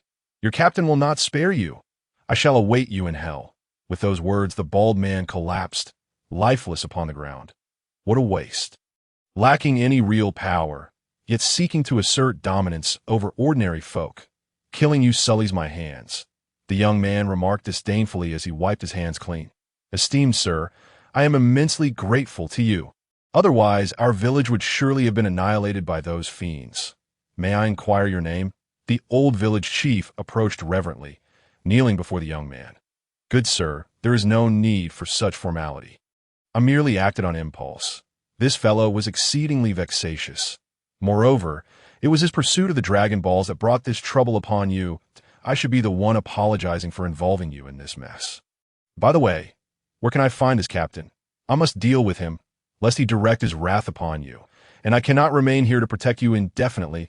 It is best to resolve this matter once and for all. The young man hastily helped the village chief to his feet. Thank you, sir. However, their captain is the notorious pirate Lionheart, with a bounty of 300 million berries. You should leave this place quickly. The chief warned, his concern evident. Not fret. Olden my name is Locke, a member of the Dragon Ball Pirates 6th Division. Our captain, Son Gohan, once boasted a bounty of 800 million berries. That Lionheart is no match for me. You need not worry, the young man replied, nonchalantly. 800 million. That is an astonishing figure, placing him among the world's elite. Moreover, he just mentioned he is from the Dragon Ball Pirates, the very ones who defeated the world government and compelled them to amend their laws. They must be the ones. After all, it is remarkable to see such a young individual join the Dragon Ball Pirates. His future is undoubtedly bright. The village chief gasped, taken aback by the unfolding revelations.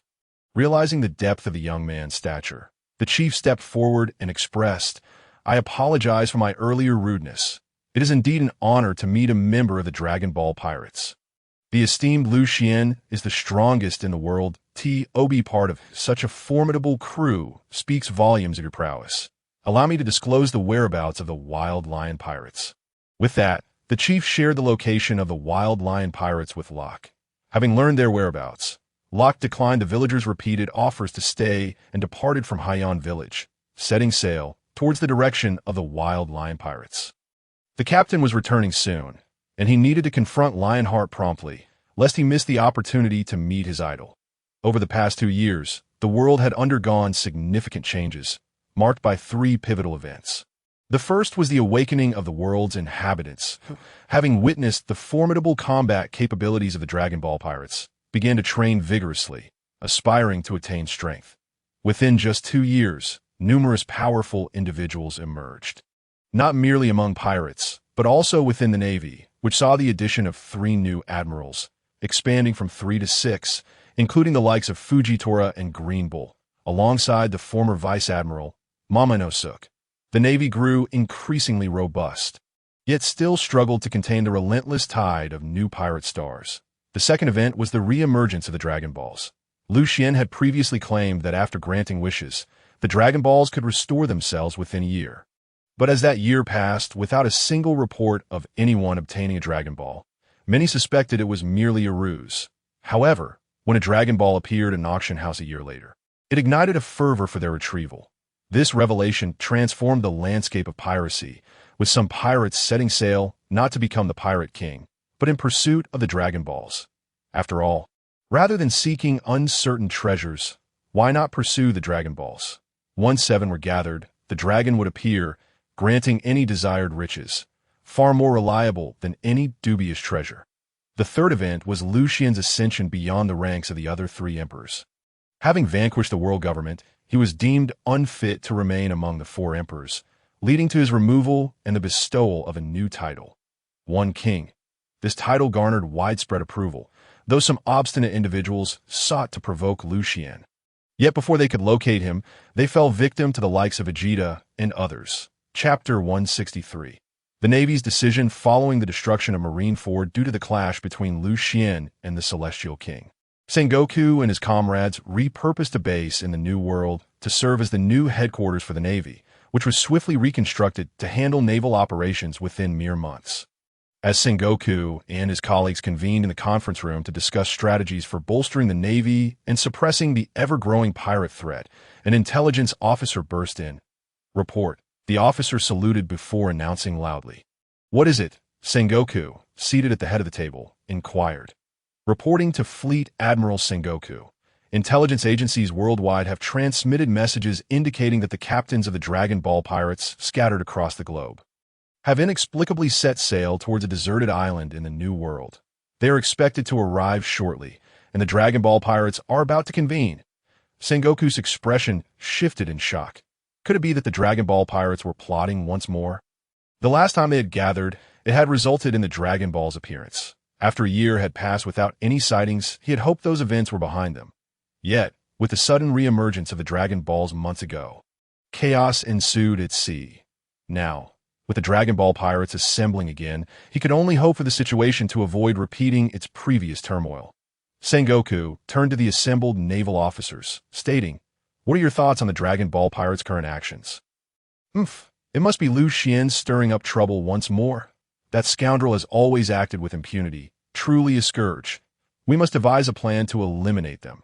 In the beginning, Akainu harbored the deepest animosity toward the Dragon Ball pirates. Immediately stepping forward to voice his thoughts, Akainu, the Admiral, is truly formidable. However, are we certain we can stand against them? Yellow Monkey interjected from the side upon hearing Akainu's words. Indeed, should we act recklessly, we would undoubtedly be defeated by the Dragon Ball pirates. Their strength is simply terrifying. Even those of Admiral caliber could be dispatched in an instant.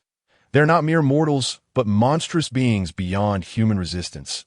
It would be wise for us to proceed with caution. Akiji remarked, expressing his agreement with Yellow Monkey. As no one could rival that individual, I concur with Admiral Akiji. Having personally experienced such power, I am certain I would not be a match for them. And a single strike could very well be my end. It is prudent not to provoke such adversaries, the newly appointed Admiral Fujitora added, echoing Akiji's sentiment. Are we to simply watch as Lucian roams free? Too intimidated to act. What would become of our Navy's justice? How would the populace perceive us? Akainu, who staunchly advocated for absolute justice, refused to let a single pirate escape, especially since Lucian bore a grudge against him. What then? Even Uranus, the heavenly king upon which the world government has relied, has been defeated by Lucian. The elders dare not utter a word. What can we do? Akiji, who consistently opposed Akainu's methods, expressed his dissent. Enough of this. Do not bring up the elders again. They resorted to the heinous act of murdering Commander Kong, allowing the heavenly king to consume him, only to capitulate in fear when the heavenly king was defeated. Their unreliability is infuriating. Carp suddenly shouted, his voice filled with indignation over the lingering memory of Kong's death at the hands of the elders. All right, let us put an end to this discussion. Now let us raise our hands to express our opinions. Those in favor of continuing to observe, please raise your hands. Upon Warlord Sengoku's statement, Akiji, Yellow Monkey, Fujitora, Carp, Vice Admiral Crane, and Peach Rabbit all raised their right hands. In total, there were 9 individuals. Now, with Sengoku included, 7 had agreed to continue observing, leaving only Akainu and Green Bull unaccounted for. Akainu was surely opposed, while Green Bull had yet to express his stance. Green Bull, what is your opinion? Sengoku inquired, noticing Green Bull's lack of a raised hand. Gradually, Green Bull stood and stated, I choose to abstain. You all may decide. Upon hearing Green Bull's words, Sengoku nodded and said, Very well, let us continue to observe the actions of the Dragon Ball pirates before formulating any plans. This meeting is adjourned. How infuriating.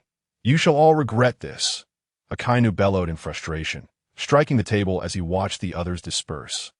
On an unnamed island, the Whitebeard pirates rested, with Whitebeard seated at the head of the table, gazing at his sons.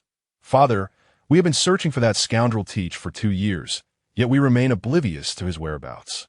This cannot continue indefinitely.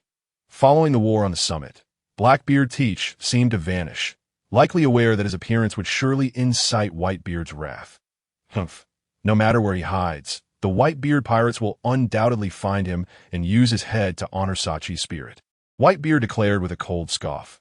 The failure to eliminate Teach during the Summit War remained Whitebeard's greatest regret, for not only had he slain Sachi, but he had also nearly caused Ace's demise, an affront Whitebeard could not tolerate.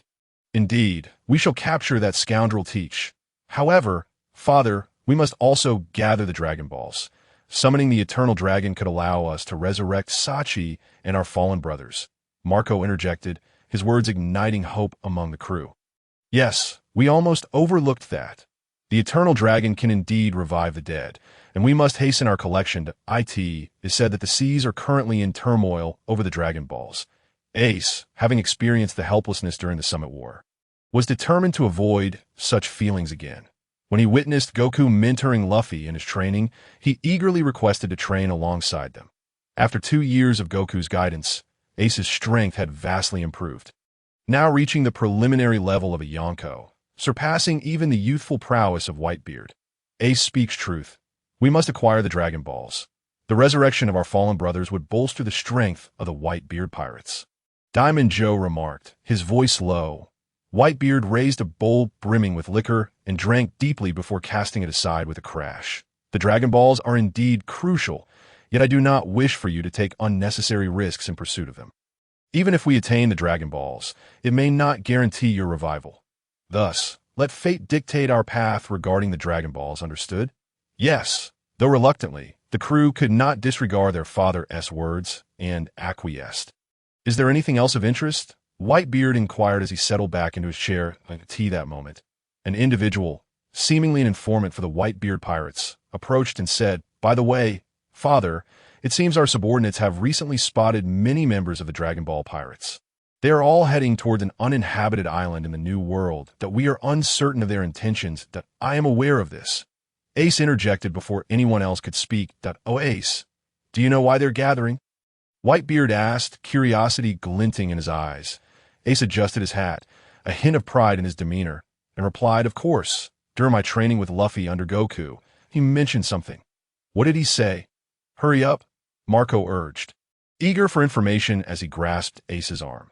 Ace shrugged off Marco's grip, insisting, "Don't pull me away. It's about the captain of the Dragon Ball pirates, Lucian." After the Summit War concluded, Lucian entered seclusion to break through his previous limits, aiming to achieve power sufficient to defeat the Heavenly King without fusion. Now, the Dragon Ball pirates are heading to one location, which can only mean one thing. Lucian has attained the strength he held when he and another fused, and he has emerged from his seclusion. They're going to retrieve their captain. Lucian is about to make his move. As Ace finished speaking, the crew gasped in astonishment. The notion that one individual could reach such heights left them speechless. Considering the prospect of Lucian and another uniting their powers sent shivers down their spines. While they remained stagnant, he had surpassed another realm, leading them to believe they were destined for obsolescence. Now, let us not be so disheartened. Even if Lucian is strong, we have no intention of provoking him that he will not turn against us, Ace reassured, lifting the spirits of his comrades. Indeed, Ace is correct. There is no need for us to provoke Lucian, and moreover, Ace is his disciple. They will not target the Whitebeard pirates. However, what remains uncertain is how others will respond. We can only hope they do not provoke that fellow Lucian. Whitebeard chuckled heartily. I can only imagine how frantic the world government's 5 old geezers must be right now, having so terribly offended Lucian, Whitebeard mused. Indeed, they are likely concocting plans as we speak. The laughter echoed through the air. On board the main vessel of the Whitebeard pirates, a wave of hearty laughter erupted, leaving the underlings outside in a state of bewilderment. What could possibly have brought such joy to the captains? Meanwhile, in Mariejois, the headquarters of the world government, the five elders were engaged in a strategic discussion. They had heard about the gathering of the Dragon Ball pirates and were desperate to avoid trouble with Lucian as soon as he set sail. Their minds were racing in search of solutions. Wise Star, what shall we do? Lucian seems poised to take action imminently. Could we be their first target? Mercury voiced his anxious thoughts, recalling Lucian's formidable strength, which filled him with dread, leaving him feeling utterly defenseless. Humph, let him come. After all, it's merely death, isn't it? Mercury, you are far too timid, Ghost Sword Star remarked, unable to contain his disdain. Who are you calling a coward? Aren't you afraid Lucian might come after us? Mercury retorted angrily at Ghost Sword Star's comment. Seeing the two about to clash, Wise Star swiftly intervened, urging them to cease their quarrel. We have already complied with his conditions. I believe you will not trouble us again, that we simply need to remain still, but we didn't agree initially and even resorted to using the Heavenly King to try and kill him. Will he not hold a grudge? Venus interjected, causing a chill to run through the hearts of the five. What shall we do then? Perhaps we should send a representative to negotiate with Lucian, to assure him of our benign intentions. Perhaps this could lead him to forget that incident. Wise Star suggested, contemplating the situation. That seems to be our only option now. Very well, let us dispatch someone capable of resolving this matter. Do you have any suitable candidates in mind? Wise Star inquired with determination. This person must be eloquent, likable, and possess a degree of strength. Ideally, it should be a woman. Wise Star continued to reflect aloud. His words puzzled the others, prompting Venus to ask, I can understand the previous conditions, but why must it be a woman? Because the Dragon Ball pirates have never harmed a woman, that I believe sending a woman would increase our chances of success. Wise Star explained, enlightening the group. Indeed, none had ever heard of the Dragon Ball pirates inflicting harm upon women. In light of this, the most suitable candidate for the task would undoubtedly be Stussy, the Queen of Pleasure Street. Her beauty rivals that of Hancock, the Empress, making her highly likely to succeed in this endeavor. She truly is the perfect choice. Let us send her to the task. Inform her of Lucian's demands and ensure we accommodate them as best as we can. Wise Star consented after a moment of contemplation. Then I shall seek her out now, Mercury announced as he stood up. Agreed, it is settled. Let us disperse, Wise Star concluded, rising to leave. Then we shall take our leave as well. The other three followed suit and departed like Tea Cake Island, within Big Mom's palace.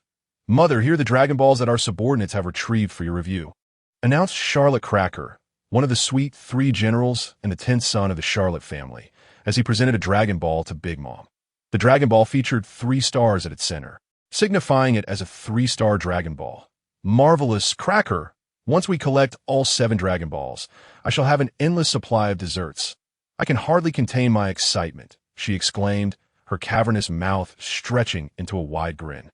Saliva dripping onto the floor and corroding it into large holes. By the way, Mother, I've heard that Lucian seems poised to make his return. Should we still pursue a marriage alliance with him? Cracker inquired, a flicker of anger in his voice as he recalled the severe beating he had received at the hands of Lucian's underlings 7 years prior to Do. Is that so? He has resurfaced.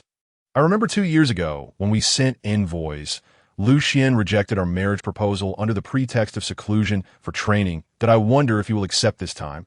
Big Mom responded, a hint of excitement in her tone. Lucian is truly ungrateful. He should feel honored to marry into our family. This is an opportunity for him. I have faith he will agree this time. Cracker asserted, his expression betraying the belief that Lucian would be foolish to decline. Yes, that's so. That would be splendid. You shall handle this matter, Cracker. Do not let me down. Big Mom's fearsome visage twisted into a more terrifying smile. Yes, Mother, I shall not disappoint you, Cracker replied, drenched in sweat, before hastily exiting the palace to prepare the ship for departure. After Cracker's exit, Katakuri, the second son of the Charlotte family and the core figure of the organization, stepped forward. Mother, is it truly necessary for us to form a marriage alliance with Lucian? Katakuri, Lucian's strength surpasses any human capacity to counter. Though I have not battled him personally, I am well aware of Whitebeard's might. He has transcended his peak state. Even the tremor fruit has awakened. Yet he was still defeated by the Heavenly King while Lucian triumphed over him. This illustrates just how formidable Lucian truly is. A successful marriage alliance with him would render us invincible, Big Mom explained, an unexpected calmness in her demeanor. No one could have anticipated that Big Mom could exhibit such composure. Others would have thought it was an impersonator. To many, she was merely a woman consumed by her desire for sweets, capable of ruthlessly eliminating her own children for a morsel of dessert. Yet here she was, presenting a rational analysis of their predicament, leaving others astounded. Mother is indeed wise.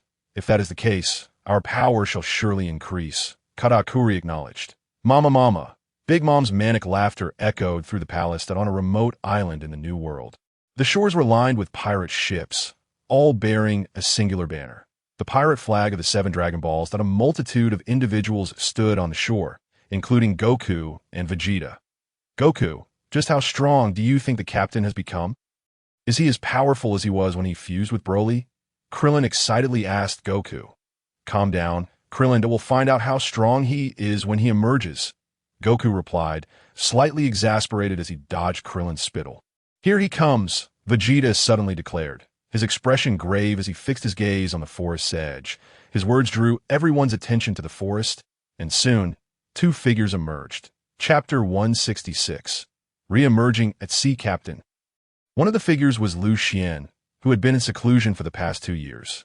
Over this time, he had matured significantly, his physique now exuding a balance of muscle and charm, radiating masculine allure. The other figure was Android 18, who had accompanied Lucian throughout his training. Their bond had deepened considerably during this period, and she now bore a captivating short hairstyle, striking blue eyes, and an air of regal confidence, her gaze towards Lucian filled with affection. Captain, you have finally emerged from seclusion. We've missed you terribly during these 2 years, Krillin exclaimed, rushing forward. Lucian, it's been so long. What significant events transpired while I was away? Lucian smiled, surveying the familiar faces around him. That really our captain? Doesn't he look particularly formidable? Some newcomers, unfamiliar with Lucian, murmured among themselves. Fools, don't be deceived by appearances. Even our captains seem ordinary at first glance. Have you not witnessed their true prowess? They merely keep their auras subdued. Average people cannot discern their strength, Goku retorted, shaking his head in disbelief. So that is how it is. Our captain is truly remarkable. Of course, the captain has now truly become the strongest person in the world, an existence so formidable that no one can rival him. Observing the throngs of people behind him, Lucian curiously inquired how such a crowd had gathered, remarking that a single ship would suffice as he merely wished to set sail and tea that moment. Clint approached, explaining that these individuals were all admirers eager to meet their captain, suggesting they could be sent away shortly. Well, since we've already encountered them, let us allow them to depart. By the way, just leave a smaller vessel. You all can take the Longshan back. I prefer to keep a low profile, Lucian said, looking at the multitude behind him, feeling somewhat overwhelmed. Captain, aren't you going to sail on the Longshan? It's your signature ship, Clint exclaimed, surprised that no need. Any ship will do. The more inconspicuous, the better. I must first settle accounts with the world government and the elders if I were to take the Longshan and they fled beforehand. Where would I find them? Though the elders had later complied with Lucian's conditions and enacted new decrees, their initial release had indeed caused them significant trouble. Naturally, the first order of business after their cultivation was to seek retribution against them. I see then, Captain, choose a ship yourself, Clint shrugged. Lucian glanced at the luxurious vessels on the shore, feeling a headache coming on. How am I to choose, Clint? Are there no new companions among you? If we take one of these ships out, everyone will recognize it. I might as well take the Longshan. Well, I haven't recruited anyone recently, Clint admitted, scratching his head sheepishly. Neither have I, Wukong chuckled, a true battle enthusiast who scarcely had time for new recruits. The others shook their heads in agreement. None had brought in newcomers during this period. Actually, I just recruited someone. He joined our pirate crew a month ago, and no one knows he is with us yet. Number 17 interjected as the group pondered their next steps. Oh, is that so? Bring him out, Lucian said, intrigued. It was unusual for number 17, who usually operated alone, to take on a subordinate. Locke, come here. Number 17's cool voice rang out. And shortly after, a young man approached, the very individual who had previously rescued Haiyan village from the pirates. After leaving the village, Locke had swiftly followed the villagers' directions to confront and vanquish the menacing lion, Leon, and had made his way here, somewhat bashful of being called forth by the captain. Captain, what can I do for you? Number 17 pointed to Lucian, saying, This is our Dragon Pearl pirate cruise captain. He wishes to sail with you to Mariejois, so prepare yourself immediately. What? The captain is going to board my ship? This is fantastic. I'll get ready right away, Locke exclaimed, jumping with excitement before dashing off to prepare his vessel. Locke's enthusiastic shout drew the attention of those behind. Hey, did you hear that? The new guy said the captain is going to sail on his pirate ship. Isn't it obvious? His voice was so loud that there's no way to miss it. How enviable. This guy is so lucky that the captain is choosing to sail on his ship. He's bound to become famous now. Indeed, it's quite enviable, they murmured, seeing that the matter of the ship was resolved. Lucian addressed the crowd. All right, you all should leave now. I will go with number 18. Captain. I want to go too. Please take me along. Clin piped up, eager to accompany Lucian and Oni. Clin, you and Wukong should leave with the others. I'll be back shortly. It won't take long. Lucian declined Clin's request. Clin, no more talking. Let us go, Wukong said, wrapping an arm around Clin and leading him away. Before long, the throngs of people had dispersed, leaving only Lucian and number 18 as they made their way to Locke's pirate ship. Chapter 167. Arrival at Sabaody Archipelago. Captain, everything is ready. Come aboard. Just as Lucian was getting board waiting, Locke burst out from the cabin, calling. Upon boarding, Lucian discovered there was only one person aboard, prompting him to ask, Why is there only you here? Locke, somewhat embarrassed, replied, Captain, I just set sail. This person is someone I saved while defeating Leon the Lion. His name is Fix, and he's a navigator.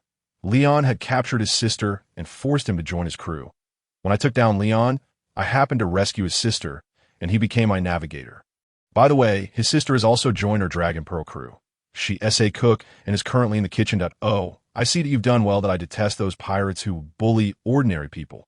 Lucian nodded in appreciation of Locke's actions. Thank you, Captain. I will continue to work hard. Locke beamed at Lucian's praise. By the way, Fix, come meet our captain.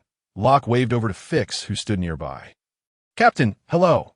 My name is Fix. Fix approached Lucian, his voice trembling slightly, overwhelmed by standing before the world's strongest man. Sensing Fix's nervousness, Lucian patted his shoulder reassuringly. No need to be anxious. We are all comrades. Yes, Fix exclaimed loudly. All right, you may get busy now. Number 18, let us find a spot to sit for a while, Lucian said, watching as Fix hurried off to navigate. Sure, Lucian, number 18 replied. Unlike the others, she did not call him captain, as they had grown too close. It felt more natural for her to address him by his name. The two then settled into chairs on the deck, enjoying the scenery and chatting. Locke utilized his devil fruit abilities to accelerate the ship, a method he had employed consistently for swift and stable travel, all while honing his powers, a true triple benefit. Days spent leisurely at sea always seemed to pass swiftly, and in a blink, several days had flown by.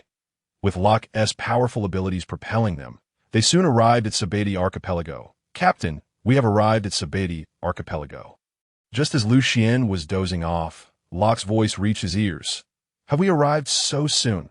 Locke, you indeed make things convenient. Lucian yawned and stretched, then exited the cabin. Upon stepping out, he saw Locke, Fix, and his sister waiting on the deck, all laden with bags, clearly prepared for their arrival. You didn't need to bring so much. I'm just going to confront the elders. Carrying all this is just a burden, Lucian remarked, rubbing his temples in exasperation. Oh, is that so? I thought we would be here for an extended period. Locke replied sheepishly.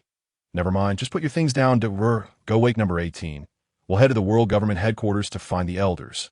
Understood, the three said in unison, retreating to their rooms to drop off their belongings. A few minutes later, they returned with number 18, who had just woken up, appearing somewhat dazed, which Lucian found endearing. All right, let us go. With everyone gathered, Lucian announced, It's been over 10 days since I set foot on land.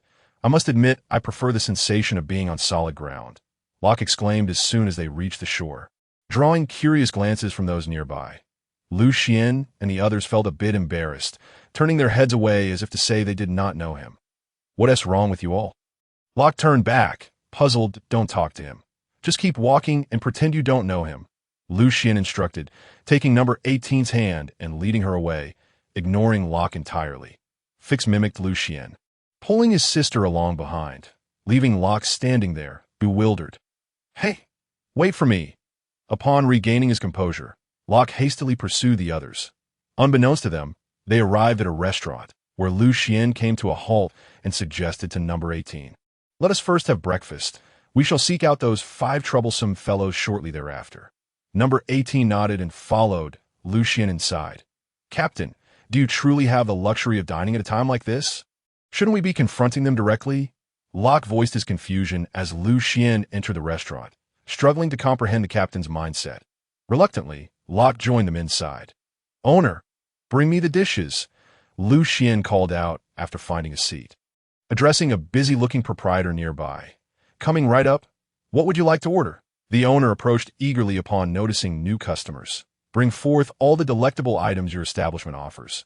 No need for change, Lucian declared, tossing a substantial stack of berries onto the table. Very well. I shall serve you immediately. The sight of the thick wad of currency motivated the owner to pocket the money swiftly. Thinking to himself that this sum likely exceeded 100,000 berries, and with only 5 of them, how much could they possibly consume? This was indeed a profitable venture. Chapter 168. Trouble approaches. It must be said that the speed at which the restaurant served its dishes was commendable. For in but a short time, their table was laden with food. You 3, stop standing there. Join us at the table. The cuisine here is quite splendid. I have dined here before. Lucian beckoned to the 3 who lingered at the side. Certainly, Captain, they replied, taking their seats. Yet, it was merely a short while before they were astounded, as Lucian had already devoured the entirety of the dishes after only a few bites. Owner, more dishes, Lucian called out urgently upon finishing. Wow, you finished so quickly, the owner exclaimed upon arriving, astonished that they had consumed their meal in less than a minute. Are you performing magic? With no alternative, the owner had to instruct the kitchen to prepare another round, which was soon delivered to their table. This time, the owner remained beside Lucian, curious to see where all the food was disappearing to before long. He was left agape as Lucian polished off the new spread in less than a minute. How can one possibly eat so much? Ever since Lucian ascended to the level of the 4 emperors, his appetite had burgeoned, and now that it achieved a godly status, his capacity for food had reached monstrous proportions, rivaling even that of Goku and his fellow scions. Half an hour later, with plates having been cleared away numerous times, Lucian finally felt satisfied amidst the astonished gazes of his companions. Being 8/10 full is sufficient, he declared as he prepared to leave, nearly causing his companions to tumble over in disbelief. Captain, your capacity for food is astounding. Locke gazed at Lucian with admiration. There's no need to envy. When you grow stronger, you too shall be able to eat like I do, Lucian reassured him. Indeed, Captain, I shall strive to improve and aim to eat as much as you do, Locke replied, eliciting exasperated glances from the others, as the focus should be on becoming stronger, not on eating. As the group conversed, Lucian finally arrived at the headquarters of the world government. What shall we do? Should we charge in directly, Captain? Locke inquired hesitantly, gazing at the imposing structure before them. No need. Allow me, Lucian asserted, pushing Locke aside and taking a deep breath. 5 elders. Come out at once. His voice resonated, unleashing a terrifying sound wave that surged towards the grand entrance of the world government, causing the door to explode into splinters and sending nearby soldiers sprawling to the ground. What on earth is happening? The 5 elders gathered in their conference room were alerted by the commotion outside. They summoned the guards to inquire. Report, esteemed elders, a group of peculiar individuals has arrived, and one of them shouted, resulting in the destruction of the government's door. That person appears to be the captain of the pirate crew, the Demon King Lucian. What? Why has he come? The guard's revelation startled the 5 elders. What did he shout? They pressed, causing the guard to hesitate. Do not worry. We shall not hold it against you for speaking, the wise elder reassured. Yes, wise elder. Lucian demanded that the 5 elders come out to meet him. He's seeking revenge. Our previous encounter with him was undoubtedly infuriating. The elder known as Jupiter exclaimed anxiously, I always said we should not have agreed to his terms. Otherwise, the world government would not have lost face so dramatically, and now he has come to confront us. The elder known as Ghost Sword scoffed that he may not be here for trouble. If he truly intended to cause chaos, he would have charged in without hesitation. Rather than calling us out, interjected the elder known as Sky.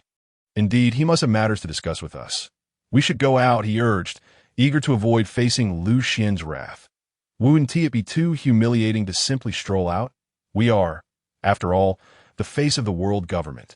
Mercury hesitated, concerned about the public perception. Forget about face. Life is more valuable. If Lucian is angered and storms in, we would lose far more than just face.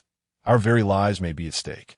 The wise elder concluded, leading the way outside, that we should proceed as well. Jupiter glanced back at the other 3, who reluctantly followed suit. To the entrance of the world government, the guards, still recovering from being knocked about by Lucian's soundwave, finally regained their footing and confronted Lucian and his companions. Who are you? Was this destruction caused by you? This is the headquarters of the world government. Do you wish to forfeit your lives? One guard began, only to be interrupted by another. Shut your mouth, unless you wish to incur his wrath. What do you mean? The first guard retorted, turning to face his companion. You know who he is. Oh, fool. He is none other than the captain of the Dragon Ball Pirates. Lucian. Are you trying to get us killed? So what if it's Lucian? The first guard scoffed before realizing the gravity of the situation. Suddenly drenched in cold sweat, I'm truly sorry. Lucian, please forgive my previous insolence. I was unaware of your esteemed presence. The guard fell to his knees before Lucian, pleading for forgiveness. Chapter 169. What is happening? At that moment, the 5 elders emerged, witnessing the guard kneeling before Lucian. Did you imbecile, provoke Lucian? The others remained silent, and the wise elder pointed at the kneeling guard with indignation. Enough. It is merely a trivial matter. Lucian interrupted the inquiry of the 5 elders. Hurry and remove yourself, you shameful fool. Upon hearing Lucian's words, the wise elder shouted, prompting the guards to hastily retreat. We were unaware of your presence. Lucian, may I inquire what brings you here? Once the guards had departed, the wise elder approached Lucian, speaking in a subservient tone. Captain, your prowess is undeniable. Even the 5 elders speak to you with such deference. Joining the Dragon Ball Pirates was indeed a wise choice. Locke beamed with pride as he observed the treatment Lucian received. Captain, you are truly impressive, Fikes' sister, Rue Air, exclaimed while playfully hugging number 18's arm. Her joy so infectious that she appeared to bask in the attention directed at Lucian. It's nothing special, number 18 replied nonchalantly, though her eyes betrayed a sense of pride. There is no significant matter at hand. Merely a request for compensation since your secret weapon thoroughly trounced my crew 2 years ago. Shouldn't we address that? Lucian addressed the 5 elders, laying forth his demand. Certainly, whatever you require, Lucian. Please do not hesitate to ask. We shall do our utmost to fulfill your requests. Jiduo Xing was momentarily taken aback, but he quickly responded with delight, exclaiming that upon hearing Lucian's words, it seemed they were prepared to let them go, which was certainly a cause for joy. Lucian nodded in agreement, remarking that it appeared the 5 elders were indeed quite astute. Thus, he proposed that if they surrendered 20 devil fruits, this matter would be considered resolved. However, the demand for 20 devil fruits seemed excessive.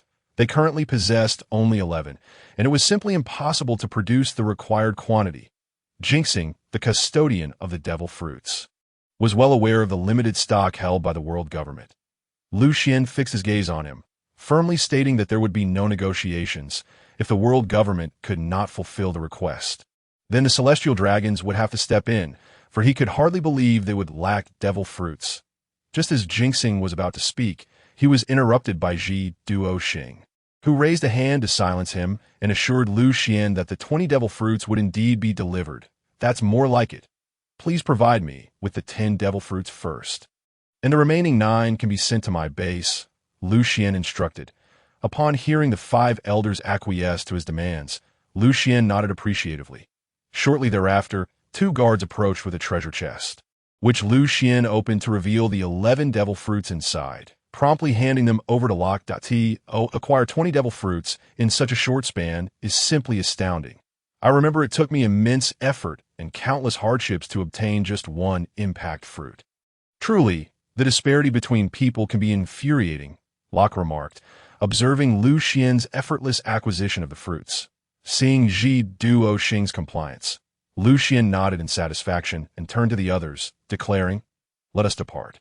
"Indeed, Captain, your prowess is truly remarkable. My admiration for you flows like an unending river," Locke exclaimed, uttering words that nearly left Lucian dumbfounded. Had it not been for the system, he might have believed Locke was also a time traveler. Enough flattery. Let us return to the ship. After all, I find myself at a loose end and wish to check on my apprentice. Lucian chuckled, chiding lightly, the captain's apprentice, that straw-hatted lad. Luffy, I've heard he is now a notorious pirate with a bounty of 1 billion berries. Truly, he is deserving of being the captain's protege, Locke replied. Since participating in the Marineford War, Luffy's strength had soared to a general level, and his remarkable performance during the battle had elevated his reputation to new heights. Coupled with his identity as the Dragon Ball Pirates captain's apprentice, a bounty of 1 billion berries was hardly excessive. That may be the case, but I suspect that over the past 2 years, their strength has progressed even further. My intention in seeking him out is to gauge whether he has reached the requisite standard to compete for the title of Pirate King. Lucian mused, gazing out at the distant sea. Their growth has been rapid, especially under Goku's tutelage. I believe they have attained at least the strength of the 4 emperors by now, 18 remarked with a smile. By the way, with so many devil fruits at our disposal, why don't you 2 choose one? I trust there will be a fruit suitable for your abilities, Lucian suggested, suddenly recalling that Fukusu and her sister had yet to acquire a devil fruit power.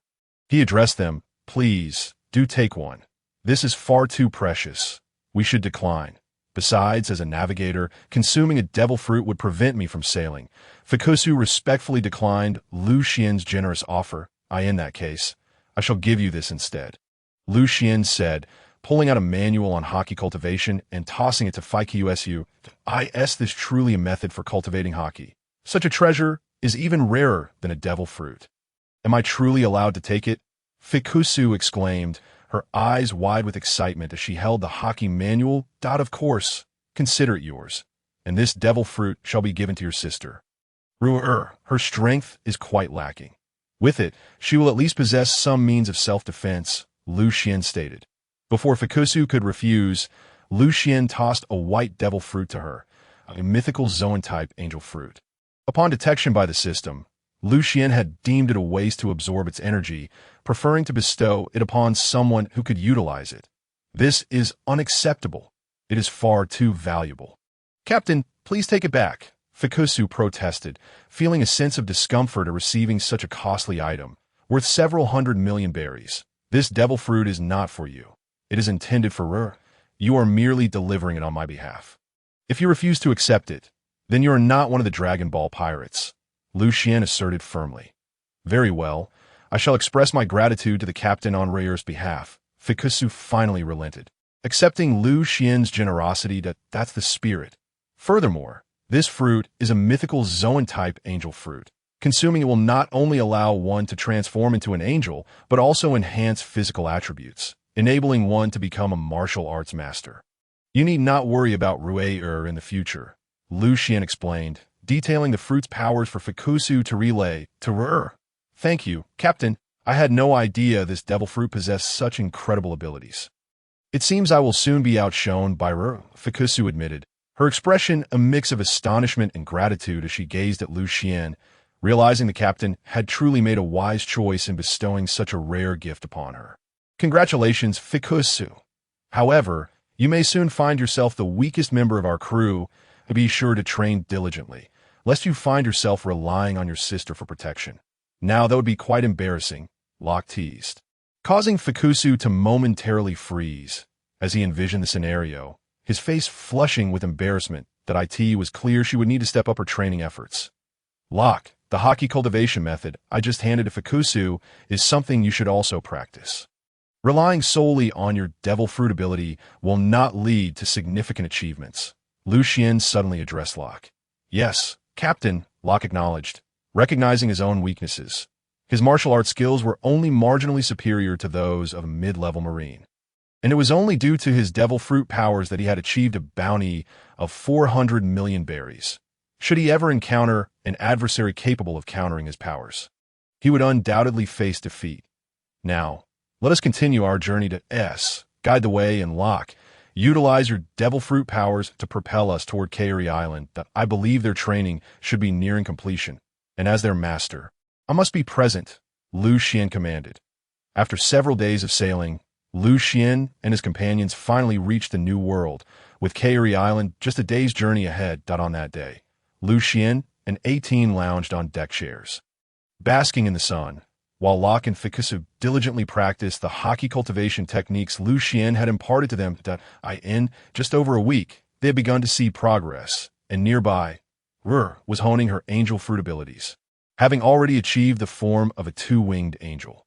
The capabilities of the angel fruit were classified into various tiers, ranging from the two-winged soldier angel to the four-winged archangel, six-winged seraph, eight-winged holy angel, 10-winged angel, and ultimately, the 12-winged archangel. Her strength had now surpassed that of her brother Fukusu, placing her on par with notorious pirates with bounties of 100 million berries. Captain, a pirate ship is approaching us. What should we do? Should we sink it? Suddenly, Rock, who had paused his training, rushed over to Lucian. But a pirate ship? Which pirate crew does it belong to? Upon hearing of the approaching vessel, Lucian felt a flicker of intrigue. The weeks of sailing had been unbearably dull. Although he had been conversing with number 18, the monotony remained, as spending every day with her left little to discuss. It seems to be from Big Mom's crew. One of the four emperors. Big Mom, what could she want here? Let us go take a look. Lucian pondered the purpose of Big Mom's visit, feeling somewhat perplexed, as he believed he had no direct connection to her. Perhaps it was because he had once ordered someone to give Krija a beating. Was she here to settle a score? As Lucian's mind wandered, Big Mom's pirate ship drew ever closer. Arriving before him in mere moments, a tall figure emerged. A man with short crimson hair, a muscular build, long legs, and scars mending his cheeks. His left arm and upper body bore pink tattoos, and a skull-shaped tattoo adorned his left arm. He wore a white scarf resembling a flower and sported a striking ensemble steeped in dark metallic aesthetics. His hands were clad in black gloves, and his left arm was adorned with spikes. He donned black jeans, with a white knee guard on his left leg, and black boots with spikes and spurs at the back. His mouth was obscured by the scarf, with stitched marks on either side, revealing sharp teeth even when closed. This man was none other than Charlotte Katakuri, the chief of Big Mom's suite commanders and her second son. Oh, Katakuri, what brings you here? Lucian inquired upon seeing the newcomer. I have met Captain Lucian, Katakuri replied. I'm here on behalf of my mother, who wishes to invite you to her tea party. She hopes you will grace us with your presence. Chapter 171. Big Mom's Tea Party? How intriguing, Lucian mused, curious about how much time remained until the tea party. It seemed like an event worth attending, provided there were no scheduling conflicts. There is still about a month until Mother's tea party. So I believe you have ample time to prepare, Lord Lucian. Katakuri, suddenly beset by perspiration, recalled how he had nearly been obliterated by Lucian's punch, prompting him to hastily amend his statement. This man was far too formidable. He pondered whether inviting Lucian was a wise decision for his mother. In that case, go tell Big Mom that I shall attend. Lucian nodded, reassured by the ample time at hand, and deemed it worthwhile to attend. I shall take my leave then. Cake Island eagerly awaits your esteemed arrival, Lord Lucian. With that, Katakuri turned and returned to his ship, departing from the scene. Big Mom's tea party? Quite interesting. I am eager to uncover what schemes Charlotte Linlin may be plotting. Lucian murmured as he watched Katakuri's ship fade into the distance. Captain, are you truly going to attend Big Mom's tea party? She might have ulterior motives, Rock exclaimed, concern etched across his face at Lucian's agreement to participate. Schemes? Worry not. Before overwhelming strength, all plots are inconsequential. Lucian dismissed any concern regarding Big Mom's potential machinations. confident that his power could easily crush anyone from her crew. Ultimately, he was more interested in the entertainment value of the affair, such as our captain, undeniably formidable.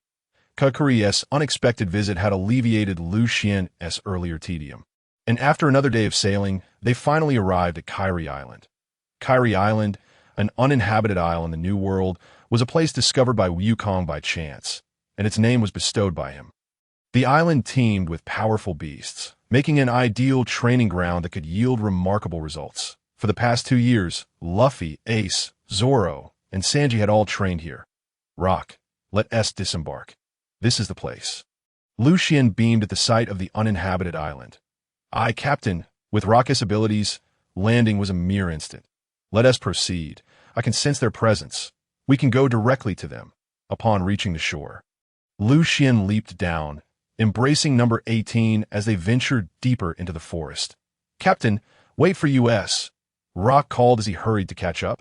After traversing several kilometers through the forest, Lucian and his companions arrived at a clearing, where Wukong was instructing Luffy and the others in their training. Ace had departed a month prior, leaving only Luffy, Zoro, and Sanji to continue their practice. Wukong, how are they faring in their training?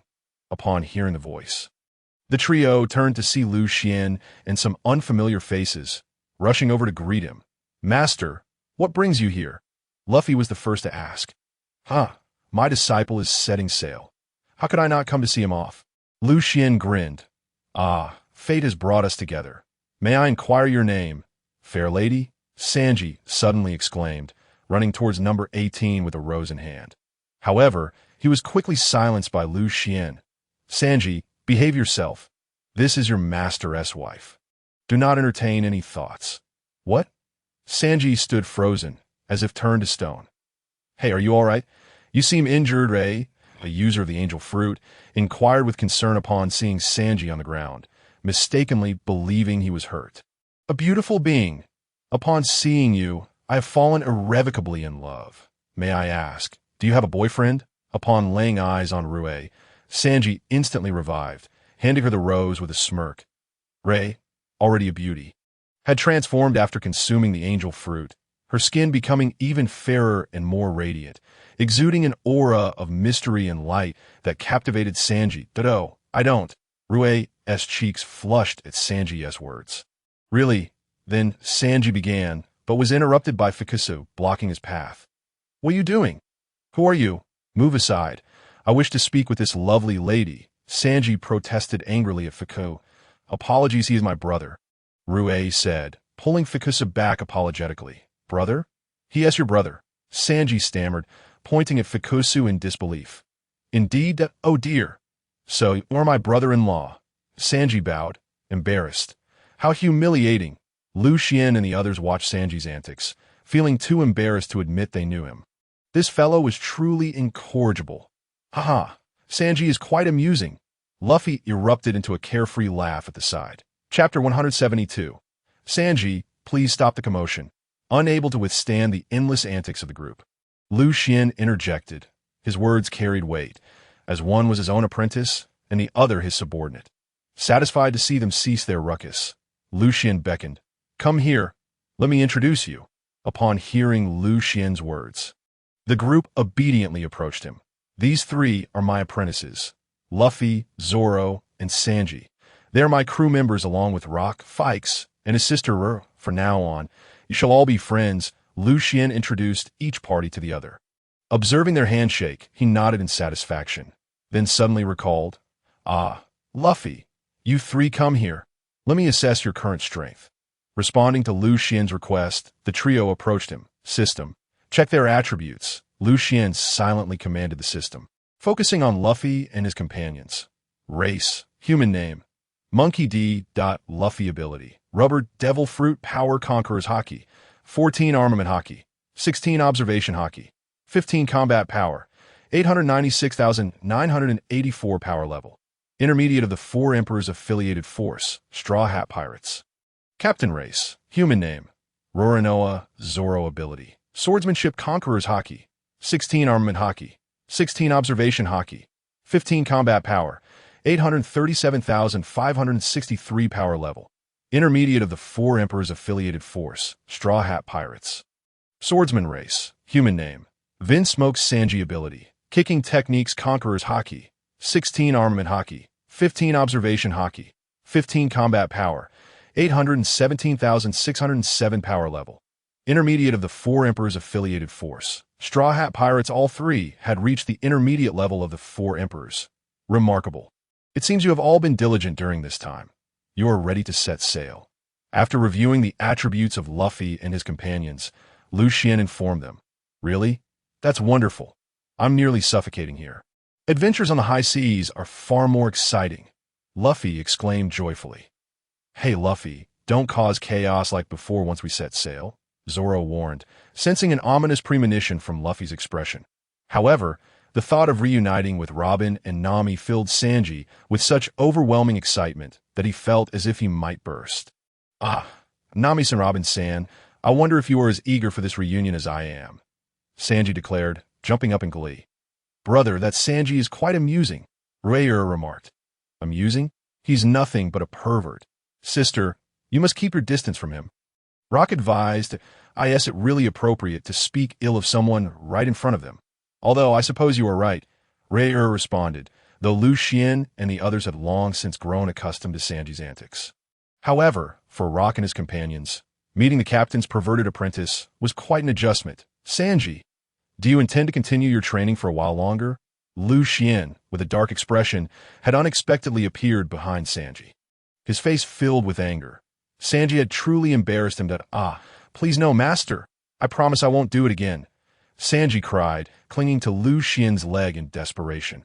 Get up already. This is utterly humiliating, Lucian groaned, covering his face in exasperation.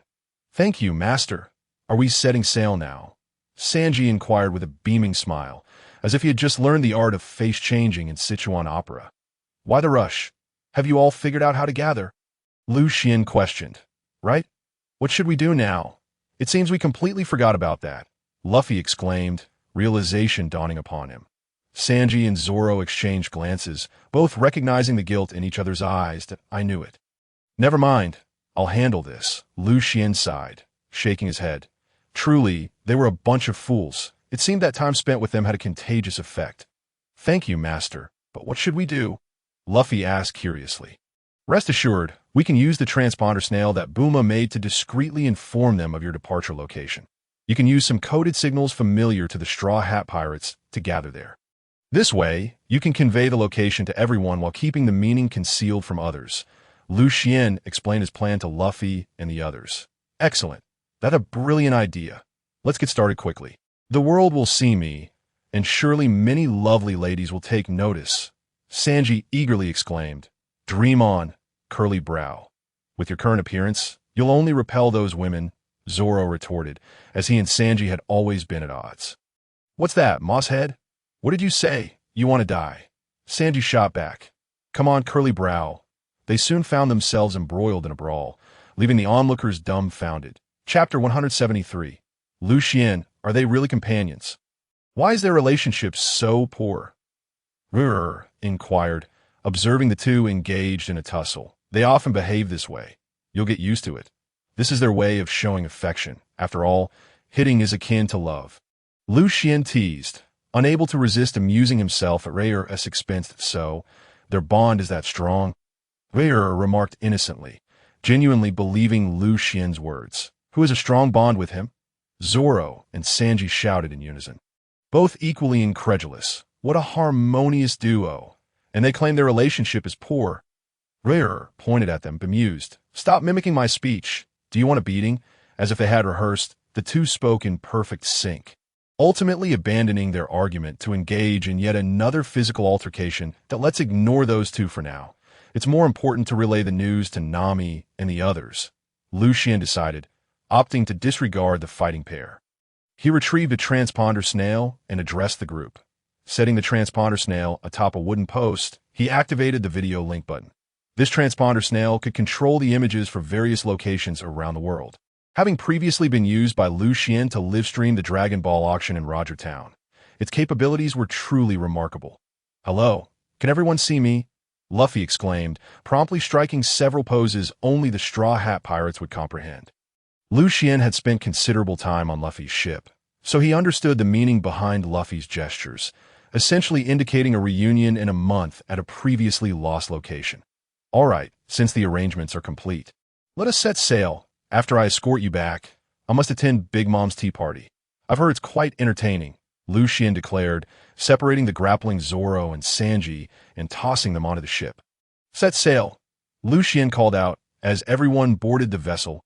As Lucian and the others made their way toward the Sabaody archipelago, people worldwide watching the images began to chatter excitedly.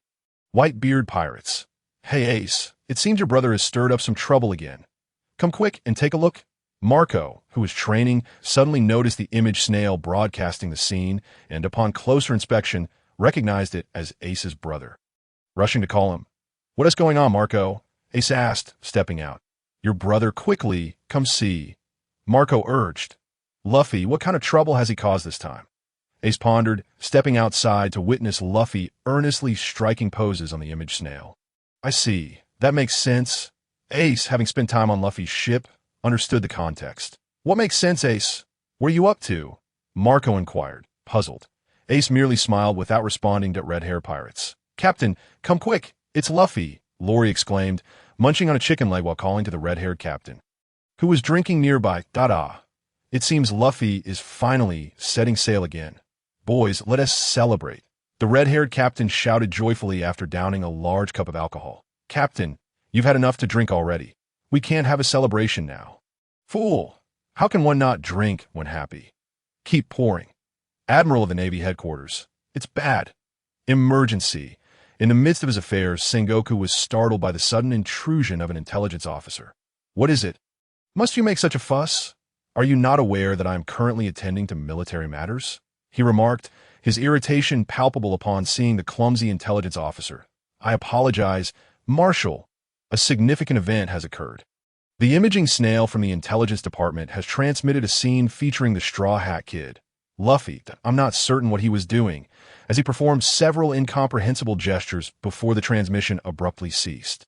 The intelligence officer hastily reported the incident to Sengoku, even mimicking Luffy's actions, fearful of receiving a punch in retaliation. What does this mean? Are they planning to set sail again? Those gestures must indicate their rendezvous time and location. It must be said that the title of strategic genius bestowed upon Sengoku was well-deserved, as he quickly deduced Luffy's intentions. Inform all officers of the rank of commander and above to convene in the conference room. I shall join shortly, Sengoku instructed decisively. Yes, Marshal Sengoku, responded the intelligence officer before exiting. It seems the Navy will soon have their hands full again, Sengoku muttered to himself as he watched the officer leave. Katakuri, how is the situation at Cake Island? Has Lucian agreed to attend my tea party? Charlotte Linlin inquired, seated regally in an enormous chair, her gaze fixed on Katakuri. Of course, mother. Lucian has indeed consented to come to your tea party. Please rest assured, Katakuri replied with utmost respect. Oh my, how splendid. It appears we shall gain another formidable ally. You have done exceptionally well, Katakuri. Thank you for your praise, mother. Suddenly, a soldier burst into the room, exclaiming, Mother, a grave matter has arisen. And if it were not a serious issue, do you know the consequences? She interrupted sharply, her displeasure evident. It concerns the Straw Hat Kid. The soldier trembled as he faced her imposing presence. The Straw Hat Kid. Luffy is that grandson of Garp, and also Lucian's disciple, correct? Chapter 174. The frightened restaurant owner indeed. Mother, how intriguing. What has he done this time? Well, just now while we were on patrol, the imaging snail in the square suddenly transmitted a scene featuring that Straw Hat Kid, Luffy. Although we couldn't discern what he was up to, you dare report such trivialities to me. It seems you are inviting punishment. With that, the soldier's head was enveloped in a spectral aura. No, mother, he cried, collapsing to the ground in a fit of desperation. The specter, wielding its specially crafted scissors, swiftly severed a portion of the soldier's soul, aging him dramatically in an instant. To report such a minor matter is truly disgraceful. You are all pathetic. Katakuri, you may leave as well, that I wish to indulge in my sweets. Oh, and take him with you. Yes, mother, Katakuri said respectfully, dragging the soldier out with him. Meanwhile, the members of the Straw Hat Pirates scattered across the world caught sight of Luffy. Understanding his message. "Wait for me, comrades. I'm on my way." At this moment, the Straw Hat Pirates were poised to regroup. Time flies swiftly. It had been over 2 weeks since Lucian and the others departed from Carey Island, and they finally arrived at the Sabaody Archipelago. Wonderful! We've finally reached Sabaody Archipelago. After such a long voyage, I feel as though I'm starving. Let's hurry and find a restaurant. Upon docking, Luffy could hardly contain his eagerness to disembark and feast. "You glutton, this is all your fault for devouring all the food. That was our provisions for an entire month, and you finished it in just a few days. Are you a pig?" Locke, having spent the last few days with Luffy, had come to understand his character. Playful bickering was a frequent occurrence. "Master eats a lot too. Why don't you scold him?" Luffy mumbled. "Captain, that's because he possesses overwhelming strength that you're different.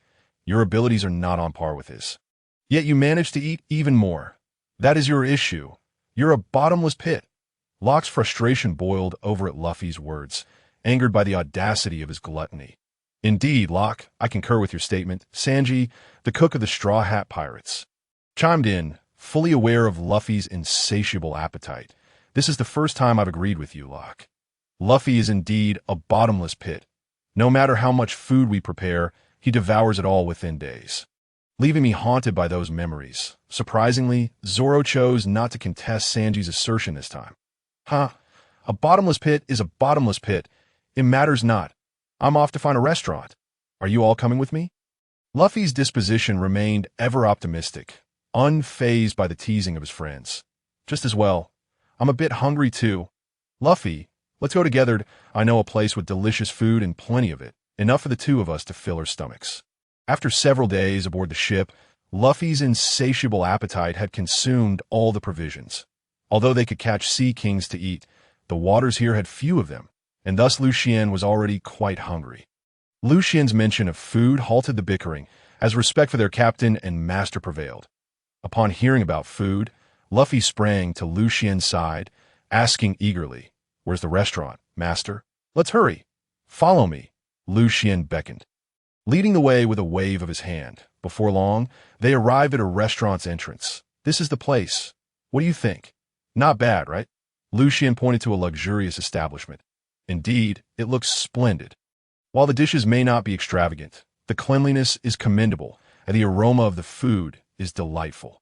"This is certainly a fine restaurant." Sanji nodded, pleased with the establishment's ambience. "Sanji, enough chatter. Let's hurry inside and eat." "I'm about to starve," Luffy interrupted, flinging open the door and rushing in. "Owner, bring out the food quickly." Upon entering, Luffy plopped down at a table and shouted at the restaurant owner. Lucian and the others shook their heads in exasperation as they followed Luffy inside and took their seats beside him. "Welcome, esteemed guests. What would you like to order?" "Ah, it's you." The owner approached, ready to introduce the restaurant's signature dishes, but upon seeing Lucian, he exclaimed in recognition. Lucian's previous visit, during which he nearly consumed the entirety of the restaurant stock, had left a lasting impression on the owner, who had since increased his supply to accommodate the influx of patrons. "Owner, I can't believe you still remember me. Please serve us the usual. We brought a few more guests this time, so prepare accordingly," Lucian said, surprised by the owner's familiarity. "How could I forget? You nearly wiped out our entire stock last time. I could never forget such an event." The owner thought to himself. Chapter 175. Nami and Usopp witnessing the owner's fearful demeanor. I couldn't help but feel a twinge of sympathy for him. He likely had no inkling that there were 2 more insatiable eaters among them, and I could already envision the despair on his face. Sanji remarked to Locke as they observed the retreating figure of the restaurant owner. "I can empathize with the owner. It seems his supplies are about to be depleted once again." Luffy's appetite far surpasses that of the captain, and with a vice-captain like Goku, who can eat just as much, I can only imagine the owner will be in tears by the end. Locke has a profound understanding of the despair of having nothing to eat these past few days. "Hey, you shouldn't jest about the captain and the others. It is quite impolite, even if what you say is true." Rue's initial words brought comfort to Lucian, as Rue still held him in high regard. However, the moment Rue spoke again, Lucian found himself at a loss for words. "Are you reprimanding them?" Perhaps it would be better for you all to refrain from speaking and focus on preparing to snatch some food. Otherwise, soon enough, neither of you will get a taste of the soup. Noticing the two still had time to chat, Zoro reminded them an hour later. The group finally felt satisfied, leaving the restaurant owner dumbfounded, exclaiming, "All the ingredients I prepared for a month have been devoured." "Where shall we head next, master?" While strolling down the street, Luffy casually inquired, "Let's first check on the Thousand Sunny. After 2 years, I wonder if it's been damaged." Sanji's words startled Luffy, prompting him to rush to the docking area to take a look. Lucian waved his hand at them, assuring them not to worry, saying that the Thousand Sunny is guarded by Uncle Rayleigh, so there shouldn't be any issues. Who would be foolish enough to provoke him? "Is that so? Then I can rest easy." Luffy sighed in relief. "Hey, isn't that Nami and Usopp up ahead?" Zoro suddenly pointed to a tavern in the distance. Where's Miss Nami?" Upon hearing Nami's name, Sanji's eyes sparkled with hearts as he exclaimed, "It truly is them." However, they seemed to be arguing with someone. Lucian also spotted the two. He saw Usopp pull out his slingshot and shoot at a group of people, causing a swarm of peculiar plants to emerge and ensnare them, after which Nami brandished her climb attack, summoning a bolt of lightning that knocked the unfortunate souls unconscious. "Let's head over," Lucian declared as he strode toward the tavern, with the others hastily following. "Usopp, it's been ages. You seem to have gotten stronger," Nami remarked, observing Usopp, who no longer appeared as frail as before. "Indeed, but you don't seem to have changed much. If anything, you've grown more beautiful," Usopp replied, surprisingly adept at conversing with girls. "When did you become so suave?" Upon hearing that familiar voice, both turned to see Lucian and Luffy approaching. "Lucian, Luffy, Zoro, and Sanji, you all made it," Nami exclaimed joyfully, enveloping Lucian in a warm embrace. She was elated to see him so soon. After 2 years apart, Nami had genuinely missed Lucian, as their relationship had long transcended mere friendship. "I'm equally delighted to see you, Nami," Lucian vowed silently in that embrace, promising never to let her suffer again. Though number 18 felt a twinge of jealousy witnessing their close embrace, she chose to accept Nami, as Lucian had already informed her of Nami's significance in his life. "You must be Nami. I've often heard Lucian speak of you. I'm number 18, another one of Lucian's girlfriends. From now on, we shall be sisters." Number 18 stepped forward, addressing Nami in Lucian's arms. Upon hearing No. 18's voice, Lucian felt as though he had been caught in a wrongdoing and awkwardly introduced her to Nami. "This is number 18, my girlfriend." Surprisingly, Nami did not exhibit any jealousy. Rather, she extended her right hand toward No. 18 for a handshake, saying, "Hello, I'm Nami." What? Has she forgiven the master so easily? How fortunate! "Damn it, I'm so envious," Sanji lamented, gazing at Lucian with a mix of admiration and jealousy. "Have you all finished watching? Hurry up and come over." As Lucian noticed the primary issue had been resolved, he called to the onlookers behind him. Coming, the others awkwardly approached. "Everyone, you're all here. This is bad. Robin has been captured by the Navy." "Hey Sanji, Zoro, why are you two here?" Just as they were about to leave, a voice that sounded like a child's rang out. Turning around, they saw Chopper running toward them. "It's Chopper. What has to hurry?" Sanji asked, patting Chopper's head. "Sanji, why didn't you save Robin? She's been taken by the Navy," Chopper shouted, pointing at him. "I was with everyone. I didn't see Robin," Sanji replied, puzzled. Knowing the situation, Lucian quickly stepped in, saying, "No need to explain. I understand what's going on. Master, do you know what happened?" the others eagerly inquired. Lucian nodded and pointed to the unconscious individuals inside the tavern, saying, "Indeed, look at those people over there," following Lucian's finger. The group gasped in surprise. Zoro, Sanji, and Nami. "What are you doing here? Wait, there are 2 Namis." "Sanji and Zoro, when did you learn the art of doppelganging?" "Impressive," Luffy exclaimed, staring at them in bewilderment. "You fool!" Bang! Nami punched Luffy on the head. Scolding, "Can you see properly? Am I that ugly? How could you mistake them for me? They are clearly imposters." "I'm sorry, they look so alike. I truly couldn't tell the difference." Just as Luffy finished speaking, he was met with a barrage of blows from the others. "What the hell? With my stunningly handsome face, how could I resemble them? I'm going to beat you to a pulp." In a matter of moments, Luffy's head resembled that of a pig, swollen and bruised. As he lay on the ground, I'm sorry. I won't do it again, he muttered, and the others finally relented. So, these people are impersonating us. This is strange. Why would they do that? Is there some kind of conspiracy? Sanji pondered, scrutinizing the unconscious figures. Lucian couldn't help but interject, what conspiracy? These individuals merely aspire to emulate you renowned pirates, hoping to recruit some followers to bolster their own image.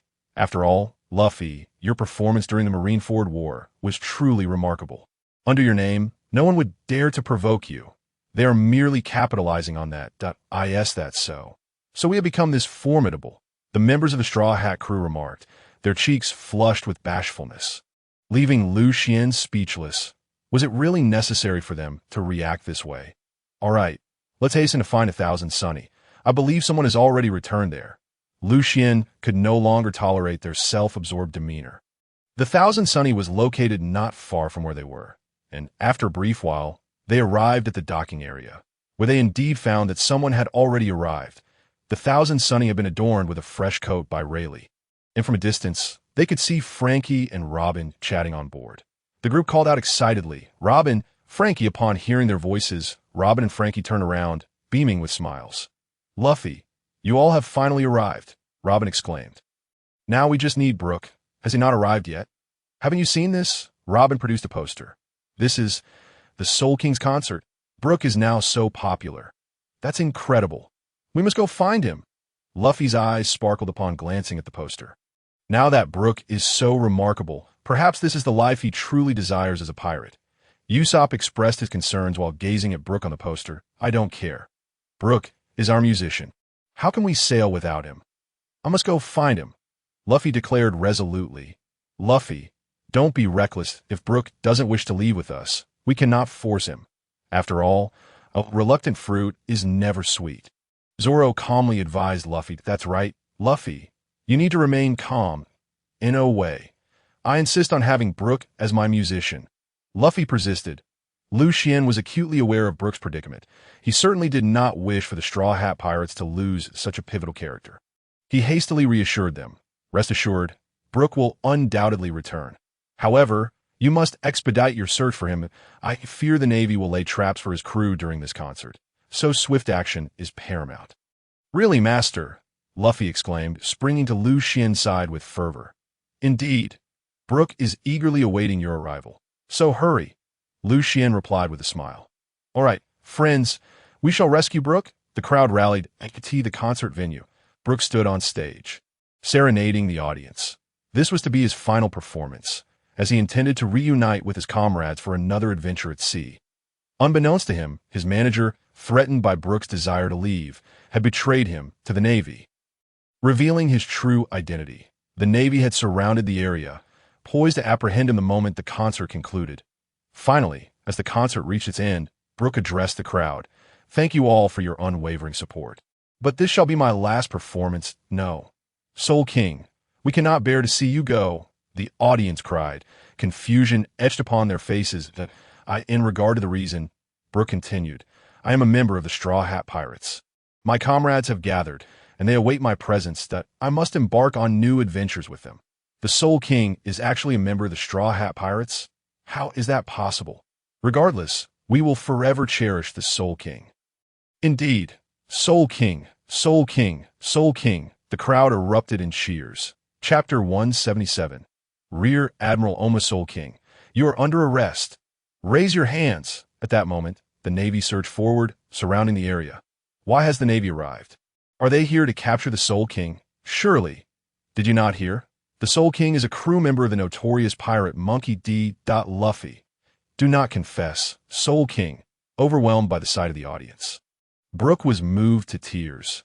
Thank you all for your unwavering support, but fret not. Having resolved to sail alongside Captain Luffy, I am prepared to confront the Navy. Let them come. Charge, seize Brook. The Navy colonel seethed at Brook's defiance, feeling utterly disrespected. Forward. At the colonel's command, the Navy charged at Brook, only to be momentarily obstructed by Brook's fervent fans. You shall not take him. Indeed. Brook, hasten your departure. Thank you all, and farewell to my stage. Brook declared as he prepared to leave. Just then, his manager leaped forth, brandishing a gun at Brook. "Brook, you scoundrel, you think you can simply walk away? You are my cash cow. Anything I cannot possess must be destroyed." Die! Bang, bang, bang! A series of gunshots rang out. Just as the manager believed he had slain Brook, Brook sprang into action. "Though I appreciate your past support, the moment you pulled that trigger, our bond ended. Farewell, manager. Do not kill me. Help!" A foul odor filled the air as the manager collapsed, his trousers soaked. Just when he thought Brook would end his life, Brook dashed past him toward the exit. "Though you are a rogue, I'm grateful for your previous assistance. Farewell, manager. Yo-ho-ho-ho." With that, Brook quickened his pace to escape. "Damn it, that fellow is remarkably swift. What shall we do? Fools, hurry and pursue him. There's a rear admiral outside." The colonel barked in frustration at his subordinates. Yes, the Navy promptly followed Brook's escape route. Having exited the concert venue, Brook soon found himself confronted by a Navy rear admiral. "Soul King Brook, as a member of the pirate crew, we must apprehend you." "Do not resist. Come quietly," the rear admiral commanded. "Yo-ho-ho-ho. So many Navy officers. You frighten me to my core, though I have no heart to leap out of my chest. Yo-ho-ho-ho." Brook's words were provocatively received by the Navy. "Capture him. Leave no room for negotiation," the enraged rear admiral shouted. "Oh, kill me. But I'm already dead. Yo-ho-ho-ho. Scoundrel. Seize him at once." The rear admiral was fuming with rage. "While I'm musician, as a pirate, I too shall fight. I shall show no mercy henceforth. Navy," Brook declared, unfazed by the encirclement. "Who needs your mercy? You vile pirate." The Navy gritted their teeth, infuriated by Brook's arrogance. "Attack! Slay that scoundrel." The Navy charged at Brook in a furious frenzy.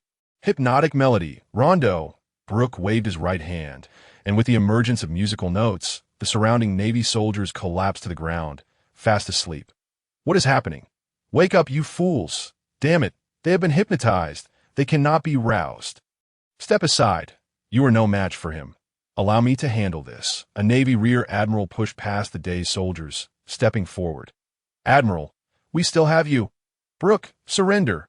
Indeed, Admiral Oma is a Zoan-type user of the polar bear fruit. Having captured pirates with bounties exceeding 200 million, capturing this pirate with a bounty under 100 million should be a piece of cake. "Admiral, go for it." Oma strutted arrogantly toward Brook, disdain evident in his gaze. "That I never expected to deal with a pirate of such a meager bounty myself. However, this signifies the end of your journey. Prepare to face me. Shave." Boom! Oma vanished, reappearing behind Brook and delivering a punch, which Brook narrowly evaded, leaving a large crater in the ground. "That I did not anticipate your speed, but this is not my full strength.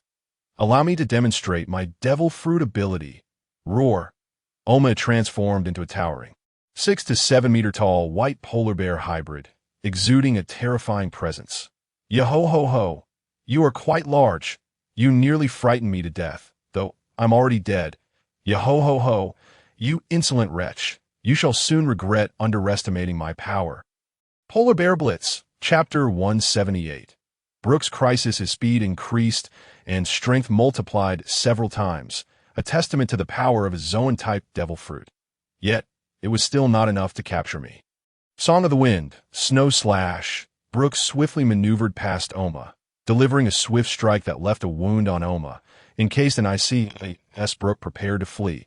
A cracking sound echoed from behind him. "You believe you could defeat me so easily? I'm a Navy rear admiral, scoundrel." The ice shards fell from Oma's body, revealing no trace of injury. "Armament Haki, I presume. You must have coated yourself in it while I struck you, thus nullifying my snow slash." Realizing Oma bore no wounds, Brook quickly deduced the reason. "Indeed, as a Navy rear admiral, how could I not wield Haki? I shall show no mercy now, vile pirate." With that, Oma enveloped his hands in a layer of black armament Haki. "Yo-ho-ho-ho. Armament Haki. I can wield that too, though I am merely a skeleton. Yo-ho-ho-ho," Brook declared, infusing his cane sword with a layer of black armament Haki. "Damn it, I did not expect you to master Haki as well. It seems this shall be a fierce battle. Bear dominance." Oma lunged at Brook, his massive form barreling forward. Brook swiftly dodged Oma's assault, his cane sword, imbued with armament Haki and swirling with icy energy. Sliced toward Oma. True song of the wind. Snow slash. Boom. A collision between a man and a bear unleashed an immediately visible wave of frigid air that spread outward, leaving a thick layer of frost in its wake. The surrounding Navy forces hastily retreated, narrowly avoiding the fate of becoming frozen. What has transpired? Did Lord Oma defeat Brook? I cannot say. Their condition is obscured from view. However, Lord Oma is a Vice Admiral of the Navy headquarters, while Brook is merely a pirate with a bounty below 100 million. Surely it should be an effortless victory. Indeed, with Vice Admiral Oma's formidable strength, defeat seems implausible as the Navy personnel engaged in fervent discussion. The smoke gradually dissipated, revealing a colossal figure standing tall, while another figure knelt on one knee before it. Look, that seems to be the silhouette of Vice Admiral Oma. Indeed, it is Vice Admiral Oma. Does this imply his victory? Long live Vice Admiral Oma. Long live the Navy. The shouts of the Navy echoed, but just then Oma collapsed to the ground, and Brook, who had been kneeling, rose to his feet. Oma has lost. The Vice Admiral has been defeated. How could this be? He was merely a pirate with a bounty of over 80 million berries. Vice Admiral Oma, please do not jest. Get up quickly. Ho ho ho. There is no need for such cries. That white bear has already fainted. You should hasten to take him to a doctor. If this continues, he may perish. Unbeknownst to them, Brook had approached the shouting Navy soldier and patted him on the shoulder. Ah, that Navy soldier had not even noticed how Brook had arrived beside him, and he fell to the ground in fright. Do not move. Other Navy personnel swiftly aimed their guns at Brook, shouting, You are no match for me. It would be wise for you to vacate this place. I must seek out my captain. Brook waved dismissively at the Navy behind him, preparing to leave. You should remain right here. Accursed pirate! A cold, stern voice suddenly pierced through the chaos, drawing everyone's attention. Admiral Akainu. The crowd gasped in astonishment upon recognizing the newcomer. Brook, too, spotted Akainu and internally lamented that he was no match for an admiral at this moment. This was dire. Ho ho ho. I shall not intrude upon your gathering any longer. I will take my leave. With that, Brook began to run away, but after just a few dozen meters, he was blocked by an onslaught of magma raining down from above. A mere pirate thinks he can escape from my grasp? Do not be foolish, Flame Pillar. Akainu unleashed his signature move, aiming to eliminate Brook in one fell swoop. This is how it ends. Am I to perish here? Captain Luffy, it seems I shall not travel alongside you and the others any longer. Boom! An explosion erupted, engulfing the surroundings in terrifying magma, leaving charred trees and homes in its wake. Am I unscathed? Brook had braced for the worst. However, after a prolonged wait, he felt no heat from the magma and cautiously lowered his hands from his eyes, only to behold Luffy standing protectively before him. Oh, Brook, it has been quite a while. Captain Luffy, I thought I was doomed. I never expected to be saved by you once again. Ho ho ho. Brook exclaimed, wrapping his arms around Luffy's leg in tears. Enough, Brook. Rise quickly. We must leave this place. Zoro, observing Brook's state, could not help but interject, Mr. Zoro, and you as well, Mr. Sanji. It brings me immense joy to see you both. Ho ho ho. It's Straw Hat Luffy. Chapter 179. The three admirals stand in their path. Straw Hat Kid. Monkey D. Luffy. Last time, you escaped from Marineford. This time, I shall ensure you and your fellow reckless pirates are captured. Akainu's fury boiled over upon seeing Luffy. During the Marineford War, Akainu had been intent on killing Luffy, but was thwarted by numerous individuals. Not only did he fail to kill Luffy, but he also endured a severe beating from Whitebeard. His hatred for Luffy had grown unbearable, and now he was determined not to let him slip away again. Akainu, you wretched fiend. Last time Ace nearly fell victim to your hands, and now you almost killed Brook? I will make sure you pay dearly. Hatred surged between Akainu and Luffy. After all, his brother and crew member had come perilously close to death at Akainu's hands, and Luffy was resolute in avenging them. Luffy, we did not come here to fight. We found Brook, and it would be best for us to leave. As Luffy prepared to act, Sanji hurriedly urged him, not wanting to stir further trouble. You wish to flee? It shall not be so simple. Kizaru, Akiji, have you two had your fill of watching? Do not hesitate. Capture them. It is our duty as the Navy. Do you intend to let them escape? As Akainu's words fell, two towering figures emerged from the distant forest. The Admirals Akiji and Kizaru. Alalala. What a bother. I can't even enjoy a good nap. Akainu, you, an Admiral, cannot handle these little brats. The youth of today are truly frightening. Can you two take this seriously? They are not ordinary kids. We must give it our all and afford them no chance of escape. Akainu, Akiji, and Kizaru. The Navy has truly made a grand spectacle in pursuit of our Straw Hat Pirates, deploying all three admirals. This is bound to be a fierce battle. Luffy, you take Kizaru, Zoro will handle Akiji, and Akainu is mine. Sanji spoke gravely to Luffy upon seeing all three admirals present. All right, I want to see just how much my training over the past 2 years has elevated my strength. Zoro brandished his 3 swords, excitement glimmering in his eyes as he faced an problem. Sanji, it's about time I avenged Ace. Without the Dragon Balls from Bulma, Ace has already perished at his hands. Luffy's face shone with excitement. Not only could he avenge Ace, but he could also gauge his own strength, a dual benefit. Brook, go wait on the ship for us. It is far too dangerous here. We will return shortly. Sanji turned to Brook, urging him to leave, as the situation would only hinder their efforts. All right, but please be swift. Do not linger too long. Their strength is still overwhelming for us. Brook remained uneasy about the 3, yet he ultimately decided it best to depart, that if you wish to leave, first inquire whether I consent. Light speed kick. As Brook attempted to exit, Kizaru launched a light speed kick toward him. Your opponent is me. Kizaru, do not recklessly attack others. Sanji, renowned for his kicking technique, adeptly blocked Kizaru's strike and seized the opportunity to taunt him. You are the chef of the Straw Hat Pirates. Blackleg Sanji, I never expected such strength at such a young age. It is truly alarming. It seems I must detain you here, or else the Navy will gain another formidable foe. Kizaru had exerted his full strength with that last kick, but was surprised to find it repelled. This opponent's strength and Haki were not inferior to his own. Fortuitously, Kizaru had improved considerably over the past 2 years, or he would have been in dire straits today. You flatter me. Admiral Kizaru's power has also seen considerable growth. It appears your master has placed significant pressure on you two over the past 2 years. Sanji's teasing struck a nerve with Kizaru, evident from the dark expression on his face. Humph. Sharp-tongued as ever. As Lucian's disciple, I shall show no mercy moving forward. Heavenly Cloud Sword. With that, Kizaru spread his arms, conjuring a luminous sword in his grasp. Humph. I am merely getting warmed up. With that, he enveloped his feet in a layer of black Haki and, in a flash, used Moonwalk to charge at Kizaru. Alalala. It seems I cannot remain idle any longer. This is quite the hassle. I suggest you surrender quickly so that I may return to my nap. Akiji casually addressed Zoro, unperturbed. Humph. If you wish for me to concede, you must come and defeat me yourself. I shall not be easily vanquished. I will not fail again until our captain has become the Pirate King. Since that fateful encounter in the East China Sea, where he was decisively defeated, Zoro vowed never to succumb to failure again.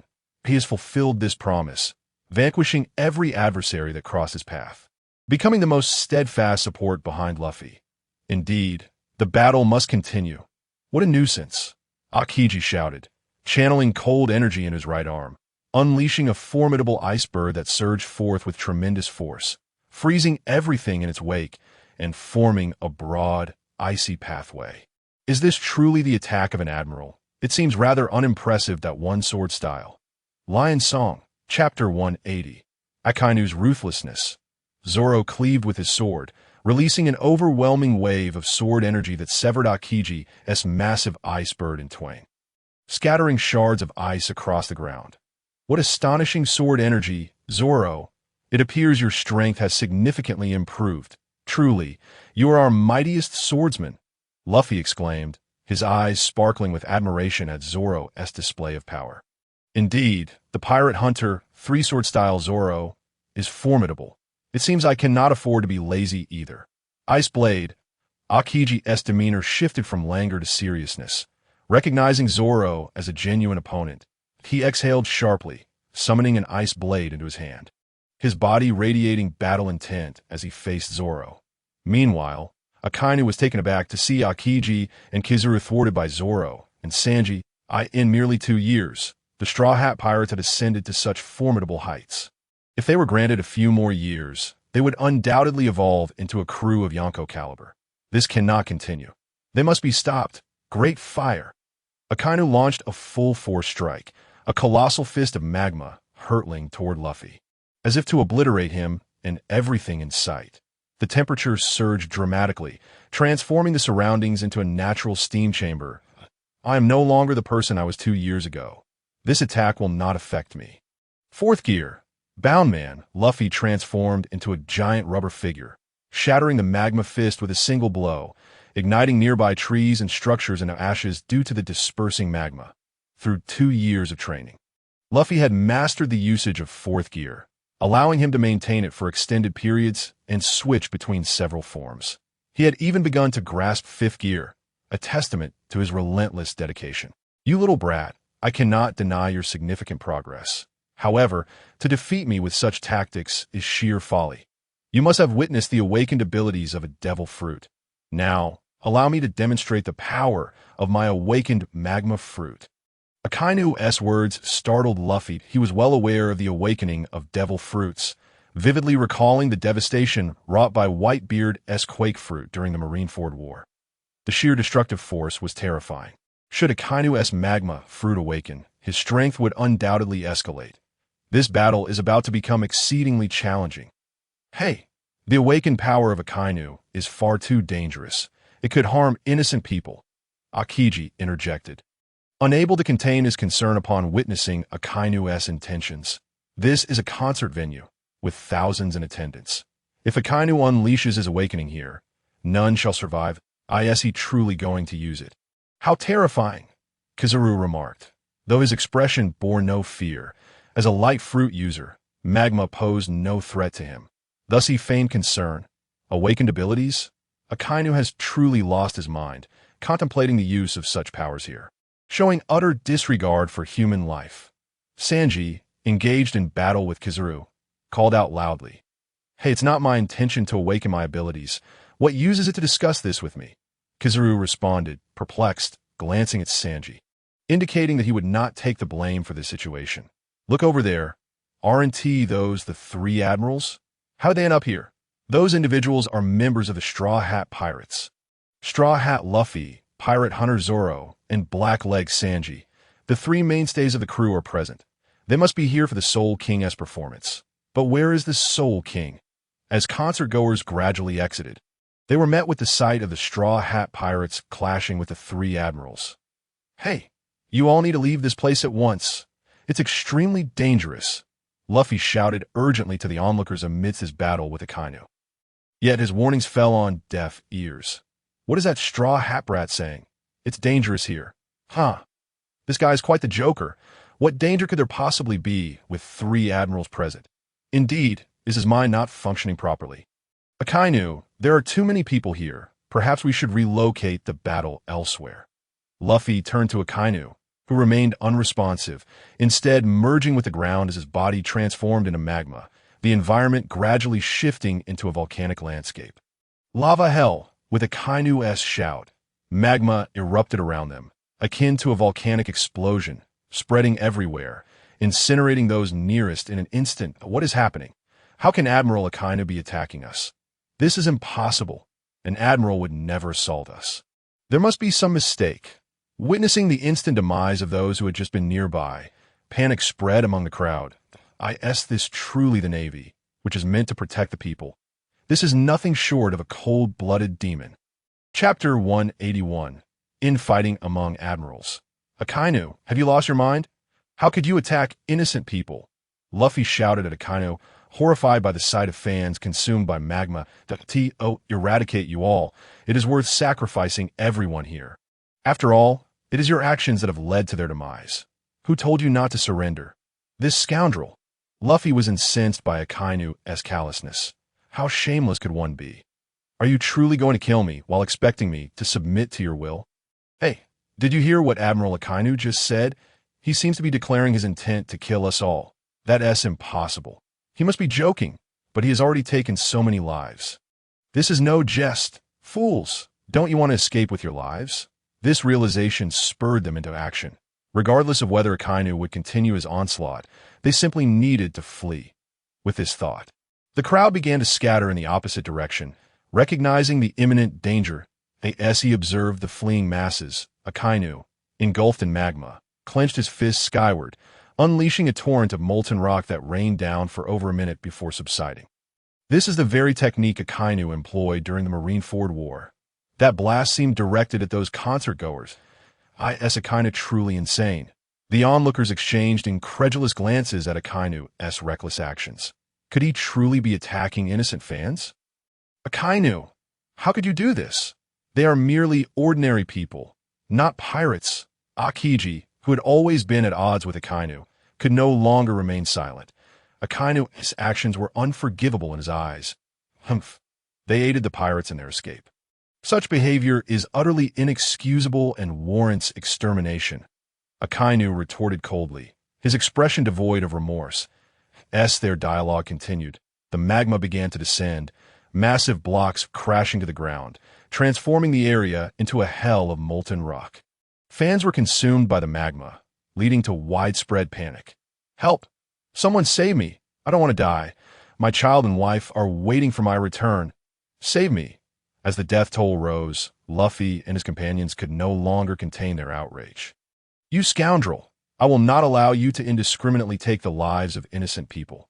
You are unworthy of being an admiral. With that, Luffy charged toward the falling magma, determined to shatter it and protect the fans. Indeed, we must fight you to safeguard these people.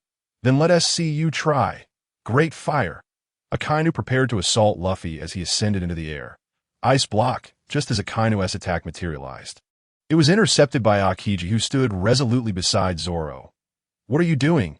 Do you intend to betray the Navy? Witnessing his assault thwarted by Akiji, Akainu furiously shouted at him.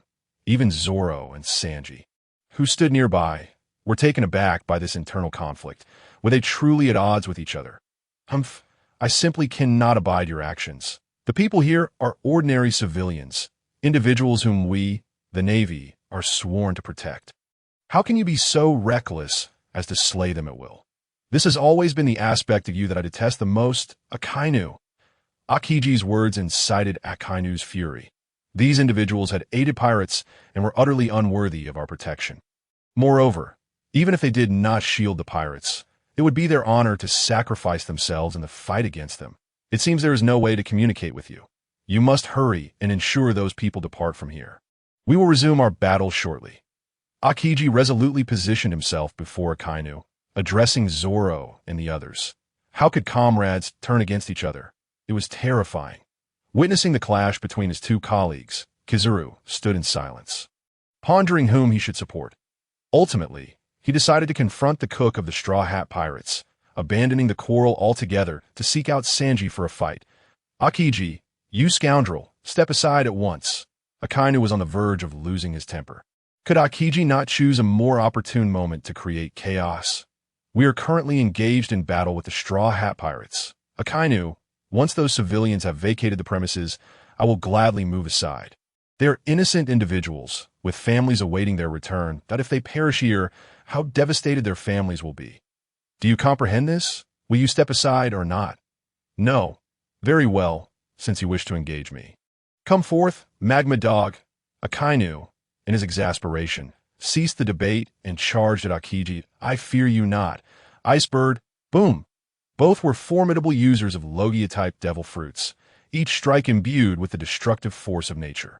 The collision of their attacks unleashed a powerful shockwave, intermingled with frost and magma, altering the very environment around them. Indeed, as expected from Logia users, while their individual attack power may not be overwhelming, the sheer range of their assaults was utterly terrifying, making it nearly impossible for ordinary individuals to evade. Zoro could not help but marvel at their battle. Zoro, hurry over and assist. Do not merely spectate. The magma is far too abundant. Luffy cannot manage it alone. He urgently called for Zoro to help in clearing the magma projectiles. Chapter 182. The Fear of the Three Admirals. I'm coming. Upon hearing Luffy's call, Zoro promptly responded, joining the effort to eliminate the magma bombs. Finally, through the combined efforts of the two Emperor-level powerhouses, all the magma projectiles were cleared, and they paused their attacks. Thank you for saving us. We will forever be indebted to you. You must defeat the Navy admirals and escape from here. Indeed, our benefactors, we await news of your victory. Very well. We shall certainly prevail. For I am destined to become the Pirate King. Luffy exclaimed joyously. Now, please leave this place. It is far too perilous. Noticing the crowd still lingering, Zoro could no longer contain his impatience. We are in the midst of battle. So please do not dawdle. Yes, we should hasten our departure. Our benefactors have battles to fight, and our presence will only hinder their efforts. All right, let us depart. At last, the group realized the urgency and bid their farewells as they moved away. Now, let us return. The battle has only just begun. The two returned to the battlefield, where Aokiji and Akainu were still engaged in their fierce duel, surrounded by the remnants of destroyed buildings and trees. Upon seeing Luffy and Zoro return, they finally ceased their conflict. You scoundrel Aokiji! How dare you assist pirates? I will report this. Though they had momentarily paused their physical altercation, Akainu continued to berate Aokiji. Aokiji, upon hearing his words, remained unfazed, responding coolly, "Suit yourself." "Humph. Those people have already left. If you continue to shield them, I will not let you off lightly." Observing Aokiji no longer obstructing him, Akainu scoffed and made his way towards Luffy. "Straw Hat Brat, I never anticipated you would choose not to flee and instead return.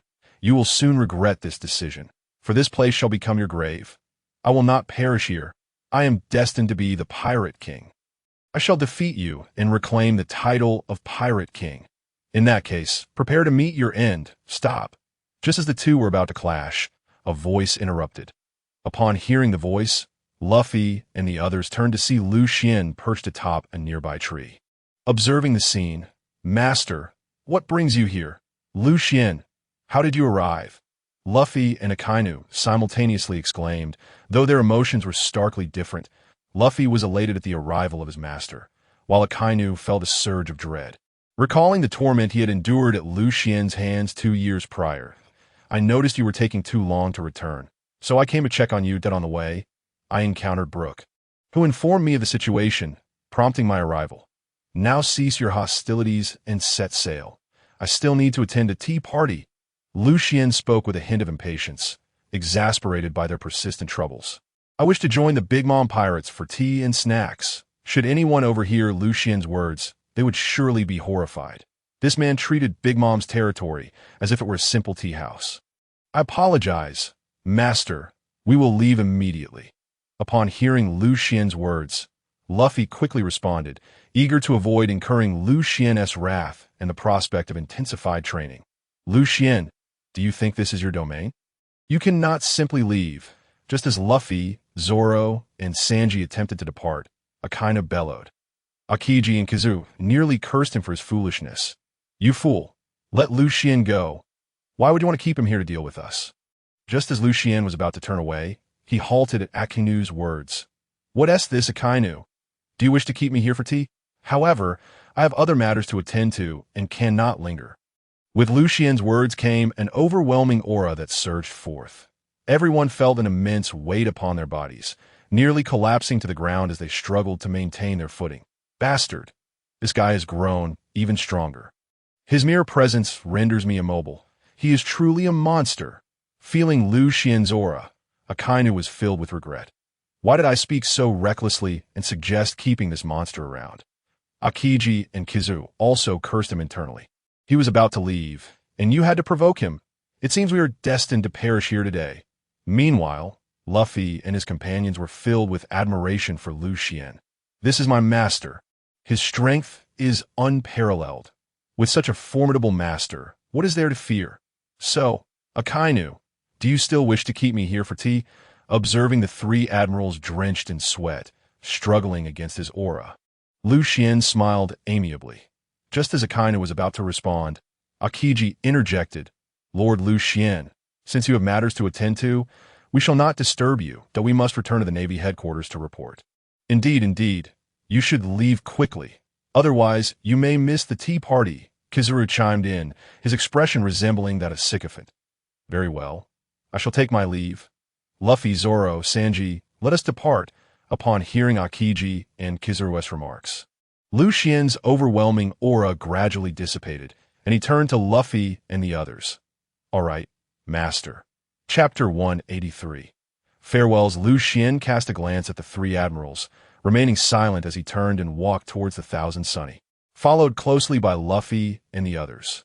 What are you two doing? Tarnishing the Navy's reputation. As Lucian's group departed, Akainu shouted at Akiji and Kizaru, "Do you wish to face Lucian's wrath?" I do not wish to be killed by him. I am returning to the Navy headquarters. Are you coming or not? In response to Akainu's roar, Akiji remained unfazed, merely stating coldly, before walking towards his warship. Wait for me. I shall return as well, Kizaru called out, hastening after Akiji, leaving Akainu standing alone, seething with rage. Damn it, Lucian, I will defeat you. Ignoring Akainu's fury, Lucian's group had already returned to the Thousand Sunny. Everyone, we have returned. From a distance, the sight of the crew resting aboard the Sunny prompted Luffy to begin shouting excitedly. Luffy and the others are back. Chopper, who was standing on the ship's railing, was the first to spot them and quickly relayed the news to Nami and the others behind him. The group promptly stood up to gaze into the distance, where they could see 5 figures gradually approaching the Sunny. Brook, welcome back, they exclaimed in unison upon seeing him. Thank you, everyone. I'm truly delighted to see you all again to celebrate our reunion. Miss Nami, Miss Robin, could I perhaps take a glimpse at your underwear? Just as the crew anticipated Brook to say something heartfelt, he blurted out a statement that left them speechless. Who would want to show you that? You pervert, Nami retorted, unleashing a flurry of punches upon Brook. I am sorry. I was wrong, Brook stammered, his head adorned with bumps. Huh. Brook is just too entertaining. Luffy laughed heartily at Brook's misfortune, causing everyone to join the laughter. Life with friends is always so joyous. All right, Luffy, now that you're all gathered, let us set sail quickly. I want to head to Cake Island for some fun, too. So take care. Lucian approached the group, noting their assembly. Master, are you leaving again? We just reunited. Can't you stay a few more days? Luffy protested upon hearing Lucian's departure. Indeed, Lucian, it feels too soon to part ways with you, Nami added, having just become Lucian's girlfriend and reluctant to see him go. Lucian embraced Nami to console her. Nami, once Luffy becomes the Pirate King, we won't have to part again. Just wait patiently for me to come and marry you. All right, Luffy, let us set off quickly. Our next destination is Fishman Island. Lucian, you should hurry along. We're departing. Nami's sudden change in demeanor caught Lucian off guard. How could her mood shift so rapidly? Just moments ago, she was reluctant to see him leave, and now she was eager for him to go. The intricacies of a woman's heart are indeed difficult to decipher. Goku, number 18, let us go. As he watched the Sunny fade into the distance, Lucian spoke to Goku and number 18 beside him. If you're so reluctant to leave Nami, why not take her with you? Number 18 approached. Lucian gently point, one must endure certain disappointments. I cannot impede her dreams. When she accomplishes her aspirations, I shall naturally bring her back to my side. Captain, where are we headed next? Goku, who is always oblivious to matters of the heart, inquired. Goku, you truly have no emotional intelligence whatsoever. Let us just go, Lucian replied, somewhat exasperated by Goku's lack of awareness, as he failed to notice Nami's distress. Captain, what's wrong? Goku asked, perplexed. It's nothing. We should leave, you fool, number 18 remarked, not wanting to waste energy explaining to Goku. The emotional simpleton. Days later, on Cake Island, preparations were underway for a festive tea party. Hurry up and get this place ready. The guests are esteemed visitors of Mama's. We cannot afford any mistakes, or Mama will certainly be furious. Charlotte Perispero, the eldest son of the Charlotte family and Minister of Candy, was directing the arrangement of tables and utensils. His demeanor clearly indicated Mama's significant investment in this tea party. I've heard that Mama has invited many prominent figures. They're all big shots, of course. These individuals are the elite from various sectors of the underworld. Morgan's the president of the World Economic News. Omid, the deep sea current, Drag Pierrot, the Grand Mortician, Doflamingo, the King of Usury, Stussy, the Queen of Happy Street, and Gibson, the master of the storage industry. Each of these figures is renowned in the underworld. However, they are not Mama's most crucial guests. The most significant attendee is none other than the Pirate King without a crown, Captain Lucian of the Dragon Ball Pirates. Even the highest authority of the world government, the Gorosei, has fallen before him. He is undoubtedly one of the most formidable beings in existence. Indeed, if only I could possess such overwhelming power, it would be magnificent. You should cease daydreaming. With your capabilities, you could never attain such strength. Now focus on preparing for the tea party. Otherwise, Mama's wrath will be upon you. The news of Lucian attending Mama's tea party was no longer a secret on Cake Island, and it had become a popular topic among the island's residents. Chapter 184. Before the tea party, stop your idle chatter and get back to work, or you shall face Mama as punishment. Perospero admonished the idle workers, causing them to hastily resume their tasks. Brother, Mama is calling for you.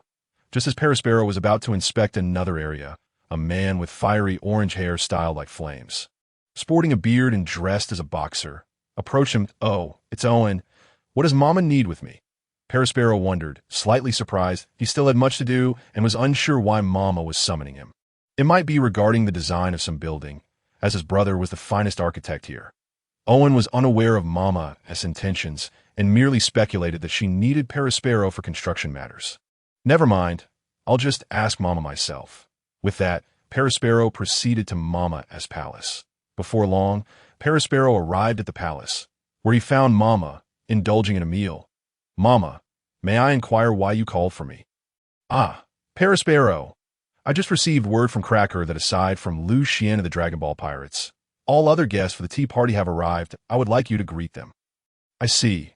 Mama, that I will take care of it right away. By the way, have we decided on a candidate for the marriage alliance with Lucian? His attendance at this tea party presents an excellent opportunity for us to forge an alliance. Yes, Mama, we have several candidates. Ultimately, it depends on whom Lucian favors. We cannot arbitrarily select a partner for him. Otherwise, we may find ourselves in a precarious position. Indeed, Lucian's power is immense if he were to oppose us. We would be powerless that I entrust this matter to you. I await your report, so do not disappoint me, Perospero. Yes, Mama, I will attend to it immediately. Perospero promptly responded as he exited the palace. Phew, Mama's presence is truly overwhelming. It is quite intimidating. Now, let me head to the port. The waters surrounding Cake Island were composed of various fruit juices, creating a picturesque scene reminiscent of a fairy tale as vibrant colors danced across the surface. At the port, the chess soldiers crafted by Mama were stationed, resembling chess pieces and easily identifiable. Several massive ships were docked, having arrived from Mama's tea party, with guests congregating and awaiting the Charlotte family's reception. What an honor it is to receive an invitation to this tea party. The attendees are all prominent figures. I extend my greetings to everyone here. A newcomer, attending the tea party for the first time, addressed the crowd. Ha! I've heard that even the currently recognized strongest man in the world has been invited. We're merely here for the spectacle. An elderly man chuckled as he took a swig from his wine gourd. This man was Gibson, the king of the storage industry in the underworld. Indeed, Lucian is now undeniably the world's overlord. Who would dare defy his will? It's remarkable that he has been invited. I can hardly wait to publish the news of this event. It promises to be thrilling. A figure resembling an eagle took over the conversation. He was the president of the World Economic Journal, a notable publication known for disseminating illicit news, and upon receiving word that Lucian would attend the tea gathering hosted by Big Mom, he hastily set aside his work and boarded a vessel bound for Cake Island. It is evident that the invitation extended to Lucian was a strategic move to forge an alliance, especially considering that the Dragon Ball Pirates have become the most formidable force in the world.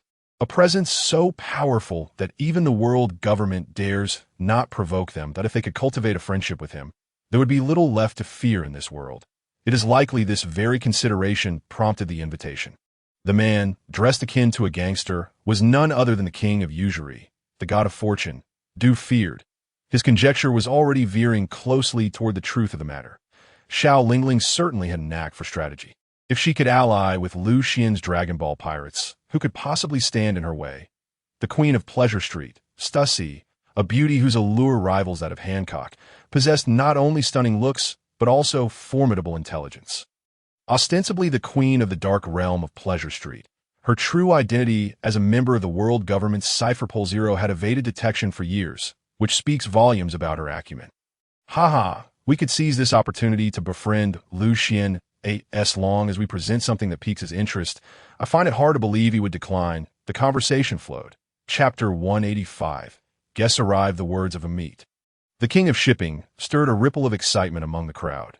Indeed, if they could use this occasion to court Lucian's favor, what could they possibly fear in the future? However, we know so little about Lucian's preferences. What could we offer that would truly captivate him? As this question hung in the air, a profound silence enveloped the group. Lucian, being the strongest individual in the world, must surely have everything he desires.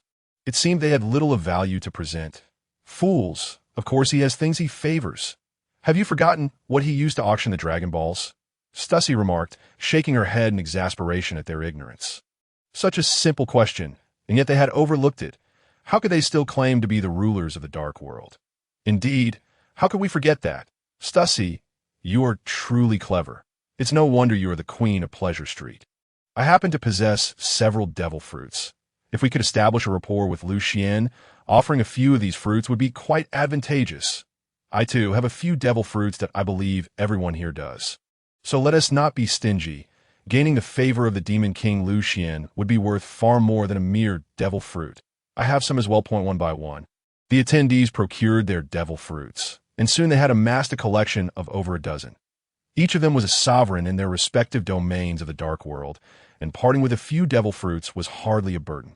Excellent. We shall designate a representative to present the devil fruits to Lucian and express our intentions to befriend him. Yes, we must ensure that the representative is someone he will not find off-putting. I believe Stussy would be perfect. Her beauty makes it difficult for anyone to dislike her, and she can surely fulfill this important task. Absolutely. We can trust her with this responsibility. Well then, since everyone has such confidence in me, I shall not betray your trust. Stussy, having been entrusted with the task, readily acquiesced, as she was, after all, a member of Cypher Pole Zero, assigned by the 5 elders to cultivate a relationship with Lucian. This was indeed a fortuitous opportunity for her. After reaching a consensus, the group placed all the devil fruits aboard Stussy's ship and continued to await the arrival of Big Mom's entourage. Before long, Perospero arrived. Haha, welcome, everyone, to the tea gathering. On behalf of Mama, I extend my gratitude for your presence. Please, follow me. With that, Perospero led the way. Haha, every time I come to Cake Island, I am enchanted by its beauty. It truly is a dreamlike paradise. Indeed, Perospero is the most talented artist and architect in the world. Under his supervision, Cake Island could hardly be anything but magnificent, as the candy minister and Mama's eldest son. Perospero held an immensely important position, and flattering him would cost them nothing, so the crowd willingly indulged in his praise. Haha, Lord Gibson, you are too kind. I merely endeavor to meet Mama's stringent standards. The construction must indeed be both aesthetically pleasing and grand. Although Perospero feigned modesty, the glint of pride in his eyes was unmistakable, prompting even more flattery from the assembled guests. By the way, I heard that this tea gathering has invited the captain of the Dragon Ball pirates, the Demon King himself. I wonder if that is true. Seizing the opportunity, the god of fortune, Feared, sought to confirm whether Lucian would indeed attend the tea gathering. Oh, Lord Feared, your sources are quite astute. Yes, Mama has indeed invited Lord Lucian to this tea gathering, and he has accepted the invitation. However, he is yet to arrive, and I cannot say when he will. Perospero replied with a smile, clearly in high spirits. Impressive. To have even someone of Lucian's caliber in attendance is remarkable. If it were me, I doubt he would even acknowledge my existence. Huh, you dare compare yourself to the Emperor of the New World? You truly overestimate your own worth. Gibson, of course, I was merely making a metaphor. Do not take it too seriously. How could I dare to compare? Enough jesting. Xiao Lingling has likely been waiting for quite some time. Let us hasten our steps. Yes, We mustn't keep her waiting. Let us move quickly. The group hurriedly quickened their pace, soon arriving at the foot of a cliff. Above them lay the venue prepared by Mama for the tea gathering. Allow me to construct an elevator for everyone. You can ride it up, ta-da, the candy elevator. After Perospero finished speaking, he waved his hands, utilizing the powers of the candy fruit to manipulate sugar, and within moments, a magnificent and grand elevator was formed. Wow, this is simply exquisite art, making one reluctant to step on it. The entire elevator really made of candy. It is truly astonishing to the crowd applauded. They were equally taken aback. Such a remarkable ability of manipulation is indeed impressive, indicating that Perospero has developed his fruit powers to a profound level. Chapter 186. The Arrival of the Dragon Ball Pirates Now. Everyone, please hurry and board. Through this elevator, we shall reach the venue where Mama has prepared the tea party, Perospero announced as he took the lead. The crowd promptly followed him onto the elevator. As it ascended slowly, the entirety of Cake Island lay beneath them, revealing the central area where tea parties were always held. Not to mention, Perospero's elevator was remarkably swift. In less than a minute, they reached a height of several hundred meters. This location spanned several kilometers and was adorned with tables and chairs, overflowing with various desserts and beverages, while a gigantic cake stood in the center, showcasing Mama's affinity for sweets. Upon arriving at the venue, the crowd saw Mama seated in the central chair, indulging in desserts, surrounded by the three sweet commanders, and they hurried forward. Mama, I have brought them here. Perospero said first. Lin, hello. I am delighted to accept your invitation to this tea party. He continued. Indeed. We have prepared gifts for you, Lin. Please accept them. He gestured toward a pile of treasure chests that resembled a small mountain nearby. Mama, I am truly grateful to everyone. I never expected to receive such an abundance of gifts. How delightful! Mama exclaimed joyfully, resembling a little girl, which was characteristic of her whimsical and capricious nature. As long as you are happy. Lin, we feared you might not appreciate these gifts, Perospero remarked. Of course, I love them. The moment I open the treasure chest is when I feel the most By the way, is everyone here? I can hardly wait to commence the banquet. Mama suddenly interjected. Mama, we are only missing Liu Xuan from the Dragon Ball Pirates. We can begin now, Perospero respectfully replied. Oh, Lucian has not arrived yet. Surely he would not fail to come. Mama's expression darkened slightly. If Lucian truly did not show up, it would be a blow to her pride, and given that she was not his equal, she could do nothing but swallow her frustration. Mama, I believe Lucian will come. After all, he is undeniably the true king of the seas now. Since he said he would come, he would not go back on his word. Someone chimed in. Exactly, Mama. Do not be upset. Lucian will surely arrive. The others reassured her, noticing her displeased expression that in truth, they were worrying for nothing. Even if Lucian did not show up, Mama would not say anything, for his strength was well known, and she was not his opponent. Doing so would only lead to her own embarrassment. Enough of this talk. I am not angry. Please, everyone, take your seats, Mama said calmly, almost causing the crowd's eyes to bulge in surprise. It was indeed unusual. Mama appeared completely unfazed, making them wonder if the sun had risen in the west today. Although they thought this, they did not voice their thoughts, complying with Mama's arrangements as they settled into their respective places. Mama, shall we begin? After a while, seeing that Lucian had yet to arrive, Perospero stood up to inquire. Let us wait a little longer. If Lucian has not arrived in an hour, then we shall commence the banquet. Mama pondered before shaking her head to decline Perospero's suggestion. Yes, Mama. Hearing her words, Perospero took his seat once more. An hour swiftly passed, yet Lucian still had not arrived, causing Mama to rise with a grim expression. Mama, a pirate ship is approaching our island, bearing a flag with 7 Dragon Balls that appears to be the Dragon Ball Pirates. Just as Mama was about to announce the commencement of the banquet, a pawn from a chess game rushed over to report. The Dragon Ball Pirates have arrived? Really? Mama's face immediately flushed with excitement. Indeed, it is the Dragon God ship of the Dragon Ball Pirates. Splendid.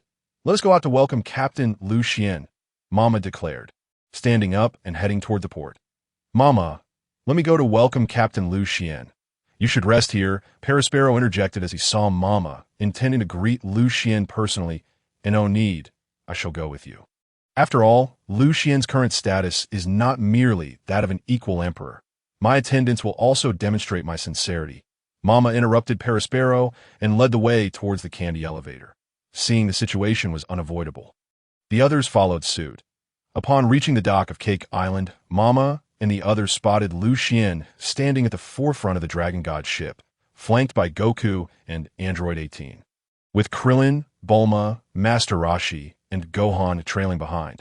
After sending Luffy and the others off to sea last time, Lucian had instructed Rock to set sail with his pirate crew, while he himself used instant transmission with Goku and Android 18 to return to his base, Dragon God Island. When he informed the others of his intention to attend Mama's tea party, everyone wished to accompany him. However, Lucian could only take a few people, leaving the rest behind to guard the base. Consequently, Krillin and the others debated for quite some time, ultimately deciding to settle the matter with rock, paper, scissors, as they had faced numerous hardships to accompany Lucian. Chapter 187. Respectful Big Mom Look. It truly is the Dragon Ball Pirates. The one in the middle is the newly appointed strongest man in the world, the Demon King, Lucian. And that person, he seems to be the vice captain of the Dragon Ball Pirates. Son Goku. Old Bald Krillin has also come. And there's the golden-haired warrior, Son Gohan. I've heard he's the son of Vice Captain Son Goku. The arrival of the Dragon Ball Pirates sparked a flurry of discussion among the crowd, clearly establishing Lucian as the focal point of the banquet even before his arrival. As the ship docked, Lucian and his companions stepped down one by one. Lucian was the first to speak. I wonder what prompted you to invite me to your tea party this time. That it perhaps to settle the score for your sons, Cracker and Katakuri. His opening line left Mama momentarily speechless. Seeking vengeance? How could that be possible? Who would dare to seek face from you? That would be tantamount to courting death. She hastily stepped forward. Mama, how could that be? Those two brats offended Captain Lucian and truly deserve their fate.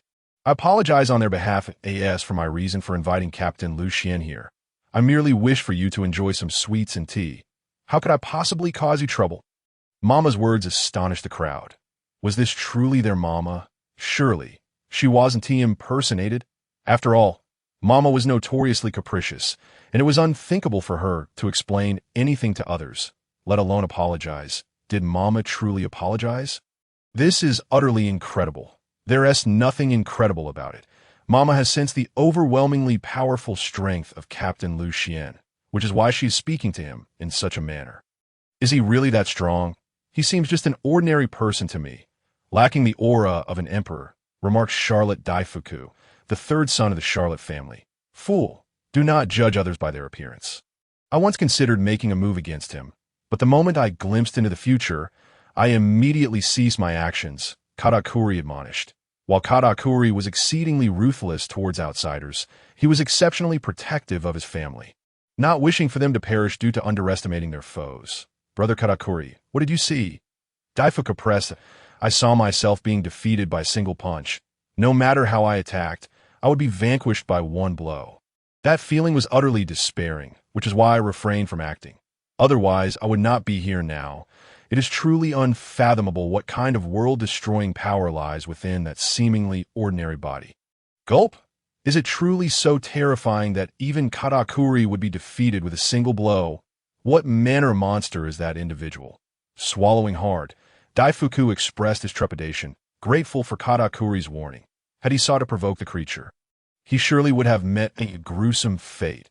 Unbeknownst to Lucian, the murmurs of discussion around him would have prompted an explosive response had he heard them. So, that is how it is.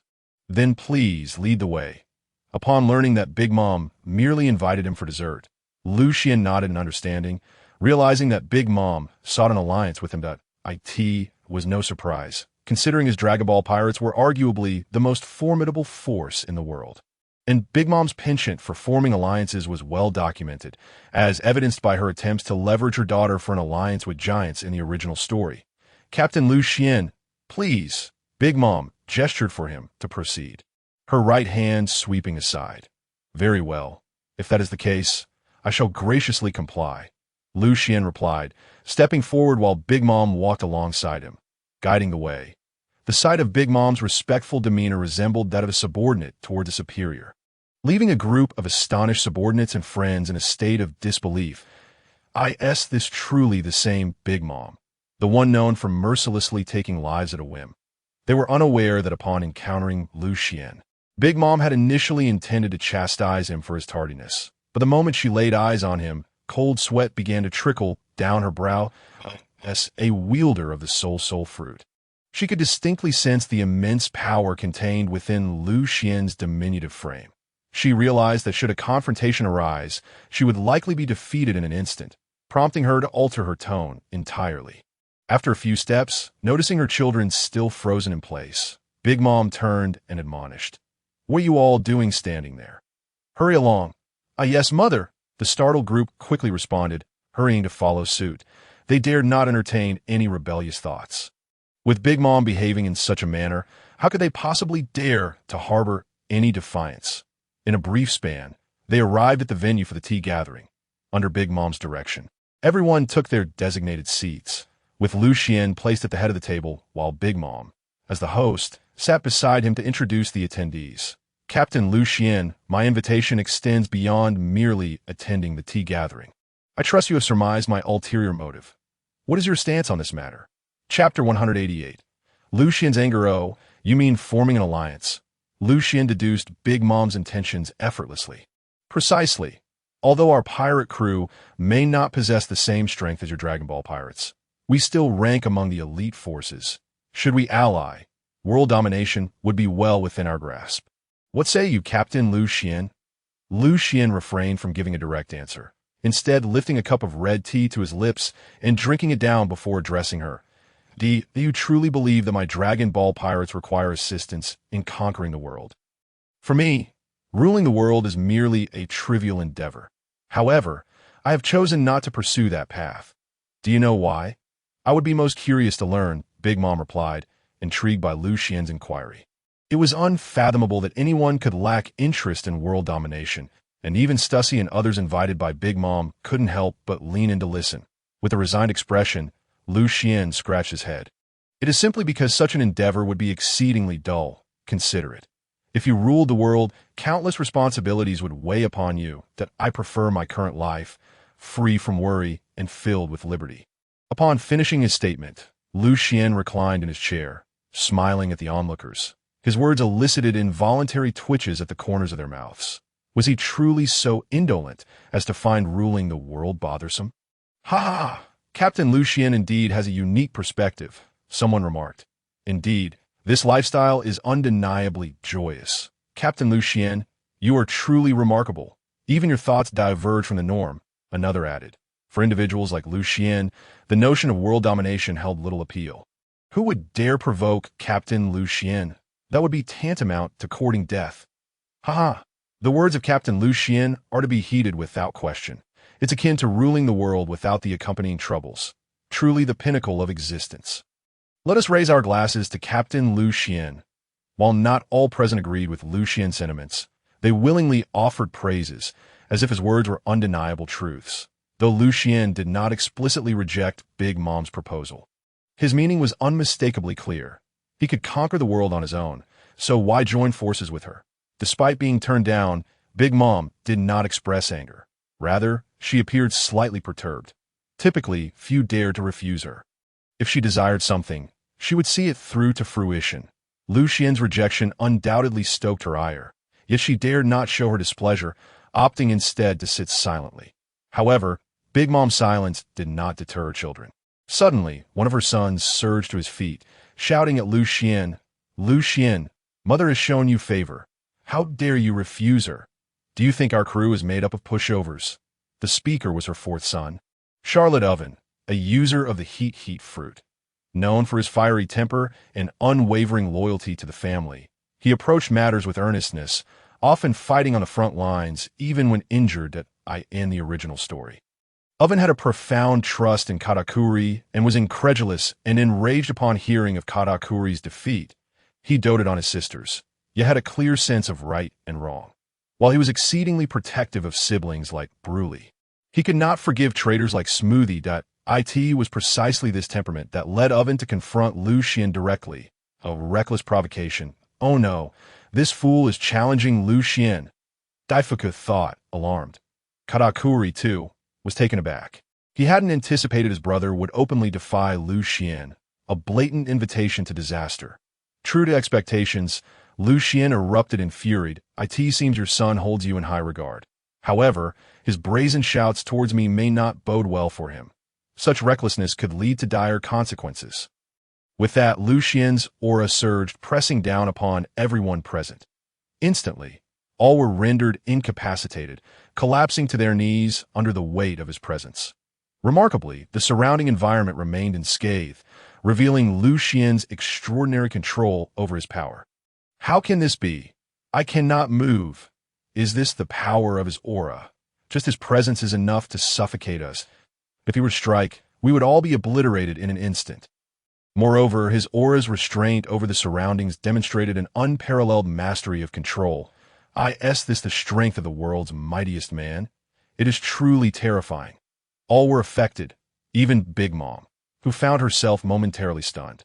While she could barely muster the strength to move, her son Oven lay prostrate on the ground, unconscious. Captain Lucian, please do not take offense. Oven has a rather fiery temperament. He did not intend to insult you. As for the alliance, I merely suggested it. If you are unwilling, then so be it. Big Mom, recognizing Lucian's anger, quickly offered an apology, her heart filled with resentment towards her son. What possessed this fool to provoke him? She thought, as she resolved to let him off this time. Only this once. Should he dare to cross her again, she would not hesitate to retaliate. The tea gathering shall continue. Lucian, upon witnessing the elder lady plead for mercy, let out a cold snort, his imposing demeanor retracting as he resumed his seat and began sipping red tea. Chapter 189, Charlotte Bryn. Thank you, Captain Lucian. Bring Owen down. Seeing Lucian settle back, the elder lady exhaled deeply and addressed those beside her. Yes, Mother Point 2 guards approached and escorted Charlotte Owen away. All right, the matter has been resolved. Everyone, please continue to enjoy the refreshments. Observing her subordinates escort Owen away, the elder lady announced once more, and the tea gathering quickly regained its previous lively atmosphere. That I truly apologize. I never anticipated Owen would dare to confront you. My lord, did I assure you, I will administer a fitting punishment for him. After sitting down, the elder lady, fearing Lucian's displeasure, spoke softly to him, eager to win his favor. Lucian merely nodded and replied, It's fine. It's not a significant issue that I in that case. I can rest easy. Indeed, Lord Lucian is magnanimous. However, I have another matter to discuss with you, though I am uncertain if it is appropriate to bring it up. Noticing Lucian's apparent calmness, the elder lady felt relieved and continued. You see, I have a daughter who has reached the age of marriage. She greatly admires a strong figure like you, Lord Lucian, that I wonder if there might be a chance for a union. Upon hearing her words, Lucian chuckled. Are you suggesting that I become your son-in-law? That would inadvertently diminish your standing, he then inquired. Is Charlotte Ling Ling intending to treat me as her elder? I would never presume such a thing. How could I dare to position myself as your elder, my lord? If you are unwilling, then let it be, and no need to be apprehensive. I am not angered. However, as for marrying your daughter, that is not something I wish to pursue. To be by the way, I have heard that one of your daughters belongs to the Three-Eyed tribe. Is that true? My lord Lucian is indeed well informed. Yes, her name is Bryn, and she is over there. The elder lady pointed towards a distant table, where Lucian spotted a girl with 3 eyes indulging in sweet delicacies. Indeed, we also have a member of the Three-Eyed tribe aboard. His name is Tianjin Fan. You must have heard of him. Perhaps it would be best for your daughter to wed him. Lucian suddenly recalled that Tianjin Fan had long remained single, and thought they might be a good match. Really? I wonder if he is here. I seem not to have seen him. Upon hearing Lucian mention Tianjin Fan, the elder lady scanned the surroundings to see if he had arrived. No need to look. Tianjin Fan is with us. However, I can bring him over now. Lucian then called out to Goku, who was voraciously eating beside him. Goku, please fetch Tianjin Fan. Goku swallowed his food and turned to Lucian, asking, What did you say, Captain? Seeing Goku's bewildered expression, Lucian shook his head in exasperation. Go to the base and bring Tianjin Fan here. The elder lady wishes to introduce her daughter to him as a potential bride. Really? That's fantastic. Tianjin Fan has been single for so long. It's about time he found a wife. Goku exclaimed before disappearing with a burst of instant transmission. Did he just vanish? Is he a user of a devil fruit? Could it be a space fruit? Fool. The user of the space fruit is clearly one of the 5 elders, the one known as the Empty Star. He isn't dead yet, so how could anyone else possess it? Could it be a branch of the fruit's power? That's possible. Since Goku had not used instant transmission during the battle atop the Marine headquarters, the others speculated amongst themselves that in a flash. Goku returned, but this time he was accompanied by Tianjin Fan, who wore a perplexed expression as he surveyed the crowd. He has appeared again, and brought someone with him. He truly is a user of space abilities. If he were to engage in assassination, who could possibly defend against it? Indeed, it is quite terrifying. Is this the strength of the Dragon Ball Pirates Vice Captain? Oh, come on. With such overwhelming power, there would be no need for assassination. One punch from him, and who could withstand it? Besides, I've heard that Son Goku is quite upright, preferring to engage in open battles rather than resort to underhanded tactics. You need not worry. Is that so? Then I shall rest easy. Don't be foolish. Someone like you is hardly worth the Dragon Ball Pirates' effort to target. Stop daydreaming. While they debated, Tianjin Fan spotted Lucian and hurried over. Oh, Captain, you called for me? That rascal Goku brought me here without saying a word. How annoying. By the way, Captain, what did you want me for? After rambling on, Tianjin Fan finally realized he should inquire about Lucian's intentions. It is as follows. The Big Mom Pirates have a daughter who has reached marrying age and desires to form an alliance with our Dragon Ball Pirates. However, her daughter belongs to the Three-Eyed Tribe. And I thought you would be the most suitable match. Hence I asked Goku to bring you over to hear your thoughts. Lucian explained as he noticed Tianjin Fan finally paying attention. Well, Captain, I haven't even considered marriage yet. Upon hearing Lucian's words, Tianjin Fan's face flushed with embarrassment. Chapter 190. The Spring of Tianjin Fan.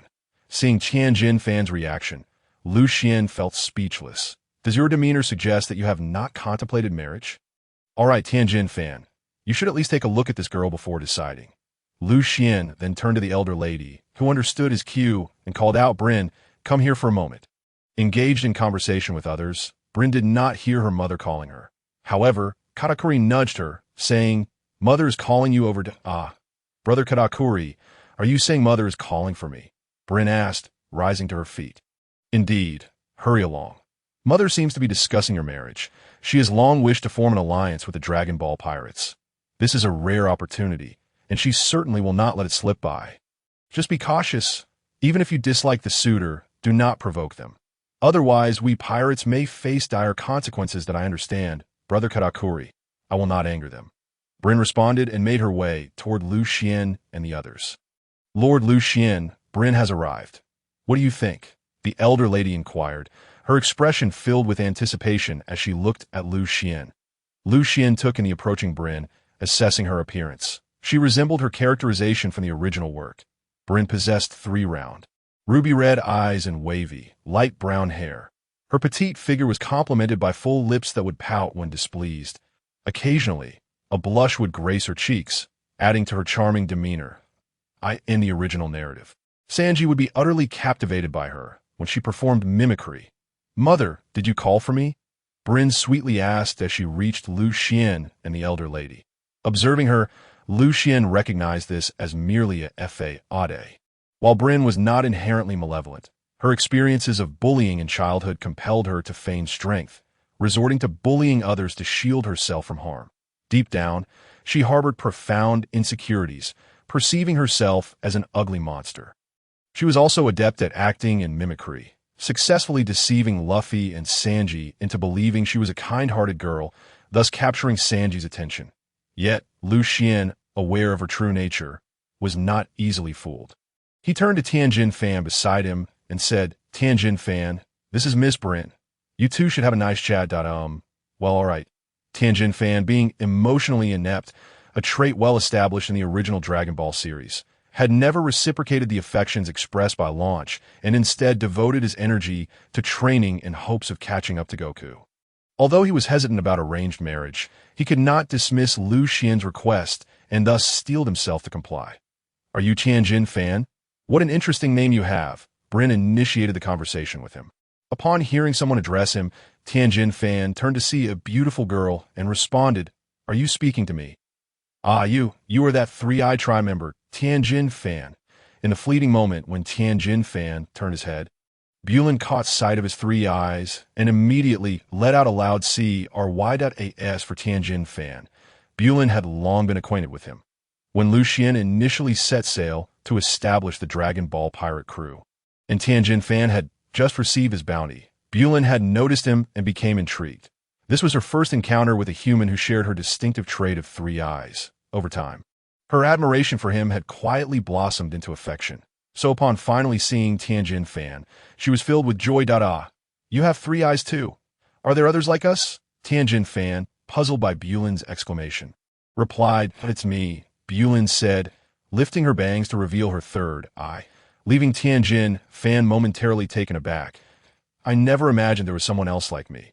I thought I was merely a monster. Ever since I saw your bounty notice, I've been following your story and I can't believe I've finally met you today. And even more so, as my fiancée, I am utterly delighted."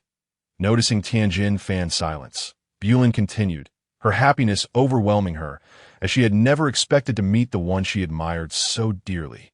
"Wow, I can't believe how swiftly the plot has turned. Tianjin Fan, why are you still standing there? You should respond to her. A girl has openly expressed her feelings. What are you hesitating for?" Lucian, unable to contain himself at Tianjin Fan's days, shouted, drawing the attention of those nearby. Tianjin Fan stammered, struggling to articulate his thoughts, yet his expression revealed that he did not harbor any dislike towards her. "All right, I understand. Since that is the case, I shall take it upon myself to approve of their engagement. With so many people present today, it is the perfect occasion to hold their engagement ceremony. No objections, I trust." Observing Tianjin Fan's demeanor, Lucian decided to speak on his behalf and then turned to the nearby matron. "Of course, there are no issues. It is indeed an honor to ally with Lord Lucian's Dragon Ball pirates." The matron responded joyfully, relieved that Lucian had broached the matter, as she had been pondering how to forge an alliance with the Dragon Ball pirates. Chapter 191, Untitled. Hooray! Finally, Tianjin Fan is no longer single. Who would have thought he would one day marry? "I wonder how Lan Shi will react to the news," one bystander remarked. Indeed, back then, Tianjin Fan used the excuse of training to turn her down multiple times. Another chimed in. "Hey, you lot, stop teasing Tianjin Fan. We should be congratulating him on his engagement," Bulma interjected, addressing Krillin and Gohan. Yes. They both eagerly agreed, nodding like characters from a wartime drama. "Since it has been decided that they shall be engaged, why not do it today? Let us prepare for the engagement ceremony," Lucian suggested, standing up to address the matron. "Is it not a bit late to prepare now? It is already afternoon, and I fear we may not have enough time."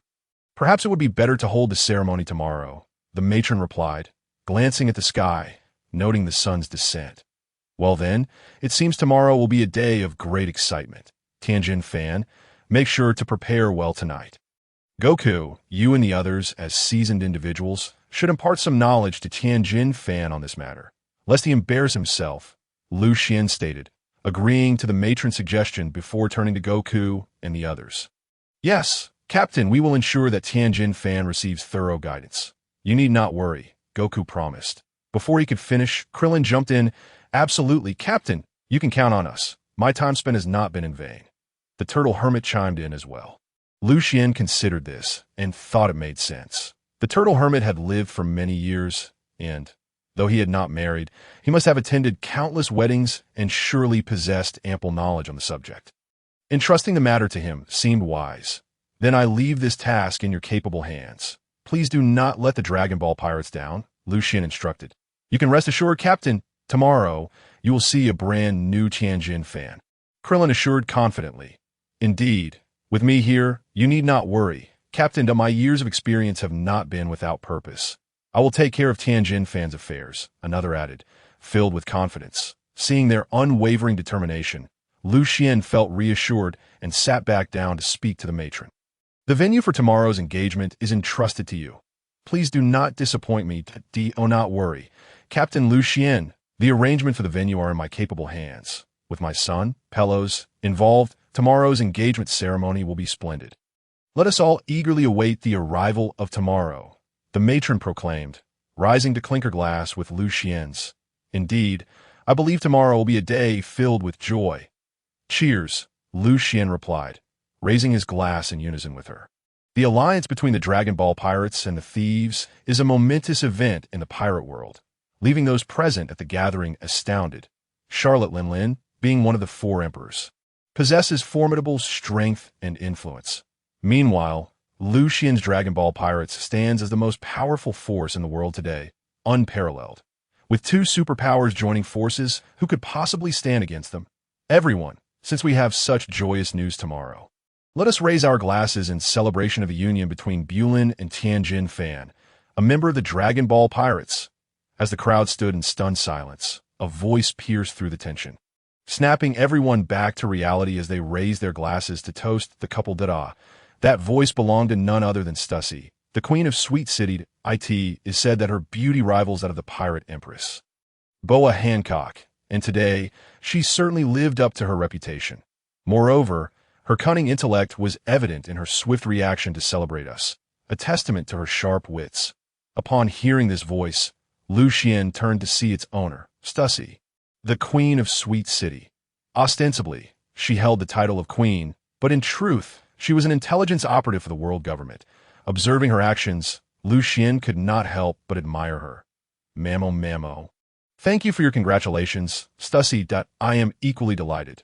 Tomorrow, you all must attend my daughter's engagement ceremony. Big Mom expressed her joy in response to Stussy's well-dashed wishes that, no problem. Little Lingling, we will definitely be there. Time swiftly passed as everyone indulged in food, and before long, the tea party came to an end. Under the guidance of the pirate crew, they proceeded to the rooms arranged by Big Mom for rest. Leaving only a few small fry from the crew to clean up and prepare for the engagement ceremony the following day, that I never expected that we pirates would truly ally with the Dragon Ball pirates. Today feels like a dream, one pirate remarked. Indeed, witnessing Lord Owen being overwhelmed by Lord Lucian's aura was akin to a nightmare. I can hardly believe it was real, another added. Absolutely, Lord Lucian's strength is simply terrifying. How I wish I could possess such power, a third chimed in. You should stop dreaming. Let's hurry and finish cleaning. We still need to set up for the engagement ceremony, one pirate interjected.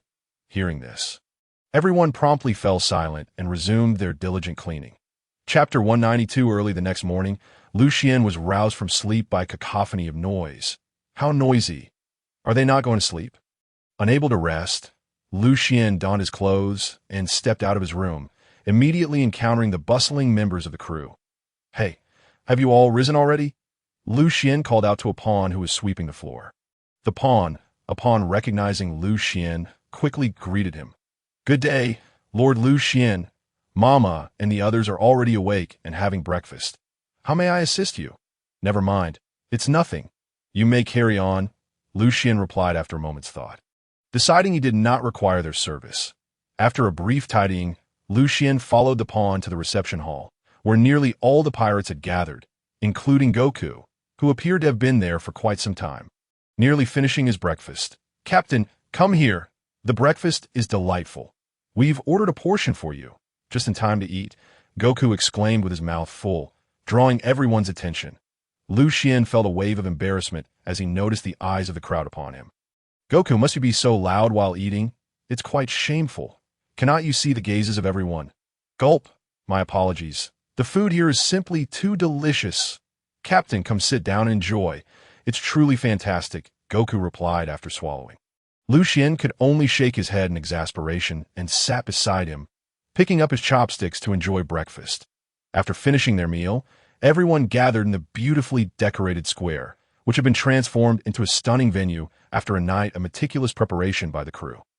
Everywhere was adorned with exquisite food and decorations, with a towering cake standing at the center, surrounded by an array of pastries, resembling a veritable ocean of desserts, a clear reflection of Big Mom's fondness for sweets.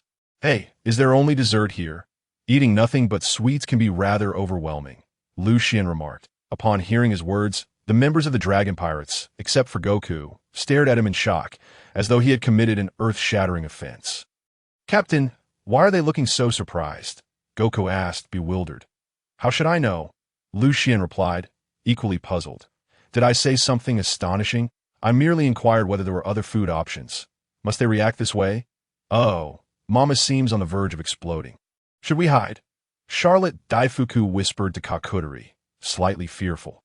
Everyone knew of Big Mom's insatiable love for sweets, and her affection for desserts had surpassed all expectations. It was common knowledge that merely speaking ill of sweets could cost one their life. Lucian not only questioned the desserts in front of Big Mom, but suggested she prepare something else. If it had been anyone else, they would likely have met a dire fate. "We should leave before things escalate," one pirate suggested, fear evident in his voice. "What are you afraid of? Lucian is here. Nothing will happen. Did you forget how Big Mom behaved in his presence yesterday?" "Fool! If Big Mom goes mad, she won't care that Lucian is here. She might start smashing things. The Dragon Ball pirates may be safe, but we could very well end up collateral damage." Another warned. "Right, let's make a quick exit." With that, the crowd began to disperse. But just then, Mamo, since Captain Lucian does not favor desserts, Kakudori, you shall instruct the kitchen to prepare a proper breakfast for him. "Why, yes, Mama," Kakudori stammered, momentarily taken aback before rushing to the kitchen to relay the order. "Mama isn't angry. How can this be? I remember someone who merely commented that the dessert was unappetizing was zapped by Mama Zeus last time. Today, she hasn't shown any sign of displeasure. It's utterly unbelievable. There's nothing strange about it. It simply indicates that Lucian's strength is overwhelmingly formidable, to the point that even Mama is reluctant to offend him. You all should tread carefully in the future. Do not provoke Lucian, or Mama might be the first to eliminate you." "Understood," they replied, having grasped Lucian's position in Big Mom's eyes, realizing the immense power he wielded. "Captain, after the engagement ceremony, where shall we head?" Krillin inquired, wiping his mouth after finishing his meal. Lucian pondered for a moment, realizing there was not much to do. Absorbing devil fruit energy had become insufficient for him. It was more advantageous to gather some prestige. The Dragon Balls seemed ready to be used. Perhaps it was time to collect them again and host a martial arts tournament. With the prize being a wish using the Dragon Balls, imagine the prestige that would bring. Chapter 193 Krillin. What do you think about hosting a world martial arts tournament? Lucian proposed quietly to Krillin that a martial arts tournament. Really? Krillin's astonished voice rang out, capturing the attention of the entire gathering. Krillin, must you be so loud? Honestly, my apologies. I got a bit too excited. But Captain, are you truly going to host a martial arts tournament? Of course. Lucian's declaration not only thrilled Krillin, but also delighted the members of the Dragon Ball Pirates present, as they were frequent participants in such events. However, the others were perplexed, murmuring among themselves, "What is this martial arts tournament? Did you hear what bald-headed Krillin just said? I heard something about a martial arts tournament. What are they talking about? I don't quite understand. But if it piques the interest of the Dragon Ball Pirates, Captain, it must be something extraordinary. It seems the world is about to become lively once again." Upon hearing the discussions of the crowd, even the thief felt an insatiable curiosity, and the same held true for the old lady. "Captain Lucian, I am uncertain about the meaning of the martial arts tournament you just mentioned. Could it be an event for the exchange of martial arts?" Upon hearing the old lady's words, Lucian suddenly had a brilliant idea and replied, "The martial arts tournament is essentially a gathering of martial artists who engage in fair duels to determine the victor. I aspire to host a world-class martial arts tournament named the world's greatest martial arts competition, which would summon the finest experts from around the globe to compete and ascertain who is the strongest in the world. Would you be interested? Organizing such a tournament is no trivial matter. If it were solely reliant on my Dragon Ball pirates, it would take an excessive amount of time. However, with the assistance of other pirate crews, we could save a considerable amount of time. Why not seize the opportunity?" "Oh, I see. But isn't the strongest man you?" replied the old lady, incredulous. "There would be no need for competition." Lucian smiled and said, "I shall not participate in the contest. I am merely a spectator. However, my crew will certainly take part." "That sounds acceptable. If Captain Xian were to join, I fear that no one would show up for the event." rendering it a futile endeavor. Even so, my crew would still attend, for it is merely a title. Lucian replied, "Do you have any other ideas, Captain Liu?" At that moment, Perispero, who sat beside the old lady, interjected, asked the strategist for the old lady. He often contributed ideas. Indeed, it is not solely a title of world's greatest. We also plan to offer a plethora of enticing prizes for the tournament, so there's no fear of participants not showing up. Oh, what sort of trophies is Captain Liu prepared? Might we be privy to this information? The old lady inquired, her curiosity piqued, given Lucian's stature as the world's strongest man, coupled with his confident demeanor. It was evident that the prizes would be extraordinary. Of course, I have already dispatched Vegeta and the others to gather Dragon Balls. The prizes for the top 3 participants will be wishes from the Dragon Balls, while I have prepared rewards for the top 8 finishers, devil fruits, magnificent swords, and bounties from which they may choose at will. What do you think? Do these prizes catch your eye, setting aside the opportunity to wish upon the Dragon Balls? The devil fruits and magnificent swords are indeed coveted treasures. Well, of course, Captain Lucian's generosity is truly remarkable. Even I am tempted to participate, the old lady exclaimed. Lucian smirked. Of course, you may participate. Besides you, I also intend to invite Whitebeard and Shanks, along with the Navy. I anticipate that the tournament will be an extraordinary spectacle, and I eagerly await that day. Indeed, this shall be the grandest event in history. No one would dare miss such a spectacle. That I wonder how Captain Liu plans to proceed. First, we need a venue, and then we must spread the word to powerful individuals around the world. The remaining tasks will be considerably simpler. Disseminating information is hardly a challenge, especially with our chief inventor, Bulma, involved. It merely requires a flick of her finger. However, the challenge lies in finding a suitable location. If it were within my territory, I fear others might misconstrue it as a trap I orchestrated, resulting in no attendees. Thus, I intend to select a venue in a neutral area. You happen to know of any such places? Upon hearing Lucian's words, the old lady pondered for a moment before breaking into a smile. I recall a place that harbors no factions, situated at the center of the world, making it quite convenient for individuals from all corners to reach. Such a place exists? I have never heard of it. Most people are aware of it. Perhaps they deem it useless and refrain from mentioning it. However, it is teeming with formidable beasts, powerful enough to rival the vice admirals of the Navy. Rumor has it that a beast of admiral-level strength resides at the island's center. Though I only heard this through word of mouth, so I cannot vouch for its truth. Regarding the beast of admiral-level strength, the old lady was unfazed, for she herself was a figure of the 4 emperors. Had it posed any real threat, she would have long since claimed dominion over the island. Now, upon learning that Lucian sought a venue for the martial arts tournament, she believed it to be remarkably suitable and conveyed this to him. Chapter 194. The frustration of Akainu. Is that so? If so, it is indeed an ideal location. The beast on that island would serve perfectly to weed out the weaklings. By the way, what is the name of that island? And where is it located? Lucian was intrigued by the island the old lady mentioned. Should it serve as the venue for the tournament, the surrounding beasts would efficiently eliminate the pretenders, saving him the effort. And its central location would facilitate swift access for participants from all over the world, making it a win-win situation. Indeed, it is true. How could I ever deceive Captain Lucian? You need not worry. The island is called Beast Island, and it is easily discoverable. Very well. Since that is the case, we shall designate that island as the venue for the martial arts tournament. After the engagement ceremony of Tianjin Fan and Bryn concludes, I shall announce this to the world. Then I shall take this opportunity to wish Captain Liu success.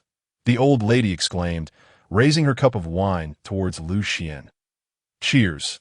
They both replied in unison, downing their cups of red tea. The engagement ceremony of Tianjin Fan and Bryn concluded swiftly amidst the revelry of the crowd, marking the end of the day. The following morning, Lucian arrived at the location prepared by the old lady, an arrangement he had requested the previous day to announce the upcoming world's greatest martial arts tournament. Quite impressive. I never expected your eldest son to be so talented. Perhaps the world's finest architects would only reach this level, Lucian remarked. Observing the exquisite decorations, he could not help but marvel at Perispero's architectural prowess. as he was rightly hailed as the greatest artist in the world. To receive praise from Captain Lucian is certainly a delight for Perispero. By the way, how does Captain Lu plan to announce the tournament? Of course, it will be done using this.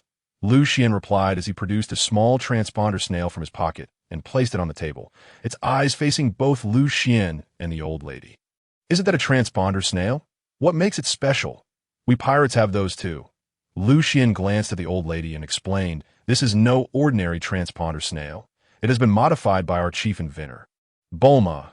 Not only can it control the images of the snails, allowing them to broadcast our visuals here directly, but it is also immune to forced interruptions.